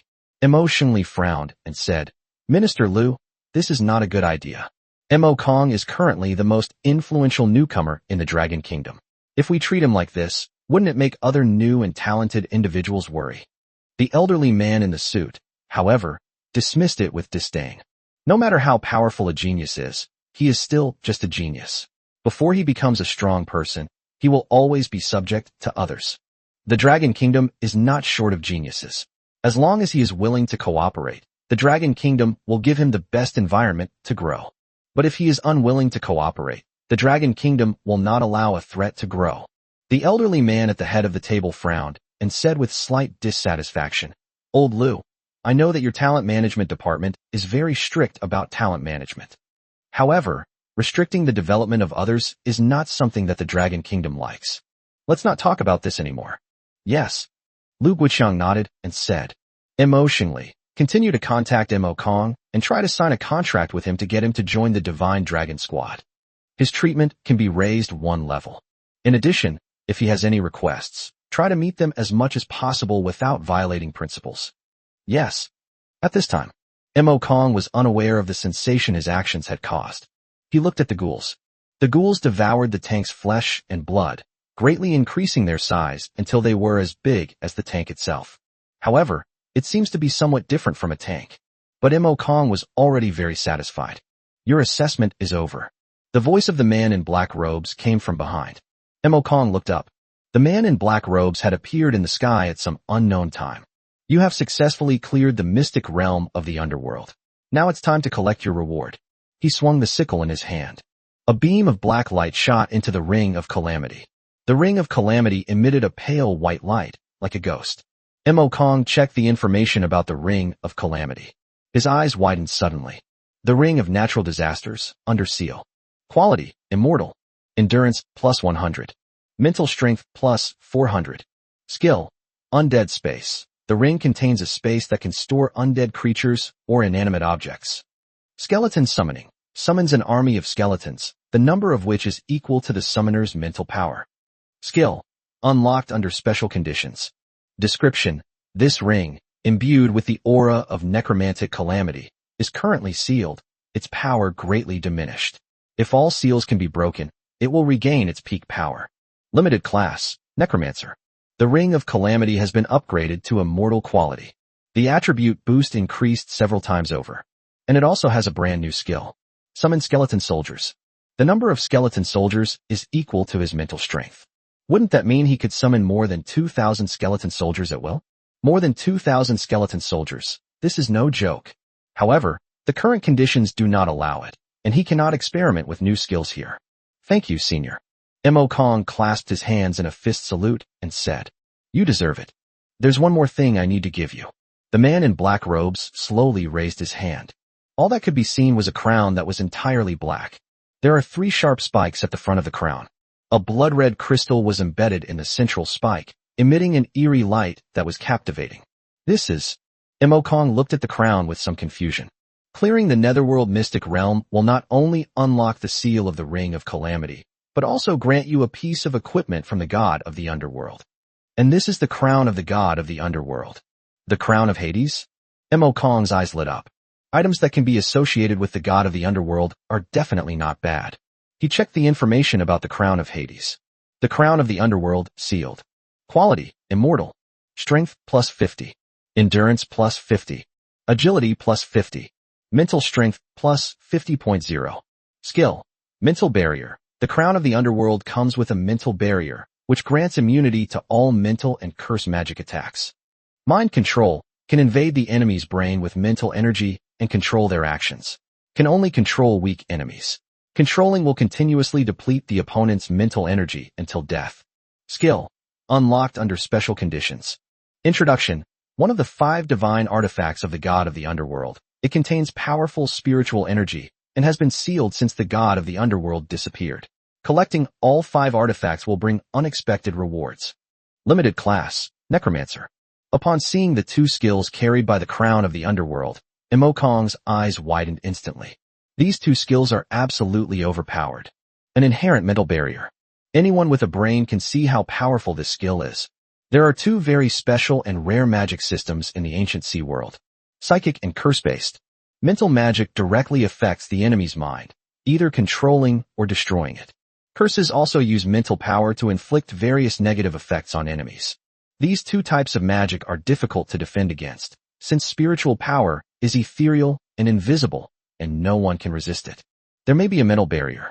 All mental and curse-based skills are nullified. If he encounters a mage from either of those 2 schools, he can do whatever he wants. As for mind control, that's even more terrifying. It can control enemies. If you infiltrate enemy territory, you can do whatever you want. Alright, you can leave now. The man in black robes waved his hand and said. A portal shimmering with light appeared before us. This is the portal to leave. Just as Mo Kong was about to leave, the system's voice came through. Ding. You are the first newbie to clear an S-rank dungeon. World-class newbie quest completed. Reward, 50 free attribute points. World reputation, plus 100. A global announcement is coming soon. Another world-class beginner quest completed? Mo Kong was already numb. For most people, completing even one world-class beginner quest in their entire lives is an impossible feat. For him, it was as common as cabbage. In just half a month, the 4th one has already been completed. Just as Mo Kong was thinking. A mechanical synthesized sound resounded throughout the heavens and earth. Congratulations to Mo Kong of the Dragon Kingdom for clearing the S-level secret realm. You have completed the world-class beginner mission and are rewarded with 50 free attribute points and 100 world reputation points. All players of the Dragon Kingdom have received 10 free attribute points. All players in the Ancient Sea world heard the system notification. This time, players all over the world were shocked. Chapter 64 America's Plan. Countless people were spamming the chat channel. This Mo Kong is terrifying. He actually completed another world-class beginner quest. Are these world-class beginner quests as easy as cabbage? I'm completing them one after another. I thought killing a gold-level leader was impressive enough, but I never expected him to clear an S-level dungeon directly. Mo Kong is truly a great hero of our Dragon Kingdom. I've already gained 40 attribute points, more than I got from leveling up myself. Although many people praised Mo Kong, some were still dissatisfied. We have no idea what Mo Kong is doing. His actions will definitely cause dissatisfaction among various countries. That's right. Last time, they had already arranged for various countries to unite and prepare to attack us. If the Sea Dragon King hadn't appeared, the Dragon Kingdom would definitely have suffered heavy losses. Too high profile. Young people are too high profile. They don't understand the meaning of being low-key at all. Doing this will only bring endless disasters to the Dragon Kingdom. I strongly suggest stripping him of his Mexican citizenship and kicking him out of China. At this time, high-level officials from various countries are also holding emergency meetings. Inside the conference room of the U.S. leaders, the heads of all departments are in this conference room. The American leader spoke up. Does anyone have a way to deal with that Mo Kong? Mr. Yuan, I don't think we can deal with him. The intelligence minister began to speak. What a coward. He's afraid of even a novice. How is he going to get any intelligence work done? That's right, you're such a coward. You've disgraced my country. I think we can open the mirror of the world again to find Mo Kong's location. Then send out experts to carry out the assassination directly. I just checked the newcomer rankings, and he's already level 22. I think it won't be long before he reaches level 30 and gets his second job advancement. Once he leaves the beginners area, there will be no restrictions on our actions. I think the Minister of Military Affairs idea makes a lot of sense. We should send in some experts to kill him. Any experienced player who has completed 3 or 4 job advancements can easily deal with him. Everyone nodded in agreement with the method. Mr. Head, I don't think this method will work. The intelligence minister began. The leader asked, state your reasons. Mo Kong is incredibly powerful. I believe that if he continues to develop like this, he could very well become the next king. The United States needs this kind of talent the most. I think we can send someone to recruit him to our United States. This will not only enhance our strength, but also weaken the Dragon Kingdom and deal a blow to it. The leader frowned and said, recruiting isn't a simple matter, are you sure? I have experience recruiting geniuses from various countries before, and I believe that Mo Kong will definitely not be able to refuse and will join our beautiful country. Alright, then I'll leave this to you. You absolutely cannot fail. It's not just the beautiful country. The heads of state of various countries are also discussing countermeasures to this matter. After all, the growing strength of the Dragon Kingdom is not a good thing for them. At this moment, Mo Kong was unaware of the thoughts of the various countries. He was standing in front of the portal. Any clues about the next Netherworld Mystic Realm? Mo Kong asked. The next Netherworld Mystic Realm is within the Dragon Kingdom. That's all I can tell you. The man in black robes said casually. Mo Kong opened his mouth wide. Within the Dragon Kingdom? Although the Dragon Kingdom sea area is not large within the entire ancient sea world, it's at least 15 million square kilometers. Moreover, this excludes marine areas. The Dragon Kingdom is also divided into 5 major regions, namely the 5 major island groups of East, West, South, North, and Central, and there are many smaller islands under the island groups. We have to search through so many places one by one. That would take forever to find. Mo Kong was also somewhat helpless. But the man in black was unwilling to talk, and he couldn't press him any further. That Hades guardianship is yours now. Just as Mo Kong was about to leave, the man in black robes suddenly spoke. Mo Kong was taken aback. That's simple. That's also one of your rewards for clearing the level. You just need to drip your blood onto the pearl of the underworld to gain the approval of the underworld guardianship. Alright, that's really all now, you can go. After saying that, the man in black robes vanished instantly. They even have a Hades escort ship? Mo Kong murmured. His heart was filled with joy. With the fighting power of the Hades guardian ship, who else can be his opponent? He took a deep breath and stepped straight into the portal. Everything went completely black. When his sight returned, he saw himself standing in the captain's cabin of the ship, guarded by the god of the underworld. Mou was standing to the side. When she saw Mo Kong, a joyful smile appeared on her face. "Dad, you're finally back." "Yu, how long have I been gone?" Mo Kong asked, affectionately rubbing Mou's little head. "Well, it'll probably be a very, very long time," Mou replied very seriously. Mo Kong was at a loss for words, both amused and exasperated. However, he also knew that there was no concept of time here. "It's time to go back," Mo Kong said. He came before the pearl of the underworld. He then bit his finger and dripped his blood onto the pearl of the underworld. The previously dim pearl of the underworld instantly burst forth with a deep purple light. The purple light enveloped the entire escort ship. After a while, the light gradually faded. The entire escort ship was completely transformed, and all the damage on its hull was repaired. The system notification sounded. "Ding! Congratulations on obtaining the guardianship of the god of the underworld." Mo Kong instantly felt a strange connection between himself and the guardianship of the god of the underworld. A thought suddenly occurred to him. Information about the guardianship of the god of the underworld appeared before them. This time, the words "damaged" have disappeared. This means the ship is ready to set sail. "Let's go back to the sea first," Mo Kong said, waving his hand. All that could be heard was a deafening roar. The entire ship seemed to be trembling. What's wrong, Dad?" Mou hugged Mo Kong tightly and said in a fright. Mo Kong looked out the window. The seawater is constantly flowing downstream. The ship is rising. In just a few breaths, there was a loud boom. The ship guarded by Hades suddenly burst out of the sea. Fresh air rushed into the ship, and the sunlight was so bright that even Mo Kong couldn't open his eyes. After a while, Mo Kong slowly opened his eyes. When he opened his eyes and looked, a dozen or so warships were floating on the surrounding sea, surrounding the White Bone and several other ships. Mo Kong frowned, sensing that something was amiss. He strode toward the deck, with Mou following closely behind. As soon as he reached the deck, he saw that the deck of the White Bone was full of people. It was Philia and her group. However, Philia and the others frowned, staring intently at the surrounding warships. Mo Kong, carrying Mou, leaped and landed easily on the deck of the White Bone. "My lord!" Upon seeing Mo Kong, Philia and the others smiled with delight and shouted loudly. Chapter 65 The Paradise Island Lord's Conspiracy. Mo Kong asked in confusion. "Philia, what's going on? Who are these people?" Philia looked at the warships, her eyes filled with anger. "They are all from Paradise Island." "Paradise Island? Why are they surrounding us?" Mo Kong was somewhat puzzled. "We asked them, but they wouldn't say anything. They just kept surrounding us," Philia said helplessly. "My lord, I suspect their motives are impure." Phidias echoed. Mo Kong frowned deeply.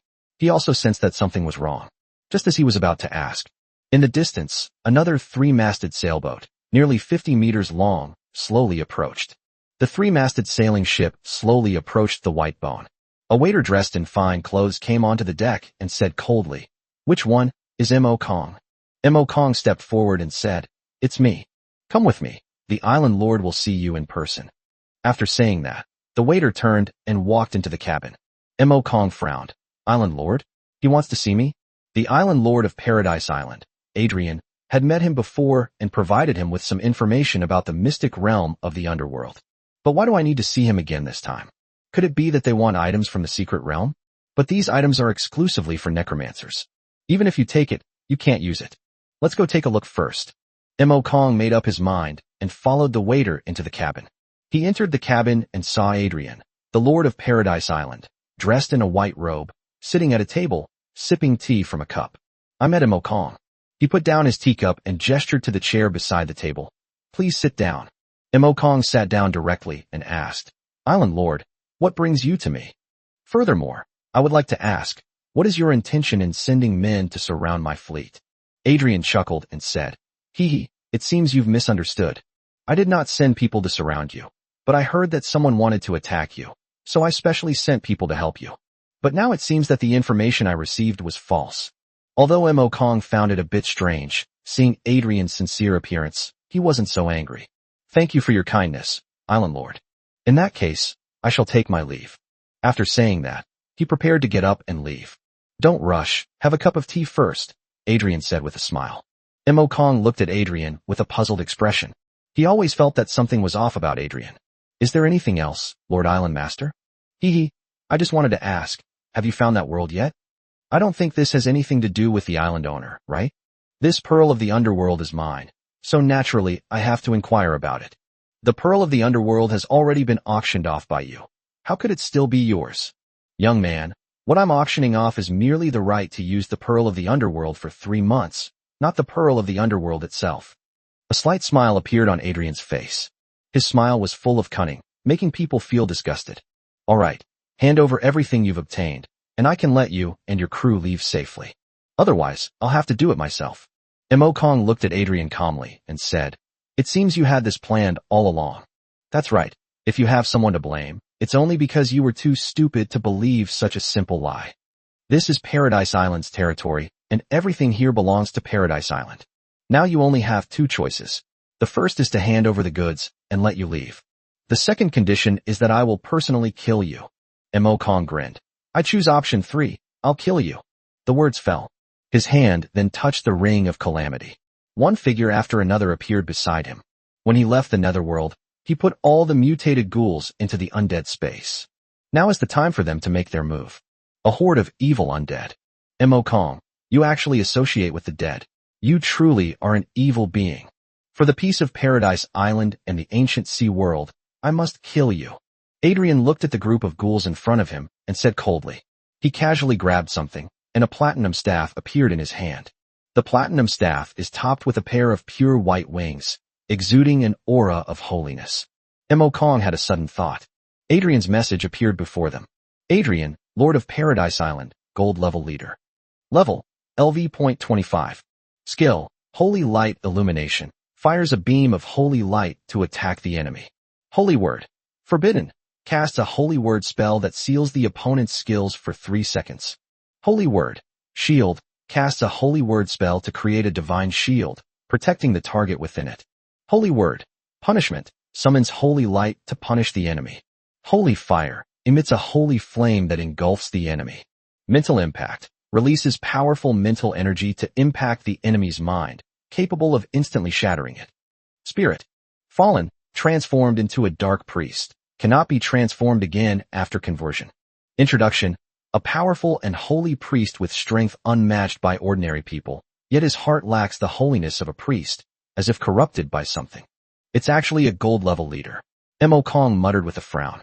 He encountered 2 gold-level bosses, a chance that most people only have a few times in their lifetime. A level 25 gold-tier boss can practically roam freely in the entire newbie sea area. Just do it, don't worry about it. Mo Kong shouted sternly. They received Mo Kong's order. The ghouls quickly launched an attack on Adrian. Holy Word. Shield. Adrian waved his hand casually, and a pure white shield enveloped his body. Laugh. The spitting acid landed on the shield with a piercing sound. But the shield only flickered slightly a few times before the acid was completely wiped away. Dark undead creatures. Prepare for judgment. Holy Word. Punishment. Adrian pressed his hand down sharply on the onrushing hunter. A beam of holy light condensed into a long sword that descended from the sky, piercing straight towards the hunter. The hunter had no way to avoid it, and was easily pierced through the head by the holy sword, falling heavily to the ground. The hunter has been killed. This guy's got some skill. Mo Kong said coldly.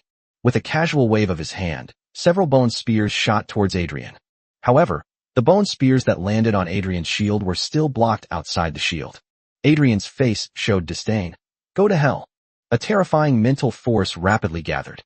The next moment, a terrifying shockwave of mental energy shot straight toward Mo Kong. Chapter 66. The Priest Infected by the Evil God. That mental shockwave instantly reached Mo Kong. However, just as the mental shockwave was about to hit Mo Kong, a semi-transparent barrier suddenly appeared. Boom. The mental shockwave dissipated instantly, but Mo Kong was completely unharmed. How is this possible? Adrian frowned, staring at the semi-transparent barrier in front of Mo Kong. He didn't know what it was. And this semi-transparent barrier is the mental barrier. Mo Kong grinned and casually waved his hand. Scythe of the Underworld God. A scythe appeared out of thin air and swiftly slashed towards Adrian. Laugh. The scythe of Hades is incredibly fast.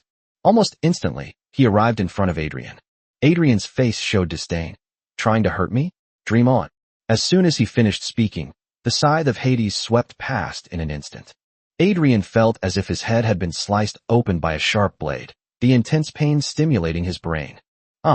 Adrian clutched his head in agony, letting out a piercing scream. Kong grinned. No one could have imagined that such a bizarre skill existed. Ignore all defenses. This attribute alone is enough to make this skill terrifying. Adrian's eyes were filled with resentment. Looks like you got quite a few good things in the netherworld. In that case, I won't stand on ceremony. He waved his hand and shouted sharply, "Holy fire!" A dazzling light emanated from his palm. The dazzling light continued to converge, transforming into a blazing golden flame. The temperature inside the entire cabin suddenly rose. The surrounding wood began to burn. Kong's eyes narrowed. It is the sacred fire. The holy fire has an extremely high temperature and is very effective against all undead creatures. This is a bit troublesome. A cold glint flashed in Adrian's eyes. Turn to ashes. Burn them all. He waved his hand. Holy fire shot out swiftly, burning towards the ghouls. The predators and riders were fast enough to avoid the sacred fire. But those who sprint aren't so lucky. Its size was too great to avoid, and it was touched by the sacred fire. The sprinter let out a painful howl. In just a few breaths, one of the charging creatures was reduced to ashes. Kong's eyes narrowed, and he shouted, "Get out of the way." The other mutated ghouls scattered in fear. A hint of disdain flashed in Adrian's eyes. Trying to run? Nobody can escape. Turn them all to ashes. The sacred fire, like a deadly ghost, drifted through the cabin. Anything that gets even a tiny bit contaminated will quickly turn to ashes. There's no way to stop it. In just 1 minute, several mutated ghouls were then reduced to ashes.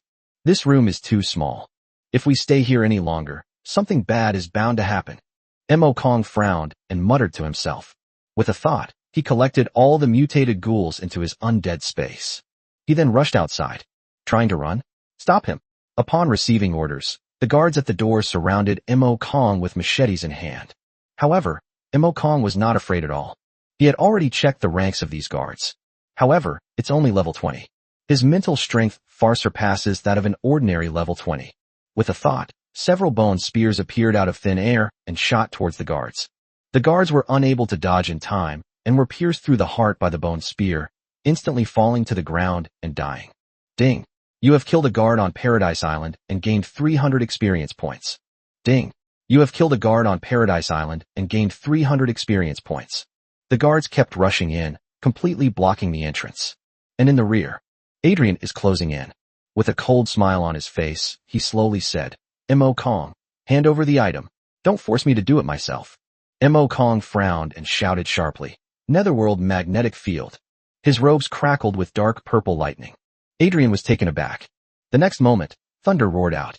Countless arcs of electricity rapidly spread within a radius of several meters around Kong. The guards instantly stiffened, collapsed to the ground, and began to convulse. The ink was clear. This tactic can only temporarily disable the guards. It cannot actually kill them. Once outside, we can use the guardianship of the god of the underworld. The warships guarded by Hades are exceptionally powerful. But just as Kong was about to rush out of the cabin, Adrian roared, "Dark binding array." As he finished speaking, the surrounding floor emitted a dark light. The pitch-black light exuded an eerie aura that made people feel very uncomfortable. Kong felt his speed slow down, and he couldn't run at all. He turned sharply to look at Adrian. "Is this dark magic?" Adrian sneered. "That's right. If you had just obeyed me, I wouldn't have needed to use this trick. What a pity, you forced me to reveal my last resort." Adrian's eyes gradually turned blood red. A dense killing intent permeated his surroundings, completely erasing his previous sacred aura. That scent is so familiar. It's the aura of a black market boss. Kong said with a frown. That's right. Since you're going to die anyway, telling you won't hurt. Adrian snorted coldly. A dark light enveloped his entire body. The originally white robes gradually turned pitch black, with eerie runes imprinted on them, inspiring fear in those who saw them. Even the staff turned pitch black.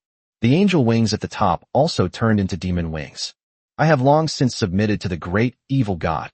The brightness is just a facade I use to promote myself. Adrian sneered. An evil god. Kong frowned.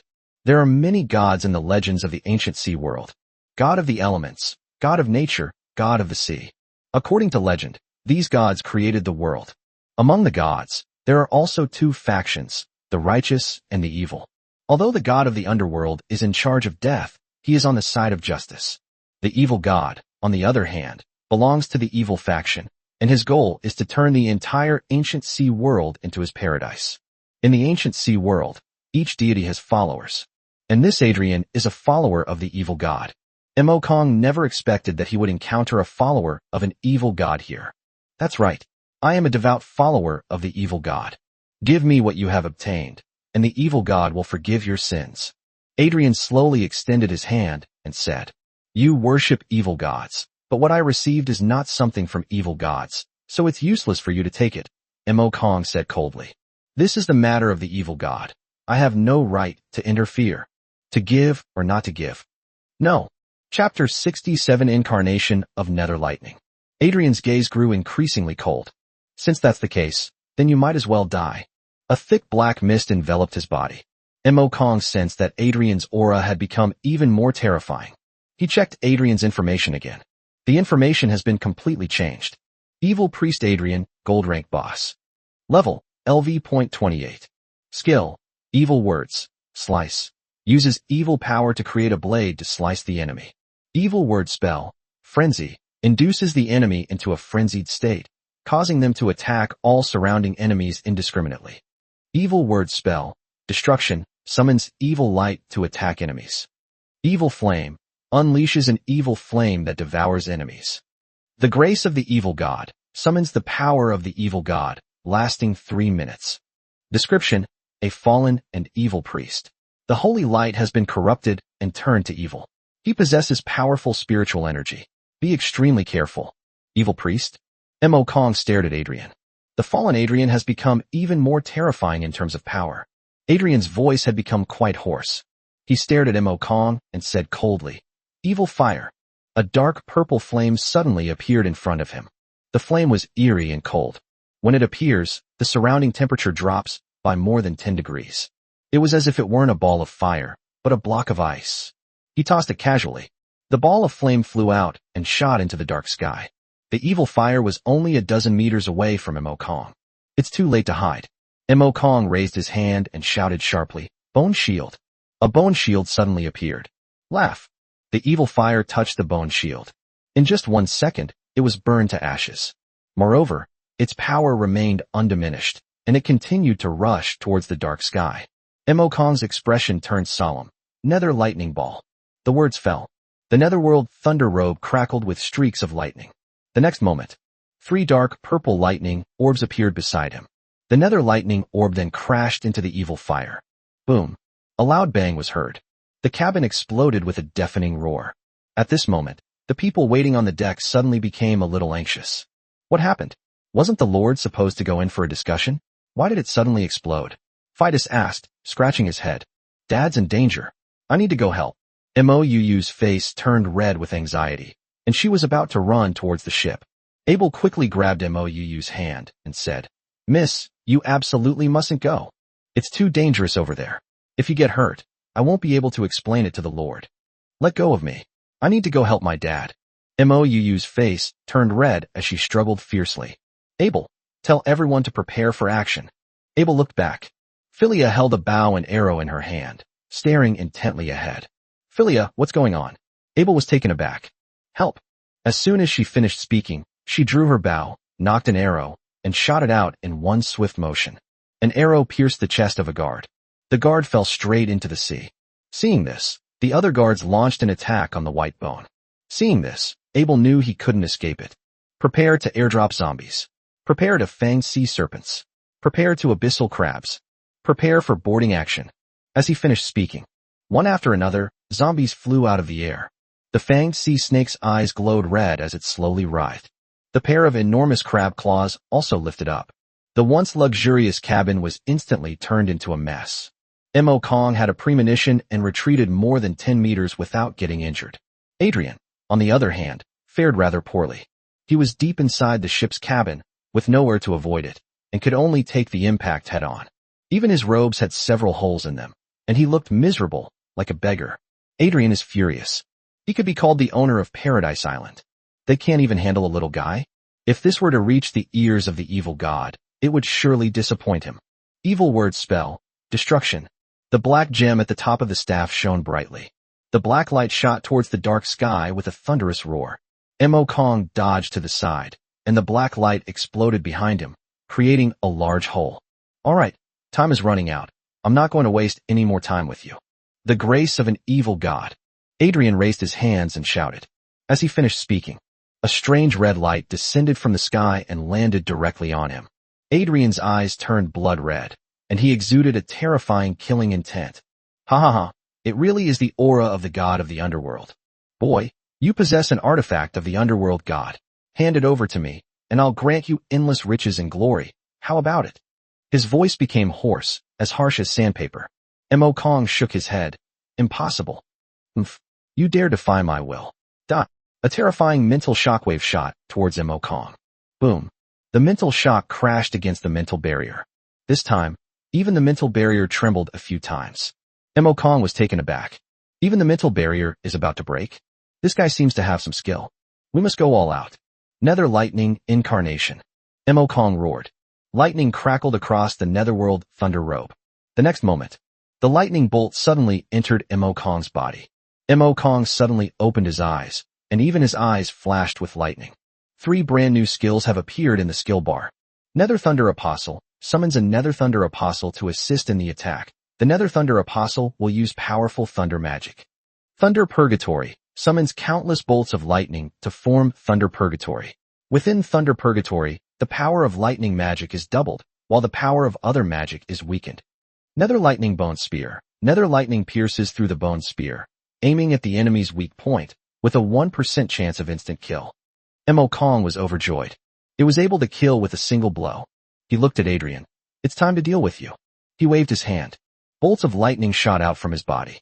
In a short while, these bolts of lightning transformed into human form, their bodies crackling with lightning. There are 10 Nether Thunder Apostles in total. The Apostle of Dark Lightning waved his hands, and lightning magic, filled with destructive power, rapidly gathered. Boom boom boom. Bolts of lightning struck Adrian.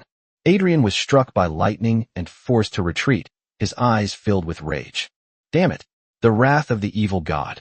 Adrian was completely enraged. With a wave of his staff, a blood-red beam of light crashed down on the Nether Thunder Apostle. Boom. The beam of light fell. A Netherworld Apostle vanished into thin air. However, lightning flashed. Soon, a new Nether Thunder Apostle took that position. How is this possible? Adrian's eyes widened in shock. Mo Kong grinned. My turn. Nether Thunder Bone Spear. He held out his palm, and a sharp bone spear floated in front of him, crackling with lightning. Chapter 68 Nether Thunder Bone Spear, 1 strike kills. Mo Kong casually waved his hand. The Netherlight Bone Spear shot towards Adrian with a whooshing sound. Laugh. Mixed in with the thunder. Adrian couldn't even see where the Netherlight Bone Spear was. It pierced his thigh. He let out a painful scream. This attack did not trigger a one-hit kill. Adrian was furious. Damn it. They all deserve to die. Prepare for my judgment. Evil manipulation. The staff shimmered with a blood-red light. The crimson light spread rapidly, hurtling towards the dark sky. Mo Kong flashed away, easily avoiding the corrosive crimson light. But when that crimson light touched the Netherworld Thunder Apostle, the lightning on the Nether Thunder Apostle gradually turned blood-red. Mo Kong immediately sensed that these Nether Thunder Apostles had broken free from his control. Adrian grinned arrogantly. Ha ha ha. Whatever you summon will ultimately be at my disposal. Go. Turn him to ashes. The Netherworld Thunder Apostles all turned to look at Mo Kong. Terrifying bolts of lightning gradually gathered. However, a smile appeared on Mo Kong's face. Do you really think you have them under control? Mo Kong asked. Adrian's expression changed. He sensed something was wrong. Just as the Apostle of the Nether Thunder was about to make his move, Mo Kong waved his hand and shouted sharply. Scythe of the Underworld God. A huge scythe appeared out of thin air and slashed down at the Nether Thunder Apostle. Laugh. The sickle swept past. All the Netherworld Thunder Apostles instantly transformed into lightning and dissipated into the air. Soon, the lightning rapidly gathered, transforming into 10 Nether Lightning Apostles. All the Netherworld Thunder Apostles were once again under Mo Kong's control. Countless bolts of lightning crashed down upon Adrian. Adrian could only struggle to hold on, utterly powerless to retaliate. Mo Kong's eyes narrowed. and the nether thunderbone spear shot out instantly, piercing towards Adrian. Laugh. The netherlight bone spear easily pierced Adrian's heart. Adrian let out a painful roar, then collapsed to the ground, turning into a corpse. Ding. You have defeated the gold-level boss, the evil priest Adrian, and gained 50,000 experience points. Congratulations, host. Your level has increased to LV.24. Mo Kong slowly landed on the cabin floor. The floor was a complete mess. The entire ship was in ruins, and seawater kept pouring into it, causing it to slowly sink. Mo Kong didn't care about anything else, picked up Adrian's staff, turned around, and rushed out. He soon arrived on the deck.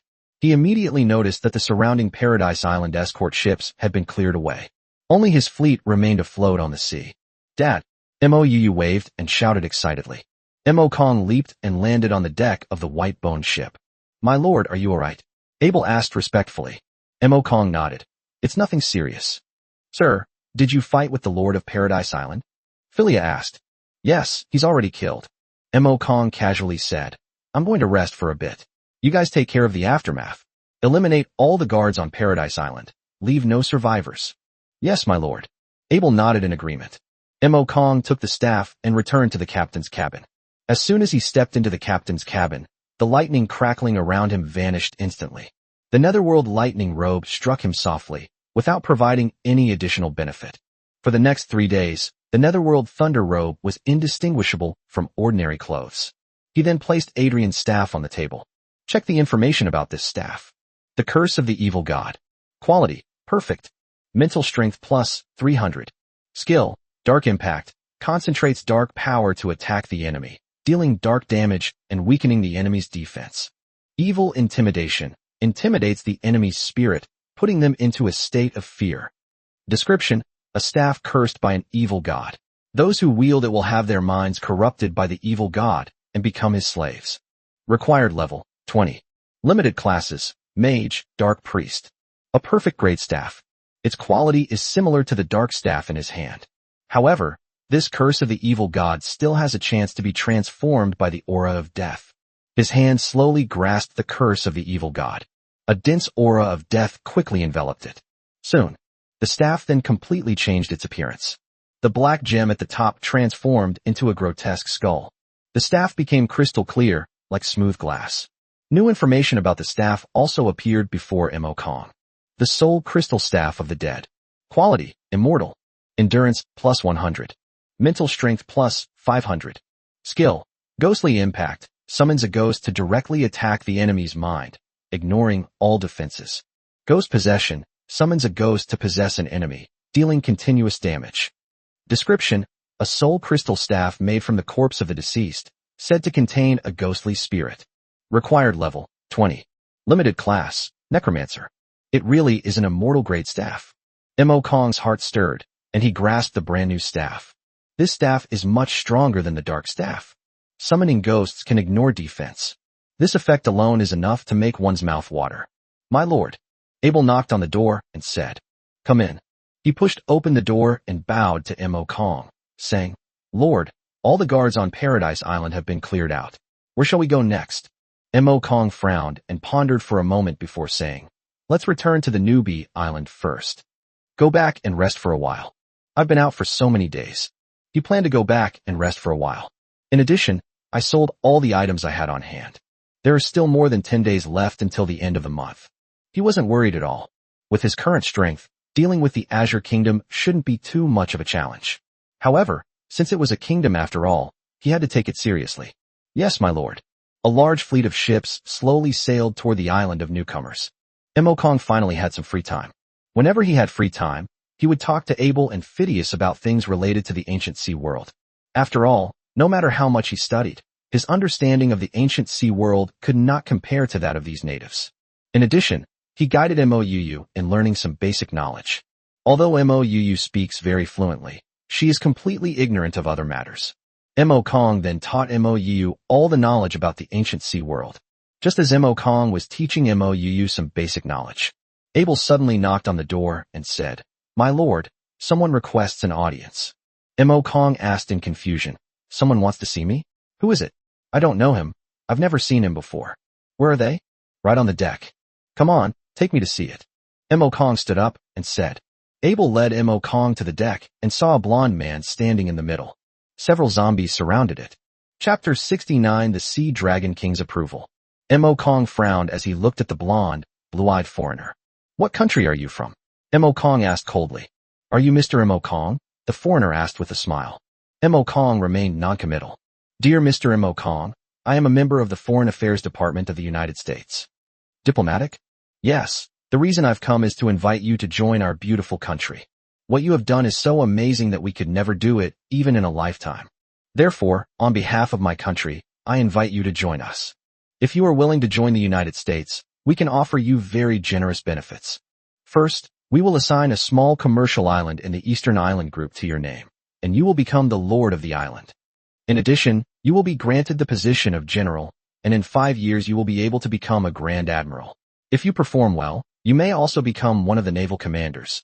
Besides that, you can tell us any other conditions you have, and we will do our best to meet them. After saying that, the foreigner looked at Mo Kong with anticipation. He really hoped that Mo Kong would agree. After all, he paid a huge price to teleport here this time. For this reason, the United States even spent a lot of money to open the mirror of the world. Mo Kong was somewhat surprised. The United States offered really good terms. Let's not even talk about the position of general. The commercial islands in the eastern part of the United States alone are worth billions. The development center of the United States is located in the Eastern Island Group, which is also the trade center of the United States. This is something money can't buy. And the position is even more terrifying. The general is a high-ranking officer in the American Navy, commanding tens of thousands of men. Further up are the positions of Grand Admiral and Navy Commander. There are only a few naval commanders, and each of them is a master of the 7th or even 8th rank, with terrifying strength. The United States really thinks highly of me, offering such a high price. Mo Kong smiled and said. The man thought Mo Kong had agreed. He smiled and said, Of course, Mr. Mo Kong. We have shown our utmost sincerity in inviting you to join the United States. Go back and tell your superiors that I have no interest in joining the United States. Of course, if you can make me the Supreme Commander of the United States directly, I might consider it. Mo Kong said casually. The foreigner's smile froze. Mr. Mo Kong, with such generous terms, aren't you tempted? Of course, if you are not satisfied with the terms, we can continue to discuss them. Mo Kong shook his head and said, No need. I will stay in Dragon Kingdom no matter what. Don't waste your time. Next time, just send people to fight directly. I'll be leaving the New BC soon, and you're welcome to send people to cause me trouble then. Seeing that he couldn't persuade Mo Kong, the foreign man was unwilling, but had no choice but to take out a teleportation stone and leave. At this moment, in the Dragon Kingdom's leadership conference room, everyone was staring at the big screen. The large screen showed Mo Kong talking to the foreign man. Seeing the foreign man teleport away, the Dragon Kingdom's head of state nodded in satisfaction. Although this little guy is unwilling to join us, his attitude towards the country is very clear. Long Tianhai nodded slightly. This kid isn't tempted by profit. He's not even tempted by such a high price. He's a promising talent. I believe he can be nurtured.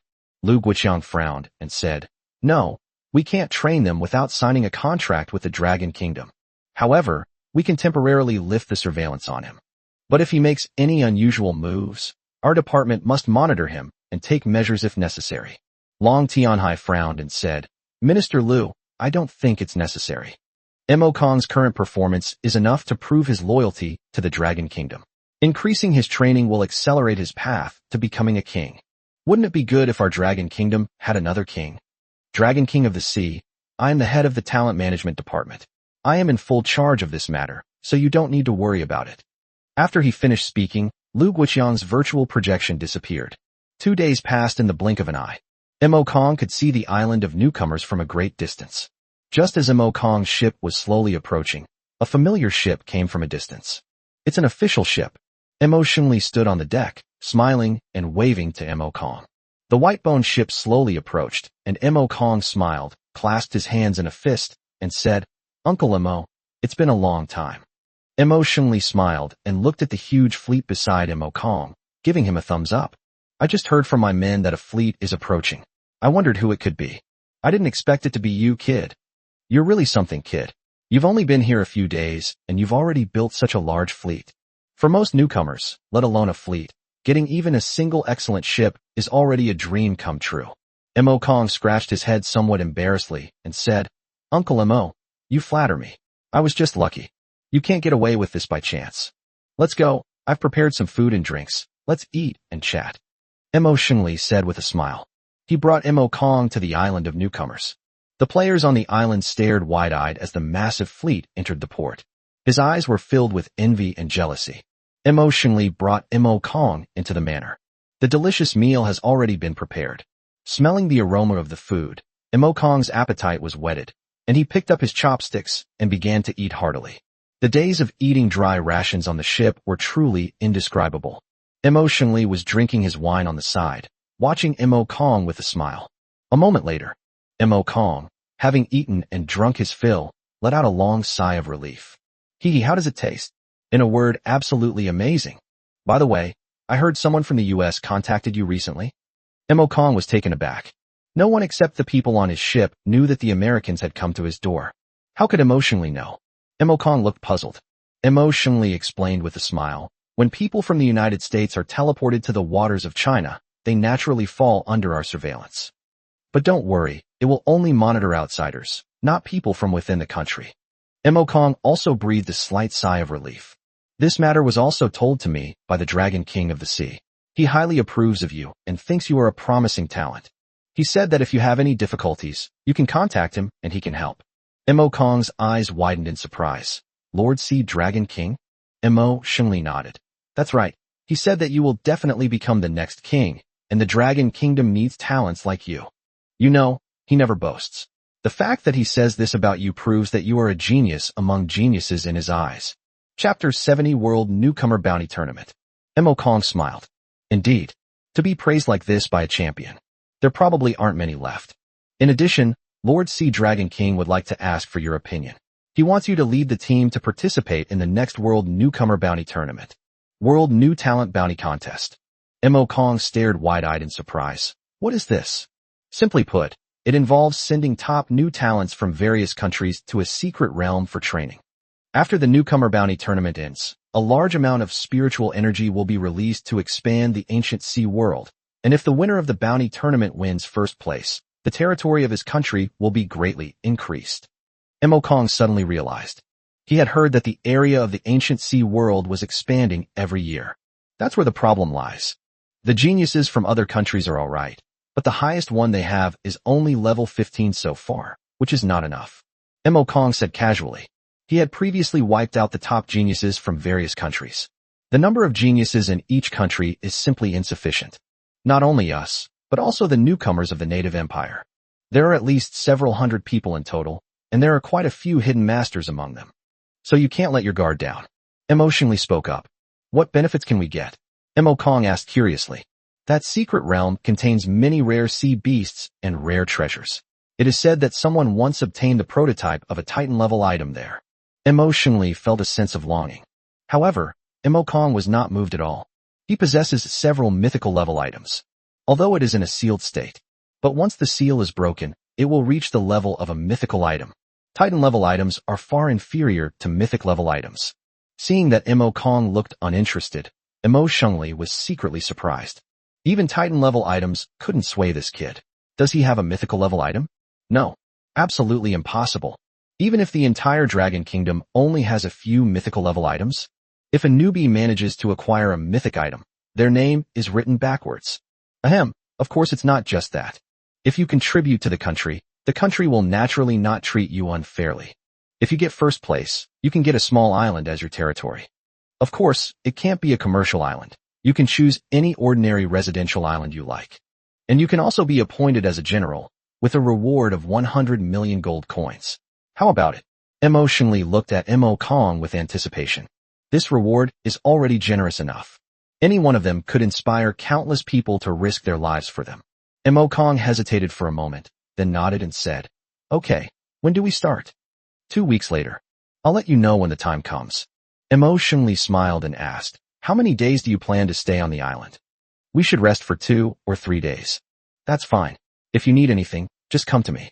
However, I'm going to attend the wedding of a king in the area in a few days, so I might not be here. I'll let others know. Thank you very much, Uncle Mo. Mo Kong said goodbye and left the manor. He planned to go to the Dragon Kingdom Exchange to sell the equipment he had. As players level up, the number of high-quality equipment will gradually increase, and at that point, the equipment they have will no longer fetch a good price. At this time, Huolinger was at the main entrance of the exchange. Behind her followed a man dressed in a deep blue robe. The man was dressed in a slick-back style, looking like a pretty boy. Linger, if you want equipment, just tell me. There's no need to buy it from this exchange, the man said with a smile. Lan Zhanfei, I advise you not to follow me. Huolinger frowned and glared at the man. Lan Zhanfei still showed no sign of leaving. Linger, our Demon Whale Guild may not have much else, but we have plenty of equipment. Huolinger felt somewhat helpless. Of course she knew. The Demon Whale Guild is the largest and wealthiest of the top 10 guilds. They have many players with various professions under their command. The role of these players is to craft equipment. Half of the equipment in the entire Dragon Kingdom Exchange comes from the Demon Whale Guild. Okay, you've got plenty of equipment, right? Then I need 10 pieces of excellent grade equipment. Do you have any? Huolinger glared at Lan Zhanfei and said. Lan Zhanfei was also a little embarrassed this time. New players should be grateful if they can even craft some basic equipment. How could there possibly be high-quality equipment? Isn't this just wishful thinking? They don't even have any high-quality equipment, yet the Demon Whale dares to claim it has the most equipment? Huolinger said coldly. Lan Zhanfei frowned and said, Linger, I'm not trying to be mean, but right now, in the entire New BC area, no guild could possibly have 10 pieces of excellent grade equipment, could they? Even Mo Kong, who is ranked first on the newcomer list, cannot do this. I'm currently working hard to train those players in crafting professions. Once they can craft high-quality items, I'll send them to you as soon as possible. How about that? Huolinger shook her head and said, No need. At that time I'm afraid what I'll need is perfect grade equipment. Besides, just because you can't do it doesn't mean others can't. Last time, all the items in the auction were brought out by Mo Kong alone. I believe he can definitely bring out even more now. Just as the two were talking, Huolinger spotted Mo Kong approaching from a distance at a glance. Ink Sky. She waved her hands and shouted excitedly. Upon hearing this, people around stopped and turned to look, their eyes filled with curiosity. Mo Kong? Is that Mo Kong, the top player on the newbie leaderboard? Is he here? Wow. With such a great master here, I absolutely have to meet him. I also want the autograph of a pro player. If I can get on good terms with Mo Kong, I won't have to worry about equipment in the future. Which one is the great master Mo Kong? I only recognize the name. I've never seen him in person. Everyone looked around curiously, searching for Mo Kong's whereabouts. Huolinger ran quickly to Mo Kong and said with a smile, It's been a long time, Mo Kong. Long time no see. Mo Kong greeted him with a smile, completely ignoring Lan Zhanfei's murderous look. Linger, is he Mo Kong, the one who's ranked number 1 on the newcomer list? Lan Zhanfei looked Mo Kong up and down, his eyes full of suspicion. Is there something you need? Mo Kong glanced at him and said, I heard you have high-quality equipment. I'd like to see it. Lan Zhanfei said arrogantly. Mo Kong turned to look at Huolinger. Is this your friend? Huolinger quickly shook her head. I am Lan Zhanfei, the son of the Demon Whale Guild's leader. You must have heard of my great name, right? Lan Zhanfei said in a cold voice. Mo Kong suddenly realized, I have heard of the Demon Whale Guild, which is known as the guild with the most equipment. Your guild has so much equipment. Do you still want to buy equipment from me? Chapter 71 Equipment Tycoon Mo Kong. What a joke. Does my Demon Whale Guild need to buy equipment from a solo player like you? Lan Zhanfei flicked his bangs and said with a disdainful look. Once I leave the newbie zone, I'll have as much high-quality equipment as I want. Even some perfect-grade equipment can be obtained. Hee, as expected of the Demon Whale Guild with the most equipment, they are really rich and powerful. Mo Kong smiled and praised him. Huolinger stared at Mo Kong with anticipation and asked, Mo Kong, did you get something good this time you came to the exchange? Mo Kong nodded. It's just some things I don't need, some simple equipment. Upon hearing this, Huolinger's eyes lit up immediately. Can I take a look? If it's good equipment, I'll take it all.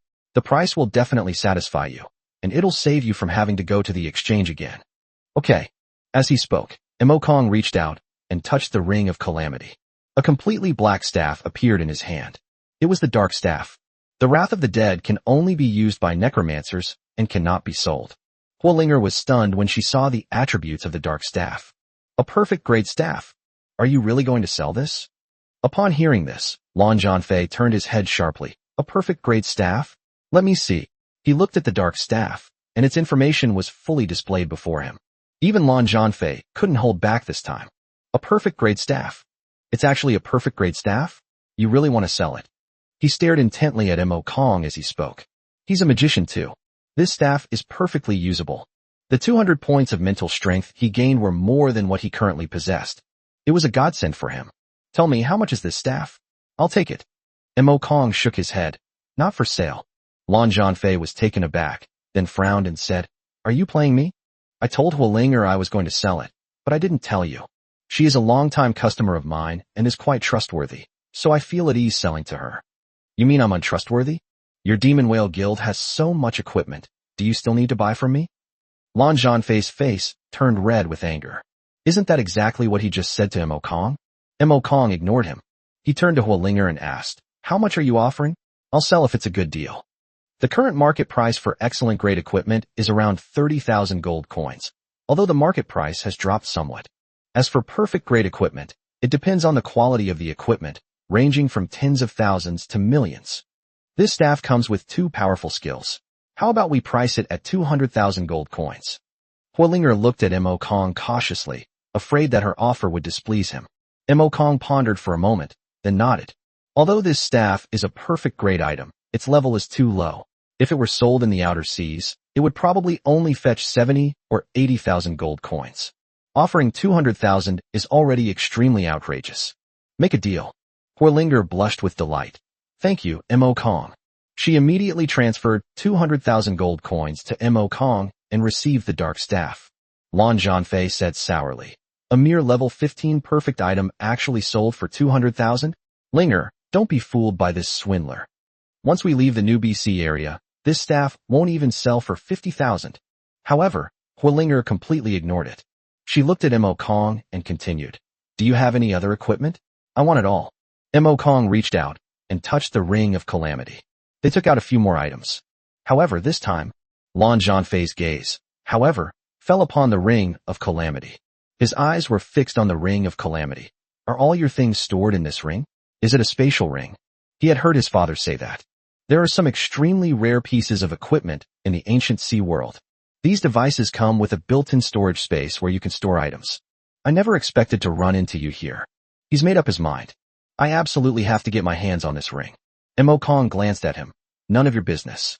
Name your price, no matter how much. I will not haggle. Lan Zhanfei said heartily. This time, Mo Kong simply ignored him. Hualinger frowned deeply. Mo Kong, why don't we go to the Blood Shadow Rose's base? There's no one to bother us there. Can. Mo Kong nodded in agreement. He followed Hualinger toward the Blood Shadow Rose's encampment. Lan Zhanfei watched Mo Kong's departing figure, a cold smile appearing on his face. What I set my sights on will be mine sooner or later. Mo Kong followed Hualinger to the Blood Shadow Rose's base. The so-called residence was actually a small estate on the surrounding islands. Even such a small manor would cost tens of millions of gold coins. The estate contains a large villa and a small garden. Mo Kong glanced at it briefly. There are also some makeshift rooms nearby. These should be construction rooms and laboratories, etc. Each guild will recruit some players who have certain professions. These players will craft equipment and even ships. After all, there are too few sea beasts or pirate equipment in the ancient sea world, and they alone cannot support a large guild. There are quite a few Blood Shadow Rose members within the base.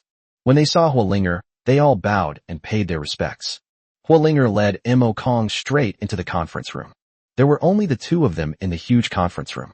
All right, Mo Kong, there's absolutely no one to bother us here. Let me see your treasure, Hualinger said with an expectant look on her face. As soon as she finished speaking, she realized that what she had said was somewhat ambiguous, and her face instantly turned red. However, Mo Kong didn't care. He opened the netherworld and took out all the items he intended to sell, placing them on the table. Nearly 20 items in total. He bought all of these on Paradise Island. Looking at all the items on the table, Hualinger was stunned. She glanced at it briefly. 7 perfect items and 11 excellent items. How long have we been in the ancient sea world? When others don't even have a single ordinary item. How could Mo Kong possibly wholesale high-quality items, and even perfect items? This guy is practically an equipment tycoon. A piece of excellent equipment costs 70,000 gold coins, and a perfect item costs 200,000 gold coins, for a total of 2.17 million gold coins. I'll transfer it to you right now. Huilinger said very readily. She immediately transferred the gold coins to Mo Kong. It's a pleasure to work with you. Mo Kong didn't stand on ceremony and accepted the gold coins. Huilinger was also very satisfied. With this equipment, Blood Shadow Rose's strength in the New BC area can be considered top-notch. She said very seriously, Mo Kong, I owe you a favor. If you need anything in the future, just let me know. As long as I can do it, I will definitely not refuse. Hee, no need to be so polite, Mo Kong said with a smile.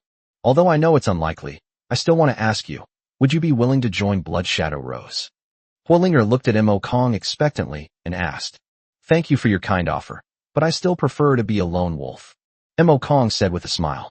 A hint of disappointment flashed in Huilinger's eyes. However, she quickly suppressed it. In that case, I hope we can always be friends. Huilinger's eyes curved into crescent moons. Chapter 72, I advise you to let her go. I wandered around the Blood Shadow Rose's base for a while. Mo Kong then left. As dusk fell, there were far fewer pedestrians on the streets. Many shops have also closed.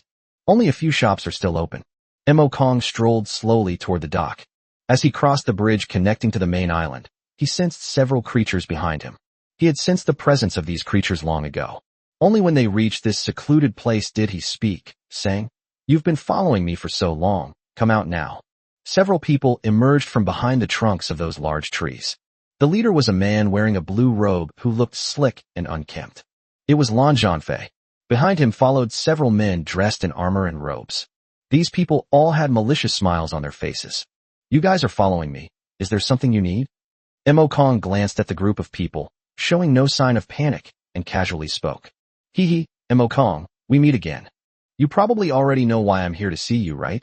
Lan Zhanfei said arrogantly. Want a spatial ring? Mo Kong asked. I just enjoy talking to smart people. It's a waste of time. Give me the spatial ring, and I'll leave right now, okay? Lan Zhanfei extended his hand and said with a forced smile. If you don't give it to me, are you planning to just steal it? Mo Kong asked. Lan Zhanfei maintained his smile, remaining noncommittal. But his meaning was quite clear. Mo Kong shook his head helplessly, just as he was about to teach them a lesson. A childish voice called out, Daddy, you're here. He was startled and looked in the direction from which the sound came. A little girl who looked like a porcelain doll stood behind Lan Zhanfei and the others. It was Mo Yu. Yu, what are you doing here? Mo Kong asked in surprise. I came out to look for you. I've been waiting on the ship for so long, and you still haven't come back. I got so bored that I came out. With a joyful smile on her face, Mo Yu ran quickly toward Mo Kong.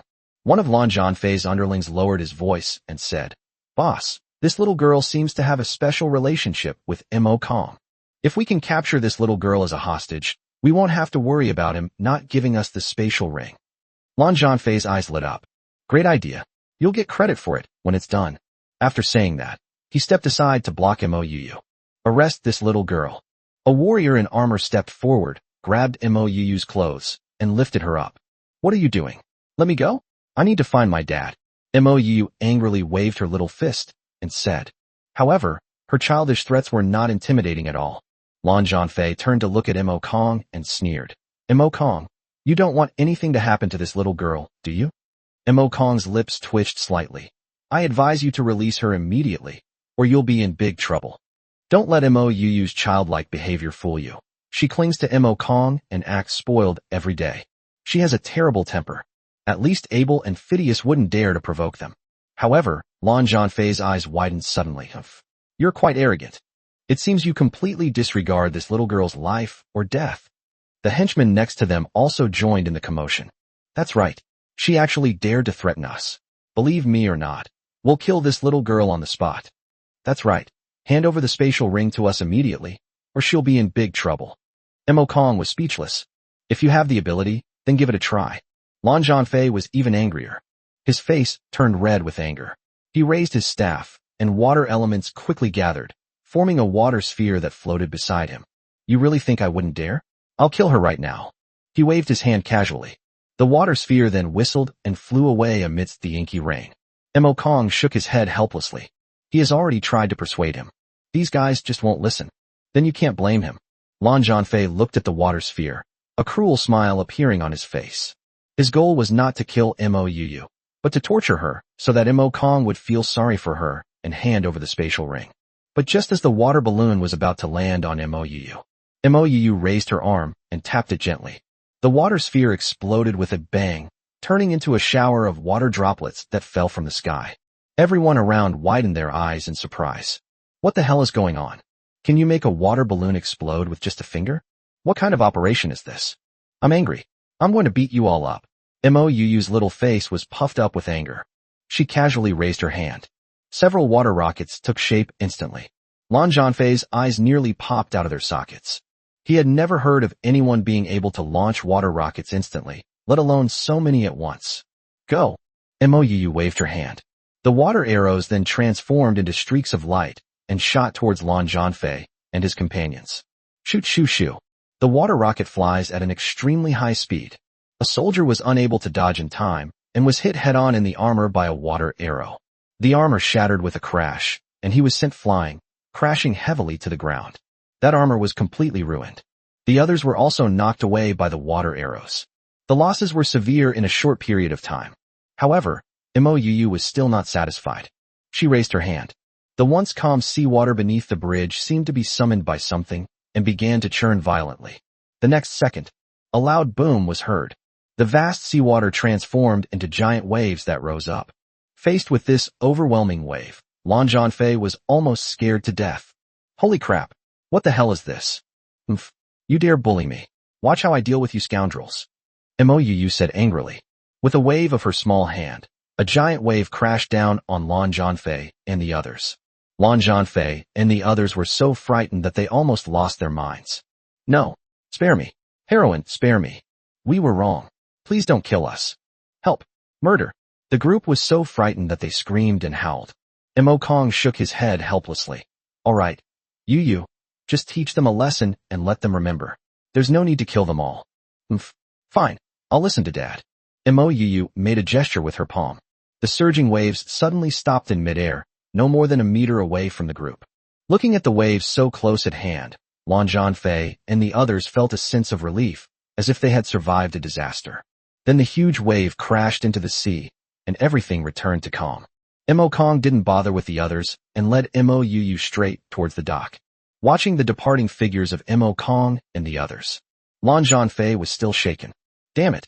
Who exactly is this little girl? How could she have such abilities? Boss, what should we do? Should we still try to steal the spatial ring? Nonsense. Of course we have to take it. But not now. First, gather all the information on Mo Kong. This situation absolutely cannot happen again. Yes, boss. Chapter 73 Goblin Flying Machine. Mo Kong brought Mouu back to the Whitebone ship. You can't reveal your strength so casually next time, Mo Kong admonished. Okay, Daddy. Mouu pouted, looking aggrieved, completely lacking her previous fierceness. Mo Kong gently rubbed Mouu's head and said with a smile, If anyone bullies you, Daddy's here. Gentlemen. During their conversation, Philia came to Mo Kong's side. She bit her lip lightly, her brows furrowed, her fingers gripping her short skirt, her eyes filled with worry. What's wrong, Philia? What's the matter? Mo Kong asked in confusion. He knew that Philia was always calm and composed, and rarely showed such nervousness. Something must have happened. Philia knelt down with a thud, bowed her head, and said, Sir, the king of the Azure Kingdom has moved up the wedding date. Their wedding day is less than 3 days away. Less than 3 days? Mo Kong's eyes widened suddenly. Why so suddenly? Who told you this? I heard it from someone when I was buying supplies on the island today. Gentlemen. Mo Kong nodded and said in a deep voice, I understand. Set off immediately for the Azure Kingdom. The Azure Kingdom is quite far from the newbie island. Even at full speed, it would take at least 2 days. If we don't set off soon, something unexpected might happen. Philia's eyes reddened, and she choked out. Thank you, sir. Don't mention it. I will definitely keep my promise. Mo Kong helped Philia up and said, Go find Abel and Phidias and have them come to the captain's cabin to discuss this. Good. Philia wiped away the tears from the corners of her eyes, looked at Mo Kong, and felt a touch of gratitude in her eyes. Soon, she summoned Abel and Phidias to the captain's cabin. Who among you knows the Azure Kingdom best? Mo Kong asked. I have been to the Azure Kingdom, Abel said. Then tell me the specific information about the Azure Kingdom. Yes, my lord. Abel took out a pen and paper and began to draw a map of the Azure Kingdom. Soon, he had drawn a rough map of the Azure Kingdom. Although his drawing technique is really abstract, it's still roughly discernible. The Azure Kingdom is an archipelago, similar to the Newcomer Island, but slightly smaller in size. It consists of one main island and 3 secondary islands. The main island is the capital of the Azure Kingdom. Everyone lives on the main island, which also has the strongest defenses. The 3 secondary islands are home to the Azure Kingdom's navy, which has built powerful defensive fortresses on them, mainly equipped with black cannons, and secondly with magic towers. However, the number of magic towers is limited, with only one on each secondary island. Mo Kong nodded slightly. It seems that the Azure Kingdom's combat strength is limited. Yes, my lord. However, we should not underestimate them, because the capital defense force of the Azure Kingdom is very powerful. If we fight at sea, they are no match for us, but in land battles, it is estimated that we are no match for them. Mo Kong stared at the map and said, "This wedding is being held in the capital. If we want to save people, we currently have 2 options. A direct assault or infiltration." Phileas said worriedly, "Sir, a direct attack is not advisable. Although we are not afraid of the Azure Kingdom in a direct confrontation, if all their naval forces are gathered together, our men will suffer casualties. And they might even take my sister hostage." Mo Kong nodded. "I know. That's what I'm worried about too. At present, the only option is to infiltrate. How about this? I'll take Abel and Phidias into the capital of the Azure Kingdom and wait for the right opportunity to act." Philia was moved to tears. She bowed deeply and said, "Thank you, sir. No need for such formalities. But before we can take action, we must first remove the defenses of these 3 secondary islands. Otherwise, the ships won't be able to get close, and it will be difficult to provide support later." Mo Kong frowned and pondered. "My lord, our ship cannot get close to the range of the airdropped zombies, let alone any other attacks. It's simply impossible to deal with. Unless you can fly there." Abel began to speak. "My lord, I do have something suitable here." Phidias suddenly said, "Oh, tell me about it." Mo Kong was somewhat curious. "It's goblin technology invented by us goblins, goblin flying machines. Using the goblin flying machine, one can fly freely at an altitude of 500 meters. Phidias said proudly. Mo Kong's eyes lit up, and he quickly said, "Bring the things over so I can take a look." "Yes." Phidias hurriedly ran out. Soon, several zombies carried in a metal lump about 2 meters long. Mo Kong looked closely and saw that the goblin flying vehicle looked like an airplane, but it was small and could only accommodate 1 person. There are 2 small propellers on both sides of the fuselage and 3 jet nozzles at the rear. A thought suddenly occurred to him. The specific information about the goblin flying machine then appeared before them. Goblin flying machine. Quality, perfect. Skill, high altitude flight, able to fly freely at altitudes below 500 meters. Goblin bomb. A goblin bomb is mounted on the goblin aircraft and can be dropped for attack. Introduction. A landmark invention in goblin technology, the goblin flying machine allows goblins to take to the skies and realize their dream of flight. There are even goblin bombs. Can this thing be airdropped for bombing? Can this thing really fly? Mo Kong tapped the metal lump. The sound was dull and quite solid. Can such a heavy lump of iron really fly with just those 2 propellers? Phidias patted his chest and said, "Of course, if you don't believe me, you can go outside and try it." Mo Kong nodded. "Then let's give it a try." The zombies carried the goblin flying machine onto the deck. Mo Kong then sat in the driver's seat. Looking at those complex and sophisticated instruments, he also felt a bit of a headache. Fortunately, Phidias explained it to me, and the operation was quite simple. He pressed the start button. The propellers on both sides of the goblin aircraft gradually began to rotate, and the speed continued to increase. Mo Kong then sensed the goblin flying vehicle gradually taking off. It can actually fly. Mo Kong was somewhat surprised. He piloted the goblin flying machine to slowly ascend into the air, while the ships below grew smaller and smaller. Looking at the vast ocean in the distance, Mo Kong was also filled with shock. Is this button for acceleration? Mo Kong looked at the red button on the panel and pressed it out of curiosity. The 3 nozzles at the back of the goblin aircraft suddenly erupted with orange flames. Its speed suddenly increased, and it flew away into the distance like a shooting star. Holy crap! Slow down. I need to get off. The sound of the ink was drowned out by the noise of the jets. Chapter 74 Nighttime Air Raid. Everyone watched Mo Kong disappear into the distance, sighing with emotion. Lord, you are truly intelligent. You learned it so quickly and can operate it so smoothly. It's truly admirable. Yes, Even my goblin race couldn't have operated this well from the start. Lord, you are indeed exceptionally talented. Philia watched Mo Kong walk away, her eyes filled with admiration. A few minutes later, the goblin aircraft returned to the deck. Several people crowded around. Before they could even speak, they saw a figure rush to the ship's side and vomit uncontrollably. Abel and Feideston were immediately speechless. It seems the Lord has vomited? Chill. I didn't see or hear anything.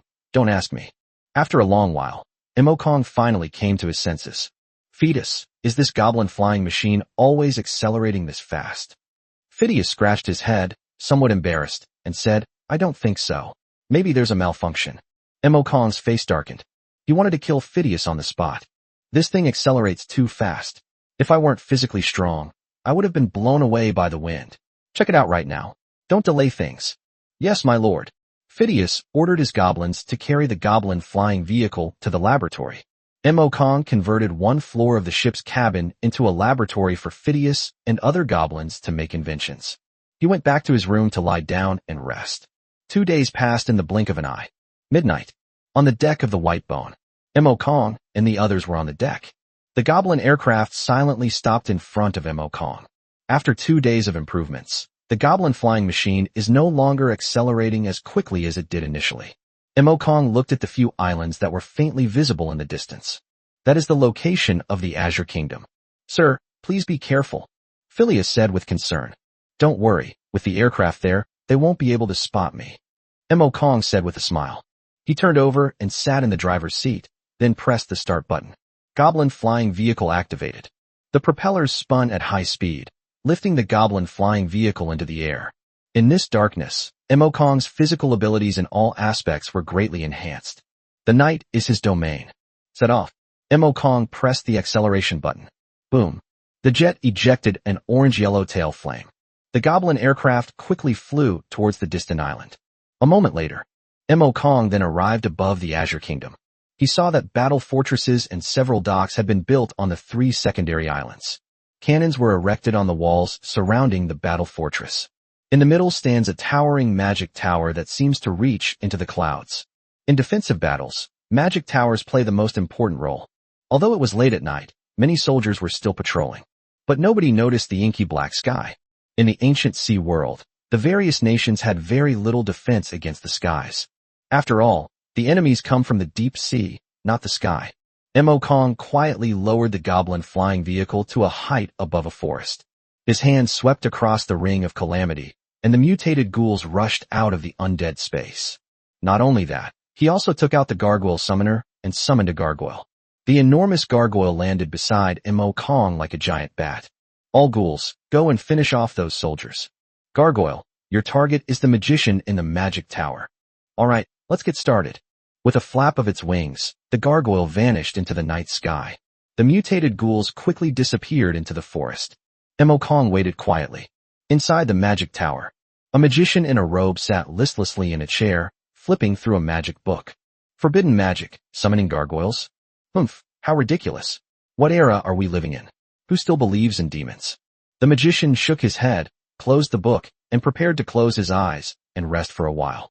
Just as he got up to put the book back, his gaze fell on the darkness in the distance, where a dark shadow was flying rapidly towards him. Huh? What's that? The mage said with a frown. He cautiously picked up his staff, gathering his mental energy, ready to unleash magic at any moment. As the dark figure drew ever closer, the magician's hair stood on end instantly, and he cried out in disbelief. This is a gargoyle. Gargoyles are incredibly fast. In just a few breaths, they arrived at the magic tower. Its claws lunged at the magician. The sorcerer rolled away in fright, avoiding the gargoyle's claws. Damn it! Could this really be a gargoyle? But shouldn't demons like gargoyles have been eliminated long ago? Never mind that. Let's kill this monster first. Exploding fireball. The magician chanted a spell, and a fireball the size of a human head appeared, illuminating the surrounding darkness. By the light of the flames, he could barely make out the gargoyle's appearance. Those scarlet eyes sent a chill down his spine. Die, monster! With a wave of his staff, the exploding fireball shot towards the gargoyle. However, the gargoyle neither dodged nor avoided the fireball, waiting for it to fall. Boom! The fireball exploded with a roar. Sparks flew, but no marks were left on the gargoyle. The magician's eyes widened in shock. This can't be? Could this really be a gargoyle? He remembered what he had read in the book. Gargoyles are immune to all magic. The gargoyle doesn't care what the other person is thinking. With a flash of its wings, it pounced on the magician. Ah! The magician's eyes widened, and he let out a sharp scream. A patrol of soldiers around the fortress stopped and looked around. What are you doing stopping? Keep patrolling. Did you hear anything? No, you must be hallucinating. Maybe he was just too tired. When we get a vacation, let's go to the royal city and find a woman to have some fun with. Let's relax. It's all men here. I'm so tired of it. The group chatted and laughed as they prepared to continue walking. Wah! But before they had gone far, they heard a woman crying from the dark forest not far away. Far from being afraid, the group showed surprise and delight in their eyes. A woman? There's a woman here. Let's go take a look. Forget it. It's a bit scary late at night. Let's just leave it alone. What are you afraid of? There are so many of us men. Are we afraid that woman will eat us alive? Cowards. If you won't go, I will. As he spoke, a soldier grabbed his weapon and ran excitedly toward the direction from which the crying was coming. The other soldiers looked at each other, but ultimately, unwilling to give up, they followed. The soldier at the front entered the forest and looked around. Soon, he arrived in the direction from which the crying was coming.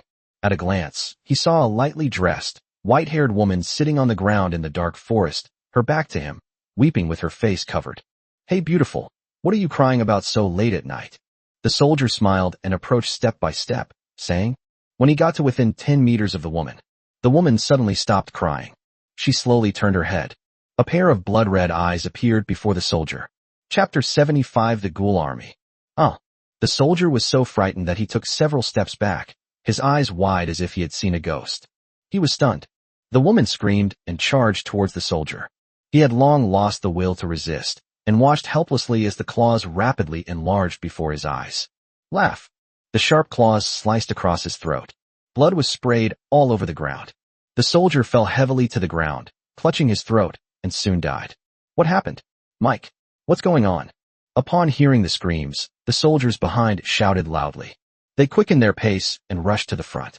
But when they saw their comrades lying in a pool of blood, they froze on the spot. The captain spotted the witch next to the corpse at a glance, waved his hand and shouted, "Soldiers, hold the line. Musketeers, prepare to fire." Yes. Several warriors, wielding long swords and clad in armor, ran to the front and lined up in a row, resembling a solid city wall. The musketeer raised his gun, aimed at the witch, and prepared to pull the trigger. Just as they were preparing to open fire, moo! A sound like a cow mooing came from the forest behind them. Upon hearing this eerie cry, everyone turned to look. In the dark forest, a massive figure is rushing towards us at top speed. Everyone panicked instantly. The captain waved his hand and shouted, "Someone come here to defend." But we were a step too late. Just as several soldiers were preparing to run over to defend, the sprinter arrived at the soldiers like a high-speed truck. Bang! A loud bang was heard. The musketeers in the back row were knocked away, and even the soldiers lined up in a row were thrown into disarray. The witch roared and swung her claws at the group of soldiers. In the darkness, riders and hunters appeared one after another and began their slaughter. In just a few minutes, all the soldiers had been hunted down and killed. At this moment, a person slowly emerged from the woods. It was Mo Kong. Ding! You have killed a soldier from the Azure Kingdom and gained 300 experience points. The system notification sounded more than 10 times before stopping. He waved his hand, signaling the ghouls to stop attacking. The mutated ghouls stopped what they were doing and stood guard beside Mo Kong. Mo Kong looked at the soldiers' corpses and used his skills. Soon, these corpses rose to their feet and transformed into ghouls. Very good. First, clear out the patrolling soldiers around the area, then prepare to deal with the soldiers in the battle fortress. Mo Kong spoke. All the ghouls then disappeared into the darkness, searching for the next patrol of soldiers. Screams echoed through the forest from time to time. The notification sound kept ringing in Mo Kong's ears. Before long, all the patrolling soldiers were wiped out. Mo Kong transformed all these soldiers into ghouls, numbering over 200. His team grew significantly in an instant. Attack the battle fortress, Mo Kong said. Quickly finish it. Don't waste time. The ghouls obeyed the order and surged toward the battle fortress. Inside the rest area of the battle fortress, a muscular middle-aged man is having sex with a woman. A moment later, with a low growl, everything returned to calm. The middle-aged man wiped the sweat from his forehead and revealed a smug smile. Just as he was about to take a break, there was a rapid knocking on the door. What's wrong? Why are you in such a hurry? The middle-aged man frowned and said in a cold voice. Sir, all the patrol teams have disappeared, and we can't contact them. An anxious voice came from outside the door. The middle-aged man frowned and yanked open the door. His men lowered their heads, trembling all over. Unless there are special circumstances, who would dare to disturb the fortress commander at will? Especially when the fortress is busy. Let's go take a look. Stick said in a cold voice. It would be understandable if 1 or 2 patrol teams could not be contacted. But now, all patrol teams are out of contact. Something terrible has definitely happened. Order everyone to prepare for battle. Yes. The 2 quickly went up to the top floor. Several people are already waiting here. Grown-ups. Upon seeing this, the others respectfully called out. Is anyone responding? Stick asked coldly. So far, no one has responded, and we are continuing our search. A bearded man said fearfully. Stick frowned, about to speak, when a terrified voice came from outside the door. My lord, everyone is back. What? Stick was taken aback, then glared at the group of people in front of him. Let's go take a look. After saying that, he quickly left. The others looked at each other in surprise. None of them had expected the patrolling soldiers to suddenly return. They followed Stick to the fortress gate. In the distance, all that could be seen was a dark forest. Hundreds of figures were slowly approaching. With the help of the moonlight, one could barely make out their soldier uniforms. Stick, his face grim, stepped forward and said, You bunch of bastards. What were you doing during patrol time? You will be fined 3 months' worth of military pay and given 50 lashes. The others suddenly shuddered. That's too ruthless. This is going to beat someone to death. However, the figures in the forest showed no fear despite Stick's words and continued to walk forward step by step. This time, Stick sensed something was wrong. He looked closely and was immediately horrified. A figure emerged from the forest, walking step by step. They looked blank, covered in wounds, and some even had their arms broken off. But they seemed oblivious to the pain and continued walking towards the fortress. Hey, answer me, you damn bastards. Stick shouted through gritted teeth. But they still didn't react. Even if Stick was slow to notice, he sensed something was wrong this time. All musketeers, prepare to fire. Soldiers, get to the front. Stick shouted, waving his hand. All the armored warriors stepped forward quickly, holding shields and standing at the forefront. The musketeers also raised their muskets and aimed. Just as they were about to take action, a man dressed in a black robe emerged from the woods. It was Mo Kong. Stick frowned, waved his hand, and shouted, Don't make a move yet. He looked at Mo Kong and said, Who are you? Did you do this to my men? Mo Kong glanced at him, waved his hand, and said casually, Take care of them. Roar. The ghoul, who had been expressionless, suddenly widened its eyes, its eyeballs filled with bloodshot veins. They roared and charged at the group of warriors. The soldiers were stunned. They brandished their long swords, ready to retaliate, but were instantly overwhelmed by more than 200 ghouls. These warriors were instantly devoured by the ghouls. The others were horrified. They had never seen such a man-eating monster before. Stick's forehead was covered in cold sweat. He gritted his teeth and said, Retreat. Retreat to the fortress. Fight back with weapons. After saying that, he turned and ran back into the fortress, disregarding the lives of his men. He believed that once they entered the fortress, the monsters would have no chance of getting in. But when he reached the fortress gate and was about to reach out to open it, a piercing scream rang out. Stick was startled and looked up to see a short, monkey-like monster descending from the sky, its claws lashing out. Chapter 76 Mermaid Palace. A ship with grotesque, white bones is sailing on the sea. It's the White Bone. Mo Kong was sitting in the captain's cabin, gazing ahead. In the distance lies a massive island. It is the capital of the Azure Kingdom. When the White Bone passed the junction of the 2 secondary islands, no one stopped it at all. He had already captured all 3 secondary islands last night. There isn't a single living person on the 3 secondary islands now. They're all his ghouls. His level also increased by 2 levels, reaching level 26. The speed of the upgrade surprised him. The capital of the Azure Kingdom is now under his siege. If he wanted, he could instantly seal off the capital of the Azure Kingdom. The White Bone slowly approached. The island's pier is just ahead. Luxury ships are docked at the pier. Mo Kong glanced at it. These ships represent the wedding procession from various surrounding countries. On both sides of the pier stand several meter-tall mermaid statues. This is a statue of the Azure Kingdom, called the Mermaid God. It is only placed throughout the country during major festivals in the Azure Kingdom. Abel explained from the side. Mo Kong nodded slightly. The king's wedding is a major festival, isn't it? My lord, I don't understand why you didn't bring Miss Philia with you. She is very strong, and with a little disguise, she can conceal her elven identity and not be discovered by the people of the Azure Kingdom. Phidias asked, puzzled.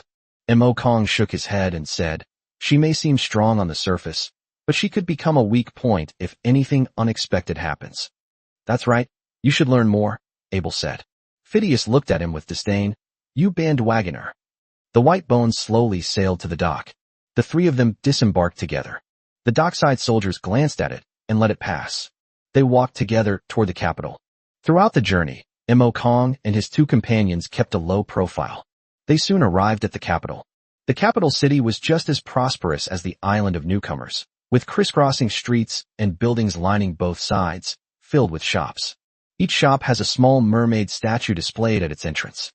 Aurora should be locked up in the palace. I'm going to check on her, Mo Kong said.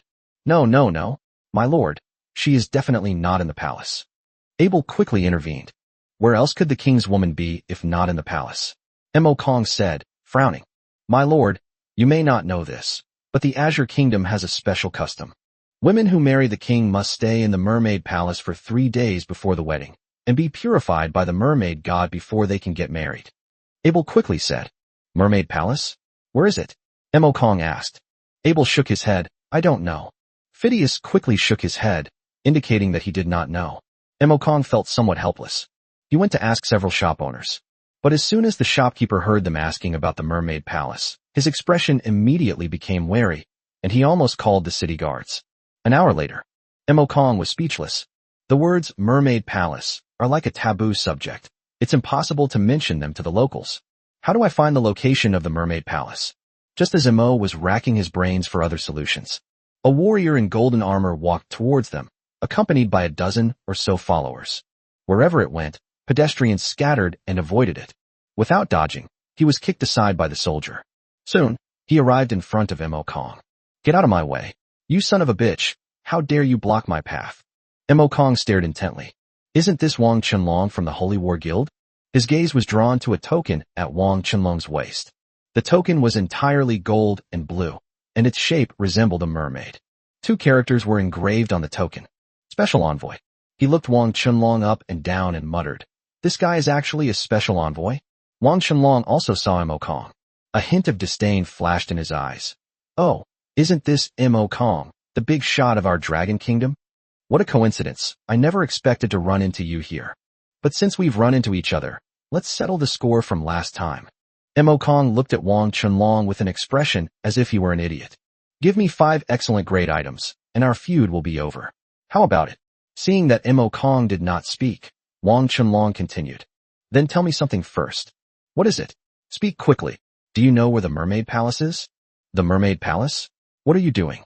Are you going to the wedding too? Mo Kong's mind raced, and he quickly nodded. Of course.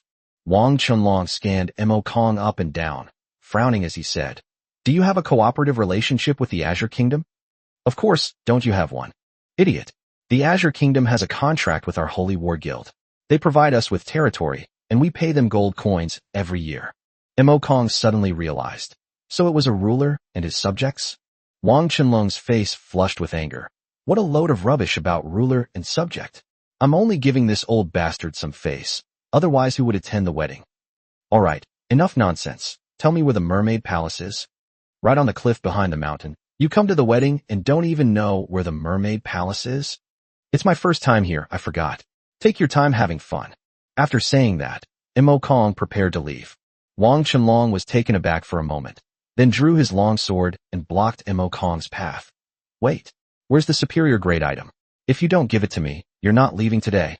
Mo Kong frowned slightly, then pointed at Abel. My things are all on him. Go ask him for them. After saying that, he hurriedly led Phidias towards the back of the mountain. Wang Chenlong and his companions fixed their gazes on Abel, revealing malicious smiles. Mo Kong led Phidias towards the back of the mountain. They gradually approached the back of the mountain. The number of shops on both sides gradually decreased. Soon, he saw a huge mountain gate. The mountain gate is over 10 meters high, and at the top there is a majestic mermaid. Mermaid statues also stand on both sides of the mountain gate. Moreover, there were also many soldiers in armor guarding around the mountain gate. The defense is quite formidable, Emokong murmured. My lord, should we just attack directly? Phidias asked in a low voice. No, if we attack, it will cause too much noise and chaos, which would be troublesome, Emokong said, shaking his head. Just as the two were discussing it, Abel jogged over. Abel, is everything resolved? Emokong asked. Abel nodded repeatedly, saying with a hint of smugness, of course, a bunch of trash, easily dealt with. Emokong nodded slightly. Even though Abel has now turned into a zombie, he still retains most of his strength from when he was alive. Dealing with a few novice players would be a piece of cake for him. Wait here for me. I'll go in and take a look, Emokong said. The two men's expressions changed. My lord, the guards are so tight. How will you get in? Phidias asked. Emokong grinned. I have my own way. Chapter 77, The Stolen Source of Life. Emokong hid in the nearby woods. He reached out and brushed his hand across the shadow of the Elf King. A bluish-green light shone from the shadow of the Elf King. A natural aura enveloped Emokong's body. His aura was completely enveloped by the natural energy, and his body became transparent. He is confident. Even if you stood right in front of those soldiers, they wouldn't be able to tell. He ran quickly toward the mountain gate. He passed right in front of the soldiers, who couldn't even spot him. Once you enter the mountain gate, the number of guards decreases significantly. There were only squads of soldiers patrolling the mountain. However, under Emokong's biological perception, they could be easily avoided. What he's looking for now is Aurora's location. He continued up the mountain path and soon came to see a simple palace. The palace was built on the edge of a steep cliff. The entire structure is gold and blue, with walls and roof decorated with water ripple patterns, exuding the atmosphere of the sea. At the palace gate stands a mermaid statue nearly 10 meters tall. This mermaid statue is so lifelike, except it's missing 2 eyes. This must be the mermaid palace, right? Emokong murmured. His gaze swept around the mermaid palace. There are at least 100 soldiers around the mermaid palace. Most of them were warriors and musketeers, as well as some hunters with pets. There were even 3 magicians dressed in robes. Magicians are a rare breed.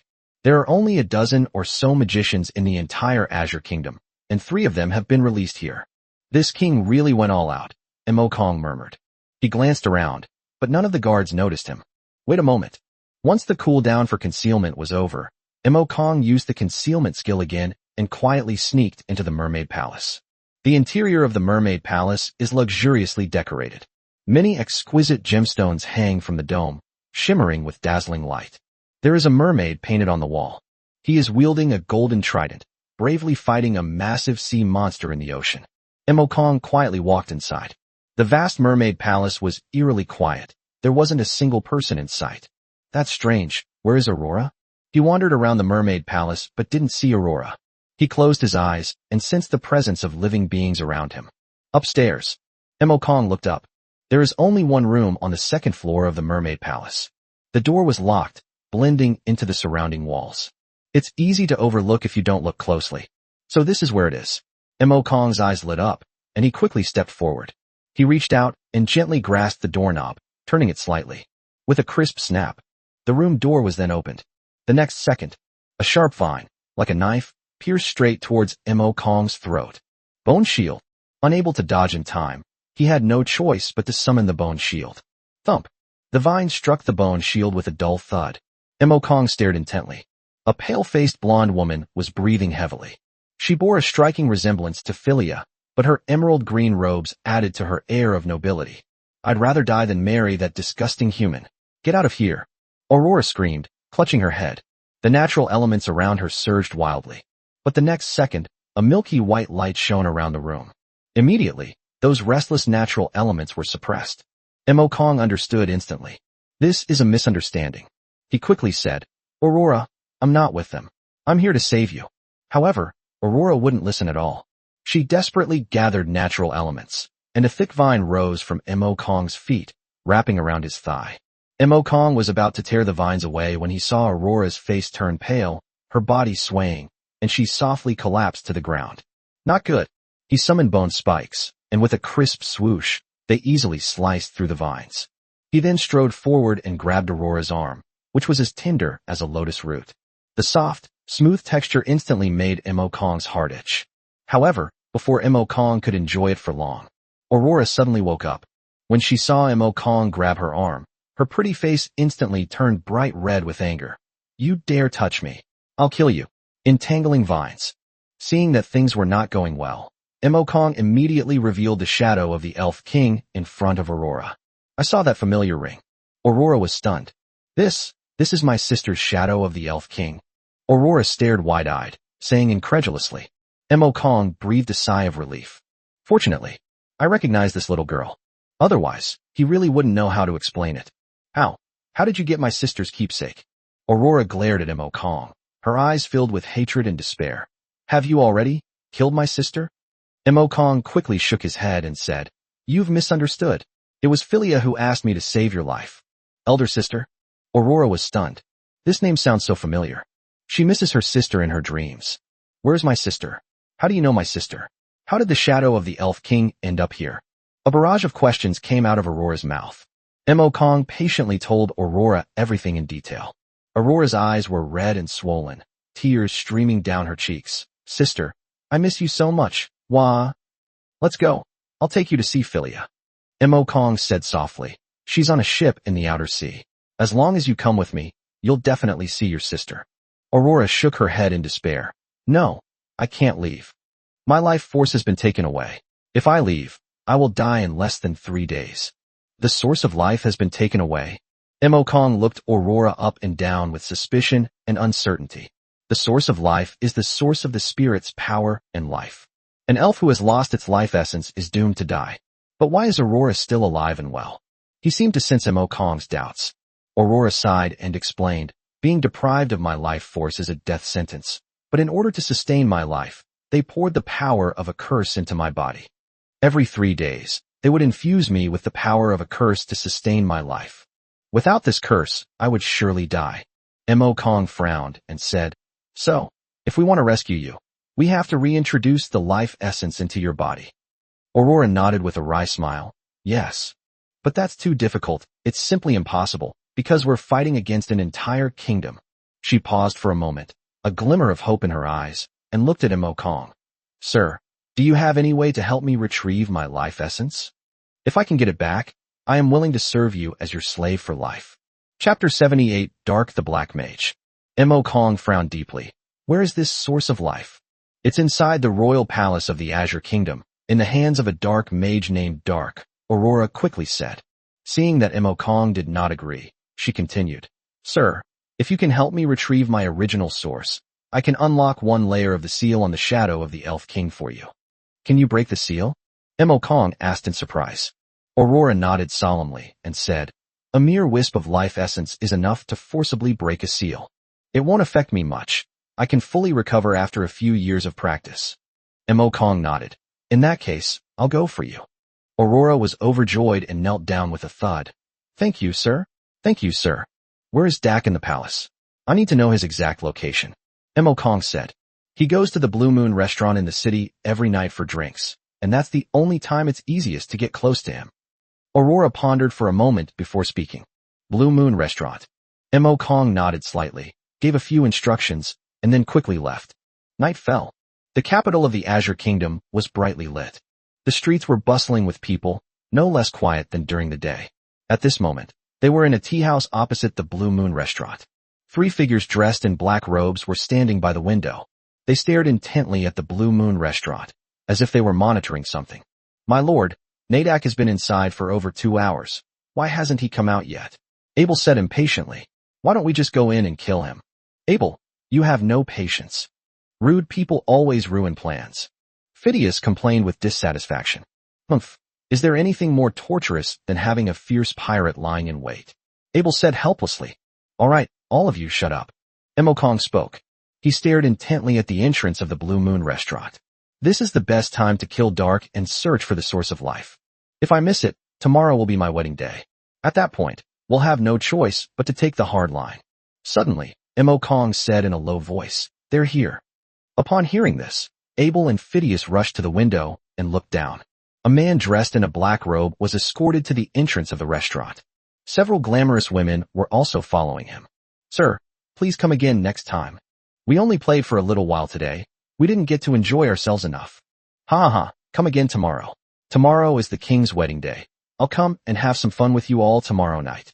Dark laughed loudly. The guards beside him stood at the door like wooden figures, as if they hadn't heard a thing. Dak chatted with the women for a few minutes before they reluctantly returned to the restaurant. All right, let's go back to the palace. With a wave of his hand, he led a few guards into a carriage and headed towards the palace. Dark has already set off. Proceed according to plan. Kong said coldly. Yes. Abel and Phidias nodded in agreement. The carriage sped off towards the palace. The royal palace is located on the back hill. As the carriage approached the palace, there were no more houses around, only a wide road. The guards rode horses alongside the carriage. However, they were chatting casually, looking very relaxed. After all, this is the territory of the capital of the Azure Kingdom. Who would dare to cause trouble? At this moment, in the nearby woods, several dark figures flashed by. One of the dark figures swiftly charged towards the horses of the carriage. Seeing that things were going badly, one of the guards' expressions changed drastically, and he drew his long sword and slashed at the dark figure. But we were still a step too slow. Laugh. The shadowy figure's claws swept across, instantly severing all 4 of the horse's legs. The horse neighed and crashed headfirst into the ground. Bang! The carriage crashed to the ground with a loud thud, shattering into pieces. Dak also fell to the ground with a thud. Damn it! Who did this? Dark covered his head and roared angrily. The other guards' expressions changed drastically, and they rushed forward one after another. Lord Dark, are you all right? What are you bunch of useless trash doing? Someone attacked my carriage, and you couldn't even defend yourself. Dark roared angrily. The guards all lowered their heads, not daring to utter a single word. Roar. At this moment, another roar rang out. A blur of motion swiftly swept towards Dark. Dark gritted his teeth, raised his staff, and roared, Dark imprisonment. A jet-black chain swiftly bound the dark figure. But just as the chain was about to touch the shadowy figure, the figure abruptly changed direction, avoiding the chain and disappearing into the woods. Dark stood up and roared, What are you all standing there for? Go after them. If we don't catch the assassin tonight, I'll make you all taste the pain of darkness's corruption. The guards were startled. They had witnessed firsthand the agony of darkness engulfing them. That can drive a person crazy. They all scrambled into the woods, searching for the location of the dark figure they had just seen. A bunch of useless bastards. They couldn't even protect my carriage. Dark glanced at the horse's carcass and, in a fit of rage, kicked it. Useless. Utterly useless. What a beast. You made me trip and fall. A blood-red light shone from the eyes of the warhorse that had been dead. The next moment, the horse kicked out, striking Dak hard in the back.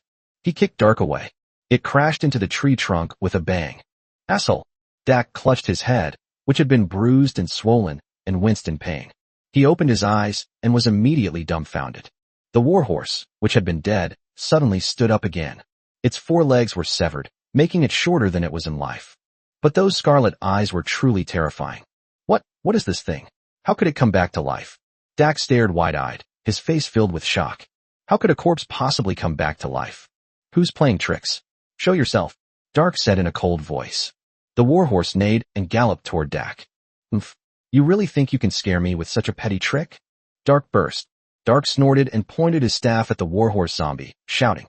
Intense dark elements rapidly gathered. The next moment, there was a loud boom. The warhorse zombie was instantly blown to pieces. Dak scanned his surroundings warily. He believed it was definitely a conspiracy. At this moment, 3 men in black robes slowly emerged from the woods. Dark turned sharply to look at the 3 men in black robes. Who are you? How dare you attempt to assassinate me? You've got some nerve. Give up the essence of life. The man in black robes in the middle stepped forward and said in a cold voice. The source of life is not in me. You've got the wrong person. Dark sneered. Since you're not going to give it to me, then kill me. Kong waved his hand. In the dark forest, several dark figures swiftly rushed towards Dark. Chapter 79. Compare numbers to mine? With a thought, Kong saw Dak's information appear before him. Dark the Black Mage, Bronze level leader. Level, LV.25. Skill, Dark Imprisonment. Transforms dark elements into chains to bind enemies, preventing them from moving. Dark Burst. Gathers dark elements onto the enemy and detonates them, dealing massive damage. Dark Flame. Summons dark flames to burn enemies. The dark flames will remain attached to the enemies and cannot be extinguished. Dark erosion gathers dark elements to gradually erode the enemy's soul, causing unbearable pain and driving them to mental breakdown. Mental shock, using mental power to strike the enemy, causing their spirit to collapse.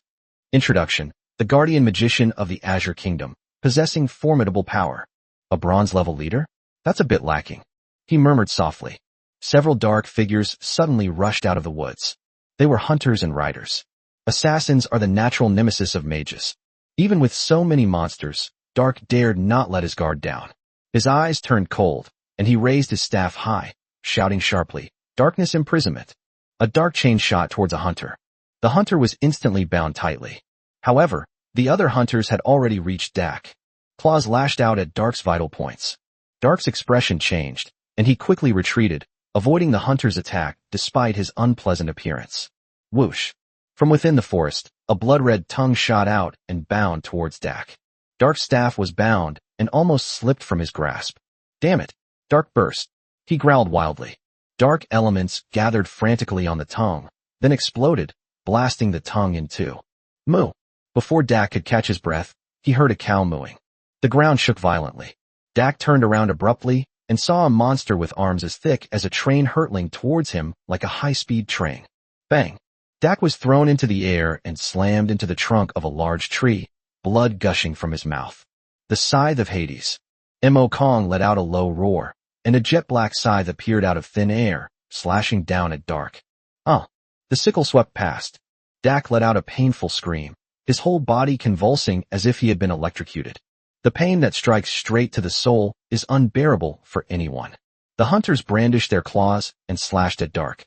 Dark struggled to his feet, summoned the few remaining dark elements, and gritted his teeth, saying, "Dark imprisonment." Several dark chains shot out and bound the hunter. A cruel smile appeared on his face. "Humph, you really think you can kill me?"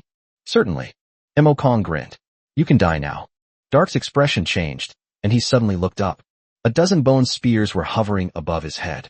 Under the moonlight, the bone spear gleamed with a cold, icy light. Mo Kong waved his hand. All those bone spears fell, instantly turning Dark into a hedgehog. Ding! Killed the bronze-level leader, Dark Mage Dark, and gained 10,000 experience points. Looking at the experience bar, which had only increased slightly, Mo Kong shook his head helplessly. The higher the level, the more experience is required, and the slower the leveling speed becomes. He went up to Dark's corpse, searched it, and found only a few high-quality items, which he put into the undead space. But even after searching through Dark's body thoroughly, he couldn't find the source of life. Could it be that the essence of life truly doesn't reside within him? Mo Kong said with a frown. He reached out to Dark and said, "Zombie transformation." A thick aura of death enveloped Dark. Soon, Dak opened his eyes and stood up. "My lord." Dak wanted to bow, but he was stuck by more than a dozen bone spears, and his body couldn't move at all. With a thought, Mo Kong drew his bone spear instantly. "Thank you, my lord," Dark said, bowing. "Where is the origin of life?" Mo Kong asked. "Your Majesty, it is in the Moonlight Palace within the Royal Palace." Moonlight Palace? Why is it located in that place? There is a magic array in the Moonlight Palace that gathers elements, which can reduce the loss of life essence. Let's go to the Moon Palace and snatch the source of life. My lord, Moonlight Palace now has 300 guards. The guards are very powerful, and we are probably no match for them on our own. When it comes to numbers, I've never been afraid of anyone. Let's go, Moon Palace. Mo Kong took them all into the undead space, then activated his stealth skill and headed towards the palace. Not long after, he arrived outside the palace. The palace was like a small city, surrounded by a tall city wall. Inside the city walls are at least 100 buildings of various sizes. If it's your first time visiting the palace, you're bound to get lost inside. However, with Darker pointing the way, it's hard to get lost. Following Dak's directions, he soon arrived outside the Moon Palace. Moon Palace is located far from the other palaces. There were many fully armed soldiers surrounding the palace. In addition, there are soldiers patrolling around the Moon Palace regularly. With such a lineup, let alone people, not even a fly can get in. Mo Kong hid in the shadows, observing the soldiers' information. Azure Kingdom Guards. Level, LV.30. Skill, Heavy Slash, swings the longsword to unleash a heavy slash, dealing damage several times the attack power to the enemy and breaking through their armor. Charge, rapidly charge at the enemy. Upon impact, the enemy will be stunned. Guardian formation. Several guards combine to form a formation, unleashing combat power several times greater than their own. Dark potion. In moments of desperation, they will take a dark potion, gaining several times their combat power, but will die after 5 minutes.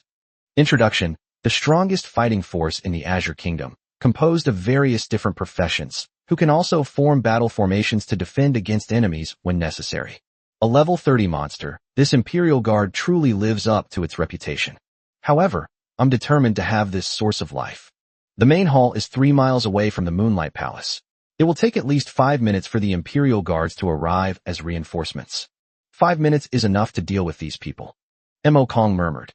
He left his hiding place and headed straight for the Moon Palace. Upon seeing this, the Imperial Guards on patrol quickly surrounded them. One of them pointed a long sword at Mo Kong.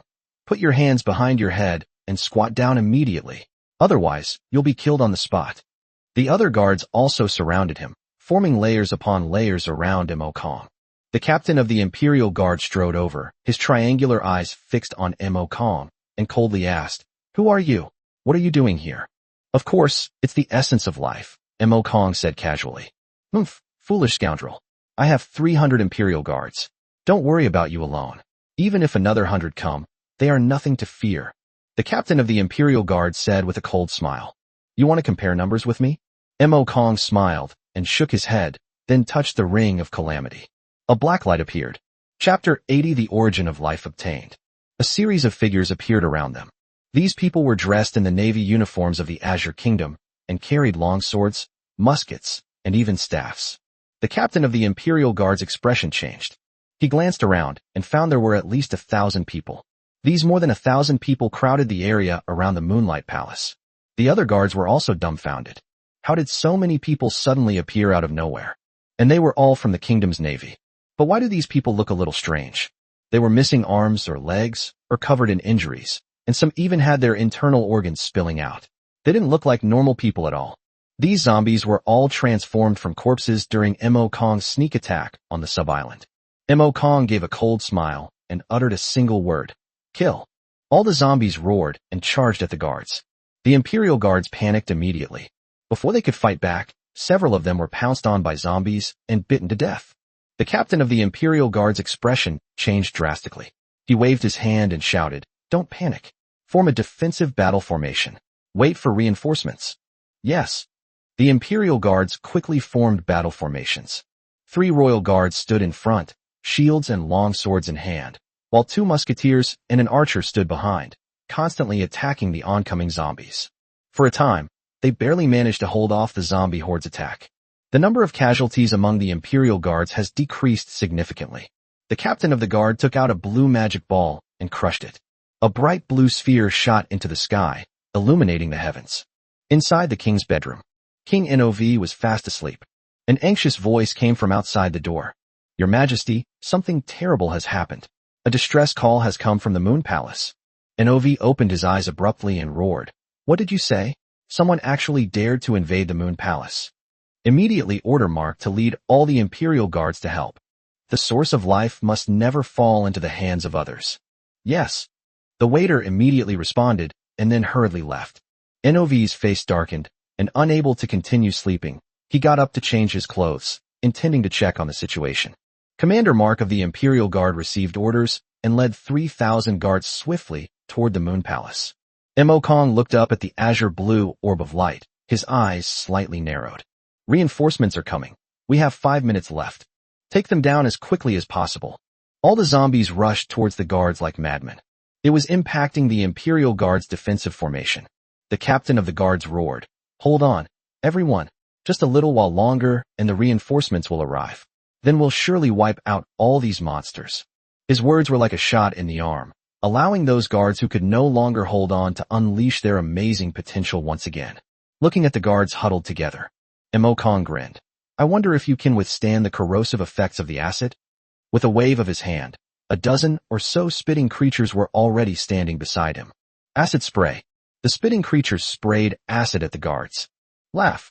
The acid exploded upon landing, turning into pools of acid. "Ouch.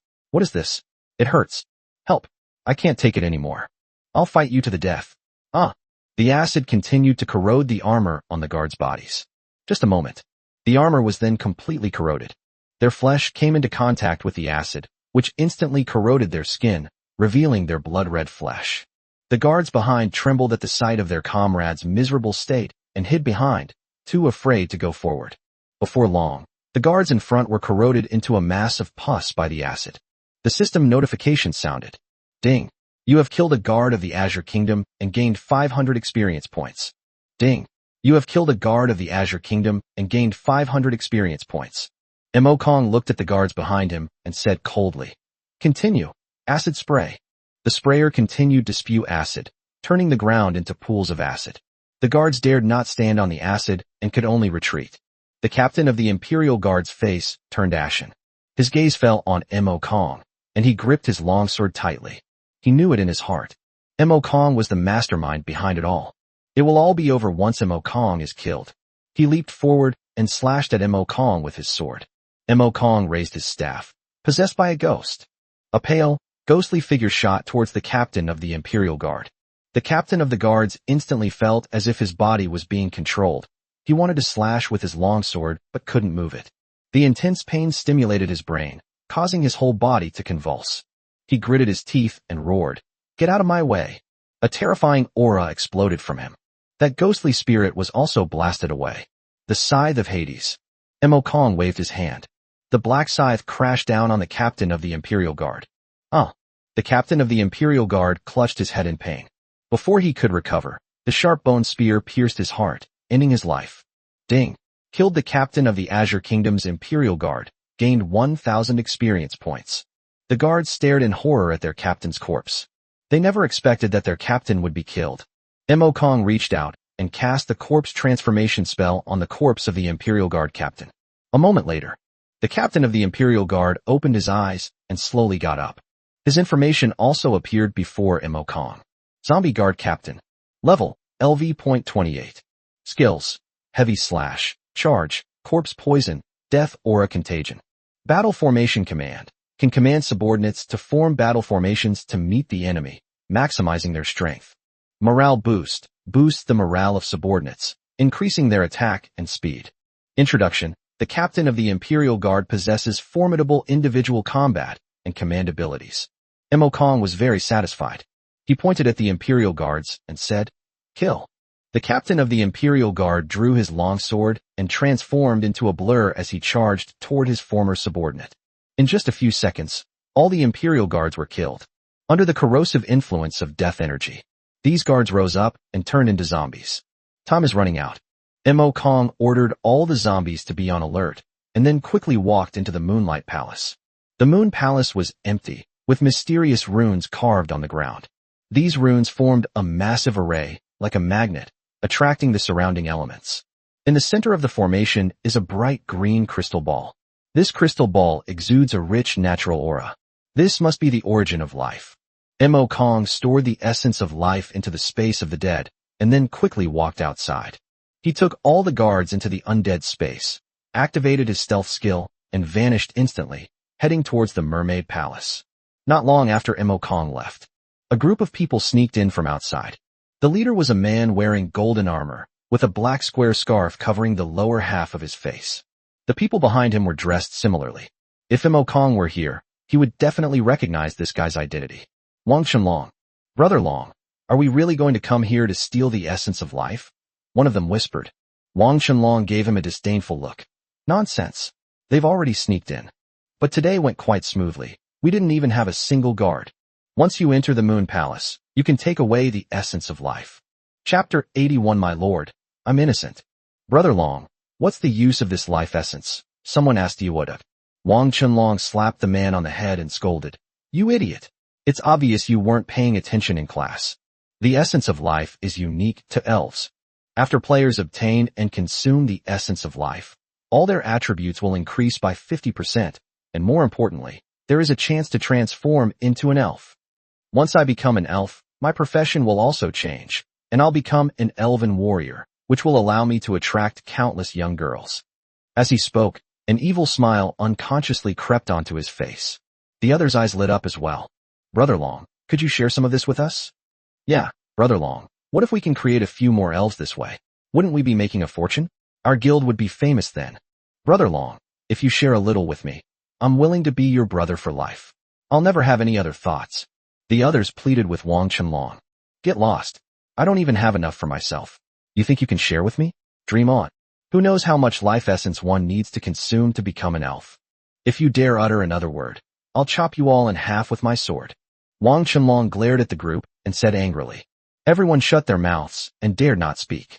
Wang Chenlong, suppressing his excitement, arrived at the entrance of the Mermaid Palace. There wasn't a single guard at the entrance to the Mermaid Palace. Ha ha ha, this is truly heaven's help. There isn't a single guard here. I'm determined to have this life essence. Wang Chenlong said with a loud laugh. Suddenly, someone pointed at the corpse in front of them and said in horror, Brother Long, look there. Wang Chenlong looked at the corpses, and his expression changed. What happened? Did someone beat us to it? He rushed toward the corpses and, upon closer inspection, recognized them as the royal guards of the Azure Kingdom. Damn it! Someone beat us to it.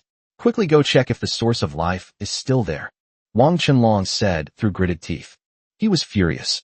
Having finally arrived at the Mermaid Palace, just one step away from the source of life, someone else has already taken the lead? He rushed quickly into the Mermaid Palace. When he arrived at the Mermaid Palace, he was instantly dumbfounded. There wasn't a single fart inside.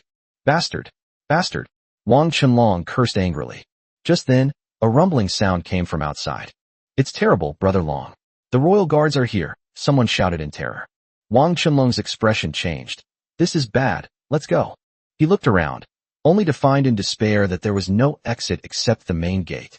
Brother Long, what do we do? One of them said fearfully. The Imperial Guards are everywhere outside. We're doomed.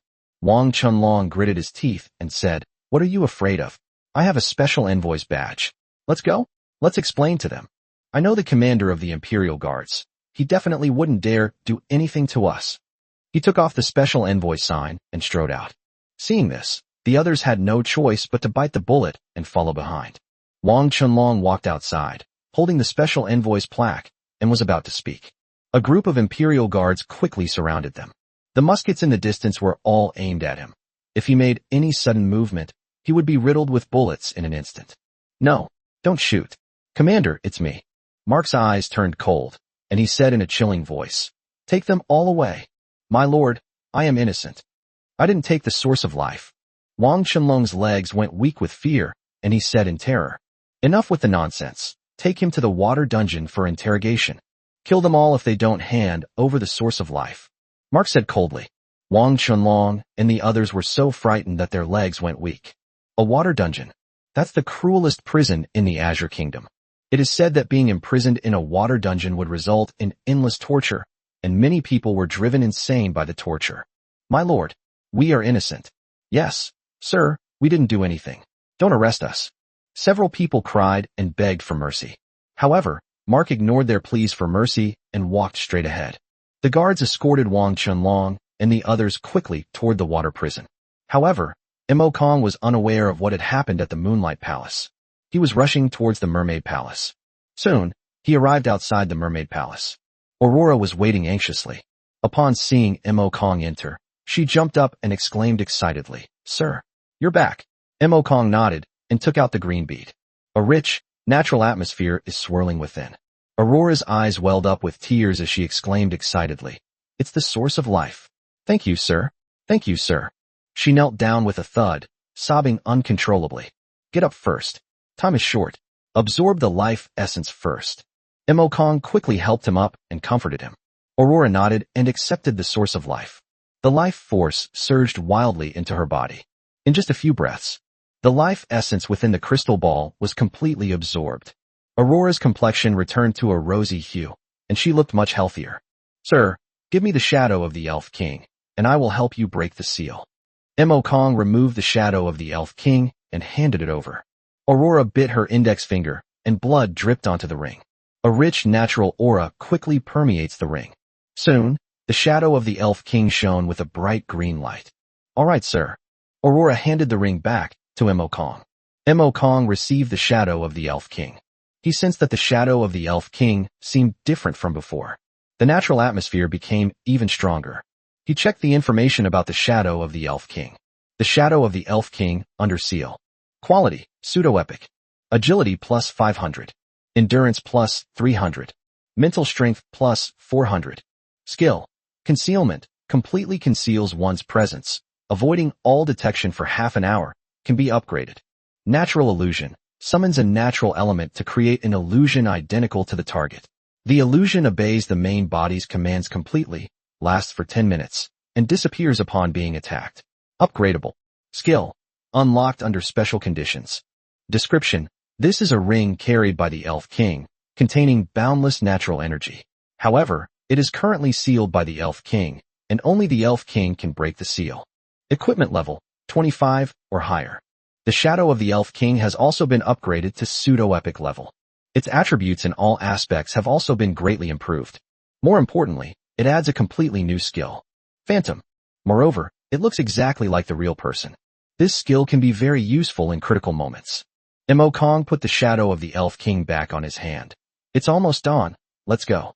Just then, Abel rushed in. My lord. A large group of guards is attacking up the mountain. Chapter 82 Commander of the Imperial Guard, Mark. How could this be? Those guards reacted so quickly. Aurora's face turned pale. Mo Kong remained calm. It's normal. Since they cannot find the origin of life, they will naturally come to the Mermaid Palace to search for it. But it took a little longer than I expected. My lord, what should we do? Should we fight them? Abel asked. Mo Kong nodded and said, kill. Since they've come looking for us, kill them all. Yes. Abel nodded in agreement. Mo Kong wiped his hand on the ring of Calamity. One after another, zombie figures appeared around. Upon seeing these zombies, Aurora's eyes widened in horror. This is... Mo Kong laughed and said, these are all my servants. Go, kill all those Imperial guards. Leave no one alive. Roar. All the zombies roared deafeningly in response to Mo Kong's words. The Mermaid Palace in the distance. A large group of guards were marching quickly toward the Mermaid Palace. Mark was leading the way. Commander, have those thieves confessed? Mark's second-in-command, Kyle, asked. No. Then why did you bring all the guards to the Mermaid Palace? If that thief returns to the palace, His Majesty the King may be in danger. Don't worry. I believe that thief must be in the Mermaid Palace. His purpose in stealing the source of life must be to help that elf recover. We just need to go there and wipe them out in one fell swoop. Yes. At this moment, a guard rushed over and said nervously, reporting to the commander. A large group of the kingdom's navy and royal guards have appeared ahead. Mark's eyes narrowed. How could the kingdom's navy and royal guards possibly be here? Are you sure you saw it clearly? Look closely, Commander. It's definitely the uniform of the kingdom's navy and the Imperial Guard. There's no mistake. The scout said respectfully. Mark waved and said, tell the people behind to speed up. Let's go check it out first. Yes. The deputies standing nearby nodded in agreement. They drew their weapons, their eyes sharpening, and hurried forward. Soon, they spotted the enemy. A large group of people dressed in the uniforms of the Azure Kingdom's navy, along with guards, slowly approached. Apart from footsteps, there was no other sound, which felt very eerie. Mark gestured for him to stop and silently watched the 1,000-strong army ahead, a bad feeling rising in his heart. These are not people from our kingdom, Mark said coldly. How could that be? Sir, these people are all wearing our country's uniforms. Cal said, frowning. That's right, but these people are like puppets. None of them are alive anymore. If I'm not mistaken, they've probably been resurrected by the legendary necromancy and become puppets of necromancers. Mark gripped his longsword and said in a cold voice. What? Necromancy? Wasn't that a lost art? Cal exclaimed in horror. Stop talking nonsense. Attack. Chop down these disgusting monsters. Mark shouted sternly. As soon as he finished speaking, he charged towards the zombies. The sword flashed, instantly cleaving a zombie in two. Seeing this, the other deputies shouted and rushed towards the horde of zombies. The two sides immediately engaged in battle. The Royal Guard musketeers and archers provided ranged support from the rear, allowing the Royal Guard warriors at the front to advance steadily and gain a significant advantage. Seeing this, Mo Kong shook his head and said, without command, our combat strength is still far too weak. He looked at Mark and checked Mark's information. Commander of the Imperial Guard, Mark, Silver Level Leader. Level, LV.30. Skill, Gale Slash, gathers wind element to unleash a slash that cuts the enemy in two. Windwalk, envelopes the body in wind element, greatly increasing movement speed. Swift wind blade technique. Exquisite swordsmanship. Swift as the wind, unstoppable. Wind wall. Summons a wind wall that can block all flying objects. Introduction. Commander of the Azure Kingdom's Royal Guard, possessing unparalleled swordsmanship and speed, striking fear into the hearts of his enemies. This guy is a bit tough to deal with. I'm afraid only Abel can barely hold him off, Awakens murmured. As his level increases, Abel's rank also gradually improved. Although he's not quite as good as Mark, he can hold his own for a while. Moreover, after Abel turned into a zombie, his combat power was much stronger than that of a human. Abel, take a few powerful zombies and hold off the Royal Guard commander. The Smoke Man assists Abel.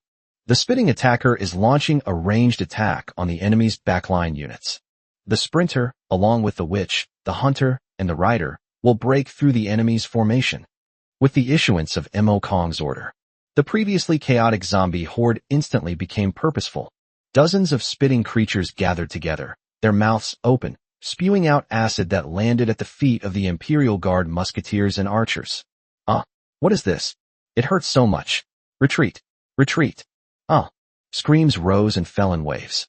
Many musketeers and archers were unable to dodge in time. Their feet were corroded by the acid, and they collapsed into the acid pool, turning into a puddle of pus. With just one volley, they wiped out a third of the opponent's back row. Mark's expression changed upon seeing this. He gritted his teeth and roared, "Kill!" The longsword slashed fiercely at the zombie at the front. Just as the longsword was about to fall, a curved blade appeared from the side. When the longsword clashed with the curved blade, Abel stumbled back several steps before barely managing to regain his footing, while Mark only took one step back. Mark looked ahead. A terrifying-looking monster appeared before them. His face was withered, like a dried-up corpse. "Humph, you filthy undead creature, die." Swift wind slash. Mark growled. A raging wind element gathered on the longsword. He slashed at Abel with his sword. Abel quickly raised his scimitar to defend himself. When another crisp, fragrant sound. Abel took several steps back. The disparity in strength between the two sides is still too great. Mark's eyes turned cold, and he stomped his foot, sending his long sword flying like a dragon, relentlessly piercing towards Abel. Soon, Abel had several more wounds on his body. However, for Abel, as long as it's not a fatal injury, it won't have any impact at all. He pulled out his musket, aimed it at Mark, and pulled the trigger. Bang! The bullet was fired at Mark. Mark was caught off guard and shot in the shoulder. No matter how powerful he was still made of flesh and blood. A large hole was shot through his shoulder, and he gasped in pain. Grown-ups, his deputies, seeing this, were terrified and shouted in alarm. Mark waved his hand to indicate that he was fine. He stared at Abel and said, "I didn't expect you to know how to use a gun. I really underestimated you. But you still have to die." Wind step. A strong wind swirled around him. His speed suddenly increased, and he charged towards Abel. Chapter 83. The Imperial Guard's zombie army breaks out of the palace. Ding. You have killed a royal guard of the Azure Kingdom and gained 200 experience points. Ding. You have killed a guard of the Azure Kingdom and gained 300 experience points. Congratulations, host. Your level has increased to LV.27. Congratulations, host. Your level has increased to LV.28. Congratulations, host. Your level has increased to LV.29. The system notification sounds kept ringing in Awakens' ears. These 2,000-plus guards provided Awakens with a wealth of experience. His level was directly raised to level 29. It's just one step away from level 30. He looked outside. Only Mark and his few deputies are still struggling to hold on. Despite being surrounded by zombies, Mark remained completely at ease, and the zombies' claws couldn't even touch him. Only Abel can confront him head-on. In just 1 minute, the two had already fought dozens of times. Abel's body was covered in sword wounds. Mark wasn't much better off. Besides the scimitar wounds, he also had several gunshot wounds on his body. Both are silver-ranked leaders. Abel is in no way inferior to Mark. Others simply don't have that ability. The slain guards also turn into zombies and attack their former comrades. Before long, almost all the guards had turned into zombies. Thousands of zombies surrounded Mark and his deputies. Those deputies were also covered in wounds. Their deaths were only a matter of time. Time is running out. We need to resolve this quickly. Awakens took his staff and walked outside. Mark brandished his longsword. The sword blades rained down, enveloping Abel's entire body and instantly sending him flying. Even the dozen or so zombies around were shredded into pieces by the sword's edge. Damn undead creatures. He looked around and saw that all his men had turned into zombies, and even his most trusted deputy was dying one by one and turning into zombies. He was burning with rage. Nevertheless, he understood that continuing to fight would only lead to certain death, so he had no choice but to retreat temporarily to save his life. Windwalk activated. His speed suddenly increased, and he rushed straight out. Mo Kong's eyes narrowed, and he said coldly, "Abel, stop him. We absolutely cannot let him get away." "Yes." Abel nodded in agreement. With a wave of his hand, the surrounding zombies quickly swarmed around Mark. Mark's eyes flashed coldly. "Trying to stop me? Dream on." He brandished his longsword, slashing at the surrounding zombies. Laugh. Wherever the blade passes, it's as easy as chopping melons and vegetables. Many zombies were cut into pieces by this sharp longsword. Looking at Mark, who resembled a god of death, Mo Kong frowned slightly. He raised his staff and shouted sharply, "Ghost strike." A semi-transparent ghost crashed into Mark. Mark felt as if his brain had been hit by a heavy hammer, a sharp pain shooting through his head, and the speed at which he swung his longsword slowed down. The other zombies, like sharks attracted by blood, swarmed forward and relentlessly tore at Mark's body. The excruciating pain jolted Mark's nerves. The next second, Mark's eyes widened instantly, and his gaze returned to clarity. "Get out of my way," Mark roared. The sharp wind element gathered on the longsword and slashed forward with a roar. Gale slash. Boom. A deafening roar was heard. Hundreds of zombies perished under this strike. A road was cleared out of the encirclement. Mark was overjoyed and was about to rush forward when thousands of zombie guards blocked his path again. Mark's face turned unusually grim. He gripped his longsword tightly, his eyes filled with ferocity. "If you want to kill me, you will pay a heavy price," he said through gritted teeth. "The kingdom's army will be here soon. You can't escape." Mo Kong said calmly, "I will wait for them. I'm quite interested in this island." Mark sneered. "Humph. You really think you can fight against the entire kingdom by controlling a bunch of undead creatures? What a stupid guy. I'll kill you right now." The words fell. He flashed forward and charged at Mo Kong. The sharp sword energy pointed straight at the dark sky. Seeing this, Abel drew his musket, aimed at Mark, and pulled the trigger. The bullet was fired at Mark. Mark gripped his longsword tightly and swung it fiercely. Wind elements rapidly gathered in front of him, forming a massive wall of wind. The bullet struck the wind wall, where it was stopped by the swift wind element. Just as Abel gritted his teeth, grabbed his scimitar, and was about to charge forward, Mo Kong made his move. He waved his staff, possessed by a ghost. The translucent ghost reappeared and charged at Mark. Mark was caught off guard when the ghost crashed into his body. The once sharp sword tip instantly lost its focus, slashing towards the surrounding zombies. Mark's face contorted in a grimace, clearly as he struggled with the ghost. Take advantage of this moment. Mo Kong waved his staff once more. The scythe of Hades crashed down on Mark. Laugh. The scythe of Hades swept past. Mark's eyes widened suddenly. His soul had been torn apart by the scythe of Hades. He collapsed to the ground, lifeless. A moment later, he stood up again. But this time, he's already a zombie. Mo Kong looked at Mark's attributes and nodded in satisfaction. Zombie Guard Commander Mark, Silver Level Leader. Level, LV.30. Skills, Gale Slash, Wind Step, Gale Blade Technique, Wind Wall, Death Aura Contagion, Corpse Poison. Introduction. The commander of the Imperial Guards, infected by the aura of death and turned into a zombie, still retains his control over the wind element even in death. He remains the same swift swordsman. As the commander of the Imperial Guard, Mark's combat strength far surpasses that of other zombies. "My lord." Mark bowed and said respectfully. Mo Kong nodded slightly and asked, "Has the kingdom's army arrived?" When our guards arrived just now, the king was already mobilizing the army and preparing to head to the Mermaid Palace. Mark said.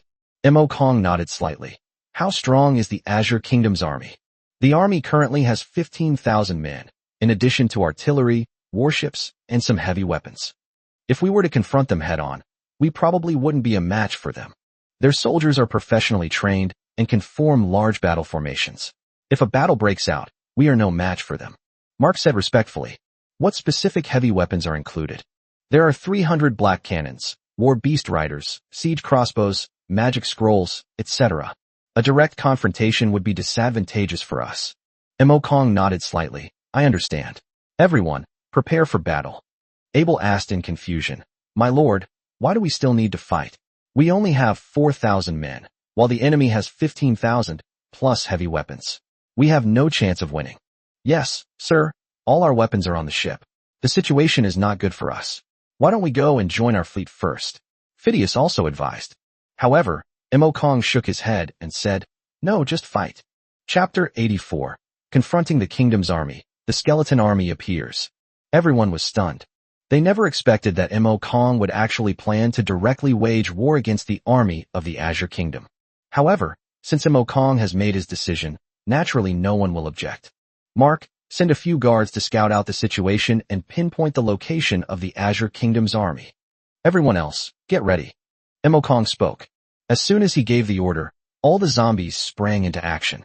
Outside the royal palace, tens of thousands of fully armed soldiers are ready to go. Marshal Oliver of the Azure Kingdom was standing at the very front of the procession. Lieutenant Joseph respectfully reported, Sir, all soldiers are assembled and awaiting your orders. Oliver nodded slightly. Very good. My lord, isn't His Majesty making a mountain out of a molehill? For a mere few thieves, not only did they mobilize the entire army, but they even sent people to contact the naval forces on Soejima Island. Joseph said in a low voice. Oliver frowned slightly and glared at him.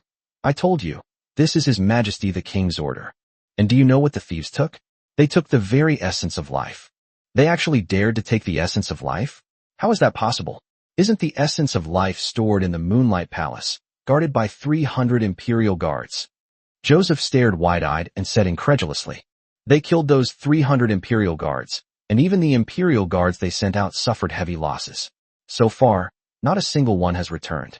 His Majesty the King sent us out just in case. If we fail to retrieve the source of life and allow the thieves to escape, we will not only lose our positions, but also our heads. So, get yourselves together. Oliver said coldly. Joseph's expression turned serious, and he quickly said, Don't worry, sir. Tens of thousands of people marched in a grand procession toward the Mermaid Palace. The commotion here also reached Kong. Finally, there's some movement. Kong stood up and said, Fight and retreat at the same time. Lure them up the mountain. Yes, Abel said respectfully. An hour later, the army has already arrived at the foot of the mountain.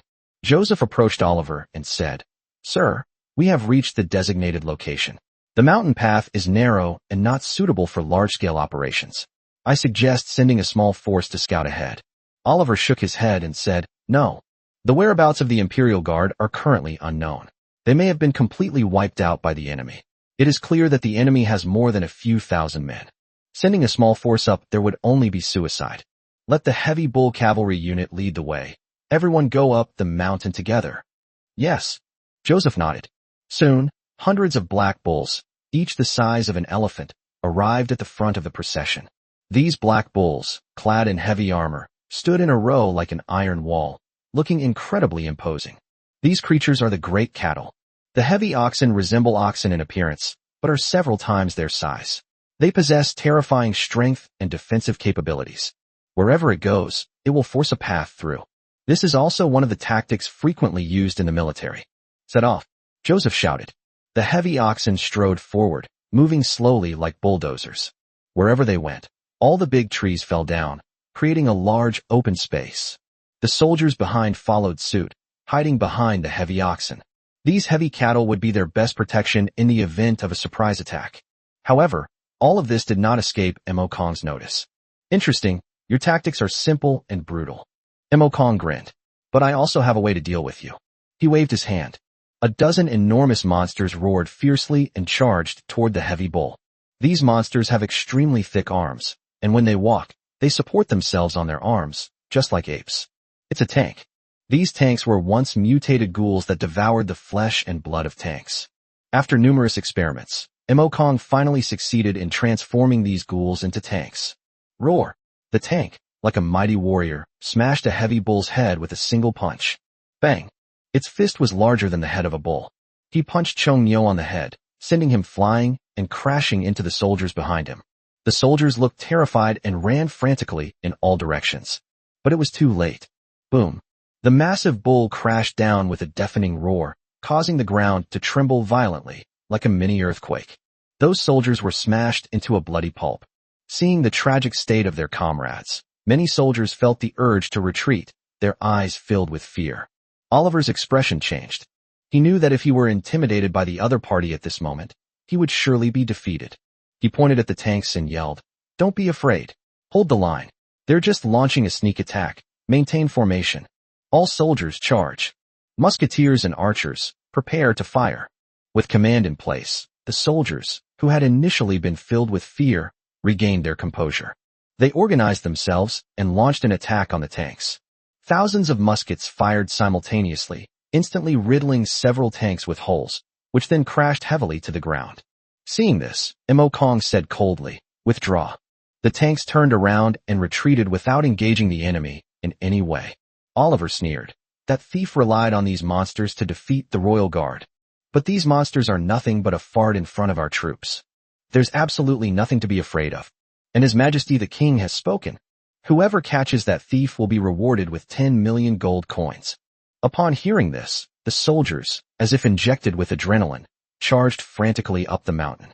With the heavy oxen leading the way, they quickly made their way to the top of the mountain. Looking at the thousands of zombies in the distance, Oliver's smile widened. He rode his horse to the front of the army and shouted, "Which thief dares to steal the source of life? Hand it over obediently and surrender." Kong took his staff and walked forward, looking calmly at Oliver. "You must be the leader of this undead creature? I am Oliver, the marshal of the Azure Kingdom's army. Hand over your life essence immediately, and I might spare your life." Oliver said coldly. However, Kong shook his head and said, "If you want the source of life, come and take it yourself. Do you think you can stand a chance against my kingdom's army with these undead creatures? Our kingdom's army numbers 15,000, and you don't even have half of that," Oliver said with a look of disdain. Kong grinned and swiped his hand on the ring of Calamity. Skull summoning. Appear, skeleton army. As he finished speaking, the ground shook violently. Immediately afterwards, skeleton soldiers crawled out from the ground. In the blink of an eye, more than 4,000 skeleton soldiers appeared. "And now?" Kong asked. Chapter 85 The Powerful Oliver. Skeleton Warrior. Level, LV.29. Skill, slash, swing your weapon to slash at the opponent, dealing powerful damage. Charge, charges at the enemy, colliding with them and stunning them. Shield defense, raise your shield to enter a defensive stance, reducing damage from the front by 90%. Immortal body, within the summoning period, as long as the body is not completely destroyed, it can repair itself. Description, a resurrected skeleton warrior, fearless of death and pain, possessing formidable combat power and retaining his fighting spirit from his previous life. In addition to the skeleton warriors, there are also skeleton musketeers and skeleton mages. Skeleton musketeer. Level, LV.29. Skill, precision shot, aims at the enemy's vital points and fires with perfect accuracy. Bomb throw, throws a bomb, causing area of effect damage. Quickly dodge, avoid enemy attacks, and find the best attack position. Immortal body, within the summoning period, as long as the body is not completely destroyed, it can repair itself. Description, the resurrected skeleton musketeer possesses top-notch marksmanship, hitting the bullseye every time within 100 meters. There are also skeleton mages. Skeleton mage. Level, LV.29. Skill, bone spear, summons bone spears to fire at enemies, dealing piercing damage and ignoring some defense. Death plague, corrupts enemy corpses, turning them into a spreading plague that poisons and weakens their attributes. Weakness curse, curses the enemy, slowing their movement and attack speed, making them weak. Immortal body, within the summoning period, as long as the body is not completely destroyed, it can repair itself.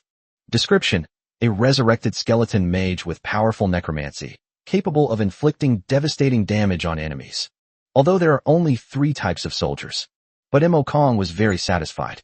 This is the most basic combat combination, yet it can unleash the strongest combat power.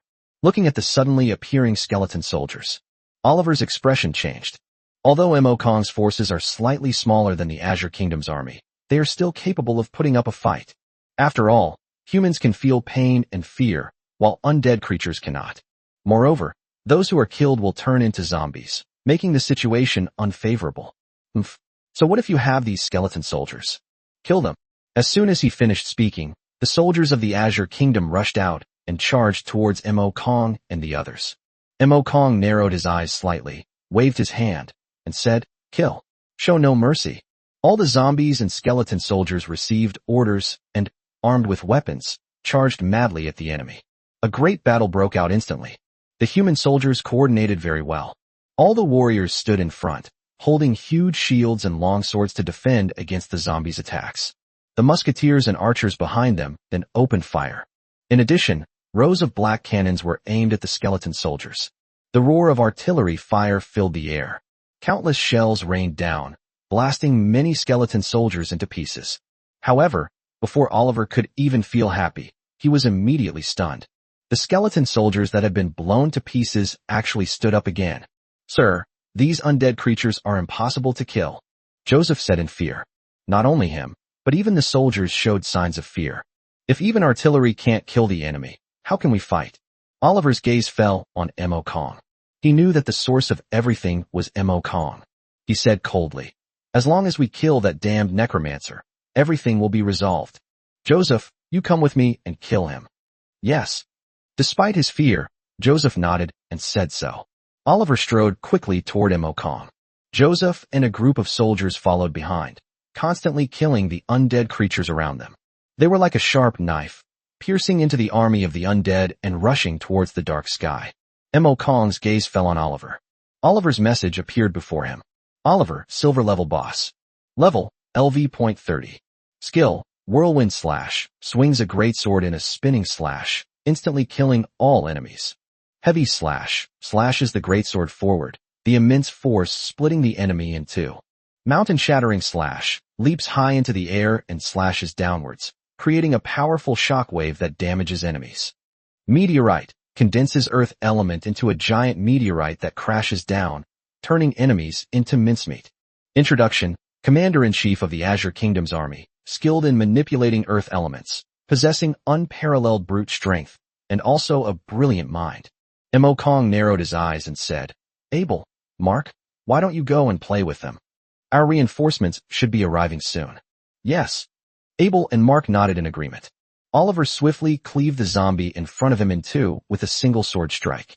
His gaze was fixed ahead. The zombies surged in wave after wave, giving him no chance to catch his breath. No matter how many he kills, the zombies behind him will keep replenishing his ranks. "Damn necromancer. Once I catch you, I'll chop you in two with my own hands," Oliver said through gritted teeth. "You don't have that chance anymore." A hoarse voice rang out. Oliver frowned and looked in the direction from which the sound came. He immediately spotted a man in light armor, carrying a long sword, emerging from the horde of zombies. It was Mark. His expression changed, and he glared at Mark. "You bastard! How dare you betray the kingdom?" Mark coldly said. "Oliver, kneel down and pledge allegiance to the Lord, or die." "Do you think I'm a fence-sitter like you? Die." Oliver swung his greatsword and slammed it down on Mark. Mark dodged the sword with a swift movement, instantly activating his wind step. He then unleashed a series of slashes with his long sword, striking Oliver repeatedly. Laugh. A sword aura swept past. Even though Oliver was wearing heavy armor, he was still pierced by the sword energy, leaving him with many wounds. The pain was stimulating Oliver. He roared angrily, "Bastard! Die! Meteor!" He raised his hand. An earthy yellow light emanated from the palm of his hand. A huge rock is floating in midair. He swung his sword sharply, and the stone crashed down on Mark. Wind wall. Mark swung his long sword, and a gust of wind transformed into a wall in front of him. Oliver grinned maliciously. The wind can't stop a stone. Really, when a meteorite crashes into the wind wall was easily shattered without any resistance. Boom. The meteorite crashed to the ground, creating a huge crater. Traitors only have one path, death. Oliver stared at the crater created by the meteorite and said in a cold voice, "Did you think I was dead?" A hoarse voice sounded from above. Oliver's expression changed, and he looked up abruptly, only to see Mark's figure descending from the sky. Chapter 86 The Mermaid King. When? A sharp sword cleaved down. It struck the greatsword.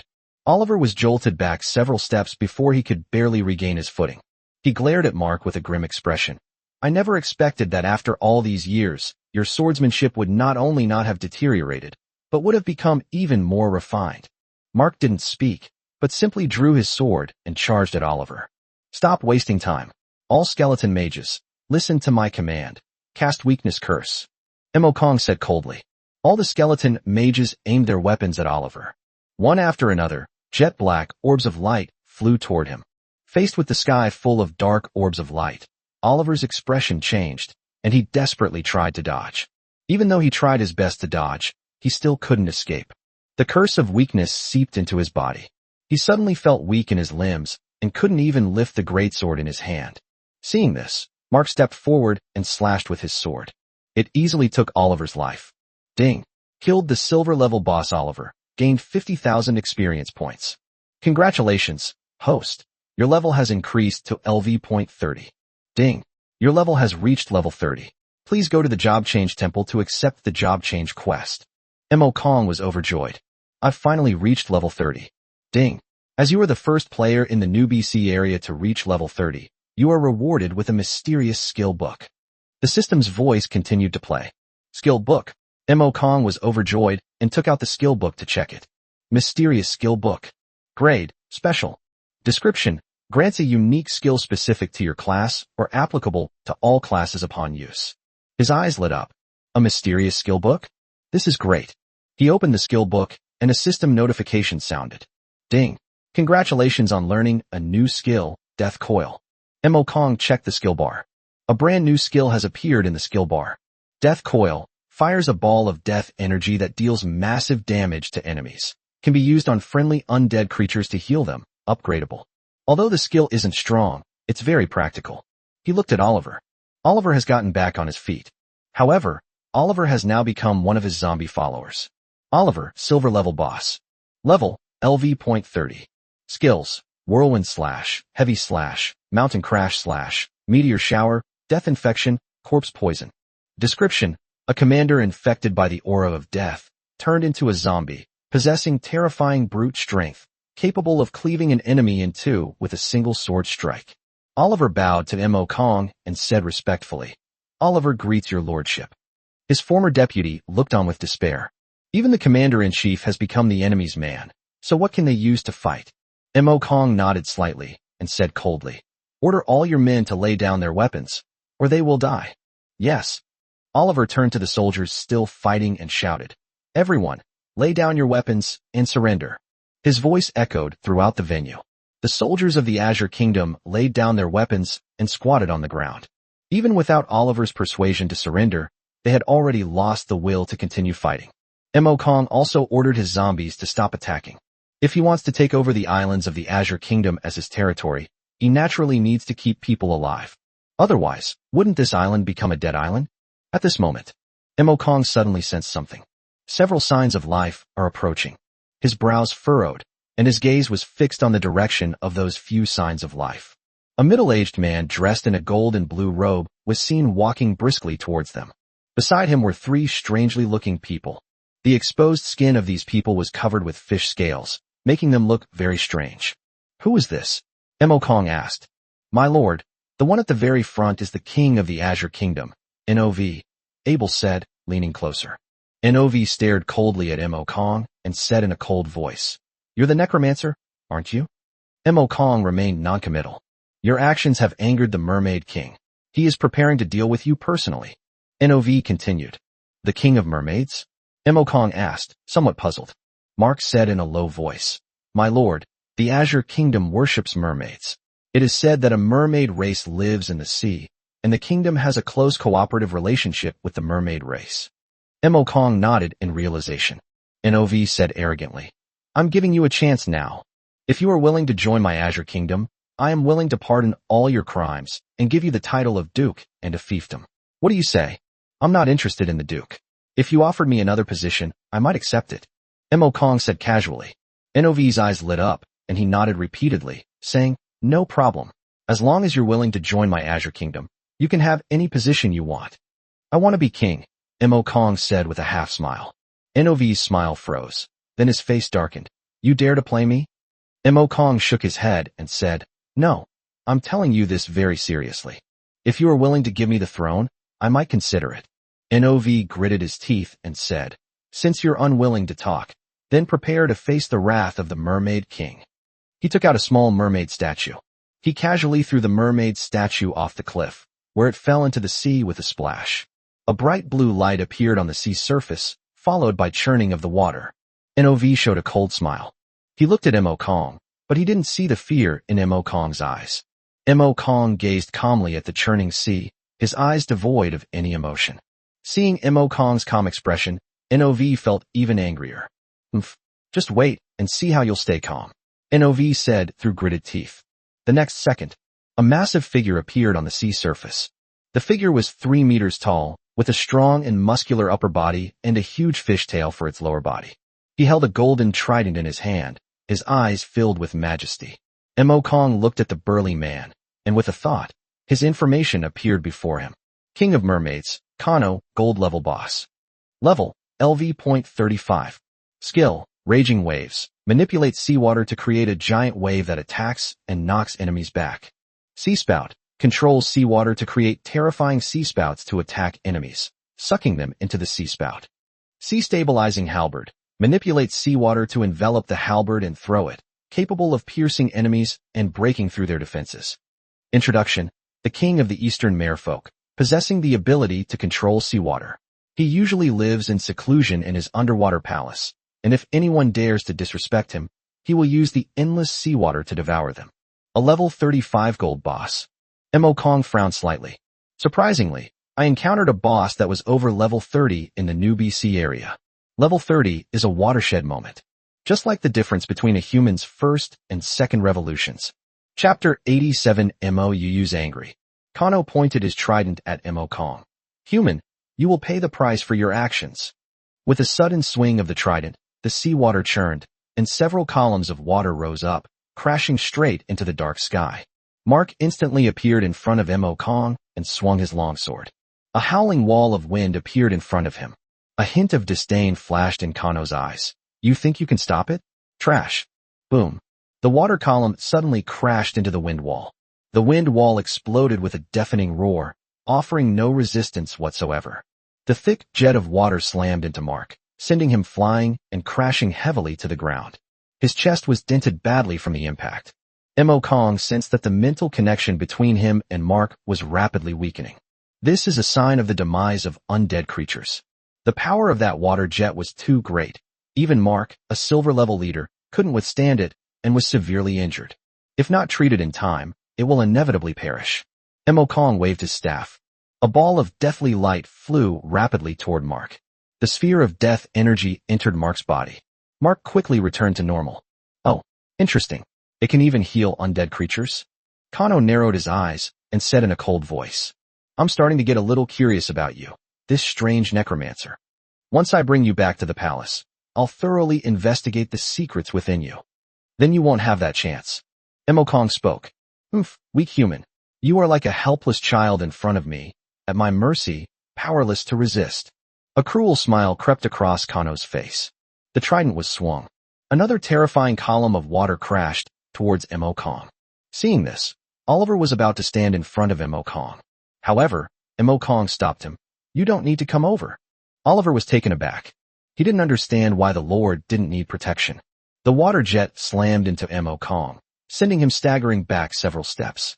When the water column dissipated, Mo Kong was completely unharmed. Kano frowned slightly. Looks like you've got some skills. I'll have to use some force. He gritted his teeth, brandished his trident, and 2 jets of water rose simultaneously, crashing down on Mo Kong.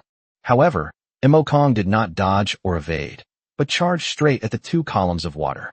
Boom. The water jet landed on Mo Kong and exploded with a bang. This time, Mo Kong didn't retreat a single step, and he didn't have a single scratch on his body. How is this possible? Seeing this, Kano's eyes were filled with shock. If it can be blocked the first time, how could it possibly be blocked the second time? Mo Kong said coldly. My turn next. The Scythe of Hades. He waved his hand. A jet-black scythe slashed down towards Kano with a deafening roar. Kano sneered. Humph, you think you can hurt me? He reached out and grabbed at the black scythe. But his hand went straight through the sickle. Kano was taken aback. What's going on? Before he could react, the Scythe of Hades sliced through his mind. Oh. He clutched his head tightly, letting out a painful howl. However, the pain only lasted for a few seconds before disappearing. His eyes were bloodshot as he glared at Mo Kong. You despicable human. I'll kill you. The waves surge. The words fell. The surrounding seawater began to churn violently. The surging seawater formed a towering tsunami, crashing down towards the dark sky. Mo Kong's eyes narrowed. With a thought, he quickly took the zombie into his undead space. He is not afraid of water, but that doesn't mean these zombies are not afraid of water either. With this tsunami, the zombie army he had painstakingly subdued would be wiped out instantly. Boom. The tsunami crashed down with a deafening roar. The entire island trembled slightly.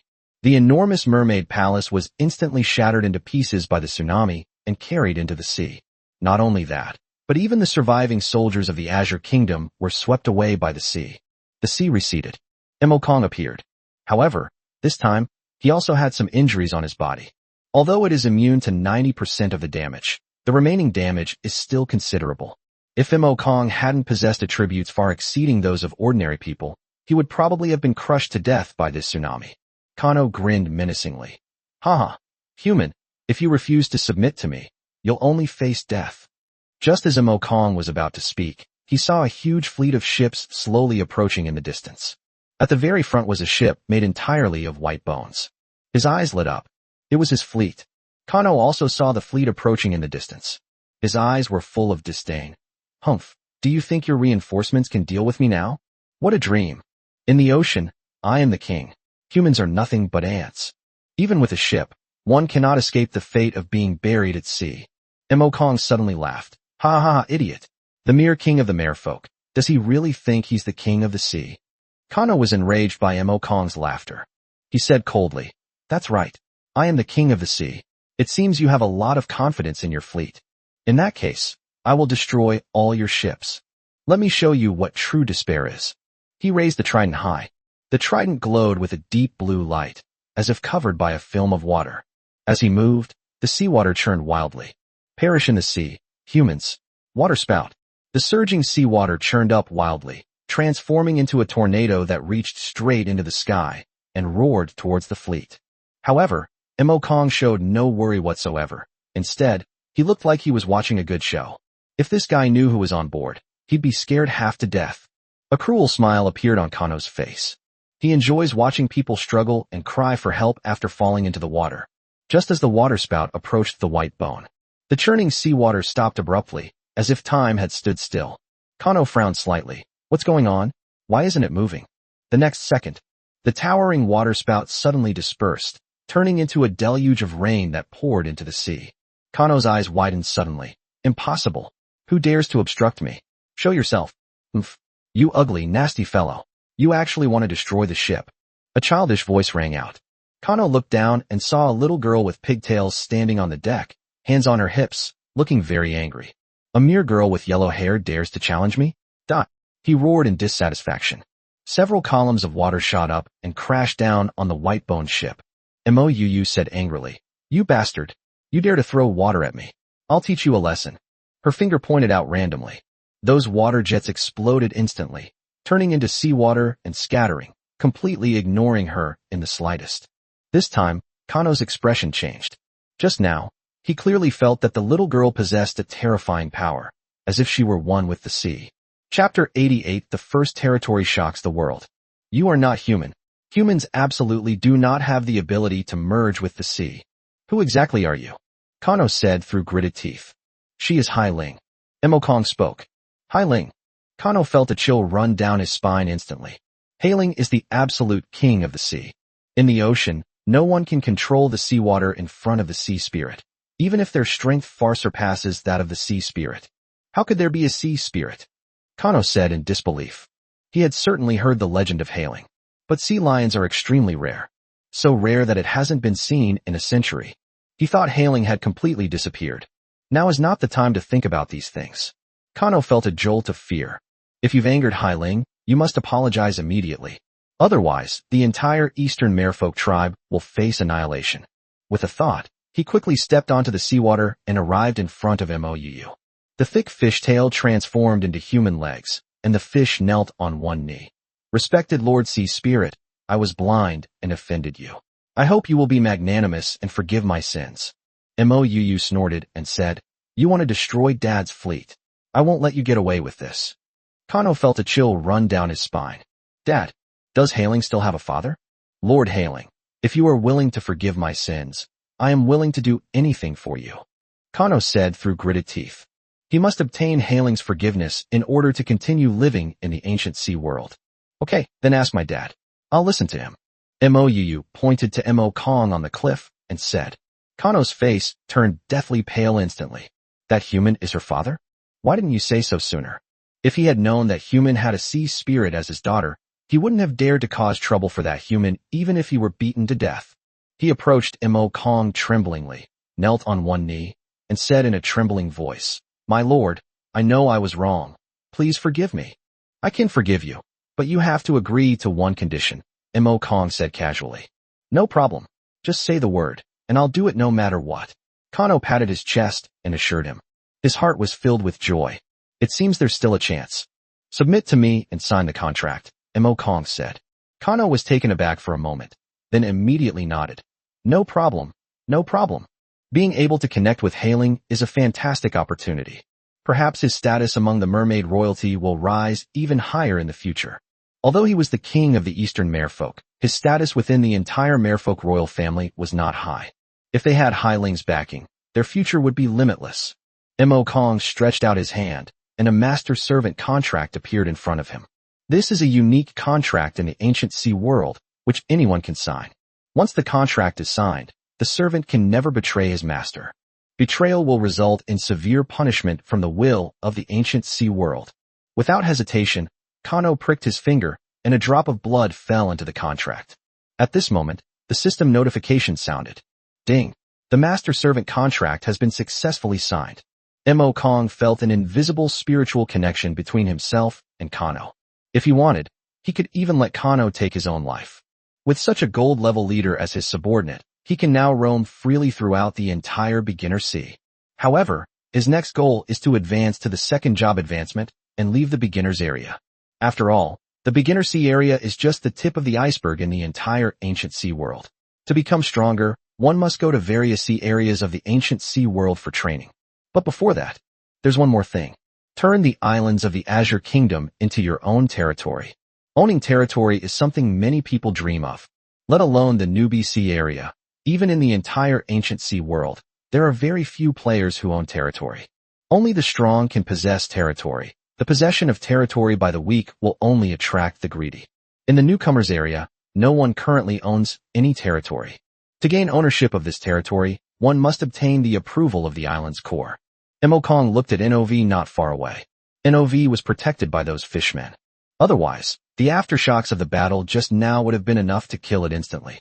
Kano understood, glaring at Nov and saying, Give me the island's core right now, sir, or I'll kill you. Nov was terrified, his face turning deathly pale. He nodded hastily and said, Yes, sir. Please don't kill me. I'll take you to the core of the island right away. Even Kano submitted to this man. What power does a king of a mere small country have to resist? Mo Kong nodded slightly. He instructed Abel to take Mou and the others to the palace, and then left with Nov first. Soon, they arrived at the royal palace. Nov brought Mo Kong to the palace. Upon opening the palace gate, one sees a sphere about the size of a human head, resembling a globe, floating in midair. Mo Kong's heart stirred. This must be the core of the island, right? He checked the information on the sphere. The core of the island. Grade, excellent. Owner, Nov. Description, the core of Azure Island. Possessing it grants control over the entire island. Nov said cautiously, Sir, I will unbind you right away. He placed his hand on the core of the island. A white light then appeared. The information about the core of the island has changed slightly. The core of the island. Grade, excellent. Owner, none. Description, the core of an unclaimed island. Whoever possesses it can control the entire island. My lord, you only need to drip a drop of your blood onto the core of the island, and it will recognize you as its master. Nov said obsequiously. Mo Kong nodded in satisfaction, stepped forward, pricked his finger, and dripped a drop of blood into the core of the island. A bright blue light shone. A system notification tone sounded. Congratulations on obtaining the island core. Please name your new island. Without hesitation, Mo Kong said, Let's call it Ink God Island. Ding. Ink God Island has been successfully named. Ding. You are the first player to obtain territory in the beginner sea area. World-class beginner quest completed. Reward, 50 free attribute points. World reputation plus 100. A global announcement is coming soon. Mo Kong was taken aback. Another world-class beginner quest completed? I want to keep a low profile. Unfortunately, my abilities don't allow it. The next moment, a mechanical synthesized sound resounded throughout the heavens and earth. Congratulations to the Dragon Kingdom's Mo Kong for acquiring the territory of Mo Shin Island. Complete the world-class beginner quest, and you will be rewarded with 50 free attribute points and 100 world reputation points. All players in the Dragon Kingdom will receive 10 free attribute points. All the players who heard the system announcement were stunned. What the heck? Territory? Ink God Island? Mo Kong actually has territory now. Are you kidding me? A newbie already has territory. Chapter 89 Ink God Island. The world chat channel was in an uproar. Baka, did this Mo Kong receive special treatment from the ancient sea world? He actually obtained territory in the newcomer sea. Damn it. This damn Dragon Kingdom dares to steal people from our galley kingdom? This Mo Kong has been a citizen of our galley kingdom since ancient times, and we have evidence. The Dragon Kingdom's strength has increased again. Damn it, this is the 5th time already. If this continues, the Dragon Kingdom's overall national strength will definitely increase significantly. Yes, we must stop Mo Kong. It all started because of him. I think you countries are just jealous. You're even trying to steal people from your country? Since ancient times? Does your country even have an ancient history? Of course there is. The Kingdom of Galley has been a vassal state of the Dragon Kingdom since ancient times. Give our comrades a proper burial. Once the knife is drawn, it can't be put back. Countless people were hurling insults at each other in the chat channel.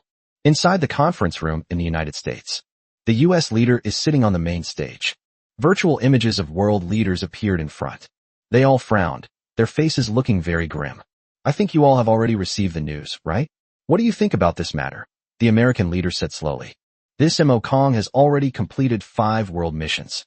And I just checked the newcomer rankings. His level has reached level 30. He'll definitely be taking on the job change quest next. That's right.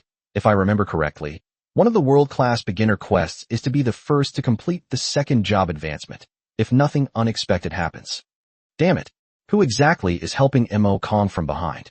Even the Dragon Kingdom couldn't possibly have such power. We can't let Mo Kong continue completing missions like this. The base stats of those players from the Dragon Kingdom are already 50 points higher than ours. If this continues, we simply won't be able to deal with the Dragon Kingdom.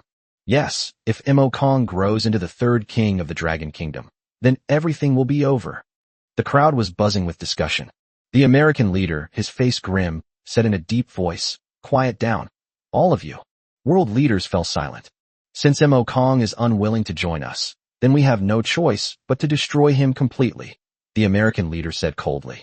After he completes his job change mission, he will leave the newcomer sea area and come to the Dragon Kingdom sea area. The Dragon Kingdom sea area is so vast that even the Dragon Kingdom cannot manage it all. We can just send someone to deal with him then. After a moment of silence, everyone began to speak. I don't think that will work. With such talent, Mo Kong will surely be valued by the Dragon Kingdom. It will be extremely difficult to kill him within the Dragon Kingdom's borders. Yes, sending 1 or 2 experts might not be enough to deal with him, but sending too many people would attract too much attention and inevitably draw the attention of the Dragon Kingdom, which would be troublesome. The American leader said irritably, "Then what do you suggest we do? We have to find a way to deal with him. He can keep completing world-class beginner missions in the beginner waters, so once he leaves the beginner waters, won't he be able to complete world-class missions? The rewards for world-class missions far exceed those for world-class beginner missions. Moreover, they are all unique. Over the years, even a coalition of nations has only managed to complete 3. Once they complete a few, the Dragon Kingdom's national strength will quickly surpass ours." Everyone fell silent, despite the high level of difficulty of world-class missions. But no one is sure if Mo Kong can complete it. If they manage to complete it, the impact on them will be enormous. "I have a method," the island nation's leader suddenly said. "Go ahead and tell me." The World Rookie Bounty Tournament is in a few days, and I think Mo Kong will definitely participate. Everyone in the tournament is at the same level, so dealing with him shouldn't be a problem. Everyone's eyes lit up, and they all nodded in agreement. "That's a great idea." "Great, it's settled then.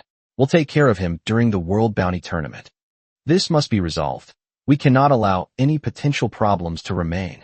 At this time, Mo Kong is inspecting the situation on Mo Shin Island. Nov stood beside him, looking extremely apprehensive, and said, "Sir, I have told you everything." Mo Kong nodded slightly. Indeed, Nov told Mo Kong everything that the Azure Kingdom possessed. However, this Azure Kingdom is rather poor. There are only 1,000,000 gold coins. It was a huge sum of money for him, but it was still far from enough to build up his territory. No wonder the Azure Kingdom is so weak. Don't you ever think about making more money? What's your most important way of making money? Mo Kong asked. We have dealings with the merfolk. There are many sea salt crystals around their palace. We exchange goods with them for sea salt crystals, and then sell the sea salt crystals to make some money. Nov explained. Mo Kong nodded slightly. Sea salt crystal is a relatively rare mineral that can be incorporated into weapons or armor to increase their hardness. It is quite rare in the outside world. So, the middleman makes a profit from the price difference? Mo Kong murmured. Nov nodded. I remember there are many blacksmiths in the kingdom. Wouldn't it be more profitable to have them directly craft these sea salt crystals into equipment for sale? Mo Kong asked. Nov said helplessly. Sir, you don't know. Nobody wants our equipment at all, because we have no reputation whatsoever. Each country has its own fixed weapons procurement point and will not buy from other countries. Mo Kong nodded slightly. I understand. I will handle this matter. Other factions might not need them, but they're extremely scarce on the newbie island.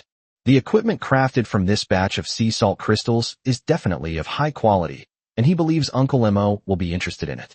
All right, you can leave now. From now on, you are just a commoner of Ink God Island. If you dare to break the rules, there will only be one outcome, understand? Mo Kong said coldly. Yes, sir. Thank you for sparing my life. Nov said gratefully, tears streaming down his face.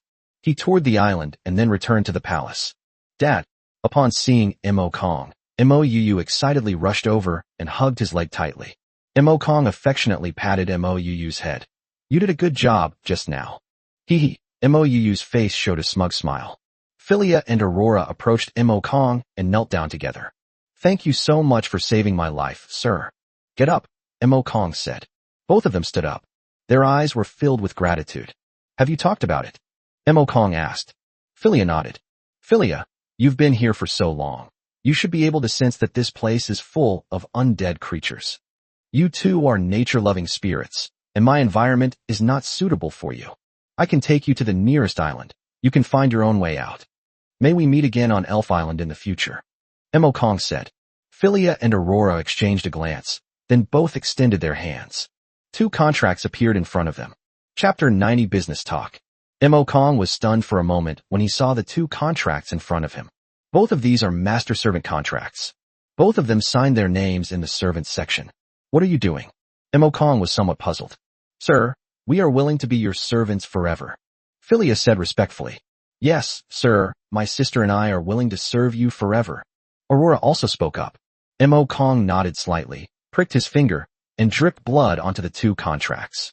The next instant, he then felt a strange connection between himself and Philia and Aurora.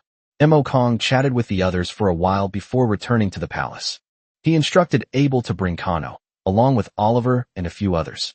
Inside the royal palace meeting room, Mo Kong sat in the main seat. The others sat down. Ink God Island is my first territory, and it needs someone to manage it. Oliver, you and your deputies will temporarily serve as the managers of Ink God Island. Everything is under your management. Mo Kong spoke. Yes, my lord. Oliver said respectfully. Kano, I heard there are quite a few sea salt crystals near your palace? Mo Kong asked. Kano replied sheepishly. Yes, sir.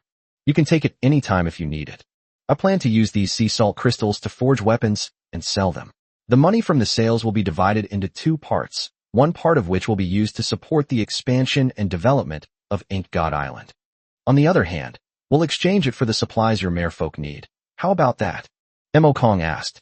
No problem. I'll do whatever you say. Kano dared not have any objections. I'm leaving everything to you.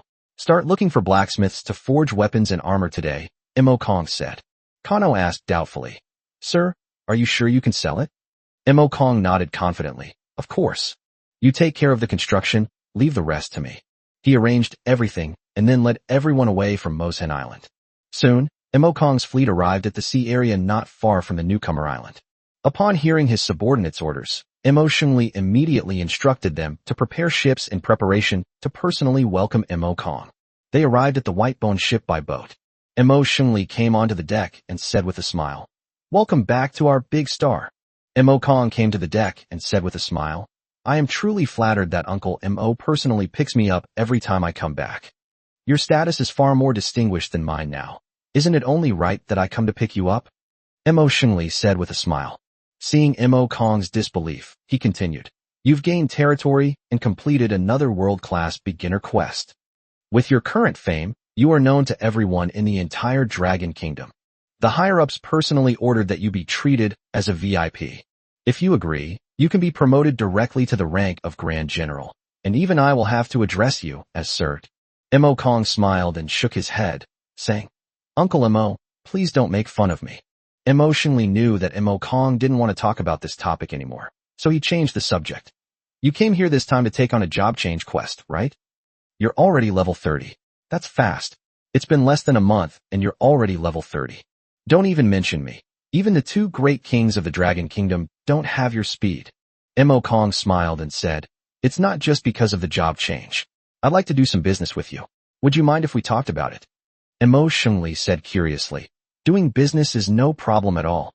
Come on, let's go to my manor and talk about it slowly." He led Mo Kong into the manor, instructed the servants to bring him food, and then asked, "What kind of business are you planning to do with me? The one you mentioned earlier." "Uncle Mo, take a look at this first." Mo Kong wasn't in a hurry. He took out a long sword and handed it to Mo Shengli.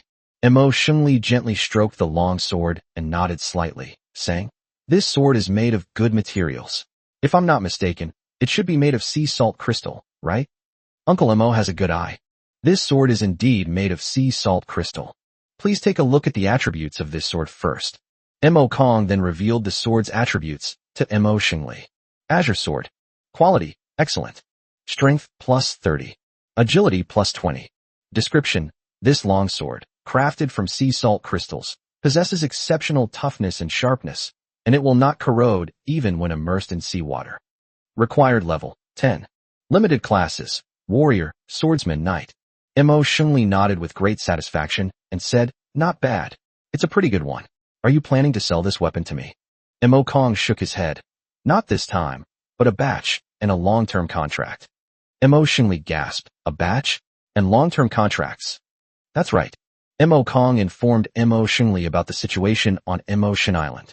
After listening, Mo Shengli was silent for a moment before saying, "I really didn't expect that while others are still worrying about equipment, you're already preparing to buy in bulk. But this is very tempting. Regarding the price of wholesale high-quality equipment, how about 500 gold coins for each item?" Mo Kong asked. "Then it's settled. When can we take the first batch of goods?" "In a few days. It's still under construction. I'll send someone over once it's finished." "Okay, I'm really looking forward to it," Mo Shengli said with a smile. After chatting for a while, Mo Kong decided to go and accept the job change quest. He arrived at the Temple of Job Change. The Temple of Job Change is no longer as bustling as it used to be. However, a few professionals are still learning the skills. Upon seeing Mo Kong, Ziyun smiled and stepped forward, saying, "Long time no see, handsome young man. I checked the newcomer rankings. You should be level 30 by now, right? You're here to accept the second job advancement quest, right?" Mo Kong nodded and said, "That's right." "Then come with me." Ziyun turned and walked inside. Mo Kong followed closely behind and went inside. Upon entering the Temple of Job Change, Ziyun pointed to the job change stone and said, "It's still this one. Your job change quest will be issued by the job change stone. Let me explain something to you before we proceed. Job change quests are divided into S level to E level, depending on their level. The higher the level of the job change quest, the greater the rewards, but the difficulty is naturally extraordinary. It all depends on your luck. All right, go and give it a try."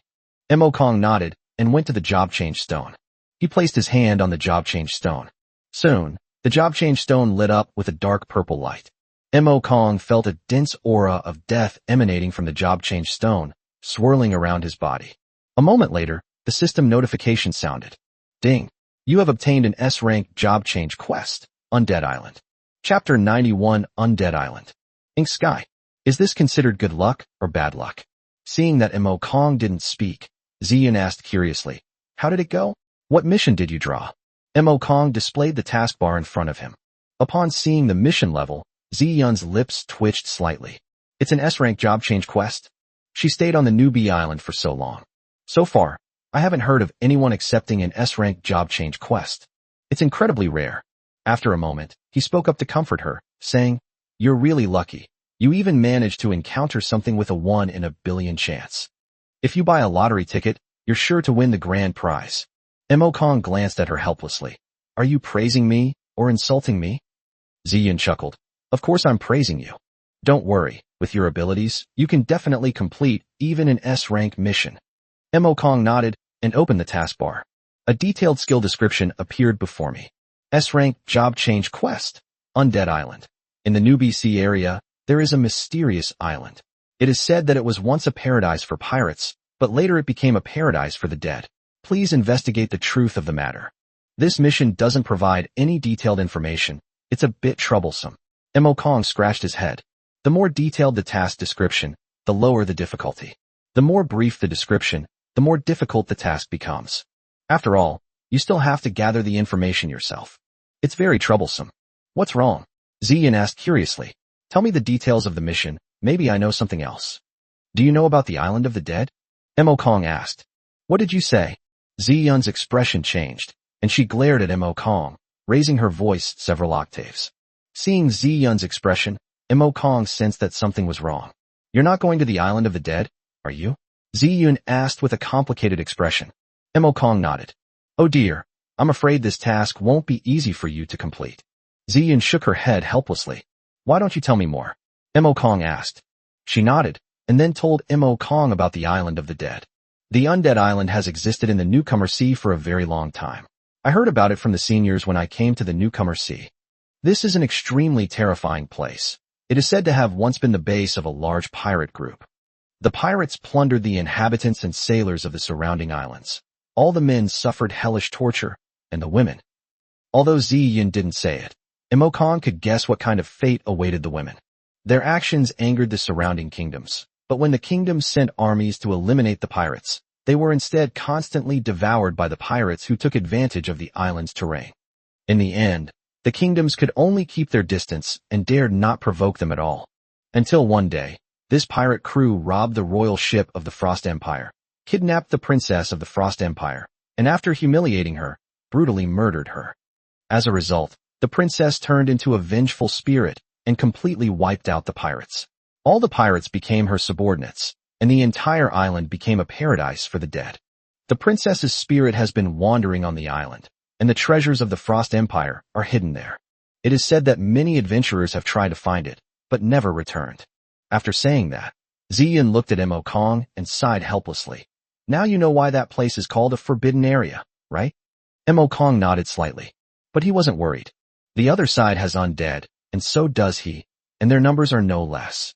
If all else fails, give up on the job change quest and wait a month to take on a new one. Ziyin advised helplessly. Mo Kong shook his head and said, No, let's keep this mission.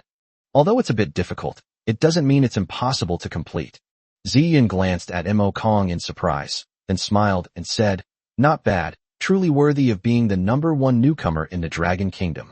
It's truly rare to have such courage. There are many vengeful spirits on that island of the dead.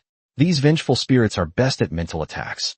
I suggest you find some items that can resist mental attacks, which will be of great help to you. Mo Kong smiled. Psychological attack? He is least afraid of psychological attacks. With the crown of the underworld in hand, how could you possibly injure him with a mental attack? Dream. Mo Kong thanked him and then hurriedly left. He needs to hurry up and complete his job transfer. Although he is currently the only level 30 new player on the newcomer leaderboard, the second-ranked player has already reached level 23. We can't let them catch up. Upon arriving at the dock, Mo Kong ordered the ship to set sail for the island of the dead. The fleet set sail, slowly heading towards the island of the dead. It takes about 5 days to travel from the newbie island to the Undead Island. Mo Kong then stayed in the room to rest. For days passed in the blink of an eye. The morning of the 5th day, Mo Kong came to the deck and stretched. Sailing at sea is so boring. Furthermore, in the beginner's area, features such as chat channels and the world map are not yet available. Luckily, Mou and the others were with him. Otherwise, Mo Kong would have been bored to death. He gazed into the distance and saw that the sky in the distance was covered with a layer of dark clouds. The dark clouds were like mountains, seemingly pressing down on the sea. Mo Kong frowned slightly. He could sense an extremely dense aura of death ahead. Philia frowned and said, "Sir, is this the area of the island of the dead? It gives me a bad feeling." Aurora nodded. Mo Kong wasn't surprised. They were both elves who loved nature and were extremely sensitive to deathly energy. Under normal circumstances, death energy does not have a significant impact on people. At most, it might just make people feel a little uncomfortable. However, when the concentration of death energy reaches an extremely terrifying level, any living organism that enters it will be severely affected. Those who are weak may be corrupted by death energy and turned into undead creatures, while those who are strong will also be weakened considerably. He pondered for a moment and then said, "You two stay inside the Whitebone ship and don't leave." The Whitebone ship is shrouded in death energy, which can block the influence of external death energy. Yes. Philia and Aurora both nodded. Mo Kong looked towards the gloomy sea. A massive island was faintly visible in the distance. "We should be there soon," Mo Kong murmured. The fleet slowly sailed into the deathly aura, drawing ever closer to the island of the dead. At this moment, dark shadows flew in rapidly from all around. They attacked the Whitebone directly. Mo Kong's eyes narrowed as he stared at the dark figures. These are all seagulls. The spirits of the seagulls. The seagulls swooped down on the Whitebone. However, Mo Kong remained completely calm and said in a cold voice, "Underworld God's guardian ship. Activate the slowing domain." A dark light shone from the massive Hades's guardian ship. Immediately afterwards, a jet-black light spread outwards from the center of the Underworld God's guardian ship. Chapter 92, The Unending Pirate Wraiths. A dark light flashed by. The seagull ghosts, which were originally moving so fast they were almost invisible, suddenly slowed down. The speed was reduced by more than half. "All musketeers, fire. Shoot those undead seagulls down." Mo Kong shouted sternly. All the zombie musketeers aimed at the seagulls. Slowed down seagulls are practically sitting ducks in the sky. As the sound of gunfire rang out, seagulls fell one after another. The system notification sounded in Mo Kong's ears. Ding. Killed an undead seagull. Gained 10 experience points. Ding. Killed an undead seagull. Gained 10 experience points. The notification sounds kept ringing, and Mo Kong felt a headache coming on. He wasn't worried about wasting this experience. Although his experience bar is currently stuck and cannot move, he will still absorb that experience. Once he completes the second job advancement, all of this experience will be returned to him. Soon, all the undead seagulls were completely wiped out. My experience points have also increased by nearly 3,000. He ordered all the zombies to board small boats and prepare to land on the island. As for the Philia sisters and Mou, they were all left on the island by Mo Kong. These living beings, full of life, are easily corrupted by the deathly aura and die on this island of the dead. It's better to stay on the ship. Mo Kong led thousands of undead to the shore by boat. The sight before him surprised him. There were countless white bones on the beach. It's like a sandy graveyard. If an ordinary person came to this place, they would probably be scared out of their wits immediately. Mo Kong, however, was not afraid at all. He disembarked and stood on the beach. Just then, the system notification sounded. Ding. You have arrived at the island of the dead. Trigger quest, Pirate Wraith. Mo Kong was somewhat surprised. I never expected there would be a triggered quest. Triggered tasks are tasks that players must complete in order to trigger them. Generally, only certain large-scale missions will have trigger missions set up to prompt players to advance the mission in an alternative way. Mo Kong opened the taskbar and looked at the task description. Mission introduction. All the pirates died tragically, and their spirits have become terrifying vengeful spirits that wander the island. To restore peace to the island, the vengeful spirits of these pirates must be eliminated. Cleansing up the pirate vengeful spirits? Looks like I'll have to go to the pirate camp, Mo Kong murmured. He led the zombies behind him forward. Beyond the beach lies a dense jungle. Mo Kong traversed the jungle, constantly leaving marks to avoid losing his way. However, after wandering through the jungle for more than half an hour, he still couldn't find any clues about the pirates. That's strange. Is this jungle really that big? Mo Kong murmured. He saw the jungle from a distance. However, he remembered that the jungle did not seem to be very large, only occupying 1/10 of the island. This area is simply not enough for him to stay for that long. Just as Mo Kong was about to take a break, he suddenly sensed a life force ahead of him. Wait, a sign of life? Mo Kong's eyes narrowed, and he suddenly stood up. This island of the dead is inhabited entirely by the dead. How could there be any living creatures there? His gaze fell in the direction where the signs of life appeared. The life force was moving away in the opposite direction from him. Want to leave? Not so easy, Mo Kong said coldly. He hurried toward the direction from which the sign of life was coming from. After traversing the jungle for 10 minutes, the life force suddenly vanished. Mo Kong frowned, stopped in his tracks, and gritted his teeth, saying, "Damn it. He actually got away." Abel suddenly said, "My lord, look there." Mo Kong turned his head to look. A huge old ship is hidden in the dense forest. The ship was hidden by the tall trees around it, and it was impossible to spot without careful observation. "How come there's a ship here? Let's go take a look." Mo Kong spoke. He walked straight toward the ship. As he approached, he immediately noticed that the ship was surrounded by a fence made of wood. Inside the fence was a huge open space, where a dilapidated ancient ship was moored. A black skull flag still flies on this ancient ship. Moreover, there were many undead around the ancient ship, wearing tattered vests and headscarves, with blank expressions. These must be the pirate vengeful spirits, right? Mo Kong's eyes lit up as he murmured. You search high and low, but find it right under your nose without any effort. Instead of finding the owner of that life force, they discovered the location of the pirate vengeful spirit. A thought suddenly occurred to him. The information about the pirate vengeful spirit appeared before them. Pirate Ghost. Level, LV.15. Skill, / swings a sailor's scimitar to slash at the enemy, dealing damage. Summon. When attacked, it will summon other pirate spirits to attack the enemy together. Description. The pirate vengeful spirits, corrupted by the princess's vengeful spirit, continue to wander the places they once inhabited, even after death. Looks like a bunch of weaklings. Just take action and take care of them all. Mo Kong waved his hand and said. His undead minions swiftly charged towards the pirate vengeful spirits. The pirate spirits all turned to look at the intruders. Anger flashed across their previously blank faces. They brandished their curved knives and charged towards the zombies. However, the pirate vengeful spirits' attacks were far too weak, and their numbers were far fewer than those of the zombies. Within minutes, it was completely cleaned up. Ding. Killed a pirate vengeful spirit. Gained 150 experience points. Ding. Killed a pirate vengeful spirit. Gained 150 experience points. The pirate vengeful spirits were continuously killed. In just a few minutes, at least 200 people have been killed. But there is still no sign of it ending. Moreover, their strength seems to be increasing. Mo Kong was somewhat puzzled. A thought suddenly occurred to him. A message from a pirate vengeful spirit appeared before them. Pirate Ghost. Level, LV.25. Skill, / swings a sailor's scimitar to slash at the enemy, dealing damage. Summon. When attacked, it will summon other pirate spirits to attack the enemy together. Description. The pirate vengeful spirits, corrupted by the princess's vengeful spirit, continue to wander the places they once inhabited, even after death. Other attributes remain unchanged. But your level has increased by 10 levels. What's going on? Could there be hundreds of pirate vengeful spirits hiding on the ship? But why didn't they all come out together? Mo Kong murmured. These people came out one by one, like the Calabash brothers trying to save their grandfather, but it had absolutely no effect. His gaze fell on the dilapidated ship. Looks like we'll have to go inside that ship and take a look. Abel, Mark, you two come with me.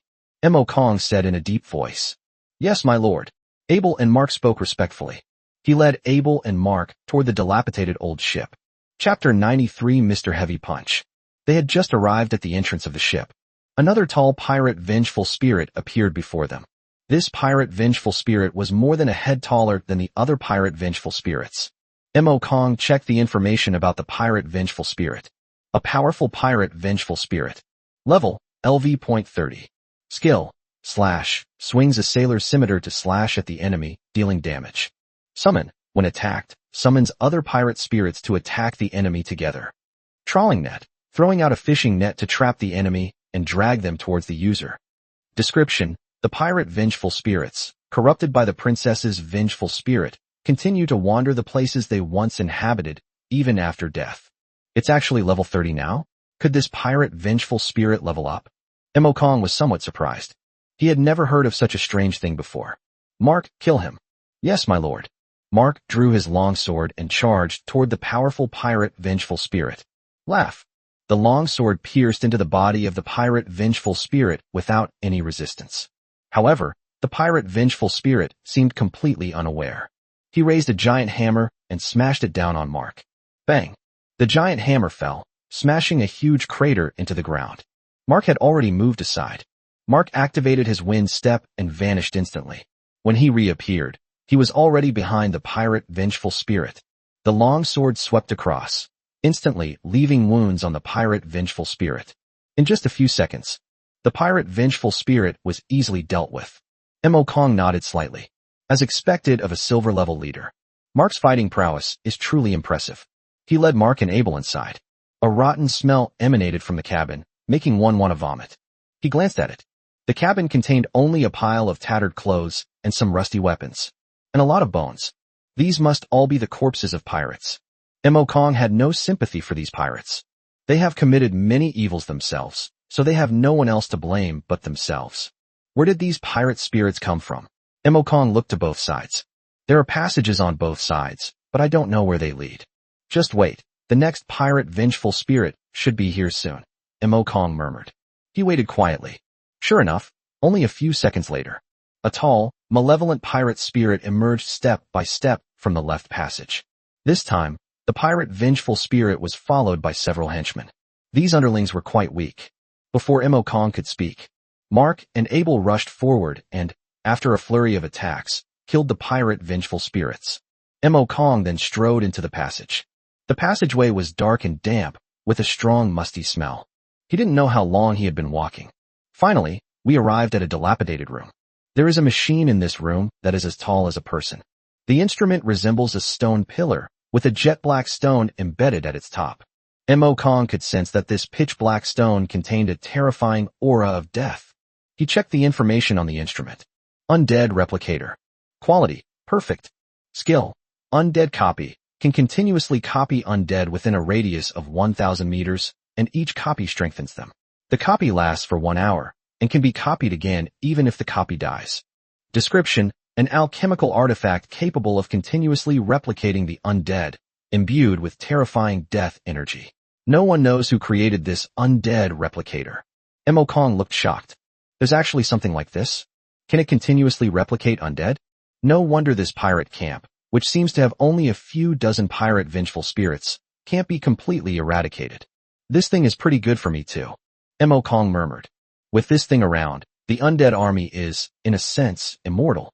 Moreover, this machine has no limit on the number of copies it can make. In other words, as long as the undead army is within a radius of 1 kilometer, they will never die. Mo Kong was very satisfied and quickly stepped forward to turn off and put away the undead replicator. Just as he approached the undead replicator, the ground suddenly began to shake. What's going on? Mo Kong frowned, looking around warily. Mark and Abel also stood beside Mo Kong, guarding against any sneak attacks. A tall figure slowly emerged from the shadows. When Mo Kong saw this figure, he was immediately stunned. Minotaur. That's right. It was a tall minotaur. This minotaur was at least 3 meters tall and wore an extremely tight-fitting captain's uniform. What's most eye-catching are his 2 fists. The fist was even larger than the minotaur's head, looking like a hammer and full of power. Mo Kongshin checked the minotaur's information. Mr. Heavy Punches Wraith, bronze level boss. Level, LV.30. Skill, charge, charges towards the enemy, stuns them. Pirate captain, as the leader of a pirate crew, he can summon pirate vengeful spirits to participate in battle. A powerful punch, a charged, heavy punch that can instantly kill a weaker enemy. A brutal punch, sweeping the enemy with a powerful punch can send them flying. Introduction. Mr. Heavy Fist is a member of the orc race. For some unknown reason, he ended up in this sea area and became a pirate. Don't let his fierce appearance fool you. His heart is completely different. A bronze level leader? But judging from this big guy's appearance, he's probably not easy to deal with. Mark, Abel, both of you, attack together. Mo Kong said coldly. Yes, my lord. The two quickly charged towards Mr. Heavy Punch. Mark was incredibly fast, while Abel Brute forcefully clashed head-on with Mr. Heavy Punch. Mr. Heavy Fist glanced at the 2 men and slowly said, Intruders, get off my ship, or I'll kill you. However, Mark completely ignored him. He swung his long sword and chopped it down at Mr. Heavy Fist's head. Laugh. The long sword swept past. A gash several centimeters long instantly appeared on Mr. Heavy Punch's head. Bastard. You're asking for it. Mr. Heavy Punch was enraged. He clenched his fist and slammed it down on Mark. The punch was like a shooting star, arriving in front of Mark in an instant. Thump! A loud bang was heard. Mark was instantly sent flying by that punch, crashing heavily to the ground. Although Mark is extremely fast, his strength and defense are much weaker, and he is far inferior to Mr. Heavy Punch. Abel launched an attack from the other side. He gripped his sailor's scimitar tightly and slashed out. Mr. Heavy Punch has another wound on his body. Bastard! You dare to hurt me! Dot! He swung his fist and swung it out with a loud thud. The fist swept across, sending Abel flying and crashing into the wall beside him. Mr. Heavy Fist slowly turned his head to look at him Kong, his eyes already bloodshot. Chapter 94 The Living on the Island of the Dead. With a long roar, Mr. Heavy Fist strode forward, like a high-speed train, crashing headlong into Kong. Kong's eyes turned cold, and he shouted sharply, "Scythe of the Underworld God!" With a wave of his hand, a jet-black scythe suddenly appeared in front of me. Mr. Heavy Punch was enraged and completely disregarded Hades' scythe. He raised his fist, intending to smash Kong away. At this moment, the scythe of Hades cleaved out with a deafening roar. It vanished in a blur, leaving only a hissing sound as it passed by. Ah! Mr. Heavy Punch clutched his head in pain, his legs slammed to his knees, and he rolled around on the ground in agony. Any vengeful spirit is nothing but trash before the scythe of the underworld. Kong said casually. The scythe of Hades can directly damage the soul, making it a devastating blow to vengeful spirits. Upon seeing this, Mark and Abel quickly pounced on him, brandishing their weapons and giving Mr. Heavy Punch a good beating. Mr. Heavy Punch was easily defeated before he even had a chance to fight back. The system notification tone also sounded. Ding! Killed the bronze-level boss Mr. Heavy Fist. Gained 15,000 experience points. Without hesitation, Kong stepped forward, took the Undead replicator, and stuffed it into the Undead space. Within the Undead realm, even the Undead replicator cannot continue replicating. A system notification sounded. Ding! Pirate Wraith, quest completed. You have gained 50 free attribute points and 1 skill book. Kong opened his backpack and saw a skill book lying inside. He took out the skill book and looked at the description. Charge. Quality, excellent. Description, charges at enemies, stunning those hit. He felt somewhat helpless. He can't use this skill book. However, it could fetch a good amount of money if sold. Charging is an essential skill for warriors, but its drop rate has always been low. The difference between soldiers who charge and those who don't is like night and day. He casually handed the skill book to Abel. This skill book is for you. Although Abel is his summoned creature, he can also learn skills using skill books and level up. Their growing strength is in no way inferior to that of the players, and their loyalty far exceeds that of other players. For Kong, this is the best training option. Abel knelt down excitedly and said, "Thank you, sir."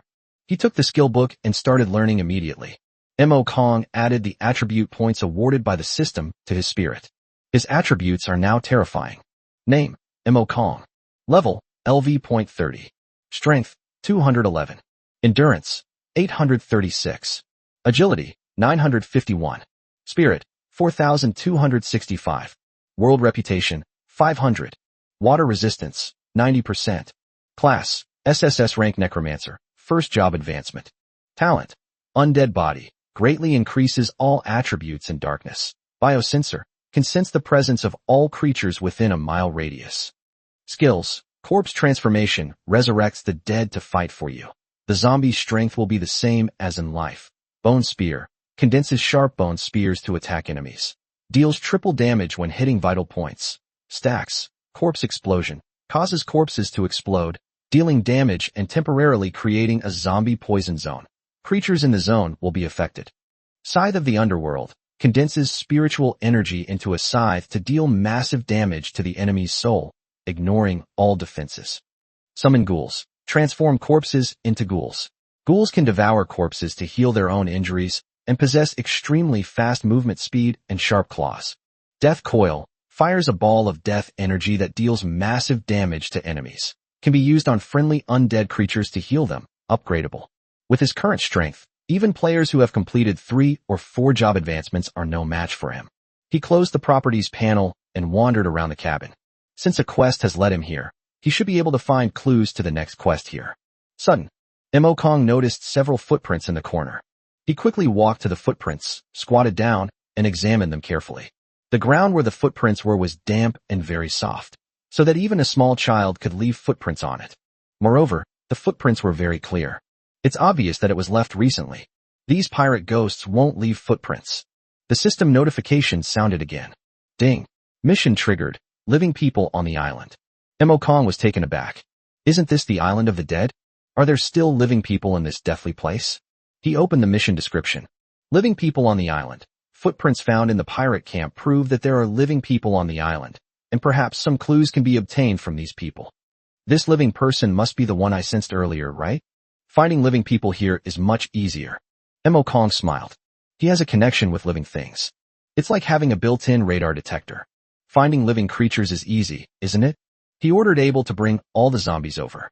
He then led Mark in the direction the footprints had gone. Follow the footprints and keep walking forward. They quickly disappeared back into the woods. The woods were dark and quiet, filled with an aura of death. Walking through it feels like being in the underworld. Someone with a weaker constitution would probably be so scared that their legs would go weak. All the zombies have been dispersed for a thorough search. However, no news came. Just as Mo Kong was about to expand the search area, he suddenly felt that the mental connection between one of the zombies and him had disappeared. Abel, order all zombies to search in the 11 o'clock direction. Mo Kong immediately gave the order. Yes. Abel replied.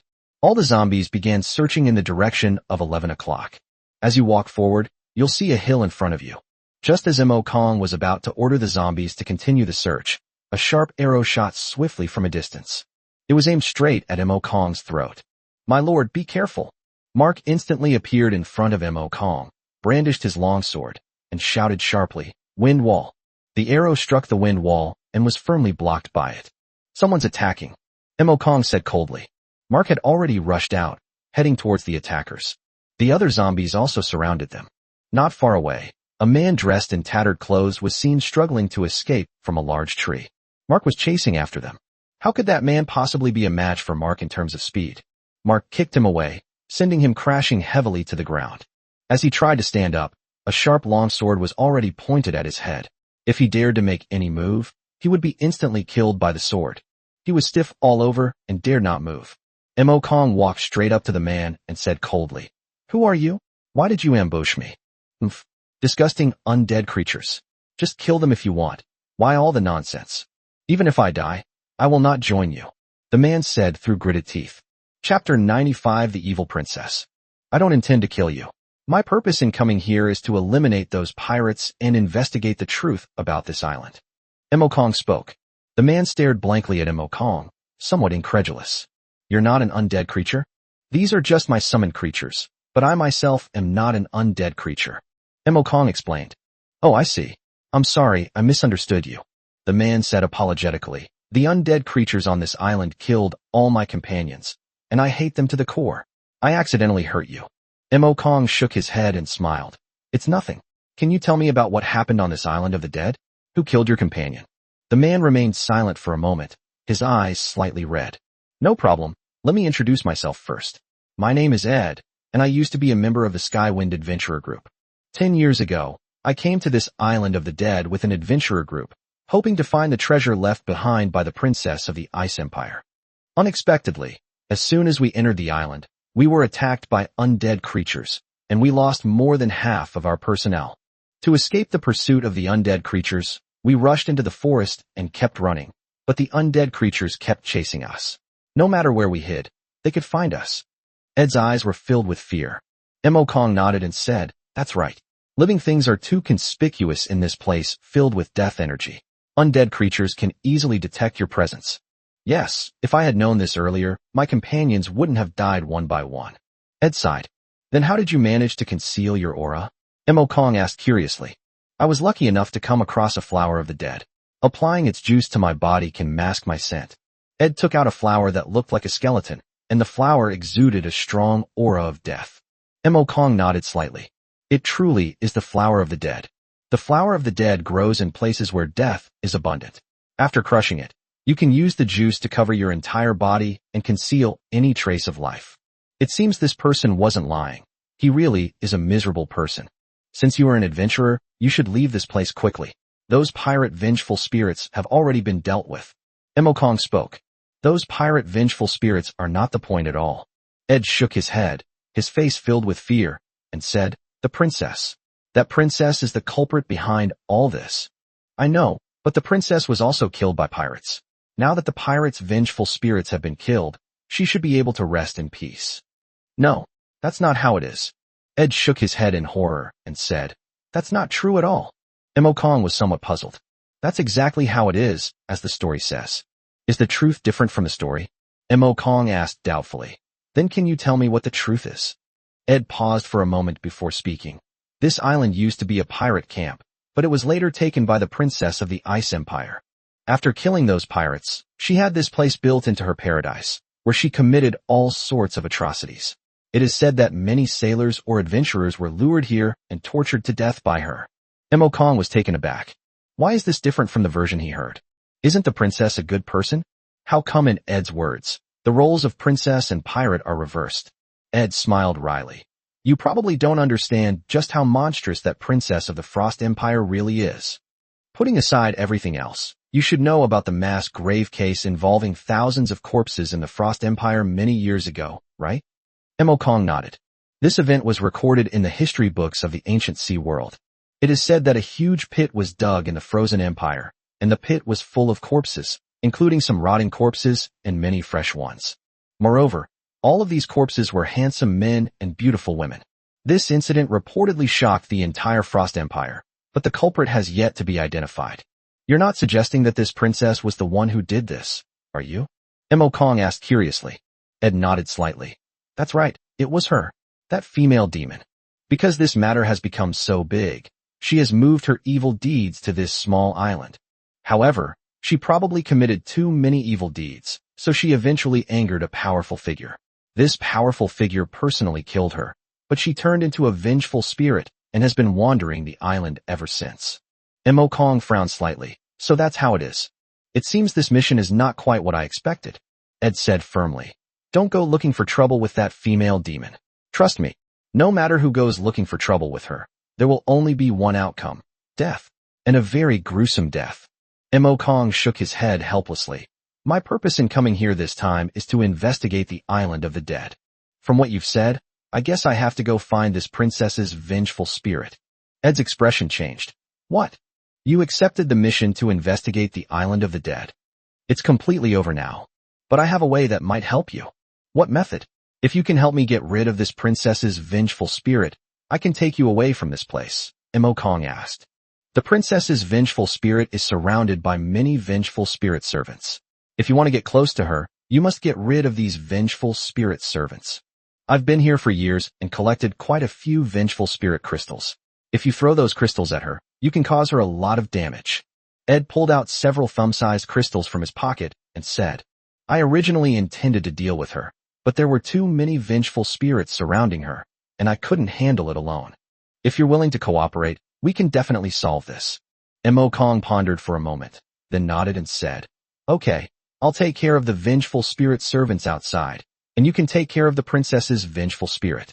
Ed's face lit up with surprise, and he nodded repeatedly. Let's go, take me to find that princess's vengeful spirit, Emokong said. The princess's vengeful spirit resides in the palace on the mountain. Ed pointed to the small hill in the distance and said. Emokong nodded, waved his hand, and led a large group of zombies quickly toward the small hill in the distance. They walked for more than an hour. Emokong finally saw a huge palace sitting on the mountain. A thick layer of black mist surrounded the palace, exuding a strong aura of death. This is the palace where the princess's vengeful spirit resides. The area outside is filled with her vengeful spirit servants. You must be careful, Ed warned. Emokong nodded, then turned to Abel and said, Order all the zombies to go out and deal with those vengeful spirit servants. Chapter 96 The Princess's Vengeful Spirit. Abel and Mark, together, led a large group of zombies toward the palace. Emokong followed behind. Soon, Emokong saw dozens of vengeful spirit servants dressed in tattered armor and wielding long swords. With a thought, the information of the vengeful spirit servant appeared before him. Wraith Servant. Level, LV.30. Skill, Wraith Roar, emits a sharp roar, terrifying surrounding enemies. Wraith Slash, slashes forward, dealing damage to the enemy. Wraith Impact delivers a mental attack on the enemy in the form of a vengeful spirit, damaging the enemy's mental strength. Painful Torture. The vengeful spirit's spiritual power invades the enemy's brain, constantly tormenting the opponent and causing them to feel 3 times the pain. Description: the princess's attendants, who remained loyal and devoted to protecting her even after death. These vengeful spirit servants are not very strong, Awakens murmured. Wraith servants are skilled in mental attacks, but zombies are completely immune to mental attacks. After all, strictly speaking, zombies have no spirit at all. This skill, however, is a devastating blow to ordinary people. Get to work and finish this quickly, Awakens ordered. Yes, Abel replied. At his command, the zombies rushed forward. They are very fast. Almost in the blink of an eye, they arrived in front of the vengeful spirit servants. In just 1 minute, all of these vengeful spirit servants were wiped out. The system notification sounded. Ding. Killed the vengeful spirit servant. Gained 300 experience points. Ding. Killed the vengeful spirit servant. Gained 300 experience points. That's too weak. Awakens shook his head and said. At this moment, the palace gates slowly opened with a jarring sound. Awakens turned his gaze into the palace. Countless vengeful spirits stood inside the palace. So much. Awakens frowned slightly. He never expected there to be so many vengeful spirits serving in this palace. Let's do it, Awakens said coldly. As soon as the words were spoken, the zombies burst forth, engaging in a frenzied battle with the vengeful spirit servants. The vengeful spirits were constantly being killed, but many zombies also fell. What pained Awakens the most was that these vengeful spirit servants could not be transformed into zombies at all. The system notification sounds kept ringing. He roughly estimated that there were at least 500 vengeful spirit servants. Luckily, I brought enough zombies, otherwise it would have been quite troublesome, Awakens murmured. More than 500 vengeful spirit servants, let alone 500 players. Even if there were 10 times that number, they might not be able to defeat them. After all, psychological attacks are terrifying. Even the slightest contact could result in death or serious injury, and be extremely painful.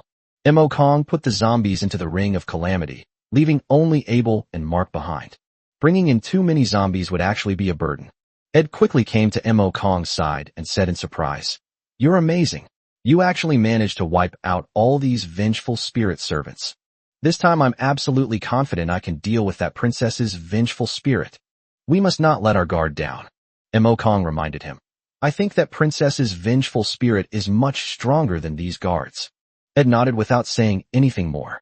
As they entered the palace gates slammed shut with a loud bang.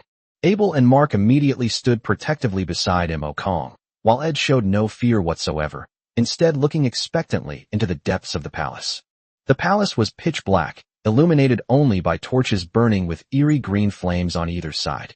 However, the torches served no purpose other than adding to the eerie atmosphere of the palace.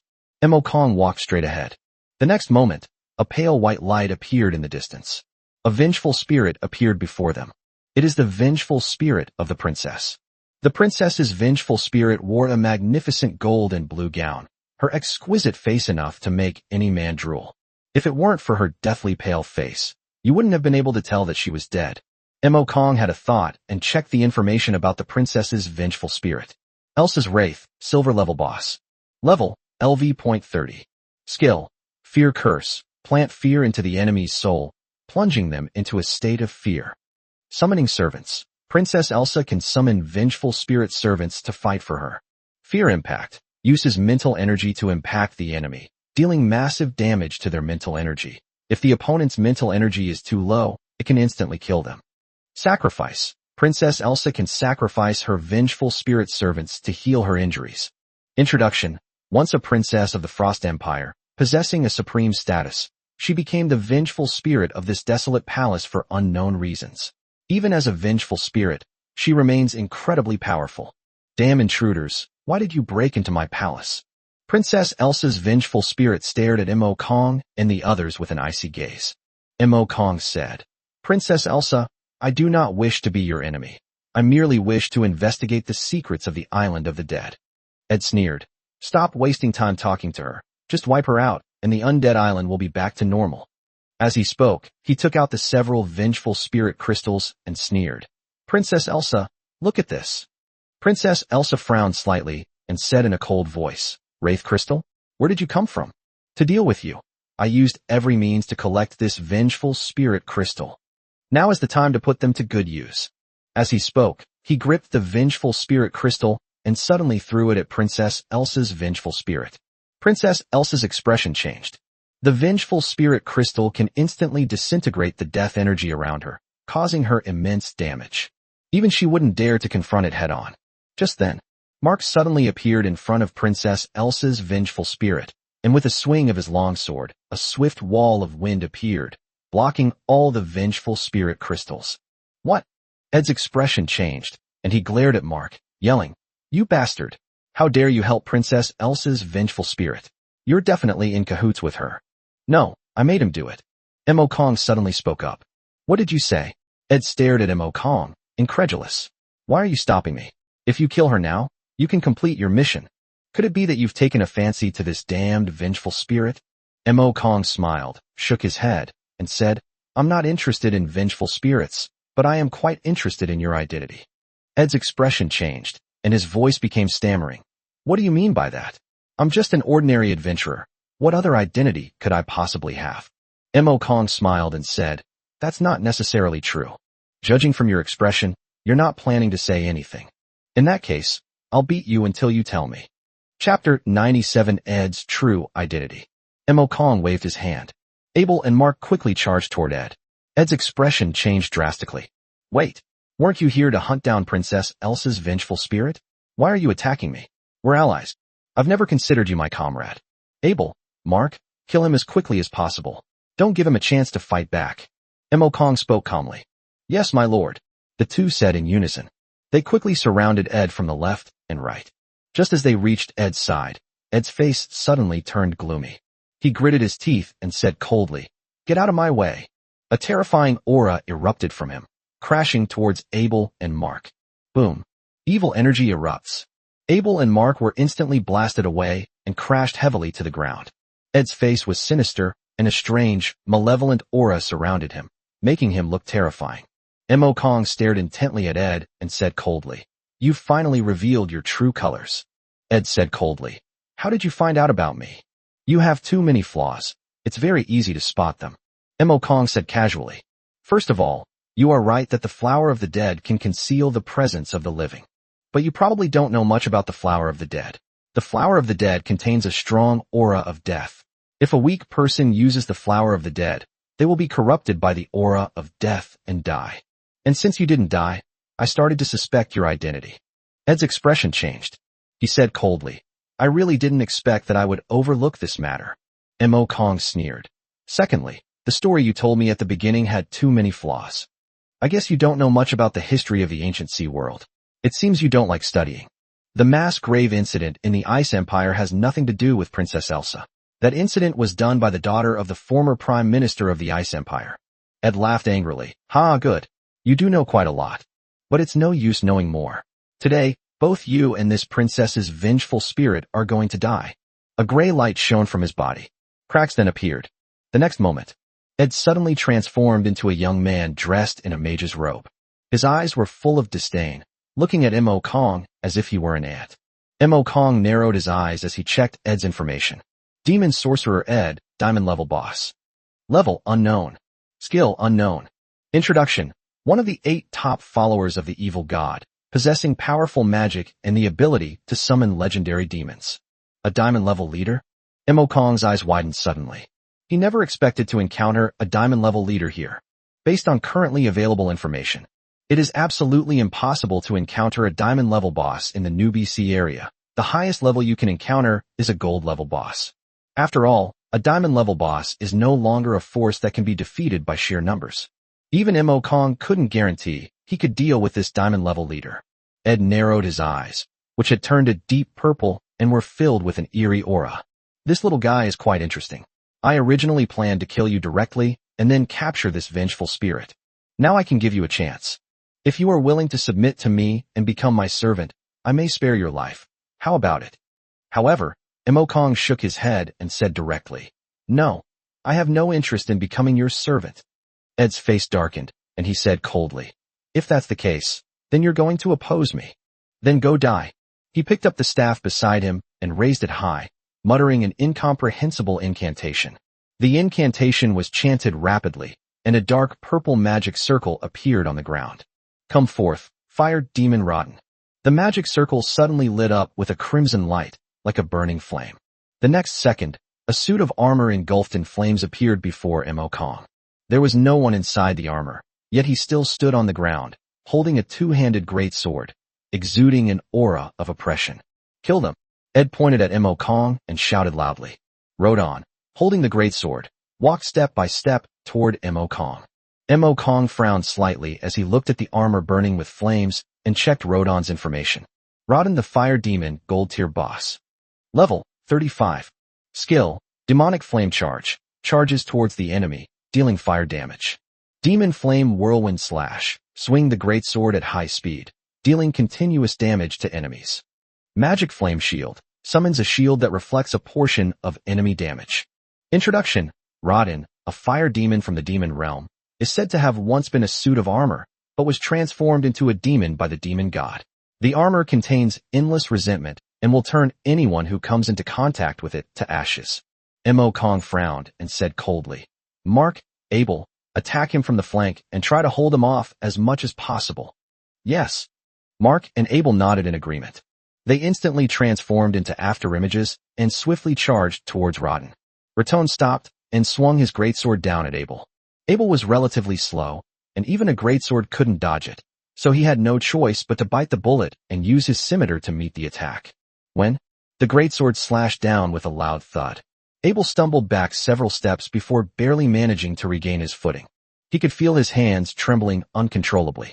At that moment, Mark suddenly fell from midair, wielding his longsword, and slashed at the armor. However, Radon remained as still as a rock, not moving an inch. He swung the greatsword backhand, aiming straight for Mark. Mark's expression changed drastically. He activated the wind step to dodge and barely avoided the sword strike. The gap is quite large, Kong said, frowning. Ed sneered. Humans, trying to fight demons with mortal bodies? That's just wishful thinking. I advise you not to struggle anymore. Just kneel down and accept your death. Kong completely ignored his nonsense. Just as he was pondering whether or not to call Mou over, Princess Elsa's vengeful spirit appeared behind him. He looked back and saw that the coldness in Princess Elsa's eyes seemed to have disappeared. I can help you. Princess Elsa spoke slowly. Kong was taken aback. Why? I hate this damn demon. Princess Elsa spoke. She raised her hand, and a chilling frost appeared in her palm. Kong stared in surprise at the ice that appeared in Princess Elsa's hand. How is that possible? Aren't all of Princess Elsa's skills mental? How come she suddenly has an ice skill? However, Princess Elsa did not answer him. Instead, with a casual wave of his hand, more than a dozen ice shards shot towards Rodon. Chapter 98. Princess Elsa Awakens. Rodon's greatsword suddenly slashed out. A sharp, scorching sword aura suddenly struck the ice crystals. Boom. The sword energy and the ice shards collided with a deafening roar. A loud, booming sound erupted. Several icicles still landed on Rodon, forcing him to take 2 steps back, and the flames on his body also extinguished somewhat. Princess Elsa's vengeful spirit is so powerful, even Rodon suffered a loss. Kong said in surprise. He checked the information about Princess Elsa's vengeful spirit again. The information discovered has changed dramatically. Elsa's Wraith, Gold Rank Boss. Level, LV.35.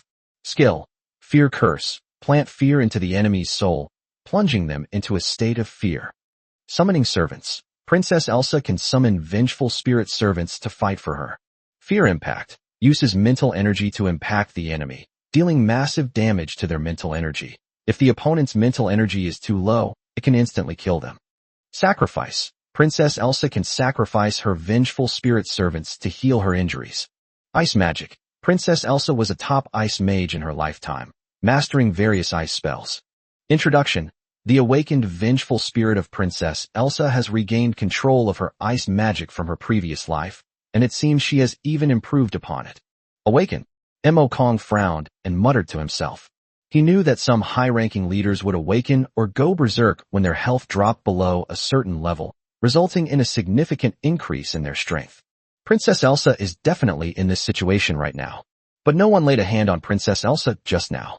Moreover, Princess Elsa's health did not drop. It actually awakened. This struck Mo Kong as somewhat unbelievable.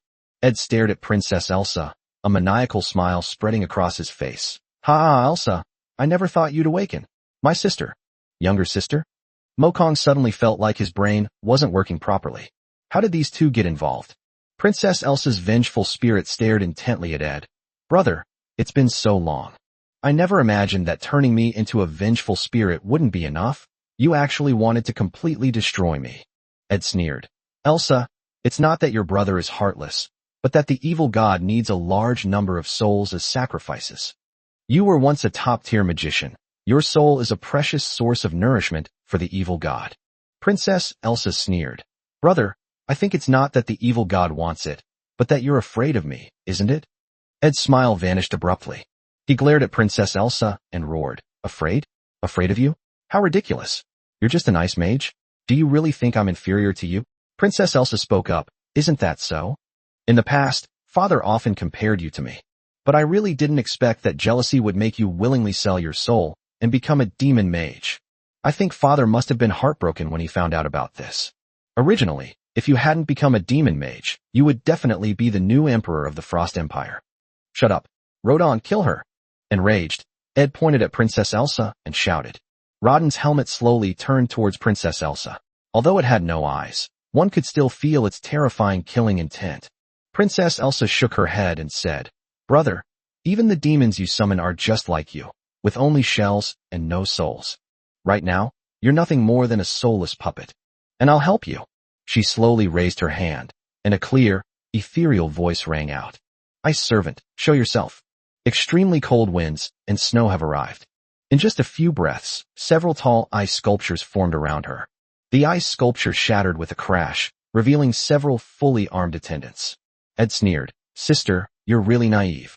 Your ice servants are far inferior to the fire demon Rodden. Rodden, chop all these ice sculptures down. Rodden swung his greatsword and slashed fiercely at several of the ice servants.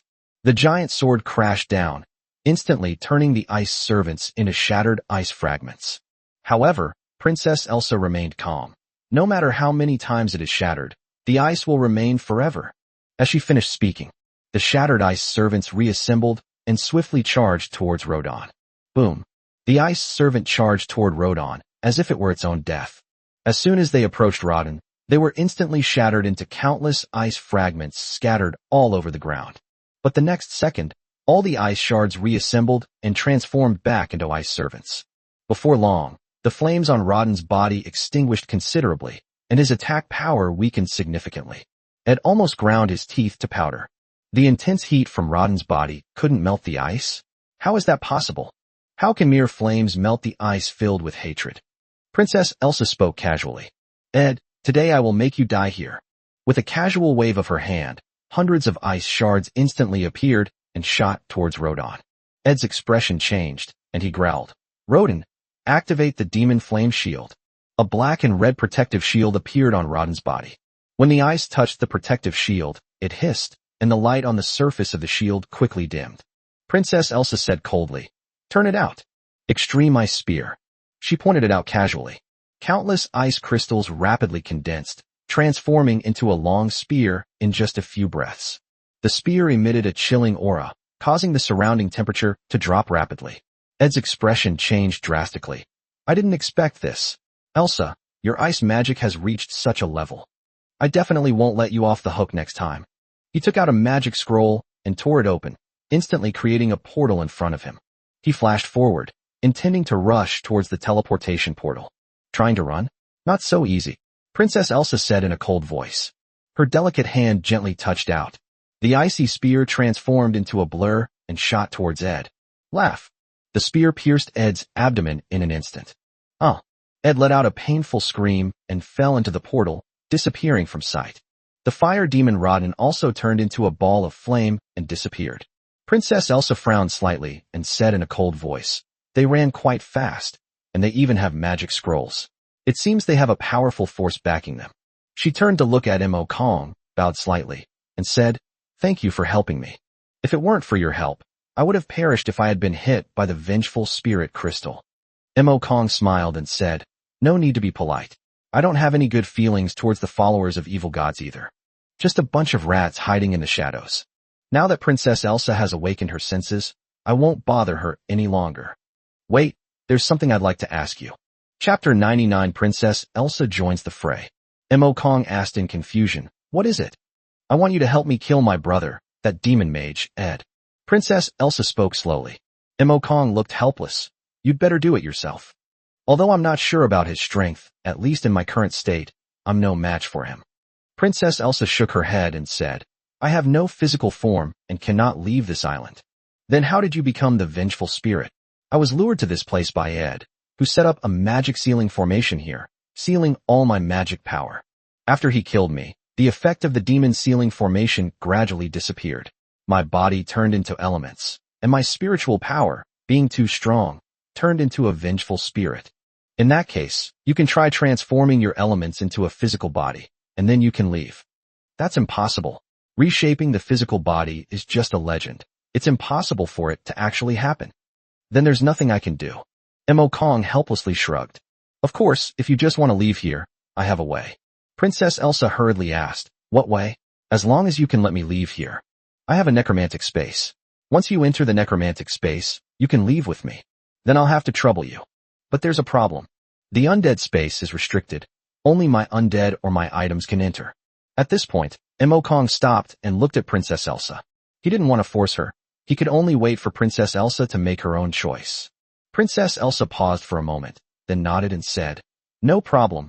I'm willing to become your subordinate. Mo Kong was taken aback. Are you sure? If you sign a contract with me, it can never be dissolved for life. Princess Elsa smiled and nodded slightly, saying, I know, but I don't think you're a bad person. Mo Kong smiled, nodded, and said, I think joining me will be the best decision you've ever made in your life. Princess Elsa reached out and tapped Mo Kong lightly, and a contract instantly appeared before him. On a whim, she signed her name in the servants section. Elsa. Mo Kong also signed his name.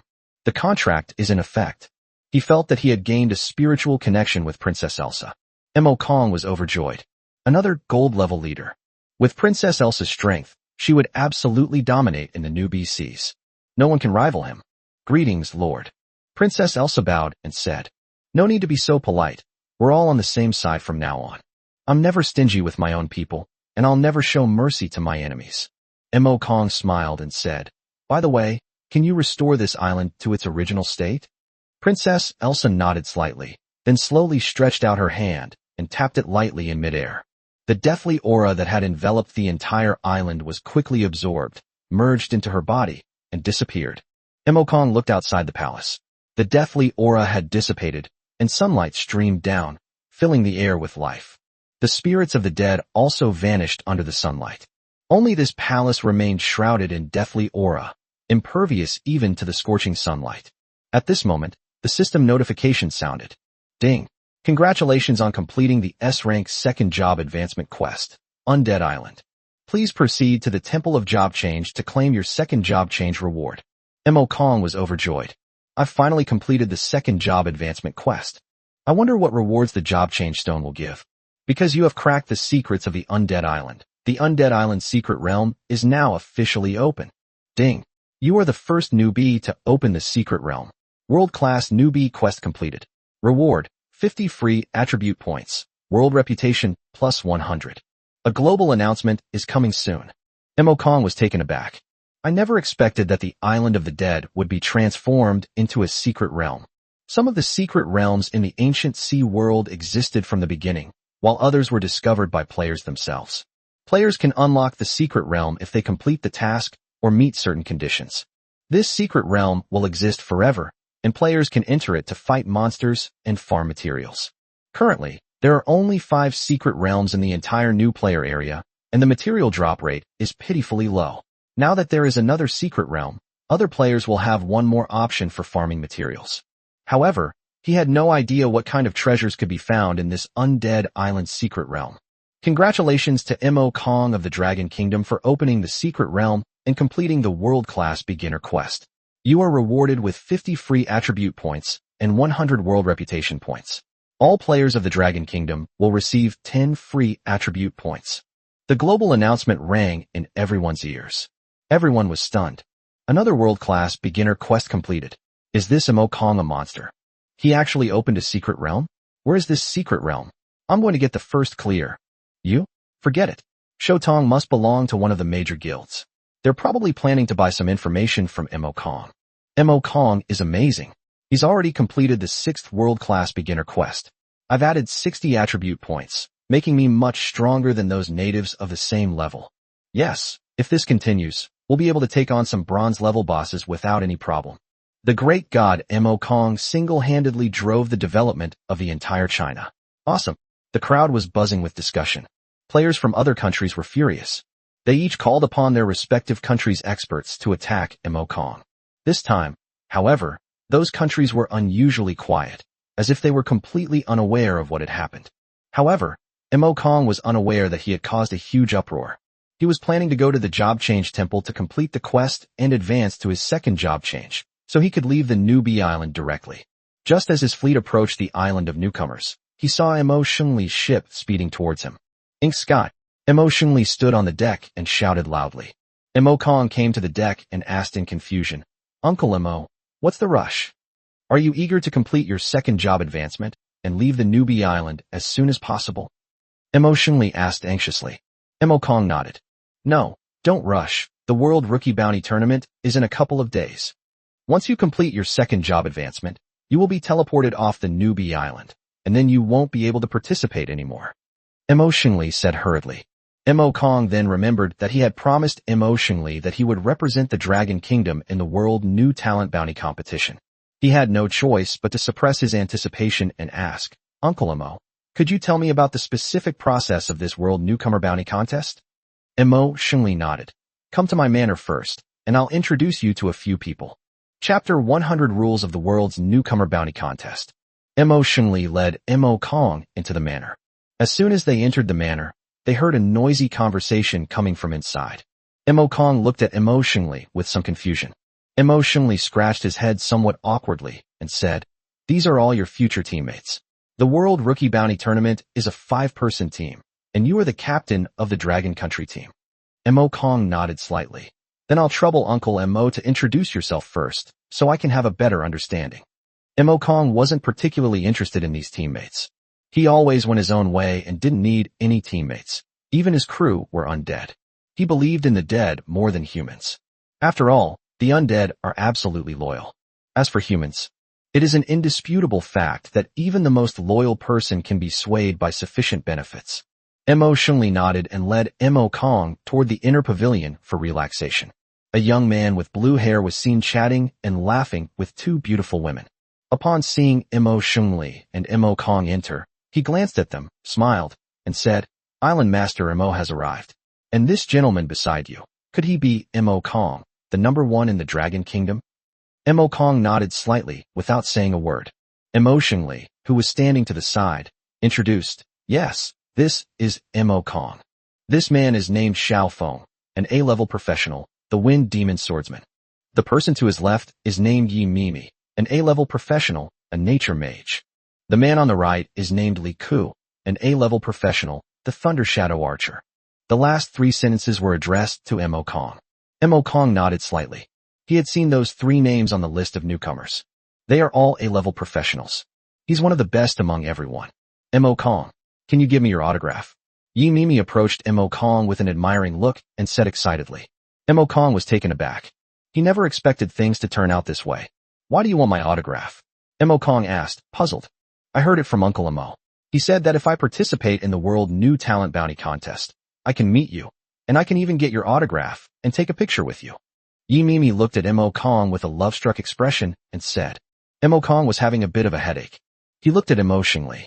Mo Shungli said somewhat awkwardly, Mo Kong, you are the most popular person in the entire Dragon Kingdom. Your fame far surpasses that of those world-renowned superstars. I just mentioned your name, and a bunch of people are vying for it. In the end, I also chose one of them. Where is the other person? There's one more who hasn't arrived yet, but I've already sent someone to inform them, and they should be here soon. Just as they were speaking, a beautiful figure in fiery red walked in from outside. Mo Kong, it's been a long time. Upon hearing that familiar voice, Mo Kong immediately knew who it was. I didn't expect you to be the last one, Hualing. Mo Kong turned around and said with a smile. Huolinger had a faint smile on her face and looked very gentle. Xiao Feng, who was standing to the side, stared wide-eyed. All right, now that everyone's here, let me get to the point. Mo Shengli coughed lightly, drawing everyone's attention. He began by saying, Everyone, we invited you to participate in the World New Talent Bounty Contest in the hope that you can achieve a good ranking and enhance the national strength of our Dragon Kingdom. The World New Talent Bounty Contest adopts a team system. Each country will send a team of 5 people. Each person is only allowed to travel on one boat, which makes a total of 5 boats. You will be teleported to a secret realm called the Isle of Jedi in squads. The rules are also very simple. The island of Arangel will be constantly eroded and shrunk by death energy. You must reach the next safe location within the specified time, or you will be eliminated. The last team remaining will be the champion of the bounty tournament. If you have any other questions, please ask them now. Mo Kong was somewhat surprised. Shrinking continuously, eroded by death energy? From this perspective, this map is very advantageous to me. After all, necromancers love places with plenty of death energy. Huolinger quickly raised her hand and said, Uncle Mo, what does the map of this desolate island look like? We need to find out about it first. Mo Shengli nodded slightly and said a few words to the butler. Soon, the butler came to the group with a map. Mo Shengli opened the map. A lonely little island sits on the map. The island is surrounded by an endless sea. Mo Shengli said, You will appear on the sea, and everyone's level will be raised to level 30, but you will still retain the skills of the first job advancement. The Jedi Isle will keep shrinking, so what you need to do is go as far inland as possible. The island is absolutely a safe place. However, once the death energy shrinks to the island, safe zones will be established. Everywhere except the safe zone will be corrupted by death energy. Therefore, you must get to the island as quickly as possible and seize advantageous terrain in order to win. Xiao Feng nodded and said, I understand. Can we bring supplies? Yes, we can take them all, as long as your ship can hold them, but only one ship at a time. In addition, you need to bring enough food and water because there is nothing to eat on the Jedi Island. Emotionally said. Everyone nodded in agreement. Uncle Mo, what will happen if we come into contact with death energy? Mo Kong asked. A living person encountering death energy is certain to die, Mo Shengli said with certainty. So you have to speed things up. The outer death energy will begin to shrink in 3 days, and it will shrink to the Island of Despair within 3 days. That means you have 6 days to get to Jedi Island, or you will be eliminated. Moreover, just like the ancient sea world, once you die in the secret realm or your items are destroyed, it's permanent. Even if you leave the secret realm, you cannot recover. I hope you can understand that. Everyone nodded in agreement. They were all mentally prepared. All right, the world-class newcomer bounty contest will begin in 3 days. There will be a live broadcast, and people all over the world will be able to see it. You must perform well and not let China down. Mo Shengli said seriously. Good performance will be richly rewarded. Also, just tell me what supplies you need. As long as it's within my power, I will definitely not refuse. Everyone reported what they needed to Mo Shengli, and then went their separate ways. It took Mo Kong a while to shake off Yimimi, his devoted fan, before he headed towards the dock to rest on the ship. At this moment, Huolinger came to Mo Kong's side and said with a smile, I heard that you gave Wang Chenlong a beating a while ago.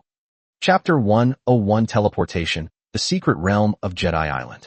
Mo Kong was taken aback. He then recalled his time in the Azure Kingdom. Wang Chenlong was reportedly locked up in jail for several days, and he was only released after the Azure Kingdom changed hands.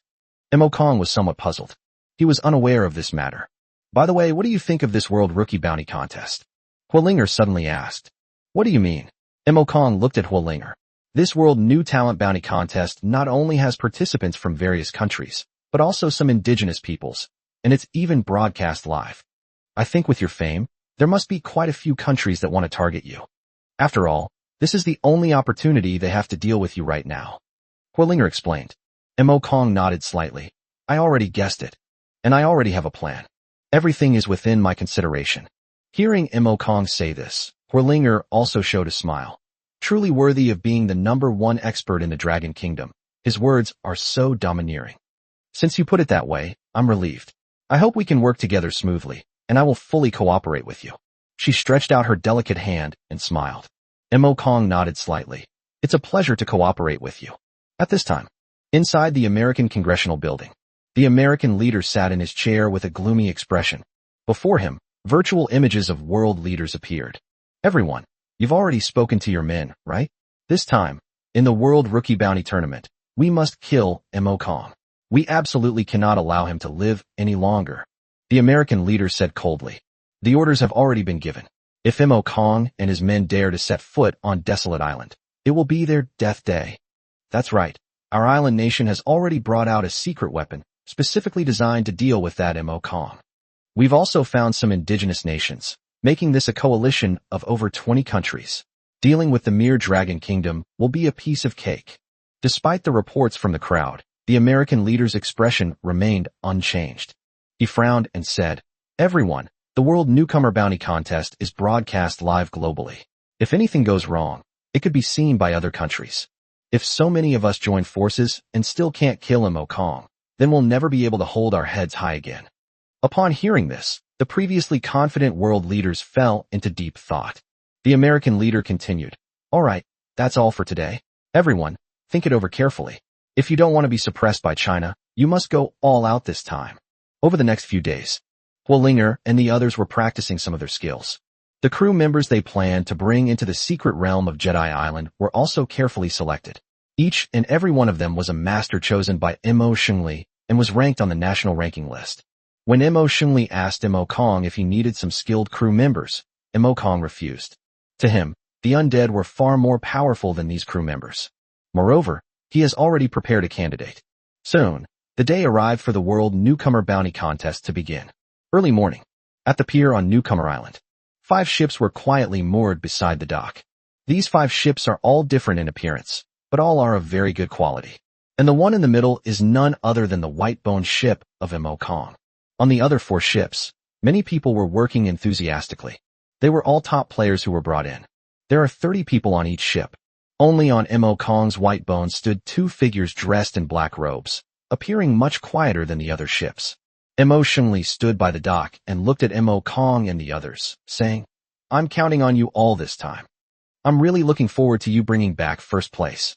The reward will be incredibly generous. Yi Mimi, quick to speak, asked curiously, Uncle Mo, what is the reward? Tell us.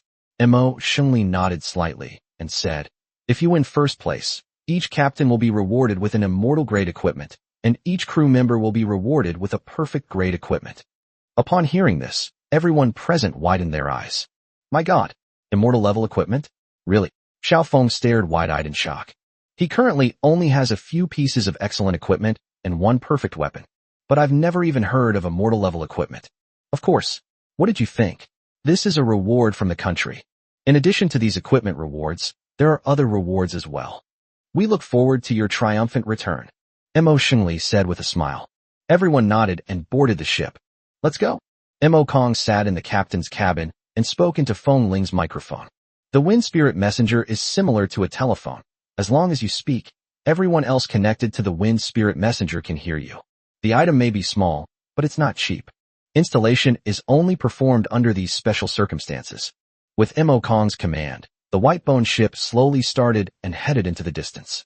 The other ships followed closely behind, sailing together into the distance.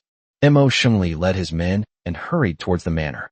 The live stream started soon after. On the plaza of the newbie island, many players gathered, their eyes fixed on the magical light screen in the plaza. The live stream will be broadcast here. Although the live stream hasn't started yet, everyone is already getting impatient. But they patiently continued to stare at the magical light screen. 5 ships sailed on the sea. Mo Kong took out a magic scroll. This is a magical scroll leading to the secret realm of Jedi. Using it will open a portal, allowing you to reach the secret realm of Arangel. He glanced at the time. There's 1 minute left until 8 o'clock. He silently counted the time. It's 8 o'clock. He then tore open the magic scroll, and a surge of elemental energy emanated from it. A surge of elemental power quickly formed a portal in front of the ships. The portal exuded an aura of mystery. Mo Kong took the lead in instructing the white bone to enter the portal, and the other ships followed suit, entering the portal as well. As the white-bone ship slowly sailed out of the portal, he saw the boundless sea all around him. A system notification sounded in his ear. Ding! You have arrived at the Jedi secret realm. Mo Kong quickly walked onto the deck. Then they saw endless death energy behind them. The deathly aura surged, like a towering city wall encircling the sea, setting its boundary. This must be the death aura that Uncle Mo was talking about. Mo Kong murmured. He felt the dense aura of death, but instead of being threatening, it made him feel quite at ease. I wonder what effect this death energy will have on me. Mo Kong murmured. As he was pondering, the other ships slowly sailed out of the portal and stopped next to the bone ship. Chapter 102 The National Flag Flies High. The magical light curtain on the newcomer island slowly lit up. The once noisy and bustling square instantly fell silent. All eyes were focused on the magical light screen, their eyes filled with anticipation. Two hosts appeared in the center of the screen. A host who looked as fat as Methria Buddha said with a smile, "Hello everyone. I am Wa Xiaohua, the commentator for the Dragon Kingdom division of the World Newcomer Bounty Contest." Another man, wearing glasses and looking refined, smiled and waved, saying, "Hello everyone. I'm Mishala." The crowd immediately cheered. These two are also veteran commentators. They are the commentators for the World Rookie Bounty Tournament every year and are known as the Lively Duo. It is said that these two are also top-tier players who have participated in the World Newcomer Bounty Tournament and have their own unique insights into the competition. Wawa said with a smile. Now the players from all countries have entered the Arangel Island secret realm. Let's take a look at the big map. With a casual wave of his hand, a map of the Jedi Isles appeared on the magical light screen behind him. An island sits alone in the middle of the sea. All around was the vast ocean. At this moment, contestants from various countries appeared at the edge of the sea, and many were heading towards the island of Arangel in the middle. Athletes from various countries are probably still adapting to the environment. Let's take advantage of this break to introduce the contestants from the Dragon Kingdom. The captain of the Dragon Kingdom team is none other than Mo Kong, who is currently the most popular newcomer and ranked number 1 on the talent list. According to the information we have obtained, Mo Kong is a hidden class, the necromancer. Xiao Feng is an A-level professional, the wind demon swordsman. They introduced the information of each contestant. Everyone gasped in surprise. My God, this lineup is amazing. So many A-level professionals. There aren't many A-level professionals in the entire Dragon Kingdom, are there? Why is it being valued so much? Absolutely. China's performance hasn't been very good in recent years, but we definitely need to achieve good results this year. I never expected Mo Kong to be so handsome. I wish I could be with him. The crowd was buzzing with discussion. Wawa continued. Let's see how things go next.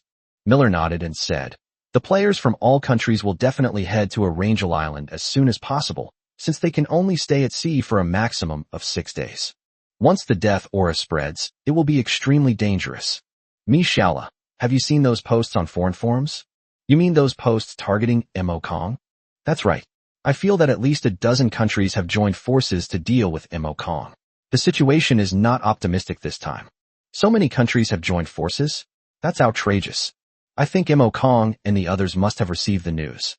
They should keep a low profile and let the various countries fight for a while first. Yes, that's true. Mo Kong is too conspicuous. If he's exposed and surrounded, it'll be disastrous. The crowd watching the live stream in the square was also discussing it animatedly. Indeed, I also think Mo Kong should keep a low profile. Fortunately, they won't actively reveal their nationality in the Jedi Island secret realm. If the other party doesn't recognize them, they shouldn't be able to tell whether they are from our Dragon Kingdom team. What's the point of watching then? If there's no fighting and it's just about farming and leveling up, it's really not exciting. Fighting? What's so interesting about being ganged up on?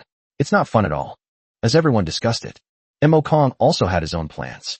He turned to Philia. Hang up what I've prepared. Yes. Philia nodded. She carefully took a flag out of a wooden box. The flag is printed with a lifelike dragon. Mighty and imposing. This is the national flag of the Dragon Kingdom. She went outside and raised the Chinese flag to the top of the mast. The national flag flutters in the wind and can be seen even from hundreds of miles away. The people on the other ships were horrified when they saw the national flag being raised, and they all ran to report to their captains. Soon, Huilinger's voice came through the wind spirit's megaphone. Mo Kong, why did you raise the national flag? Didn't Uncle Mo tell us to keep a low profile? Mo Kong smiled and said, no need to keep a low profile. Isn't there a rumor that a lot of people want to get back at you? If you do that, it'll definitely attract a lot of attention. Huilinger's voice carried a hint of anxiety. I want them to come to us. Instead of living in fear and worrying about them causing trouble, we should strike first and take out all the troublemakers. In this way, naturally no one will come looking for trouble. Mo Kong said casually. Guilinger was speechless. That makes a lot of sense. But being surrounded and beaten by a large group of people is too dangerous. Before she could speak, Yumimi exclaimed, "Wow, Mo Kong, you're so cool. So domineering. That's right. These people should know that you're not someone to be trifled with." Mo Kong smiled and said, "Next, be careful of your surroundings and watch out for a sudden enemy attack. We'll wait for them here." Hearing Mo Kong say this, the others agreed and waited patiently. At this time, they are in the surrounding sea area. 5 ships are anchored on the sea. Inside the captain's cabin of the middle ship, a man with a middle parting and fair skin, who looked as if he had kidney deficiency, was sitting in the chair. His name is Park Jiamdong, the top expert in Galley Kingdom, and also the captain of the Galley Kingdom team.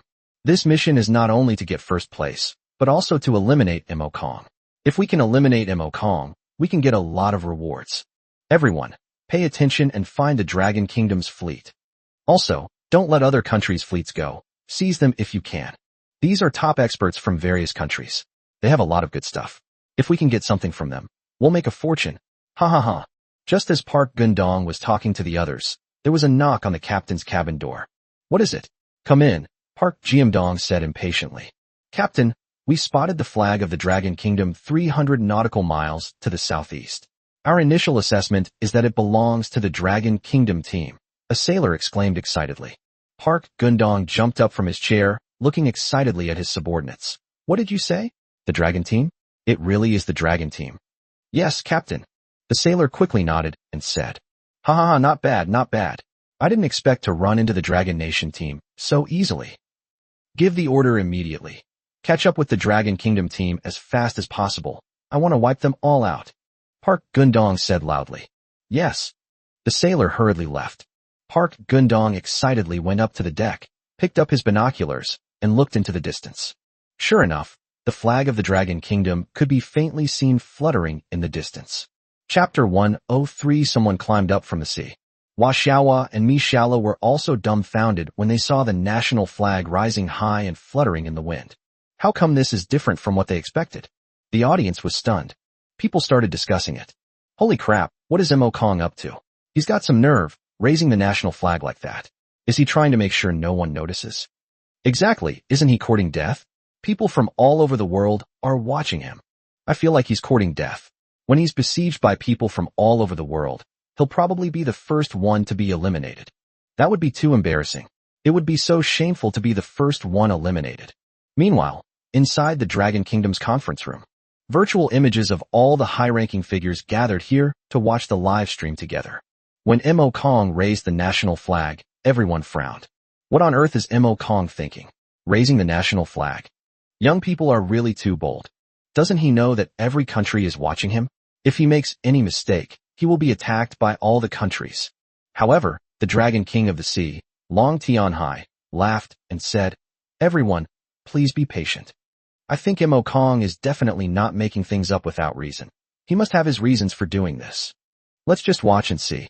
After all, becoming number 1 on the newcomer list is definitely not something he earned for nothing." Everyone nodded and continued watching the live stream. Inside the live stream, both Hua Xiaowa and Mi Xiaolo were pondering Mo Kong's purpose. When the little girl noticed the awkward silence, she quickly smiled and said, Mo Kong actually raised the national flag. I guess he did it to deter some petty thieves. Miller nodded and said, "That's right. As everyone knows, the World Newcomer Bounty Contest is attended by people from all over the world. Not only that, but also some indigenous countries. If you don't reveal your identity, you're likely to be attacked. However, once their identity is revealed, no one will dare to attack them, since the Dragon Kingdom still has a lot of deterrent power." Hearing their awkward explanation, the audience naturally didn't quite believe them. But at the moment, this is the only explanation. On the ship of the Kingdom of Gali, Park Jiamdong laughed loudly. "That's right. It really is the flag of the Dragon Kingdom. That's really great. I've already wiped out those bastards from the Dragon Kingdom right from the start. When I get back, the leader will definitely reward me personally. Maybe I'll even have a chance to be promoted to commander. Pass on my order. All ships change direction and head 300 nautical miles southeast. Target, ships from the Dragon Kingdom." The deputy standing beside him said worriedly, "Sir, I'm afraid this is not a good idea." Our primary task now is to enter the Jedi Isles. Wasting time with the Dragon Kingdom here will not help us seize a favorable position on the Jedi Isles. Besides, Dragon Kingdom also has Mo Kong, who is ranked number 1 on the new talent list. If a fight really breaks out, we may not be a match for him. Park Gundong angrily retorted, a bunch of good-for-nothings. You're utterly useless. In the Jedi Island secret realm, everyone is at the same level, so why should I be afraid of him? The reason he's so powerful is simply because of his high rank. He must have the Dragon Kingdom helping him behind the scenes. There's no need to be afraid of him now that we're here. We're surrounded by the most skilled fighters from the Kingdom of Gali. Yes. Under Park Gundong's orders, everyone turned the boat around and headed towards the Dragon Kingdom team. While Hua Xiaohua and Mi Xiaola were explaining the information of other players, they suddenly saw on the map that the Jialiguo team was sailing towards the Longhua team. Oh no. The Gali Kingdom team seems to have discovered the Dragon Kingdom team's location. They're heading in the Dragon Kingdom team's direction now. Little Hua exclaimed in shock. Mi Xiaola said worriedly, this is going to be difficult. The captain of the Gali Kingdom team is a tough nut to crack. It is said that he is an A-level hidden professional, a water manipulator. Although his level is not high, he can control the water around him. Little Hua stared wide-eyed in surprise. Wow, really? If that's the case, then he must be extremely terrifying in the ocean region. That's right. Moreover, he also has dozens of water mages to provide him with water elements. So even if he goes to the Jedi Island, he will still have extremely strong combat power. This is it, Mo Kong. Why were you so high profile? If we get wiped out by the Gali Kingdom, it will be a huge disgrace. After hearing Mi Xiaola's introduction, the audience erupted in uproar. Wow, a water manipulator? That sounds amazing. In the ocean environment, he wouldn't even need anyone else to lift a finger. He could easily defeat Mo Kong on his own, right? Not necessarily. Mo Kong is also a hidden professional, a necromancer. He might be a match for you in a fight. Are you kidding me? What use are those undead summoned by a necromancer against the sea? Aren't they just easy prey? If Mo Kong is eliminated by the people of Gali Kingdom, then he is a piece of trash. Just as everyone was discussing this, they saw on the map that the ships from the Dragon Kingdom had also begun to move. Their target is the Jialiguo team. Wawa's expression changed drastically. What? Mo Kong and the others actually drove towards the Jialiguo team? Are they crazy? At a time like this, they still dare to go looking for trouble? Mi Xiaola's brows furrowed into a deep frown. Does this mean Mo Kong is planning to devour the Jialiguo team? Doesn't he know the strength of the Jialiguo team captain? Little Hua shook her head and said, there's nothing we can do right now. Let's switch the camera to that side and take a look. I hope Mo Kong won't let us down. At this time, Park Gundong's ship was less than 100 nautical miles away from Mo Kong and his men. From a distance, the ship's hull could be clearly seen sailing towards them. A cruel smile appeared on Park Gundong's face. Dragon Kingdom's Mo Kong, how dare you hang up the national flag? Today I will make you a disgrace to Dragon Kingdom. Everyone, prepare the cannons and muskets. Get ready to deliver the fatal blow to this damned guy. Aim at that bone ship in the middle. We must sink it as soon as possible. Yes. Everyone shouted in unison. Although Park Gundong had not seen it with his own eyes, he had heard from his superiors that Mo Kong's ship was somewhat strange. They must sink this strange ship to have a chance.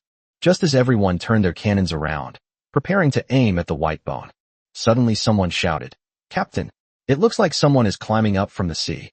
What? Climbed up from the sea? How could there be someone in the sea? You must be mistaken, Park Gundong said, frowning. Captain, someone else has climbed up here too. Captain, I have one too. Team Leader. Chapter 104 Absolute Strength Suppression. Park Gundong was somewhat puzzled. What's the meaning? Are there so many people hiding in the sea? Could this be a scheme by the Chinese national team? He said with a disdainful look. What's there to be afraid of? If the Dragon Nation team has some people hiding in the sea, then they're a bunch of idiots. While some pirates might use this tactic, it's only effective when they have overwhelming power.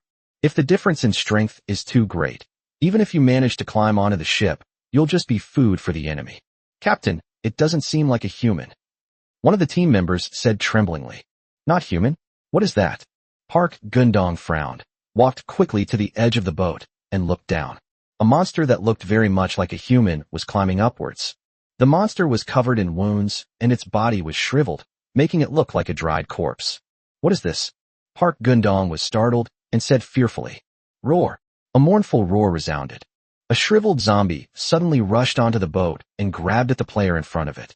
The player, who was holding a musket, was caught off guard and was slapped into the sea. The other player's expressions changed drastically. His eyes were filled with terror. While they were still stunned, the other zombies swarmed up, quickly rushed onto the ship, and started killing everyone. In an instant, the entire ship was in complete chaos. Seeing the zombies tearing at him relentlessly, Park Jiam-dong turned deathly pale with fright. "Get out of my way. Get out of my way right now. Someone come and protect me," Park Gun-dong shouted loudly. However, everyone else was too busy to help themselves, as the entire ship was filled with water mages. Their close combat abilities are far inferior to those of zombies. It was a one-sided massacre. Within minutes, more than a dozen mages fell to the teeth and claws of the zombies. The players on the other ships were stunned. What the hell is this? How could a monster come out of the sea? Not only them, but even the viewers watching the live stream were shocked. "Wow, no way. Where did these zombies come from?" the little girl exclaimed in surprise. Miller calmly analyzed. "I guess it should be Mo Kong. After all, he is a necromancer. He deliberately raised the national flag to lure these greedy people, then hide these zombies in the seawater. Once the enemy gets close, the zombies will pounce on the enemy's ship and launch an attack, catching the enemy off guard." Mo Kong's move was absolutely brilliant. The Gallagher team definitely didn't expect that. But these zombies alone are not enough. Once the Gallagher team reacts, they will be able to clear them out easily. It will definitely take Mo Kong and the others to do it themselves. Dozens of nautical miles away, Mo Kong stood in the captain's cabin, gazing at the situation on Park Jiam-dong's ship. Hualinger's excited voice came through the wind spirit transmitter. "Wow, Mo Kong, that was a brilliant move. You zombie can swim?" Mo Kong laughed. "That's natural. Although zombies are already corpses, they retain their consciousness from when they were alive. They can not only swim, but also have some of the skills they had when they were alive." "Idol, your plan is brilliant. Captain Goryo's ship is full of magicians. This way, even if Captain Goryo doesn't die, he'll be crippled." Yi Mimi's excited voice rang out. "Alright, let's go take a look. We definitely can't wipe them out with just these zombies. We need to add fuel to the fire." Mo Kong spoke. Several ships slowly approached the fleet from the kingdom of Goli. Mo Kong immediately spotted Park Jiam-dong and the others dealing with the zombies. Although many of the mages were killed, Park Jiam-dong was, after all, a water manipulator, and he easily controlled the seawater to eliminate the zombies one by one. As he saw Mo Kong's ship approaching, his eyes filled with murderous intent. "Damn it, Mo Kong, you're the one who orchestrated all of this," he roared, glaring at Mo Kong. Mo Kong crossed his arms and said with a smile, "Since you want to deal with me, then you should be prepared to be wiped out." "Oomph, you want to wipe out my Gallagher team? Dream on," Park Gun-dong said angrily. "Are you all still watching the show? Get him. Kill him." The rest of Gallagher's team then realized what was happening. They all ordered their men to prepare for an attack. However, Mo Kong shook his head and said, "It's too late to take action now. Fang Sea Serpent, make your move." The Abyss Crab has made its move. As soon as he finished speaking, a scarlet light flashed in the Fang Sea Serpent's eyes. The next second, the Fang Sea Serpent burst out and quickly attacked one of the Goli Kingdom's ships. Boom! A loud bang was heard. The three-masted sailing ship was instantly rammed into a large crater by the Fang Sea Serpent. Many players from the country of Gali fell into the sea and struggled and cried for help. Seawater kept pouring into the ship, and the entire ship was slowly sinking. Viewers watching the live stream were all stunned by what they saw. Holy crap! The Mo Kong ship actually has this trick up its sleeve? What are those skeletal creatures? They're terrifying. Judging from the shape of those skeletons, they look like fanged sea serpents. But are there such large fanged sea serpents in the ancient sea world? Putting aside whether it's a fanged sea serpent or not, I want to know how it was modified. I'll offer a hefty reward for Mo Kong's modification method. That was so cool. He sank a ship in one move. The crowd was buzzing with discussion. Even the two commentators were stunned. Wawa was stunned for a long time before she came to her senses. My god, the Mo Kong ship can actually fight? This power is extraordinary. It can sink a three-masted sailing ship with a single blow. I'm very curious. How did this giant skeletal serpent get inside the ship? He must have modified it himself. The design of this ship is really cool. It's amazing that a necromancer can modify a ship. If I have the chance to meet him next time, I must ask him. Park Gun-dong gritted his teeth and suddenly raised his hand. The seawater surged up, lifting the players out of the water and placing them on his boat. His gaze fell on Mo Kong, and he said coldly, Mo Kong, I didn't expect you to resort to sneak attacks. How despicable and shameless. Mo Kong smiled indifferently. All's fair in war. I can ambush you, and you can ambush me too. It's just that I'm a little more skilled. This battle should end now. Gao Ligua's achievements will stop here. Horlinger stood on the deck and nodded, saying, That's right. It's time to end this. The others also stood on the deck, looking at Park Jiamdong. The cannons on several ships were also aimed at Park Gundong, ready to fire at a single command. Park Gundong gave a strange smile. Humph. Thinking of ending this so soon? You're overthinking it. I haven't used my secret weapon yet. Chapter 105 Daughter of the Water God. Horlinger and the others all frowned. They watched Park Jiamdong warily, wondering what the secret weapon he was talking about was. Park Jiamdong untied his robe, revealing an ancient scroll inside. As soon as the scroll appeared, the water element in the air quickly became active. The others' expressions changed. Magic scroll. Moreover, it's a magic scroll of perfect grade or higher. Only magic scrolls of perfect quality or higher can instantly activate a certain element in the air. For veteran players, perfect grade magic scrolls are extremely rare. It would take hundreds of thousands to acquire. For newcomers to the beginner seas, a perfect grade magic scroll is just as valuable as a divine artifact. After all, novice players can't make this. The only way to obtain it is by completing highly difficult tasks. Park Jiamdong sneered. What I hold in my hand is a perfect grade magic scroll, the daughter of the water god. Opening the scroll will summon the daughter of the water god. You will then face the wrath of the water god's daughter. This scroll was originally prepared for your Dragon Kingdom team. Prepare to die. When the viewers watching the live stream saw this, the entire audience erupted in uproar. Holy crap. The Galley Kingdom team actually has a perfect grade magic scroll. They're really going all out. A perfect grade magic scroll must cost at least several hundred thousand. And it's a consumable item. Once it's used up, it's gone. It's practically burning money. In the new BCs, this perfect grade magic scroll is practically a divine artifact. Forget hundreds of thousands. You might not even be able to buy it for millions. That's insane. How are Mo Kong and the others going to handle this? A perfect grade magic scroll is incredibly powerful. Not just the viewers. The two commentators also frowned, their faces showing concern. Wow, this is annoying. Park Jiamdong actually has a perfect level magic scroll? How are we supposed to fight this? Once the perfect level magic scroll comes out, these newbie players who have just completed their first class change are doomed. I wonder how Mo Kong and the others will respond. But Mo Kong doesn't seem flustered at all. He must have some trump cards up his sleeve. I just don't know what they are. Park Jiamdong, clutching the magic scroll, sneered. Mo Kong, prepare to meet your death. As soon as he finished speaking, he suddenly tore open the magic scroll. The next second, terrifying water elements surged out wildly, forming a terrifying whirlpool on the sea surface. Seawater is continuously drawn into the whirlpool, causing the whirlpool's area to expand continuously. The players from the Goryeo Kingdom who had fallen into the sea were also sucked into the whirlpool, their screams and cries for help filling the air. Yi Mimi turned her head away, unable to bear to look at the scene. Even Xiao Feng and his group frowned. That's just too cruel. The vortex abruptly stopped when it had expanded to over 100 meters. Immediately afterwards, the vortex rose up and transformed into a graceful figure.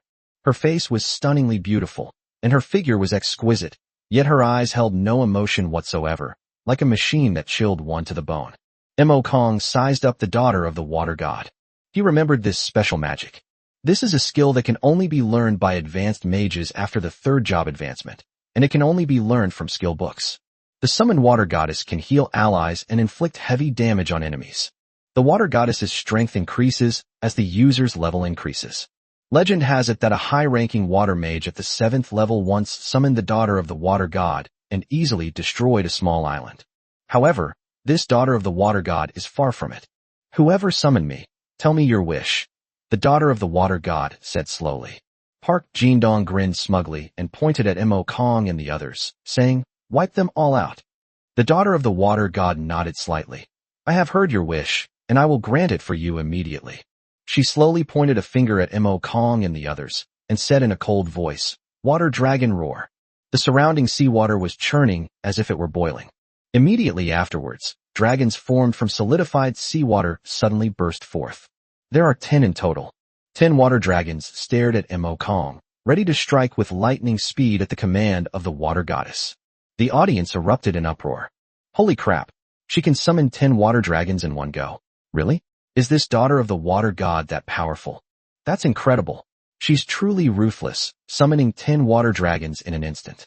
Compared to her, water mages are utterly useless. Mo Kong is in trouble this time. I wonder how he will deal with it. The two commentators also looked utterly hopeless. It's over. The water goddess is much stronger than we imagined. These novice players are no match for her at all.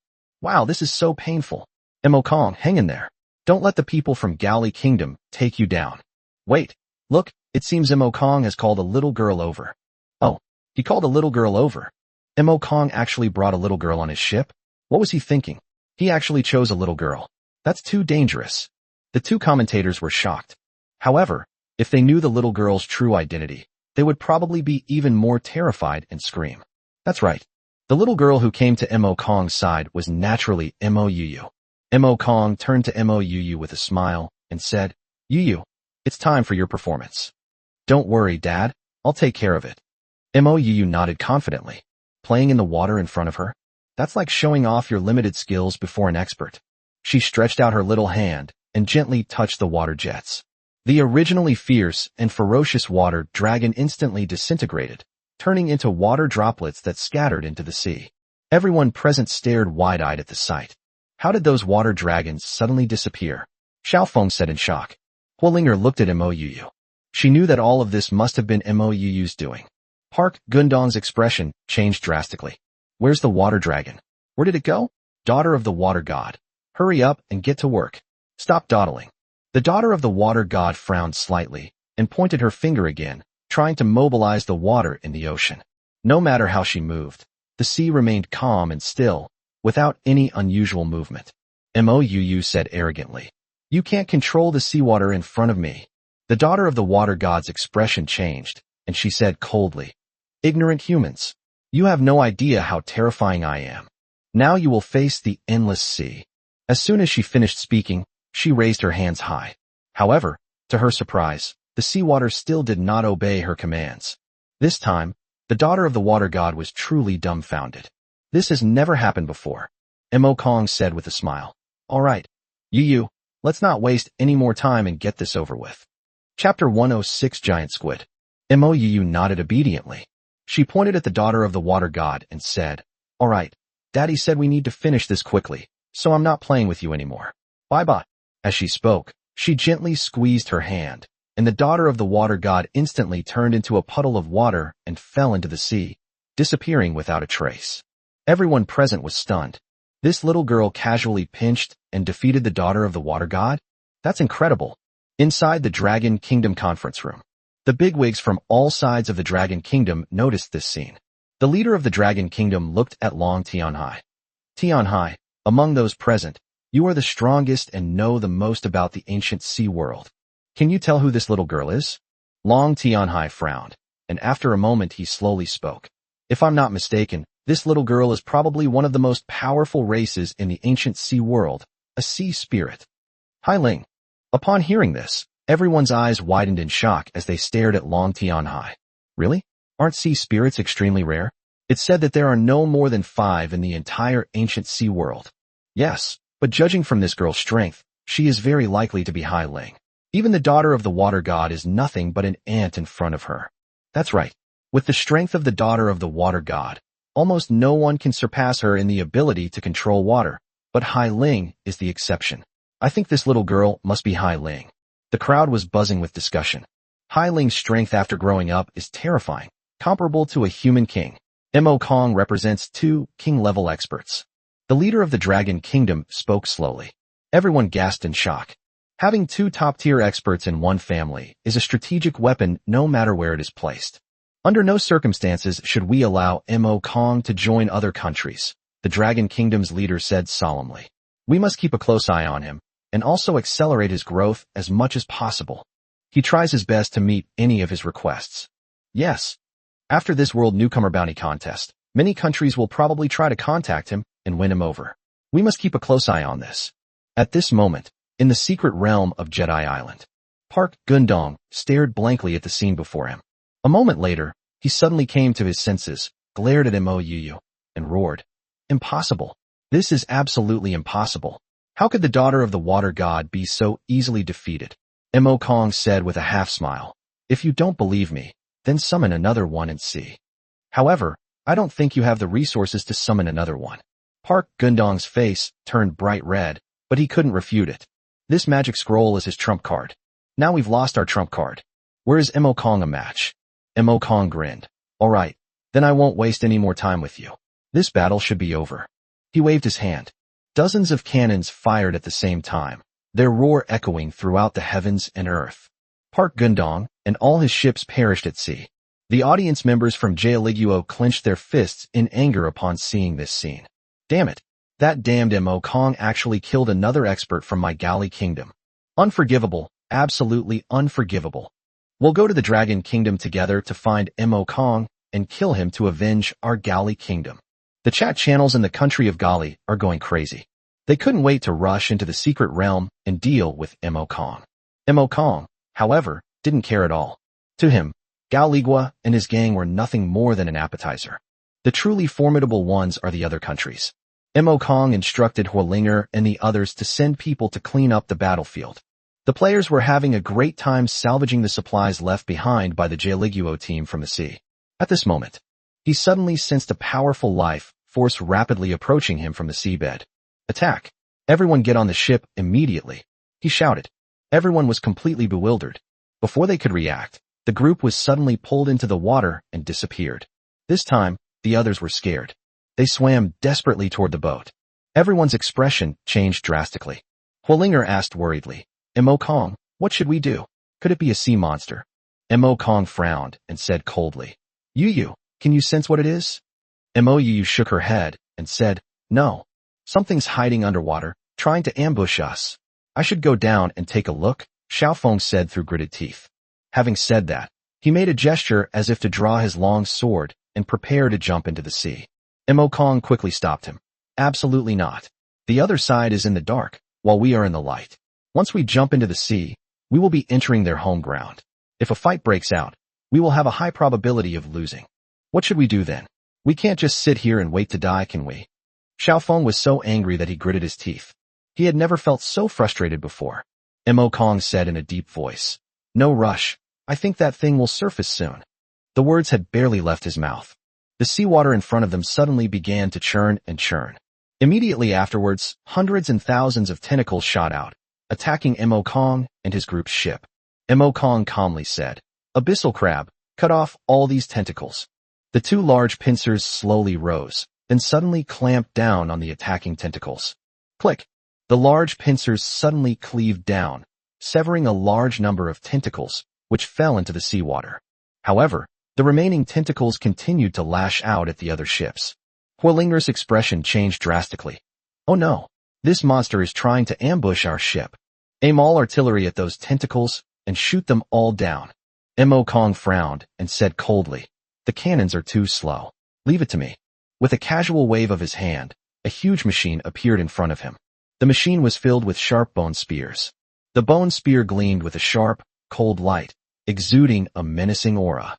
Yi Mimi asked curiously, What is this? The plague bone spear launcher can fire 30 bone spears at the same time, which is much more efficient than artillery, Mo Kong said calmly. He pressed the power button. The bone spears were launched swiftly, heading straight for the tentacles. Laugh! The bone spear swept past, easily piercing the tentacles. With just 2 volleys, all the tentacles were blocked. The tentacles, feeling the pain, quickly retracted into the sea. Immediately afterwards, a giant squid appeared on the surface of the sea. This is a giant squid. Upon seeing the squid, Yi Mimi turned deathly pale with fright. Huolinger's expression also turned ugly. How did we end up encountering such a troublesome thing in this place? Xiaofeng said through gritted teeth. What? Is this giant squid that powerful? I've never heard of it before. Mo Kong asked in confusion. Everyone nodded in agreement. Chapter 107 The 10 Great Sea Beasts of Jedi Island. Before the audience in the Dragon Kingdom could even celebrate, they were stunned by what they saw. Holy crap, what the hell is that? It's terrifying. With so many tentacles, could they have encountered a giant squid? Holy crap, a giant squid? One of the top 10 sea monsters of Jedi Island? This is just too unlucky. Don't you know about the 10 great sea beasts of Jedi Island? Huolinger asked Mo Kong with a surprised look. Mo Kong shook his head very sincerely. Oh right, I just remembered. When Uncle Mo sent people to train us, it seems you, Idol, weren't there, Yi Mimi suddenly said. You even offer training? Mo Kong was even more surprised. Everyone nodded in agreement. Huolinger said, that's right, that teacher told us some things about the secret realm of Jedi Island. This includes the 10 great sea monsters. The 10 great sea beasts. The giant squid is included? Yes, the giant squid is one of them, ranking 8th. It is said that these 10 sea monsters are all gold-level leaders. However, they usually hide in the depths of the ocean, and so far, no one has been able to defeat them. For those who encounter the 10 great sea beasts, the only options are death or escape. However, most encounters are simply bad luck, and certain death is inevitable. Seeing the despair in everyone's eyes, Mo Kong said, there's nothing to be afraid of in a mere giant squid. I'll handle it. Upon hearing this, everyone's eyes widened. Mo Kong, these are the 10 most famous sea beasts of Jedi Island. Idol, forget it. We'll cover you. Just run. As long as you're still alive, our Dragon Nation team has hope. Yes, now is not the time to be stubborn. Mo Kong shook his head and looked at Mo Yu. Yu, part the seawater. No problem, Dad. Mo Yu nodded. With a wave of her small hand, the seawater parted with a roar, revealing the giant squid hidden in the water. The giant squid's ugly eyes were lurking around, watching Mo Kong and his group's ships intently. Countless thick tentacles were constantly waving, looking for an opportunity to strike. Countless viewers watching the live stream stared wide-eyed. Holy crap, this giant squid is terrifying. Holy crap, seriously, this beast is huge. What is Mo Kong doing with such a huge monster? Does he intend to kill the giant squid? That's impossible. They only have a little over 100 people in total. Even if they all attack together, they couldn't possibly be a match for the giant squid. Who knows? We'll find out as we go on. I always feel that Mo Kong will give me an unexpected surprise. With curiosity in their eyes, everyone continued watching the big screen. Mo Kong checked the attributes of the giant squid. King Squid, Gold Tier Boss. Level, LV.30. Skill, Corrosive Ink, sprays corrosive ink. Enemies touched by the ink will be corroded for a short time. Tentacle Smash, attacks enemies with tentacles, dealing massive damage, and capable of crushing anything weak. Tentacle Entanglement, entangles the enemy with tentacles, immobilizing them. Ghost of the Sea, the giant squid swims extremely fast, like a ghost that appears and disappears unpredictably. Description, the giant squid, one of the 10 great sea monsters of the Jedi Isles, roams the waters surrounding the island, and all who see it are mercilessly devoured by it. A level 30 gold boss. Mo Kong shook his head. That's a bit weak. If other players knew what he was thinking, they would go crazy. To deal with such a top-tier sea monster, one must possess immense strength, or overwhelm it with sheer numbers. However, once you enter the island of Arangel, all the nations are hostile. Who will unite? Therefore, defeating these gold-level leaders in this place has become almost impossible. Mo Kong said coldly. Mark, Abel, this giant squid is yours to handle. Yes, my lord. The two spoke respectfully. After several battles, Abel's level has increased to level 30. Both of them are incredibly powerful fighters. As soon as they finished speaking, the two of them rushed towards the giant squid. The giant squid opened its mouth and sprayed out pitch black, corrosive ink. Mark swung his longsword, and a powerful wind element instantly formed a wall in front of him, blocking all the ink. Taking advantage of the opportunity, Abel flanked from the side and threw a barrel of explosives at the giant squid. Just as the explosive barrel was about to fall on the giant squid, he pulled out his flintlock pistol, aimed at the barrel, and pulled the trigger. Boom. The bullet exploded instantly upon passing through the gunpowder barrel. It emitted a terrifying roar. The scorching flames instantly cooked part of the giant squid's body. This is a brand new skill that Abel has acquired. A gunpowder barrel was thrown. He could throw out a gunpowder barrel and detonate it with a musket, unleashing a terrifying force. Roar! The giant squid let out a painful howl. This time it was truly enraged. Countless tentacles shot out rapidly toward Abel. Just as these tentacles were about to touch Abel, Mark, however, flashed to the front of the tentacles. He brandished his longsword, and a gust of wind swirled around it, giving it a sharp aura. He suddenly slashed out with his sword. A sharp sword aura swiftly struck the tentacles. There was only a muffled hiss sound. The tentacles were then neatly cut off, Everyone was shocked to see this. Yi Mimi exclaimed in a daze. That swordsmanship is so cool. That guy is so cool. Xiaofeng silently sheathed his sword. His swordsmanship was utterly inferior to this man's. It was far too weak. Huolinger asked, Mo Kong, are these two your top generals? How can they fight a gold-level leader? How are they so powerful? Are they also A-level professionals? Mo Kong laughed and said, No, they are all natives, whom I subdued. With their strength, each of them should be equivalent to a level 30 silver-level leader. Everyone gasped in shock. What is the strength of a level 30 silver-tier boss? That's a lie. No wonder Mo Kong wasn't flustered at all. He has such abilities. In this way, as long as we use the weapons on the ship, killing this giant squid won't be difficult. Just as things were going smoothly, the giant squid suddenly plunged into the seawater and swam forward as a blur. They quickly disappeared without a trace. Everyone stared wide-eyed. They ran away. A dignified gold-level leader was actually defeated and forced to flee by a single player. If this were told to others, who would believe it? Seeing that the giant squid was about to run away, Mark was about to chase after it, but was stopped by Mo Kong. Chapter 108 The British Air Raid. No need to chase after them. Mo Kong spoke. Abel and Mark stopped and looked at Mo Kong. Mo Kong slowly said, This beast is running too fast and too far away, so you can't control the seawater around it. Let's kill him next time we have the chance. Yes, my lord. The two spoke respectfully. They quickly returned to Mo Kong's side, standing guard on either side like guardian deities. Xiaofeng swallowed hard. The difference is too big. The men from their other ships combined were no match for one of them. He felt that he and his group were just there to make up the numbers. Mo Kong said with a smile, All right, everyone. Let's continue searching for targets.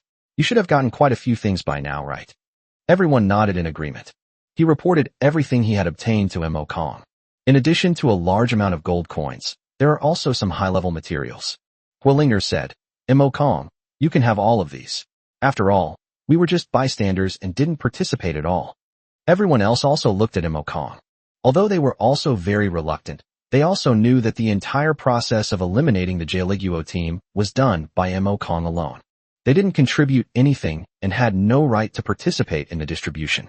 Mo Kong shook his head and said, No need. These materials are useless to me. You can keep them. For him, only the corpses of high-ranking leaders held any appeal. As for these ordinary materials, he didn't even bother with them. Everyone's eyes were filled with gratitude, and they all expressed their thanks. After resting for a while, Mo Kong ordered them to continue their journey. 2 days passed quickly. In the past 2 days, Mo Kong has dealt with teams from at least 10 countries and gained a lot of good stuff. This move by Mexico has also attracted the attention of some countries. At this moment, dozens of ships were moored on the shore of Jedi Island. Several young people were gathered together, discussing it. One of the men, with messy hair and wearing a black robe with his hands hidden inside, spoke up. Have you heard the news? The Dragon Kingdom team's Mo Kong has already defeated teams from 10 countries. Moreover, he was extremely arrogant, even daring to display the national flag and have people deal with them. His name is Edward. He comes from the United States, and he is the captain of the United States, known as Edward Scissorhands.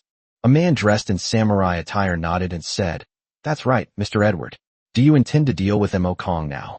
Edward shook his head and said, No.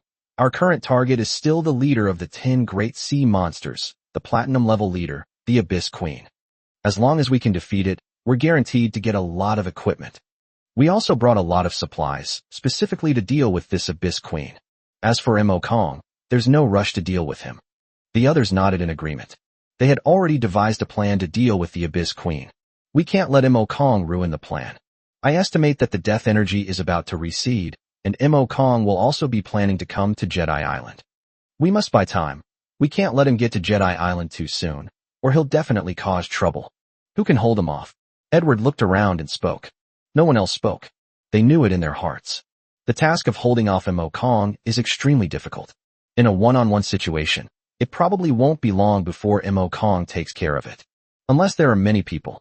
However, if many people go to deal with Mo Kong, they will be unable to deal with the Abyss Queen. Edward frowned, about to speak, when a voice rang out. I'll go. A man with flowing hair flicked his hair and said with a smile. The speaker was the captain of the British team, named Hebrew, and known as the Eagle of the Sky. In that case, the task of holding off Mo Kong is entrusted to you. Edward nodded. He knew that the task of holding off Mo Kong was extremely difficult, but it was very suitable for the Hebrews. Perhaps the Hebrews, fighting alone, are no match for the Mok Kong. If it comes to stalling for time, he's number one, and nobody dares to say he's number two. Heber nodded confidently and said, "Don't worry, delaying it for half a day is absolutely no problem." The others nodded in agreement. The Hebrews quickly boarded the ship and set sail, heading overseas. Currently, in the live stream room, the two children, Hua and Xiaohua, began to analyze the route of the Mo Kong ship. Judging from Mo Kong's flight path, he's probably heading to Jedi Island. That's right. After all, he spent 2 days abroad and dealt with the fleets of 15 countries. He's one of the few who could do that. Not only that, his losses were 0. That's absolutely terrifying. There should be a truce for a while, and the big battle won't start until Jedi Island. No, there's a fleet heading towards Mo Kong and his group. It looks like a British fleet.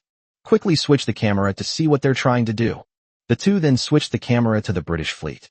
On the deck of the British fleet stood enormous eagles. Beside these eagles stood musketeers and mages. Upon seeing this, the two men's eyes widened in shock, and they exclaimed in unison, "The British eagles? Oh no! Oh no, this is terrible." The British have actually sent the eagles to harass Mo Kong and his men. The eagles are highly mobile. If they are deployed to deal with Mo Kong and his team, they will likely be in big trouble. Mo Kong's strength at sea is almost invincible, but I think it will be a bit troublesome to deal with threats in the sky. Sigh, we can only wait and see how Mo Kong and the others deal with it. Hopefully, Mo Kong can bring us another miracle. They were in the captain's cabin at that moment. Mo Kong was taking a nap with his eyes closed.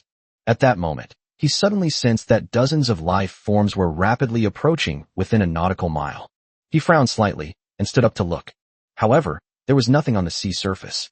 Just as he was wondering, he saw more than a dozen black dots rapidly approaching from the sky. As they approached, Mo Kong's eyes widened in surprise. These are actually eagles.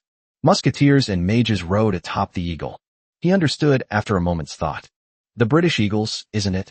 Mo Kong murmured. "Interesting, they've come looking for us. But do you think I can't deal with you just because you came from the sky?" At this moment, Fire Spirit's anxious voice came through the Wind Spirit's megaphone. "Mo Kong, something bad has happened. The British eagles are here. Idle, how do we deal with them? The eagles are so fast. We can't even aim at them. Yes, the musketeers can't hit them at all. Even the mage's magic can't lock onto them." Mo Kong grinned and said, "Leave it to me. You all tell your men to go inside and hide." Chapter 109 Enhanced Goblin Flying Machine. Hearing Mo Kong say this, everyone was a little puzzled. However, after so many battles, they are now completely convinced of Mo Kong's strength.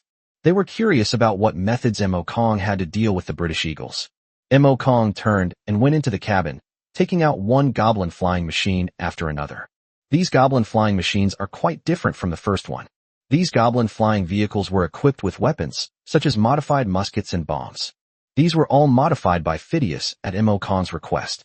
These goblin flying machines possess extremely strong combat capabilities. He originally intended it to be a key card. However, since Britain wanted to engage in aerial combat, the Russian Air Force was naturally willing to play along. He looked at the dozen or so goblins waiting nearby and said, "Get on the flying vehicle and shoot down those little bugs in the sky." "Yes, my lord," the goblins said respectfully. The goblins boarded their flying vehicles and quickly took off. The audience erupted in uproar upon witnessing this scene. "Holy crap! What is this thing? It can fly. This thing looks like a bird, and it's even armed. I wonder how strong it is in combat. I feel we're far inferior to Britain." This year's newcomers in Britain are called the Eagles of the Sky. Wow, that's impressive. A newcomer can actually be called the Sky Eagle? Looks like he's really something. The Sky Eagle is the exclusive title of the Eagles team captain. It's something that ordinary people can't possibly get. Oh dear, this time it's really in jeopardy. The high-ranking officials of the Dragon Kingdom also watched intently as the Goblin aircraft took off. "Tianhai, what is this thing?" the Dragon Kingdom's leader asked, frowning. "I remember this looks like a goblin flying vehicle." Long Tianhai said somewhat uncertainly, "I once saw it in a book about goblins, but that goblin flying vehicle seemed a little different from this one, and it didn't carry any weapons." "Goblin flying machines? Originating from goblin technology?" the others asked in shock. Long Tianhai nodded. Everyone was shocked. Goblin technology is an extremely rare thing in the ancient sea world. Every product of goblin technology can be sold for a high price, and human craftsmen cannot disassemble or study them. Only goblins can research and manufacture them. They never expected that Mo Kong's ship would contain products of goblin technology. This Mo Kong is getting more and more mysterious. He's got both sea spirits and goblins. Even a veteran player of several decades can't compare to him. Yes, most people might not even meet one of them in their entire lives, but he met them all in the New BC and even recruited them as his subordinates. The difference is simply heaven and earth. If we have the chance, we should buy some of these goblin technologies from Mo Kong, or ask him if he can help us disassemble and study them. If our Dragon Kingdom has the help of goblin technology, our combat power will definitely be greatly enhanced. Even the usually composed leader of the Dragon Kingdom was starting to lose his composure. This is a great opportunity to strengthen the Dragon Kingdom. He nodded slightly and said, "That's right. We must seize this opportunity. After it's over, we must talk to Mo Kong." At this time, more than a dozen goblin flying machines took off. When the Eagle's captain, Hebrew, saw these flying machines taking off, his eyes were full of disdain. It wasn't just him. His teammates also looked disdainful. "Captain, these Chinese are really ridiculous. They actually came up with these little things to try and deal with us." Exactly. Our Eagles team is the undisputed rulers of the skies. They think they can take us down with this little thing? They're dreaming. Let's teach these Chinese a lesson. Otherwise, they'll really think our Eagles team is trash. "Let me go first," a musketeer said with a contemptuous smile. He was a genius selected from millions of people. Only after going through numerous selections and arduous training could he join the Eagles team and be assigned his own mount, the Gale Falcon, upon entering the Rookie Sea area. This is his honor. He was absolutely certain that dealing with these aircraft with his own strength would be akin to a dimensional reduction attack. He ordered the Gale Falcon to fly forward, while he himself raised his musket and aimed at one of the aircraft. Just as he was about to fire, the aircraft suddenly opened fire. A dozen or so tiny bullets flew out rapidly, heading straight for the Gale Falcon. With a sudden flap of its wings, the Swift Falcon easily dodged the bullets. Just as the Swift Falcon was about to continue its charge towards the aircraft fired again. Bang bang bang.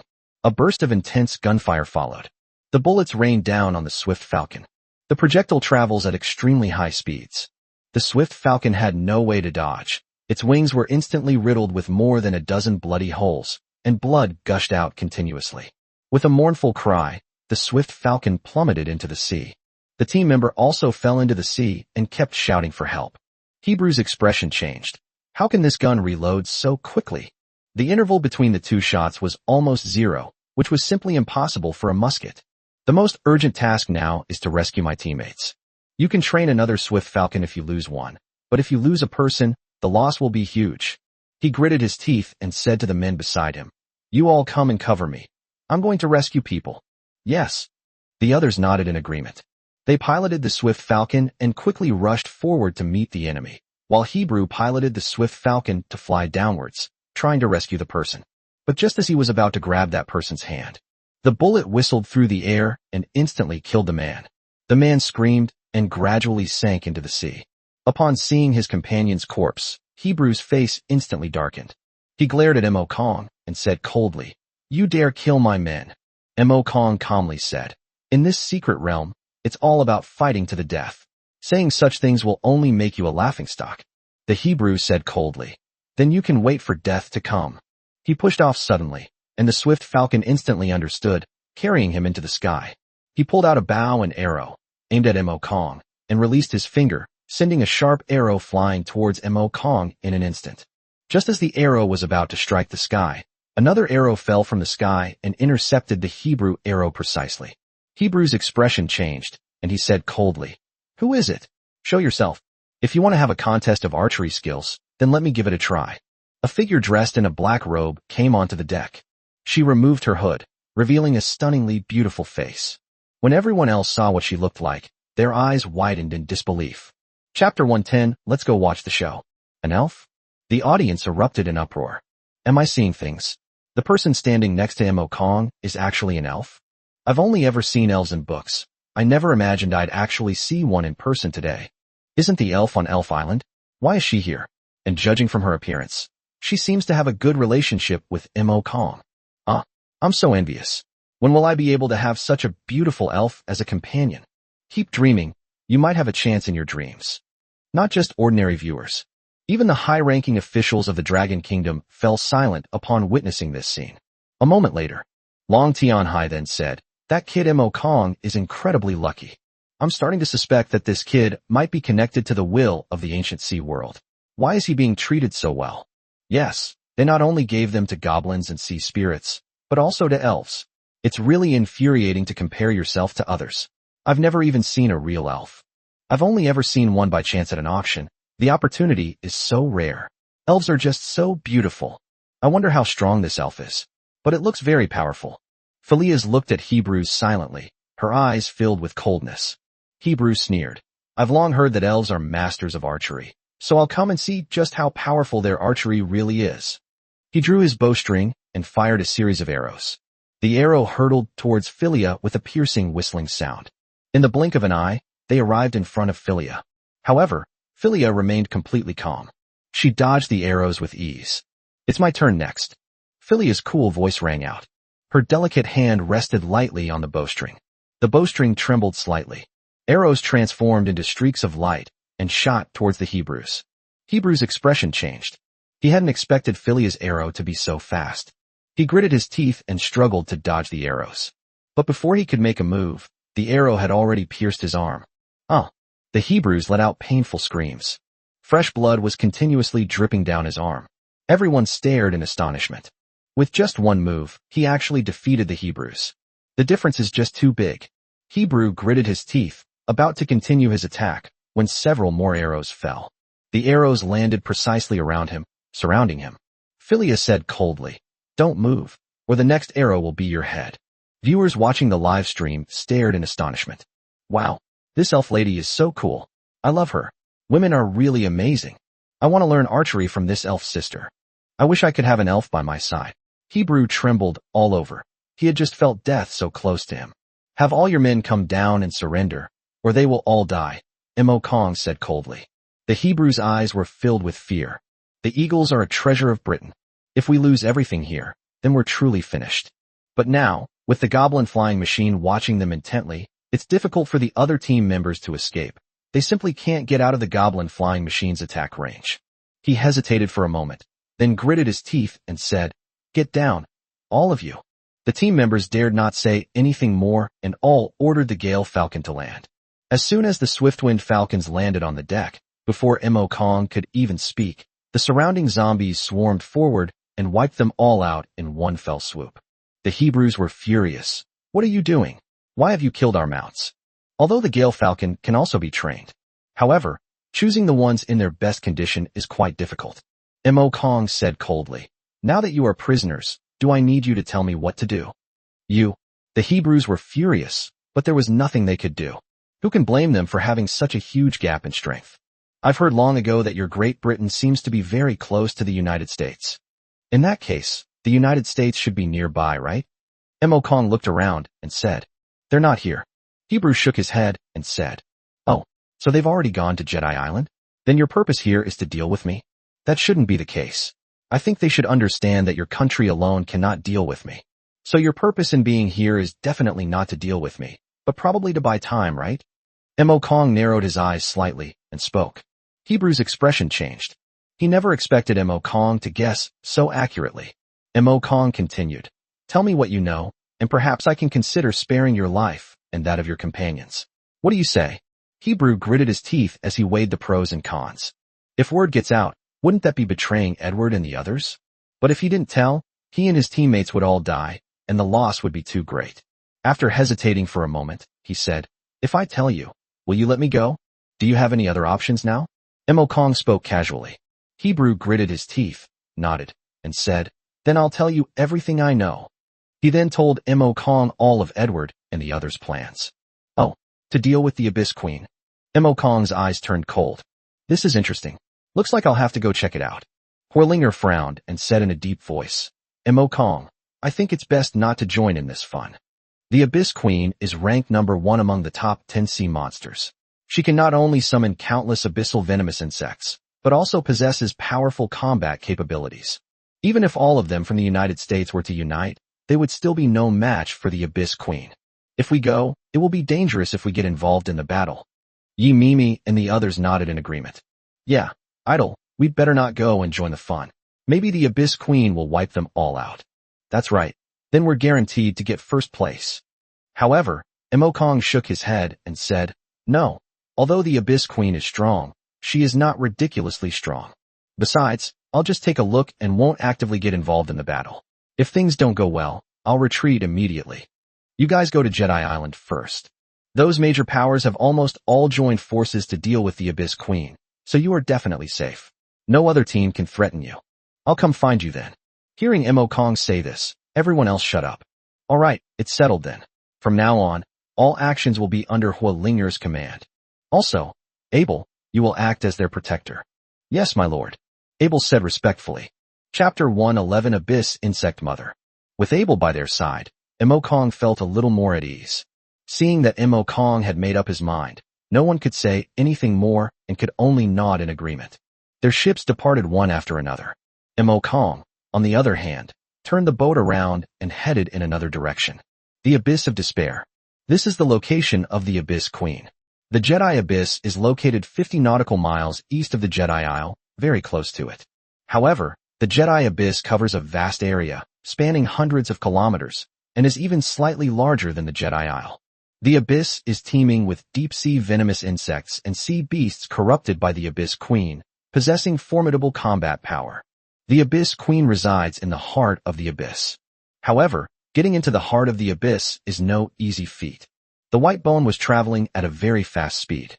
Before long, they arrived at the area covered by the Abyss of Despair. Imokong looked into the distance. The seawater had turned dark purple and emitted a strange, foul odor. Just smelling these stenches makes one feel nauseous. Is this the Abyss of Despair? Imokong murmured. Let's go in and take a look. He ordered the White Bone Horn to drive straight in. Inside the Abyss of Despair, dozens of ships are sailing forward. The ship leading the way was from the United States. Edward was sitting in a chair, cautiously observing his surroundings. The next moment, the seawater burst open with a roar.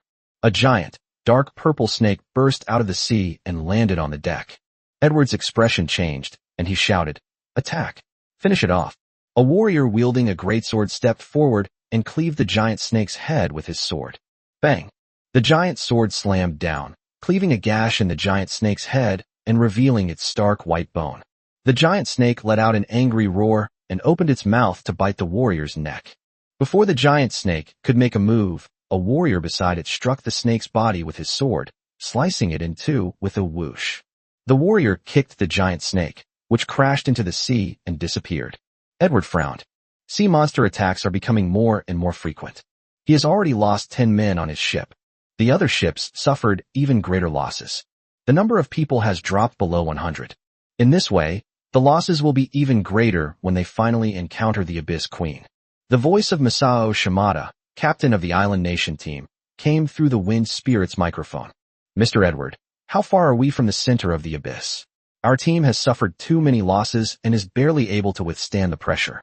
Masao Shimada was also very helpless.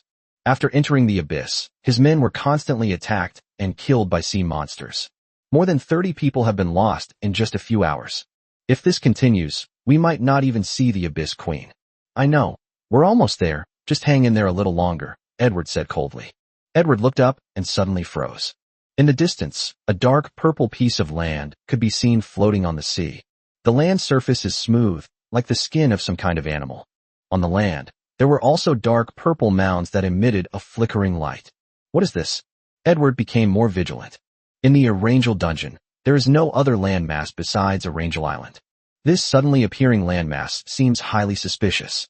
Looking at this land that is constantly approaching, Edward was on high alert. The next second, the dark purple mounds on that landmass shattered one by one. Countless tiny purple insects flew rapidly toward the fleet. Edward's expression changed drastically upon seeing this. Oh no, this is the Abyss Queen. Attention all personnel, high alert. The Abyssal Queen is here. Upon hearing this, everyone on deck paled. The Abyssal Queen is coming. Quick, get ready. Prepare the artillery. Prepare the insecticide spray. Ready. All the cannons on the ship were aimed at the flying insects.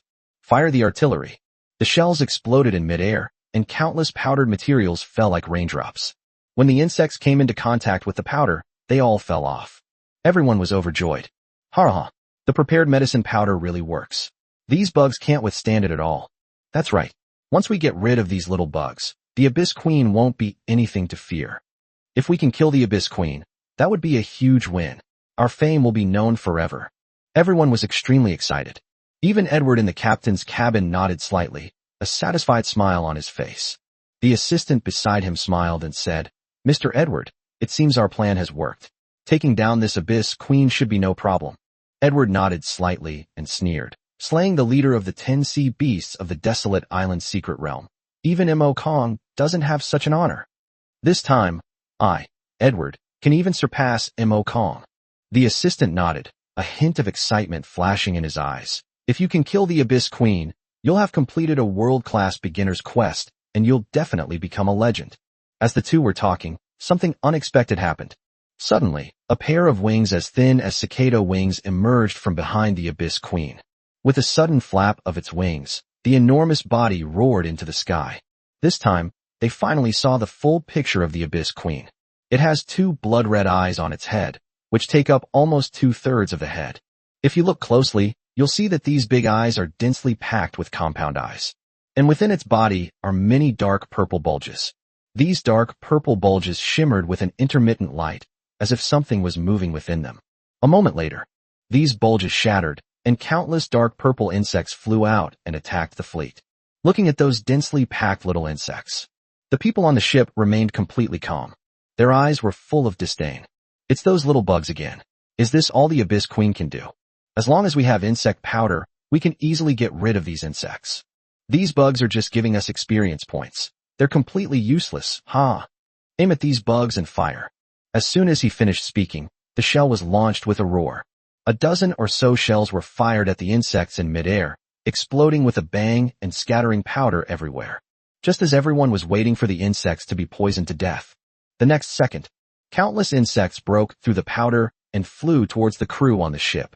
Upon seeing this, everyone's expression changed drastically. What's going on? Why aren't these bugs dead? Impossible. Help! Help me! Screams rang out, and in an instant, more than a dozen people were engulfed by insects, collapsing to the ground in agony, rolling around until they fell silent. Chapter 112 Evolution of the Abyss Insect Queen. Seeing their companions being bitten to death by insects, the remaining crew members' eyes were instantly filled with fear. What's going on? Why aren't these insects afraid of the insecticide powder? Yeah, wasn't it just poisoned to death by the powder? How come it's not working now? Stop worrying about everything else. Just get started. Otherwise, we'll all die. The crew members were roaring wildly.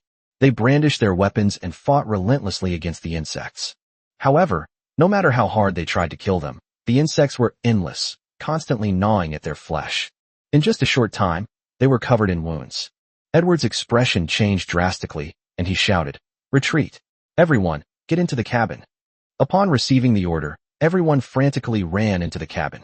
Even after the humans retreated into the cabin, the insects persisted, frantically pounding on the cabin door. The cabin door was sturdy enough that it wasn't broken open immediately. And in the captain's cabin, the captains from various countries were all questioning Edward. "Mr. Edward, what's going on? Didn't you say you had a way to deal with these bugs? Why didn't the second wave of the pesticide work? Yes, what do we do now? There are so many poisonous insects outside. We've already lost half our men. We simply can't afford to keep going. Mr. Edward, we need an explanation." Edward was somewhat annoyed by the questioning from the captains of each country. "Enough. I never knew things would turn out this way. Who knew these bugs would develop drug resistance? There is another way, which is to use artillery to shoot down the Abyss Queen. As long as we can shoot it down, these insects will die as well." After a moment of silence, someone asked, "Mr. Edward, are you sure you can take down the Abyss Queen?" "Yes, the outside is full of insects. These insects are extremely destructive. Who would dare to go out and operate the cannons? They would probably be bitten to death by the insects before they even have a chance to fire." "That's right. So we need someone to make a sacrifice," Edward said. "As long as someone sacrifices themselves to draw the attention of the poisonous insects, the others can take the opportunity to activate the cannons." The others remained silent for a moment before speaking. "This is the only way now. Yes, we've already seen the Abyss Queen. If we give up now, all our previous sacrifices will have been in vain. Let's take a gamble. If we can take down the Abyss Queen, we'll get tons of rewards, and all the sacrifices will be worth it." The group finally made up their minds.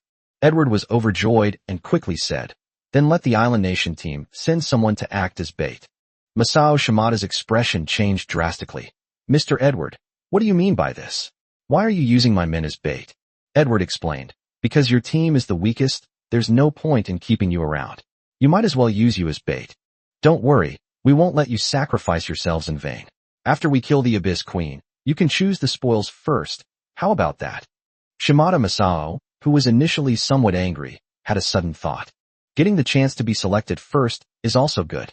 If we can obtain the treasure of the Abyss Queen, then the deaths of our subordinates are no big deal. "Okay, then we need to make it a deal," Shimada Masao said through gritted teeth. "Of course, no problem." Edward nodded slightly. A cold smile crept across his lips as he muttered in a voice only he could hear. "Once all your men are dead, you'll be lucky if you get any scraps, you idiot." Masao Shimada said to the first mate beside him, "Have everyone go outside and wait outside the cabin for 10 minutes. The first mate's expression changed. "Captain, going out at this time is practically suicide. To defeat the Abyss Queen, someone must be sacrificed. They will not have died in vain. Their names will be forever engraved in the glory shrine." "I'm so righteous," said Masao Shimada. "Echo Shrine is the highest honor shrine in the island nation, and only those who have made great contributions to the country are qualified to enter it." The first mate's expression hardened, and he nodded, saying, "Yes, sir." He walked quickly into the cabin. At this moment, Edward and the others were waiting. A few minutes later, the cabin doors of the Island Nation's fleet were suddenly flung open. The Island Nation team members all ran outside. The insects were instantly attracted to the Japanese team and quickly flew towards them. Edward was overjoyed and quickly said, "Go out immediately, turn the cannons around, and aim at the Abyss Queen." "Yes." The crew of the other ships opened their cabins and ran outside, moving the cannons on their ships and aiming them at the Abyss Queen. Boom, boom, boom.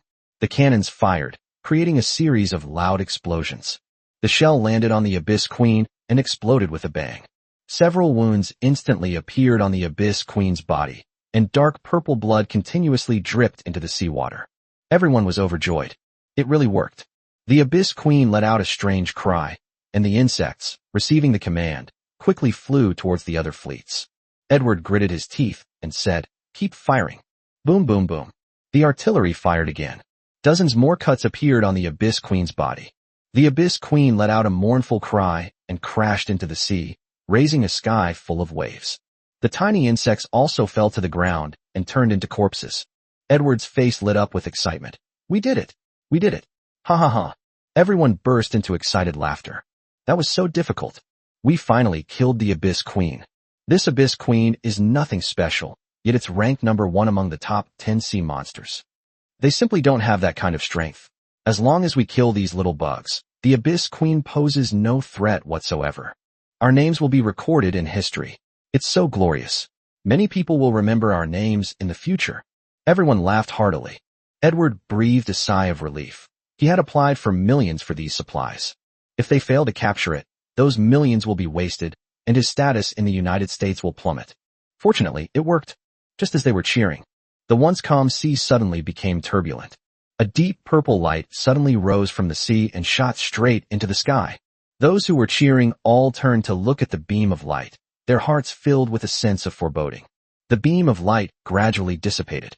A giant insect that looks like a butterfly floats in the sky. However, the wings of this giant insect were made of flesh and blood and were extremely ugly. They stared blankly at the giant insect. "What is this? Could this be the Abyss Queen?" No, the Abyss Queen didn't look like this before. "What is this thing?" Fear filled everyone's eyes. With a flap of its wings, the giant insect unleashed a powerful gust of wind, creating towering waves that crashed against the fleet. Chapter 113, Slaying the Abyss Queen. Huge waves crashed against the fleet one after another. The already small fleet appeared even smaller under the giant waves, like a tiny boat on the sea, which could be capsized at any moment. Despair filled everyone's eyes.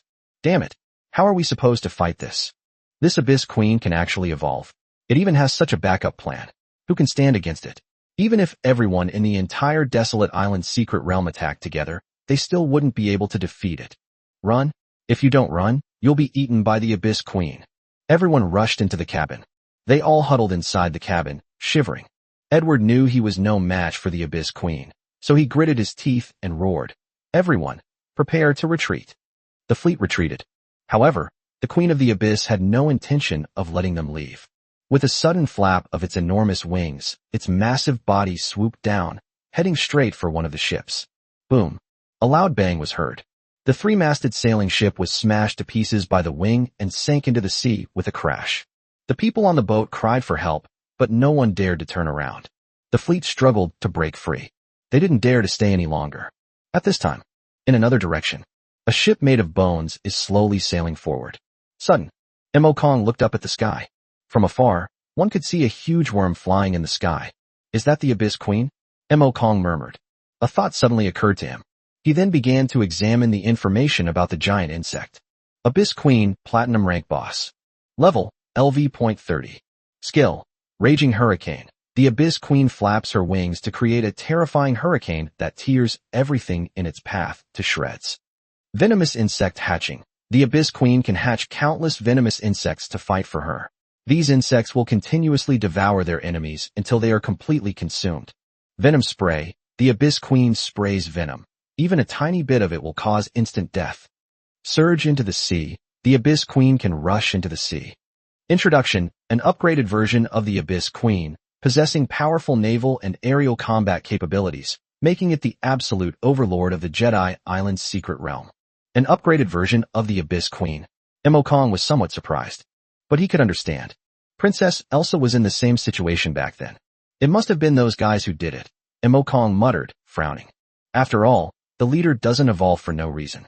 It seems that all of this has something to do with those people in the United States. Although he's a platinum-level leader, dealing with him isn't too difficult, Mo Kong murmured. He said coldly, "Goblin flying vehicles, take off."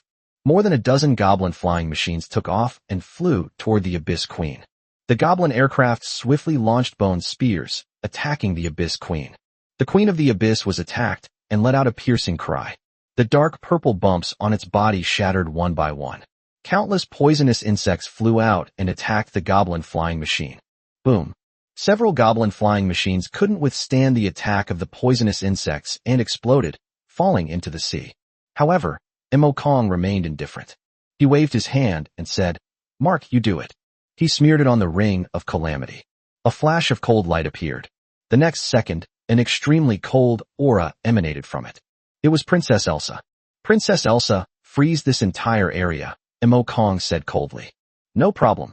Princess Elsa raised her hand, and a terrifying chill instantly emanated from her body. The places where the cold air spread were all frozen. In an instant, a thick layer of ice formed all around. Mark flashed forward and quickly dashed ahead.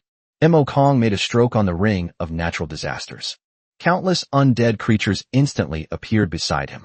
The Queen of the Abyss was also visibly taken aback. It didn't know why so many undead creatures had suddenly appeared. However, Mo Kong grinned. All these undead creatures were hidden in his ring of Calamity.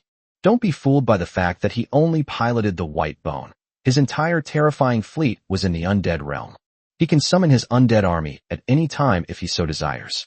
He wiped the ring of Calamity once more. A black warship, hundreds of meters long, appeared beside them. It was the guardian ship of the god of the underworld. "Activate the slow zone." Mo Kong gave the order. A light shone from the warship of Hades, and then a halo spread out in all directions. As the halo spread, the speed of the surrounding poisonous insects decreased rapidly. Not only that, even the Queen of the Abyss slowly descended from the sky. The Queen of the Abyss felt a sense of fear. It suddenly flapped its wings, and a terrifying gust of wind swept in. The ice surrounding the white bone shattered. However, just as the strong wind was about to hit Mo Kong, three dark figures appeared in front of Mo Kong in an instant. Boom. The gust of wind struck the three dark figures and exploded with a bang. However, the three dark figures were completely unharmed. These are the guardians of Hades summoned by Hades's escort ship. The three underworld guardians, each wielding a long spear, had fierce expressions and exuded a terrifying killing intent. Mo Kong waved his hand and said coldly, "Kill that beast." The guardians of the underworld rushed out instantly, attacking the Queen of the Abyss from three directions. The Queen of the Abyss sensed death approaching. It struggled desperately, trying to summon back the poisonous insects under its command.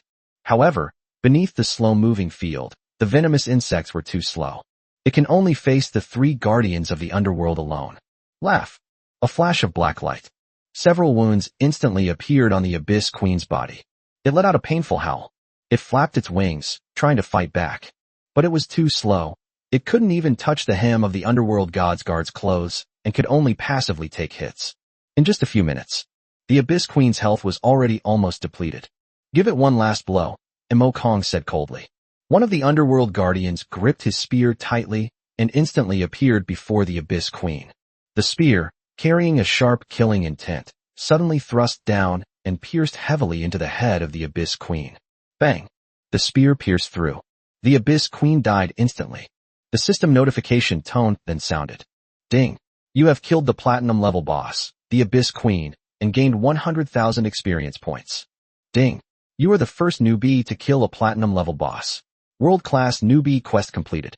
Reward, 50 free attribute points. World reputation, plus 100.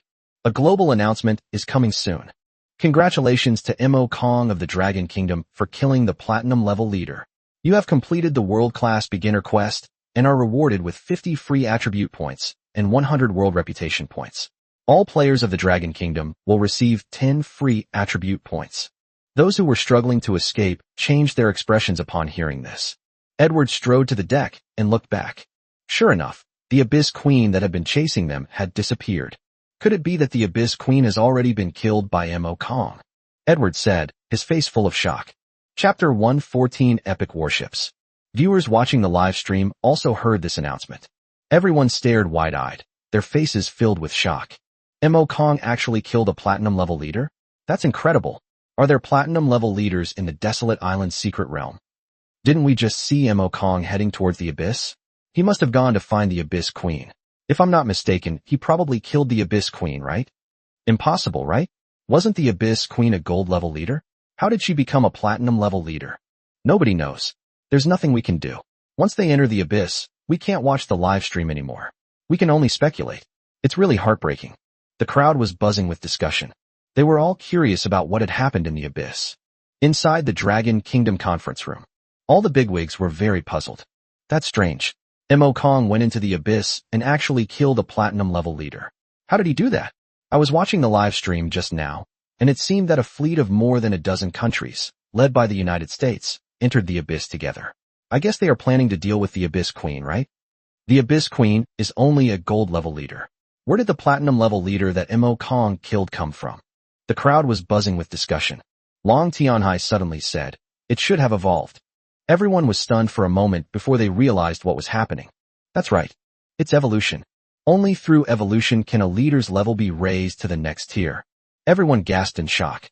The Abyss Queen was already terrifying enough. It has evolved again? How the hell do we fight this? Unless there is a significant level difference, it is impossible to defeat them. Kong is too strong. He actually took down a platinum-level leader all by himself. Given his status as a necromancer, he should still have a chance to deal with a platinum-level leader. I really can't figure out how he did it. If I have the chance to see him again, I must ask him properly. The crowd was buzzing with discussion. The atmosphere here in China is much more lively than in China. The room where other heads of state met was deathly silent. Damn Kong. He must have stolen the Abyss Queen. There can't be 2 high-level leaders in the Abyss. That's right. We have to make Kong spit all this out. We absolutely cannot hand it over to him. The players in the Dragon Kingdom haven't done anything yet, and their attributes have already increased by 60 or 70 points. At this time, Kong stared at the enormous corpse before him. It was the corpse of the Abyss Queen. A fiery glint flashed in his eyes. If the corpse of the platinum-level leader is devoured by the bone ship, then the bone ship's level will probably increase by another level. He activated the Undead modification and said coldly, "Devouring the corpse of the Abyss Queen." As soon as he finished speaking, he immediately sensed a hint of pleasure emanating from the white bone ship. Kong was stunned for a moment. Did the white bone develop self-awareness? He wasn't quite sure, but he had heard of it. Advanced ships develop self-awareness, known as ship spirits. Ship spirits will assist the captain in battle. Ships with ship spirits will be stronger in combat and can be commanded as subordinates. However, he had never heard of immortal-class warships developing ship spirits. Just as he was pondering this, the white bone ship slowly sailed toward the corpse of the Abyss Queen. When the corpse of the Abyss Queen came into contact with the bone ship, it was slowly swallowed up by the ship. At this moment, the system notification sounded. Ding. The bone ship has devoured the corpse of the Abyss Worm Queen. Modification initiation. A thick white fog quickly enveloped the white bone. A few minutes later, the white mist dissipated. All that could be seen around the hull of the white bone ship were dark purple cocoons, and there were at least hundreds of them. These fleshy cocoons look exactly like the ones on the Abyss Queen. Mo Kong immediately checked the attributes of the white bone ship. White bone. Quality, epic. Captain, Mo Kong. Capacity, 300,000 kilograms. Weapons, zombies, 100. Fang sea serpents, 1. Abyssal crabs, 1. Abyssal poisonous insects, 500. Overall combat strength, 600,000. Epic trait. Queen's wings. Spread your wings and fly high into the sky, lasting 5 minutes. Trait. Automatic repair, enveloped in deathly aura. Abyssal shell. The outer layer is covered with the shell of an abyssal crab, which can reflect damage and provide immunity to some magic damage. Skills. Airdrop zombies, sweep, devour. Giant claw smash. Swings giant claws to smash enemies, dealing massive damage. Can instantly destroy small units. Rapid parade, crab leg slide, doubles the boat's speed for 10 minutes. Piercing, using sharp crab legs to pierce through enemy defenses. Summon poisonous insects, summons abyssal poisonous insects to attack the enemy. Poisonous insects self-destruction, abyssal poisonous insects explode upon landing on an enemy, dealing massive damage. Renovation progress, 0%. Mo Kong's eyes lit up. As expected, it has been upgraded to epic level. To date, epic level warships are extremely rare. If other people knew that a newbie had an epic warship, they would probably go crazy. Mo Kong said. Next, we'll prepare to deal with those people from America. The white-bone ship sailed forward. Soon, Mo Kong sensed the presence of life. It was Edward and his group. He went up to the deck and said, all ships in front, stop immediately, or we'll sink them on the spot. However, not a single ship dared to stop. Instead, they sped up even faster. Mo Kong raised an eyebrow. Since you are unwilling to obey my orders, then let's make an example of you. Summon poisonous insects. The dark purple fleshy cocoons burst open one by one. Hundreds of abyssal venomous insects flew toward the first ship. The poisonous insect exploded. With a wave of his hand, Mo Kong sent the poisonous insects crashing onto the boat. The next second, the bodies of these venomous insects rapidly expanded, emitting a loud boom. Explosions continued to be heard. The ship rocked violently. It was then blown to pieces and sank into the sea. The crew members on the ship also fell into the sea and struggled continuously. The other ships stopped one after another. This time, no one dared to go any further. Otherwise, they might be the next ones to die. Seeing the ships come to a stop, Mo Kong nodded in satisfaction. Captains of each country, come out. I want to have a talk with you. A moment later, Edward and the others came out and went onto the deck.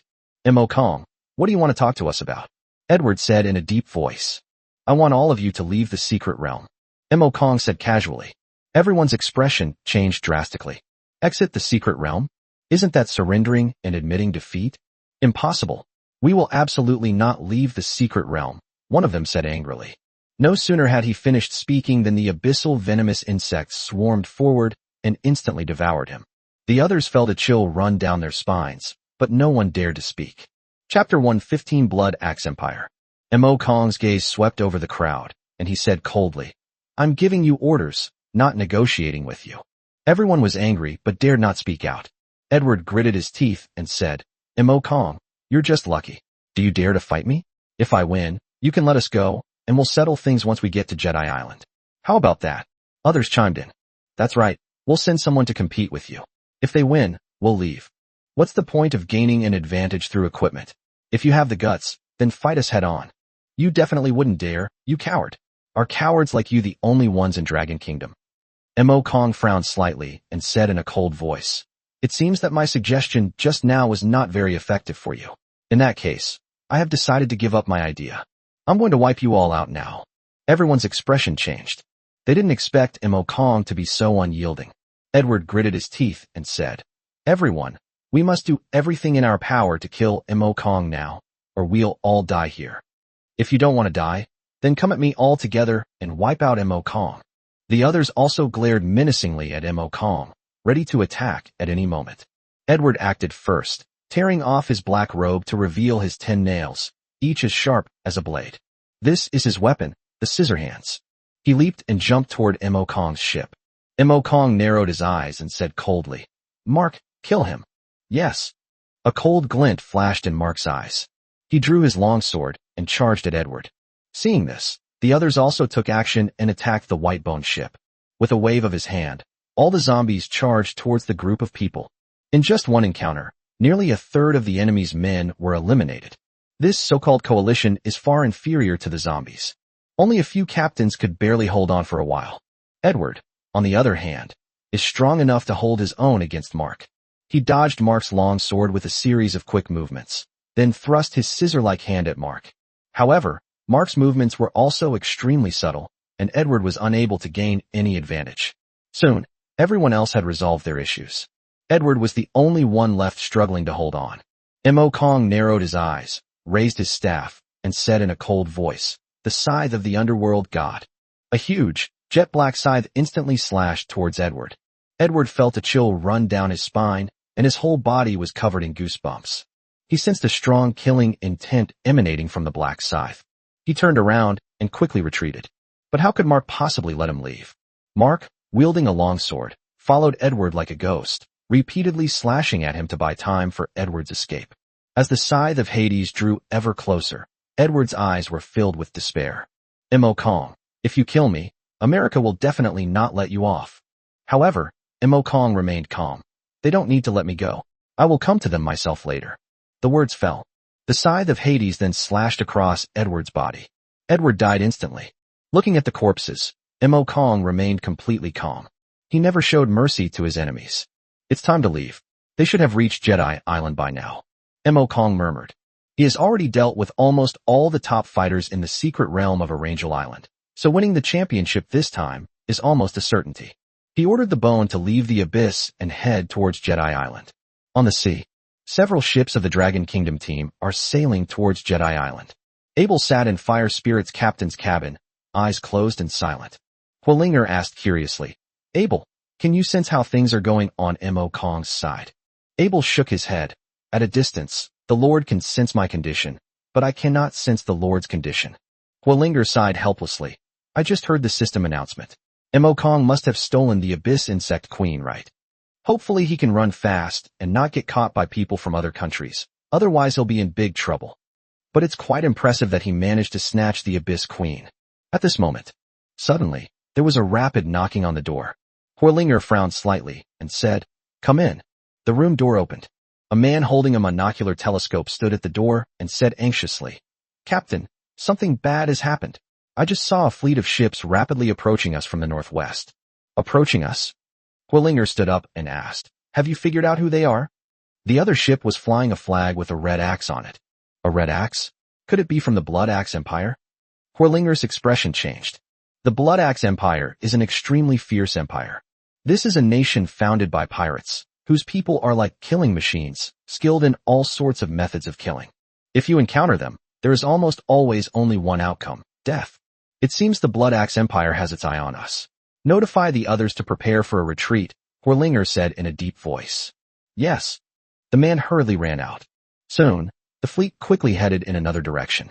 Seeing the Dragon Kingdom fleet sail away into the distance, Captain Dick of the Blood Axe Empire revealed a sinister smile. "The prey I've spotted has never escaped. First and second squads, ride the bloodthirsty sharks and chase after them. Burn their sails first. Third and fourth squads, provide cover from both flanks." "Yes." The first mate left in a hurry.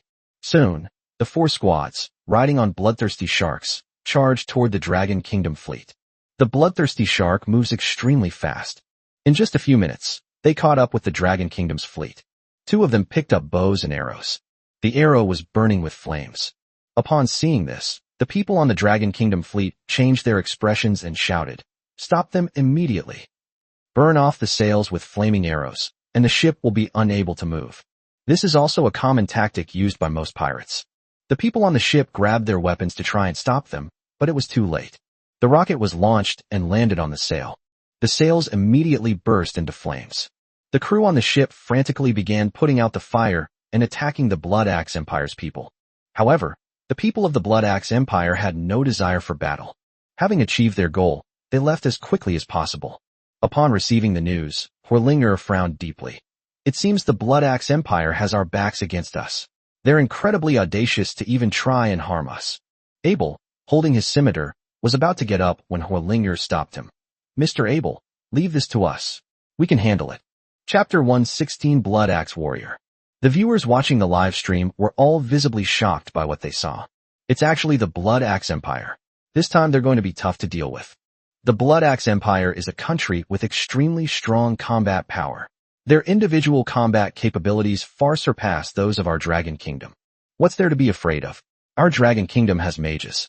No matter how powerful the Blood Axe Empire is, they are all warriors. Yes, as long as the mages play their part, the Blood Axe Empire is nothing to fear.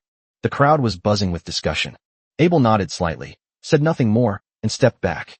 Horlinger said coldly, "Everyone, get ready. Since they intend to make a move, then wipe them out." Upon receiving the order, all the crew members got to work. They took up arms and prepared for boarding action. As the two fleets slowly approached each other, the Dragon Kingdom team players could no longer contain their killing intent and quickly jumped towards the Blood Axe Empire's ship. All the soldiers charged ahead and stormed onto the enemy's deck. The lead warrior raised his greatsword and slashed fiercely at one of the Blood Axe Empire's men. Laugh! The giant sword instantly cleaved the opponent in two, spraying blood all over the ground. However, the others in the Blood Axe Empire were not frightened by this scene. They also picked up their weapons and fought against the players from the Dragon Kingdom team. The battle was extremely brutal. In just a few minutes, more than a dozen team members had been killed. However, the Blood Axe Empire also suffered heavy losses. Viewers watching the live stream were stunned. What's going on? Wasn't it said that the warriors of the Blood Axe Empire were strong enough to easily defeat the warriors of the Dragon Kingdom? But when the fight broke out, it was actually the warriors from the Dragon Kingdom who gained the upper hand. What's going on? Does this mean the people of the Blood Axe Empire are getting worse with each generation? I know. It must be because of Mo Kong. What the hell does this have to do with Mo Kong? Mo Kong isn't even here, so stop spouting nonsense. I'm talking nonsense. If Mo Kong hadn't completed so many world-class beginner quests and added so many attribute points to everyone, how could we possibly have defeated the Blood Axe Empire? That makes sense. The world-class beginner quest that Mo Kong completed gave us 70 free attribute points. If these warriors put those free attribute points into strength and stamina, no one can beat them at the same level and with the same equipment. Mo Kong is awesome. Upon seeing this, Captain Dick of the Blood Axe Empire frowned and said coldly, "How come these Dragon Kingdom people are so strong?" The first mate nodded and said, "Yes, Captain, their warriors are very strong, far surpassing ours. If this continues, I'm afraid we're in a bad situation. Humph, let the Tyke and Mike brothers deal with them. Our empire absolutely cannot be defeated by the Dragon Kingdom," Dick said in a cold voice. "Yes, sir." The first mate nodded and said, "On deck." The soldiers from both sides are fighting.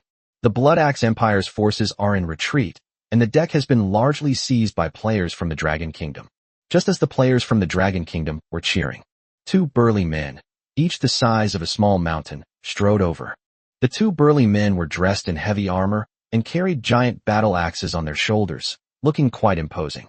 Upon seeing this, the others from the Blood Axe Empire stepped aside and bowed their heads respectfully. The audience's expressions changed drastically. Oh no, it's the Blood Axe Warrior. This is a big problem. Two Blood Axe Warriors have actually come at once. The Dragon Kingdom team will be in trouble this time. What is a Blood Axe Warrior? You don't even know about Blood Axe Warriors? How did you learn all this knowledge about the ancient sea world? Blood Axe Warriors are the most powerful warriors in the Blood Axe Empire, possessing terrifying strength and endurance. Moreover, their weapons are also specially made. It is said that they can easily cut through ordinary greatswords. Not only that, Blood Axe Warriors have another special trait, Berserk. It's said that they go into a berserk state when they see blood, and their combat power increases even further. Then why bother fighting? Let's just surrender. Investment is not something that can be surrendered to, but I wonder what the Chinese national team will do. Looking at the two tall Blood Axe Warriors. The Dragon Kingdom warriors, who had been full of murderous intent just moments before, immediately became demoralized. They held their weapons and watched Tyke and Mike warily, none of them daring to make a move. They knew the ferocity of the Blood Axe warriors. Rushing forward would mean certain death. However, Tyke didn't care about any of that. A ferocious smile appeared on his face as he carried the Blood Axe and walked forward step by step. You insignificant ants! How dare you challenge the majesty of the Blood Axe Empire? Today I will chop all your bones into pieces and feed them to the bloodthirsty sharks.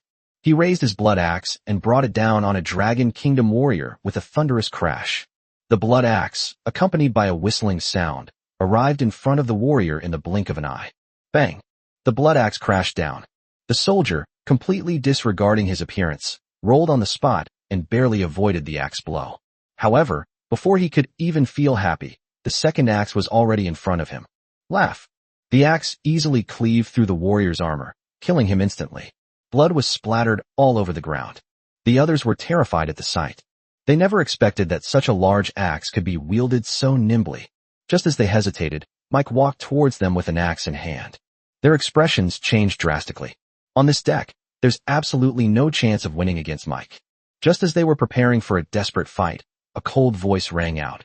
He's in my hands. Everyone turned to look.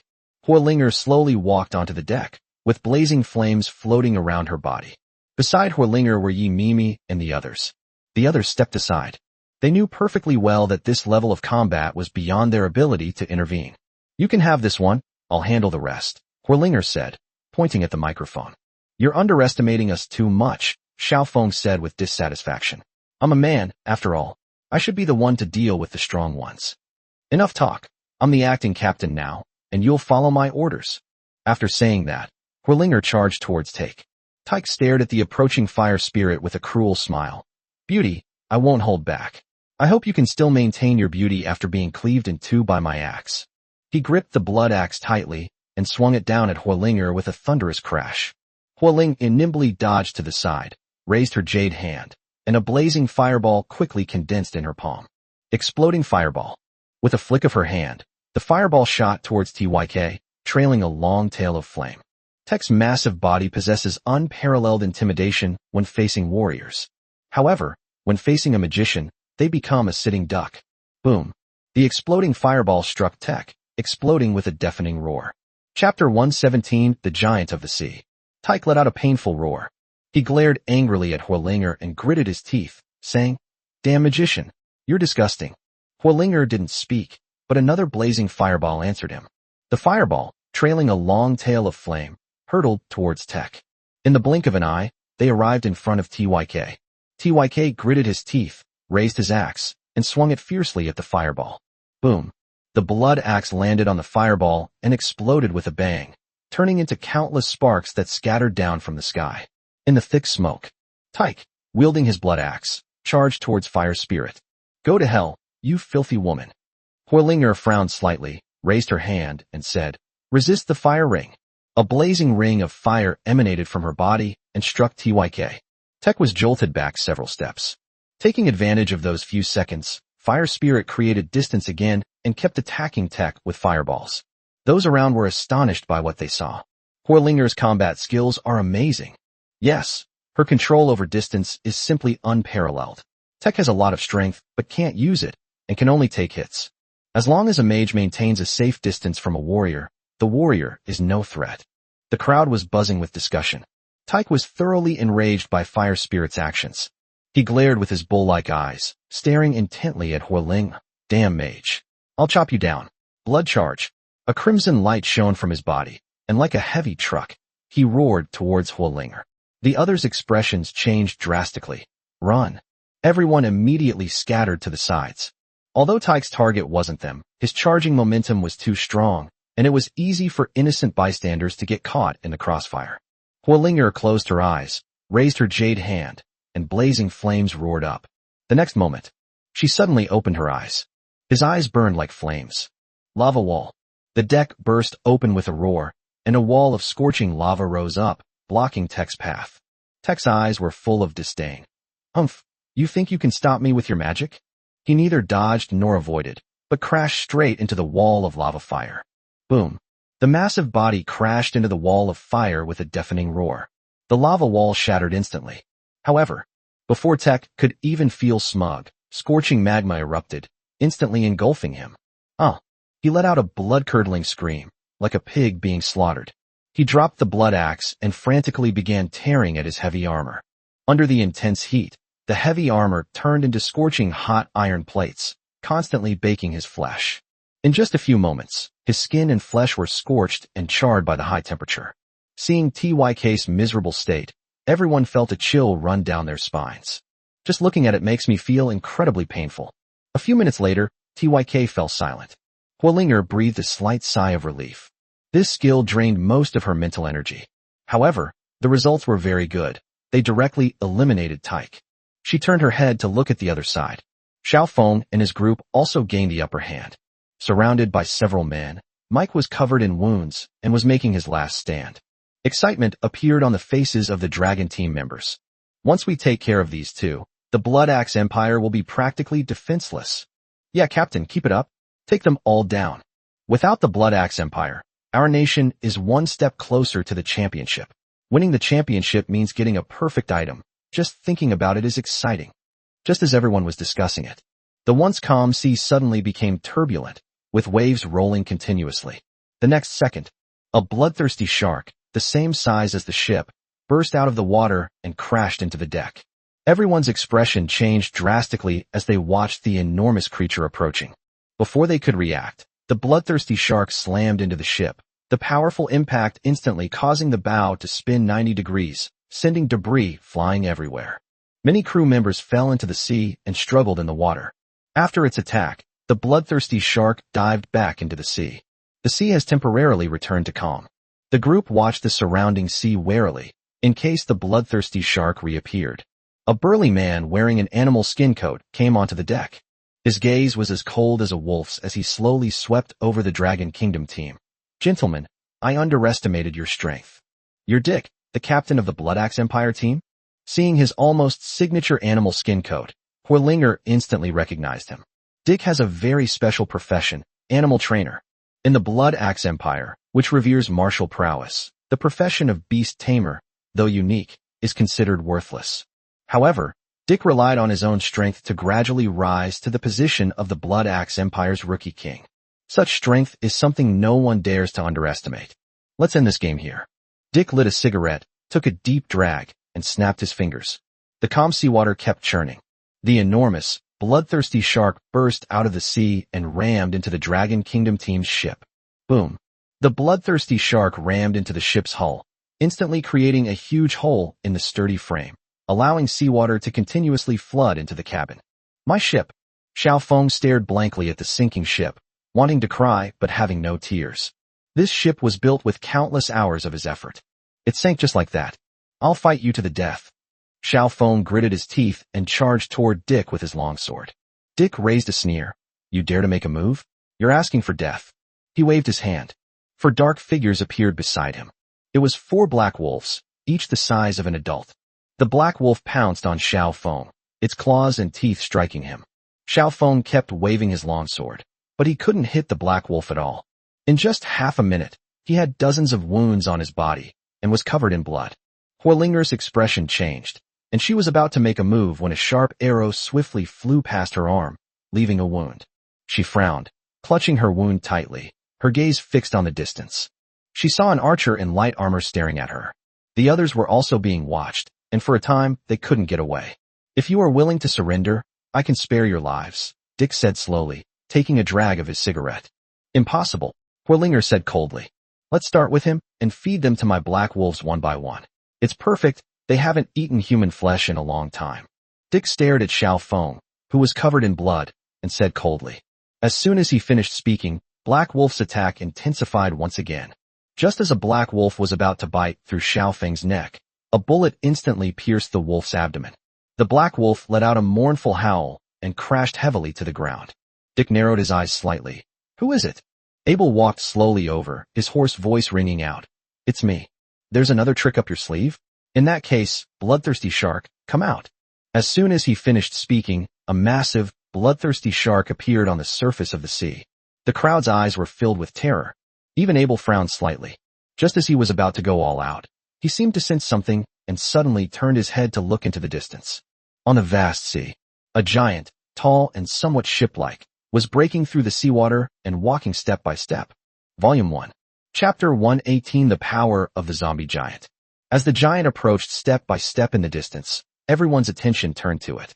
The crowd stared at the enormous giant with curiosity and began to discuss it amongst themselves. What is that big thing? It looks terrifying. Yeah, it looks like a giant corpse. It's disgusting. Could this thing also be a sea monster from the Jedi Island's secret realm? I've never heard of such a sea monster before. Is this sea monster friend or foe? As the giant emerged from the sea, a sense of fear gradually rose in everyone's hearts. If this behemoth causes damage here, no one present will survive. Not only them, but also the viewers watching the live broadcast outside were shocked. Holy crap! What's that giant? It looks terrifying. Look, this giant seems to be made of flesh and blood, just like Mo Kong's zombies. Could this be one of Mo Kong's subordinates? How is that possible? No matter how powerful Mo Kong is, at most he can turn corpses into zombies. If he can create such a sea beast, I'll do a handstand and wash my hair right here and now. That's right. Mo Kong is only human, not a god. How could a mere novice possibly possess such a terrifying monster? Only Abel recognized the giant's identity. Isn't this the giant that the zombie giant transformed into? The zombie giant broke through the seawater and walked in step by step. Even Dick dared not be careless in the face of this behemoth. He stared intently at the zombie giant and said coldly, "Aim the cannons at that monster. Take it out from a distance." Yes. The people of the Blood Axe Empire responded in unison. They turned their cannons and aimed them at the zombie giant. The artillery roared into action. The bullets exploded upon impact with the zombie giant, sending up bursts of intense flames. However, the zombie giant was completely unharmed. Everyone from the Blood Axe Empire stared wide-eyed. What kind of monster is this? The cannons aren't working. Oof, what's the panic? We still have Lord Dick's bloodthirsty Shark King. It's the absolute overlord of the sea, and no one can rival it. That's true. The bloodthirsty Shark King can easily kill this monster with its bite. It's nothing to be afraid of. The previously panicked crowd breathed a sigh of relief, eagerly anticipating the bloodthirsty Shark King's performance. Dick waved his hand and said coldly, "Bloodthirsty Shark King, kill this monster. I want to see what kind of monster this is." The bloodthirsty Shark King swam swiftly toward the zombie giant. The sharp fins, like blades, arrived in front of the zombie giant in an instant, slashing viciously at its body. Boom. The bloodthirsty Shark King crashed into the zombie giant with a deafening roar. However, the zombie giant remained motionless, as steady as a mountain. The others' expressions changed. They never dreamed that even the bloodthirsty Shark King's attacks couldn't harm this giant.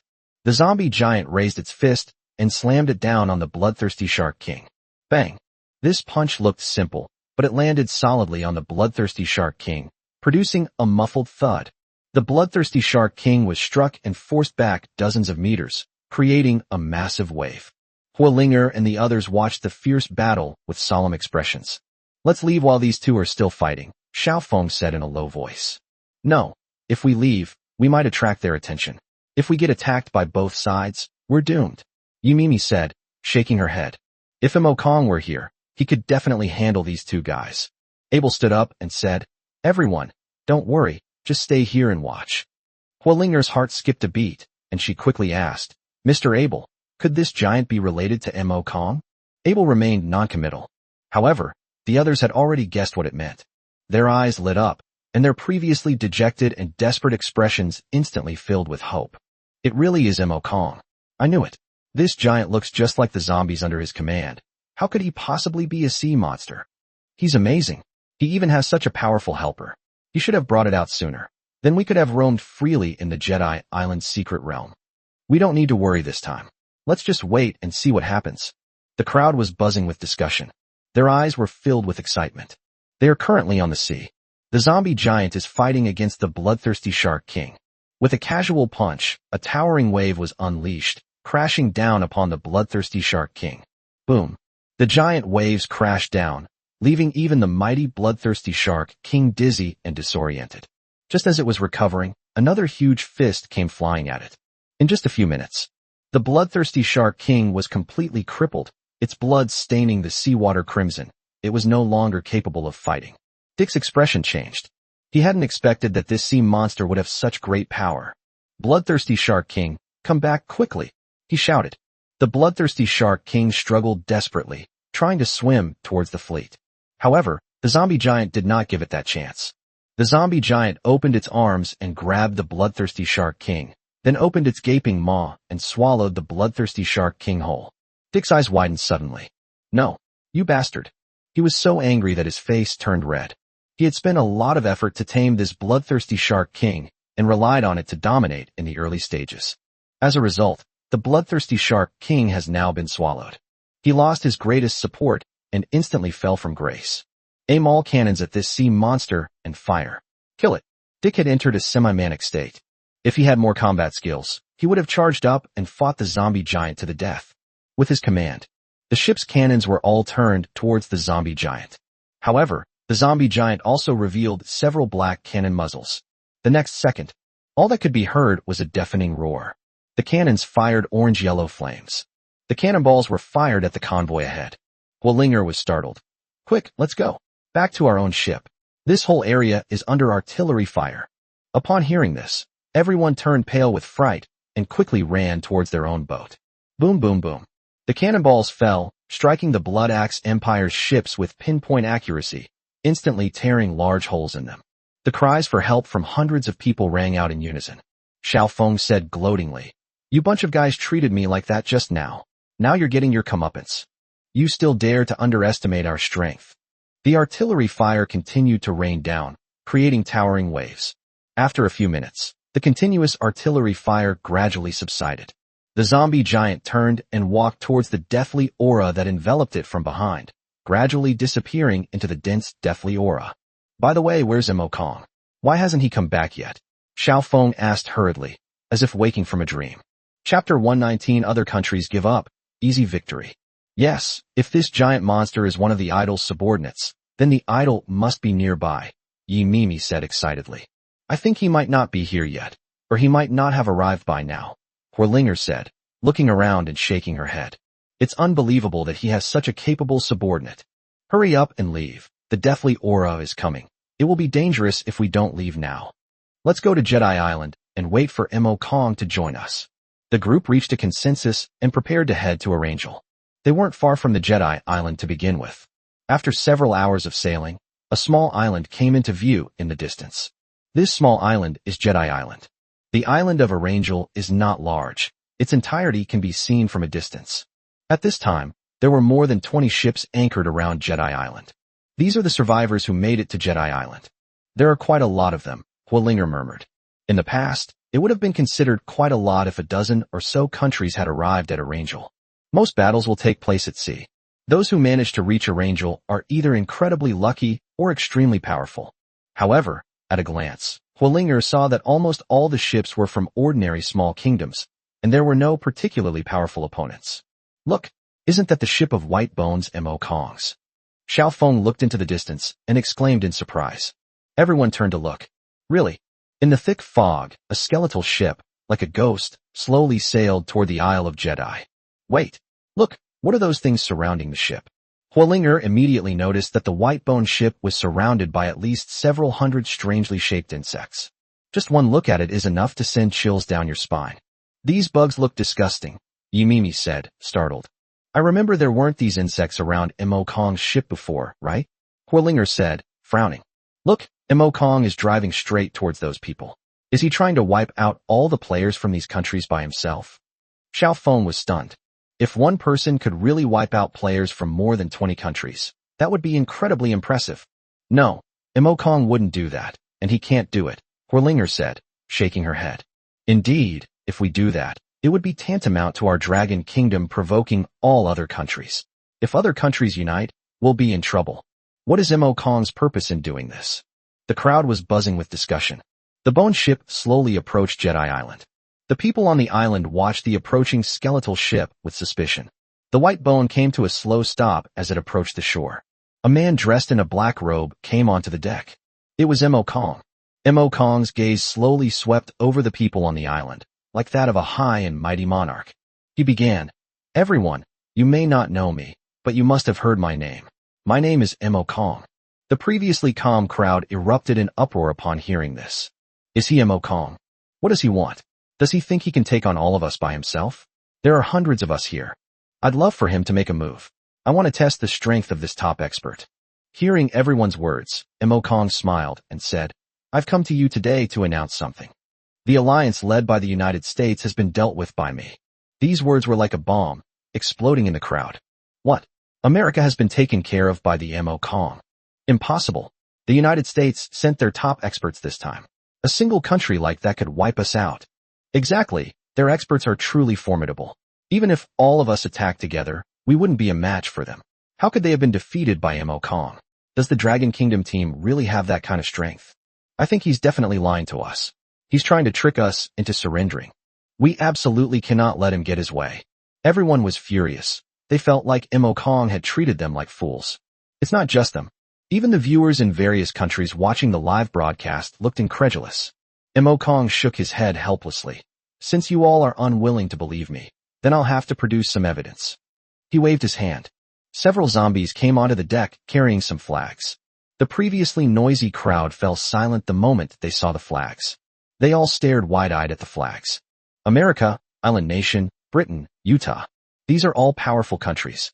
How did their flag end up in Kong's hands? Could it be that what Kong said was true? This thought popped into everyone's mind. Kong continued. Everyone, now you should believe me, right? No one spoke. They simply watched Kong silently, waiting for his next words. To be honest, I'm not interested in killing people. I'm only interested in winning championships. If you are willing to surrender voluntarily, you can spare your lives. Besides, your rankings aren't low, so I think you can go back and report, right? Kong casually said, I'm giving you all a chance now. Surrender and leave the secret realm. How about it? The group looked at each other in bewilderment. Indeed, they are already very satisfied with their current ranking. In the past, at least half of the top 20 rankings were held by powerful countries. When it's their turn, they can only count down. I choose to surrender. It's the captain of a country, a captain of a nation said. He took out a gemstone and crushed it. The gemstones shone with a dazzling light, enveloping them. A moment later, they disappeared from the spot.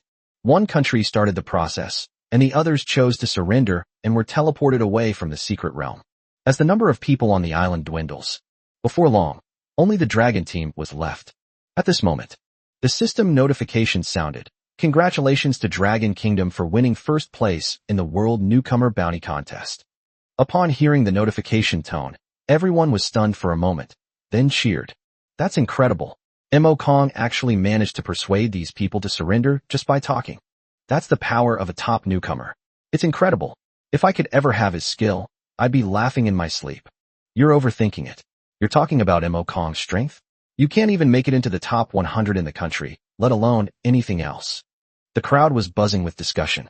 The white-boned ship slowly sailed towards the convoy. Huilinger said with a smile, Kong, you're finally back, and you've even taken care of the other countries.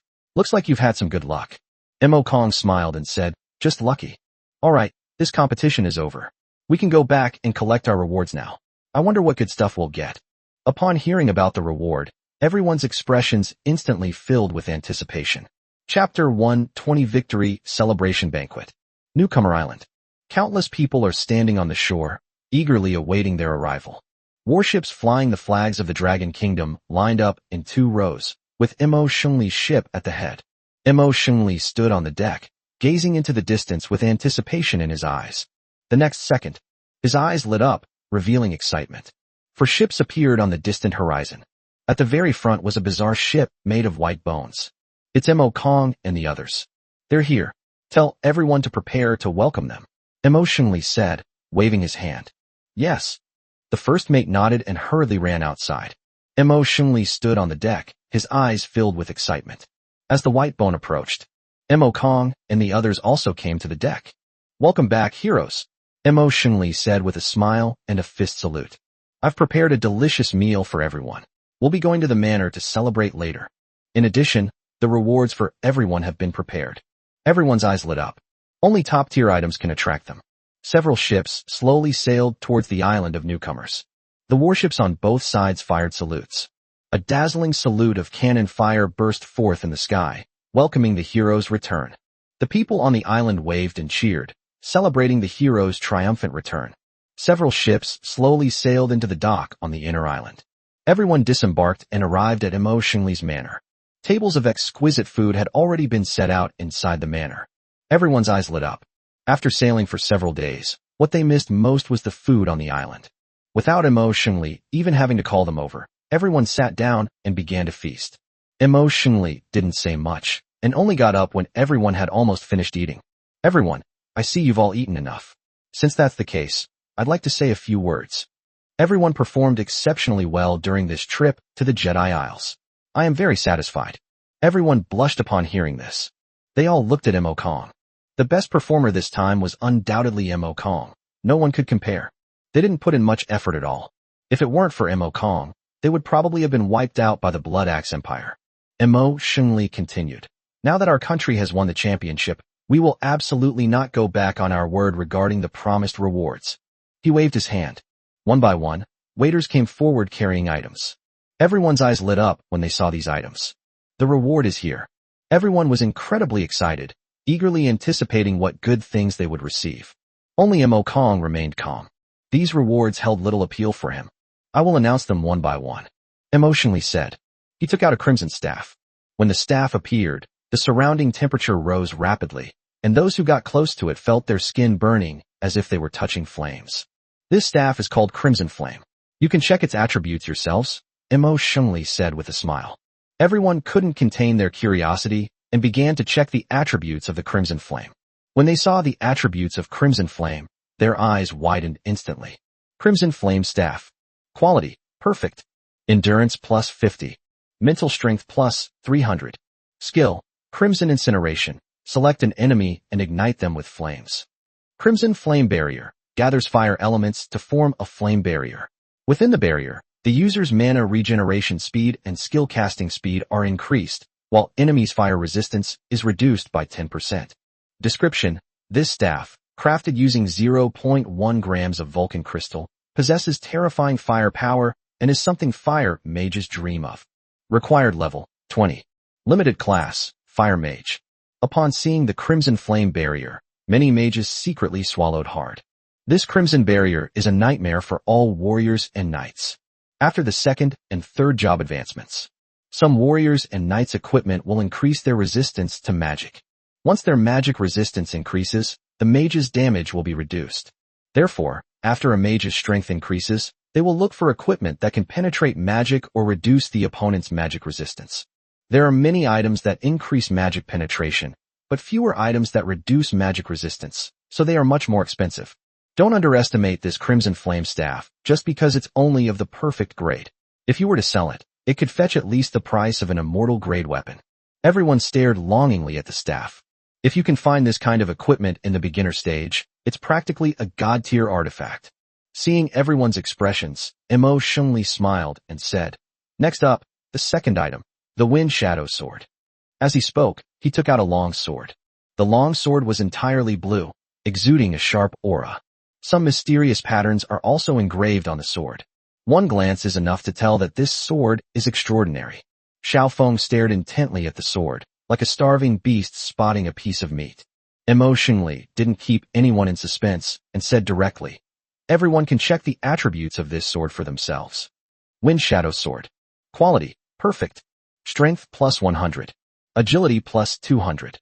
Skill, Gale Slash. Manipulates gusts of wind to condense into blades to slash enemies, dealing terrifying damage that ignores 20% of their defense.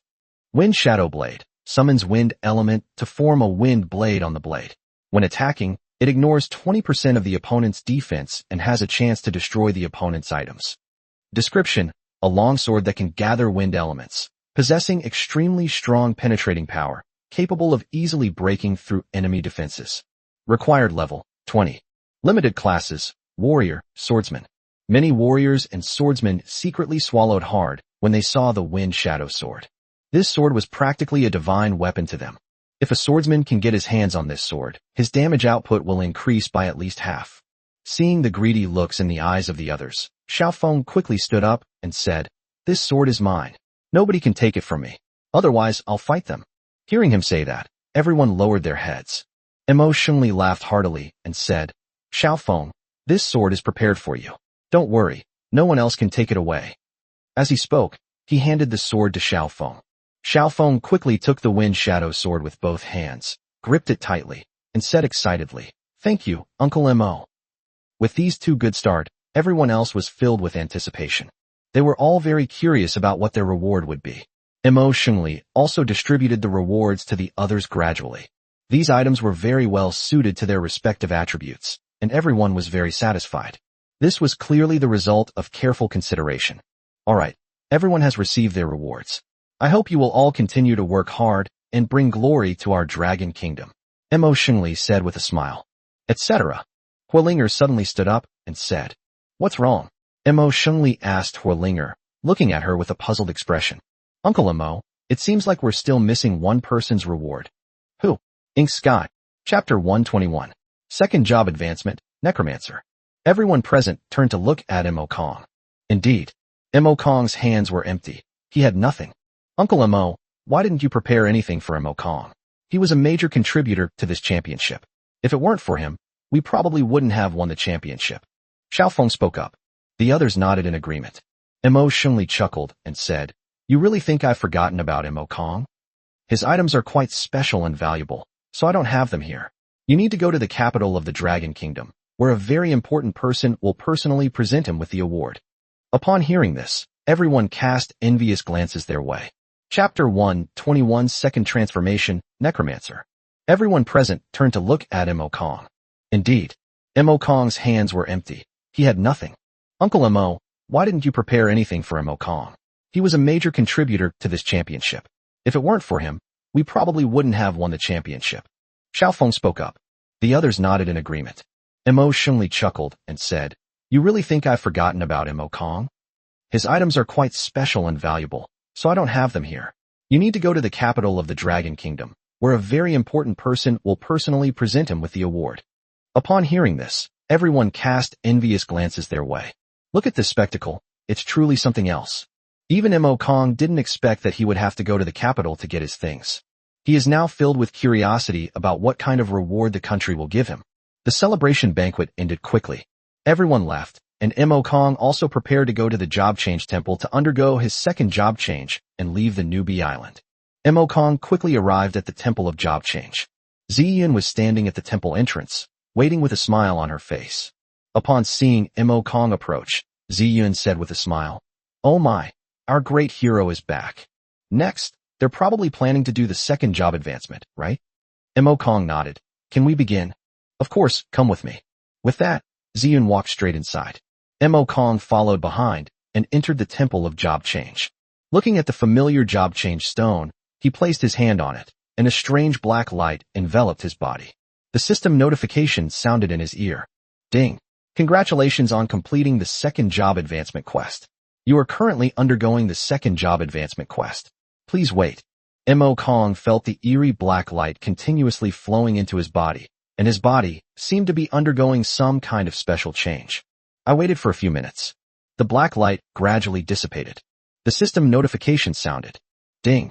Congratulations on completing your second job advancement and becoming a necromancer. Your attributes have been improved and your skills have been upgraded. Please proceed to check." "Ding. Congratulations on acquiring a new skill, Summon Gargoyle." "Ding. Congratulations on acquiring a new skill, Wasteland." Mo Kongshin had an idea and opened the attribute panel. Name, Mo Kong. Level, LV.32. Strength, 271. Endurance, 896. Agility, 1011. Spirit, 4865. World Reputation, 600. Water Resistance, 90%. Class, SSS Rank Necromancer, Second Job Advancement. Talent, Undead Body, greatly increases all attributes in darkness, and can self-heal injuries. Biosensor, can sense the presence of all creatures within 10 nautical miles. Skill, Zombie Transformation, resurrects the dead to fight for you. The zombie's strength will be the same as when it was alive. Bone Spear, condenses into a sharp bone spear to attack enemies, dealing triple damage when hitting vital points. This effect can stack. Corpse Explosion, causes corpses to explode, dealing damage and temporarily creating a poisonous zone that affects creatures within the area. Scythe of the Underworld, condenses spiritual energy into a scythe to deal massive damage to the enemy's soul, ignoring all defenses. Summon ghouls. Transform corpses into ghouls. Ghouls can devour corpses to heal their own injuries and possess extremely fast movement speed and sharp claws. Death Coil fires a ball of death energy that deals massive damage to enemies. Can be used on friendly undead creatures to heal them. Upgradable. Summon Gargoyle. Summons a gargoyle that flies in the sky and is immune to magic damage.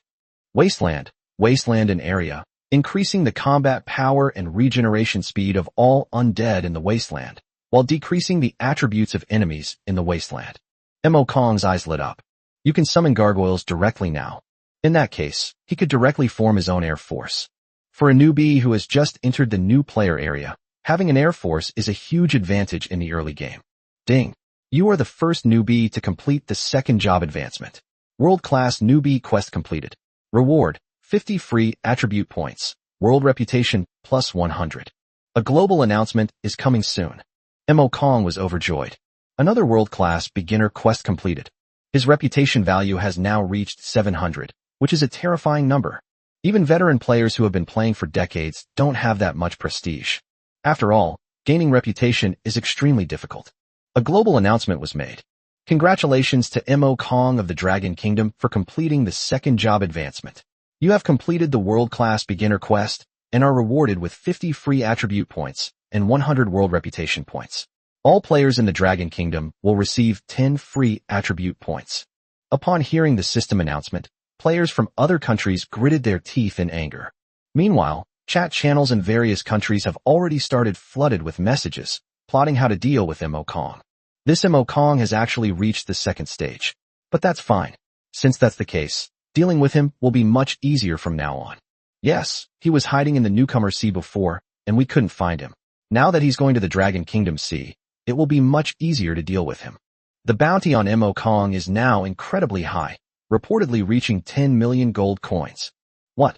A newcomer is worth so much money. Don't you even look at what he's done? To the players of the Dragon Kingdom, he's practically a god.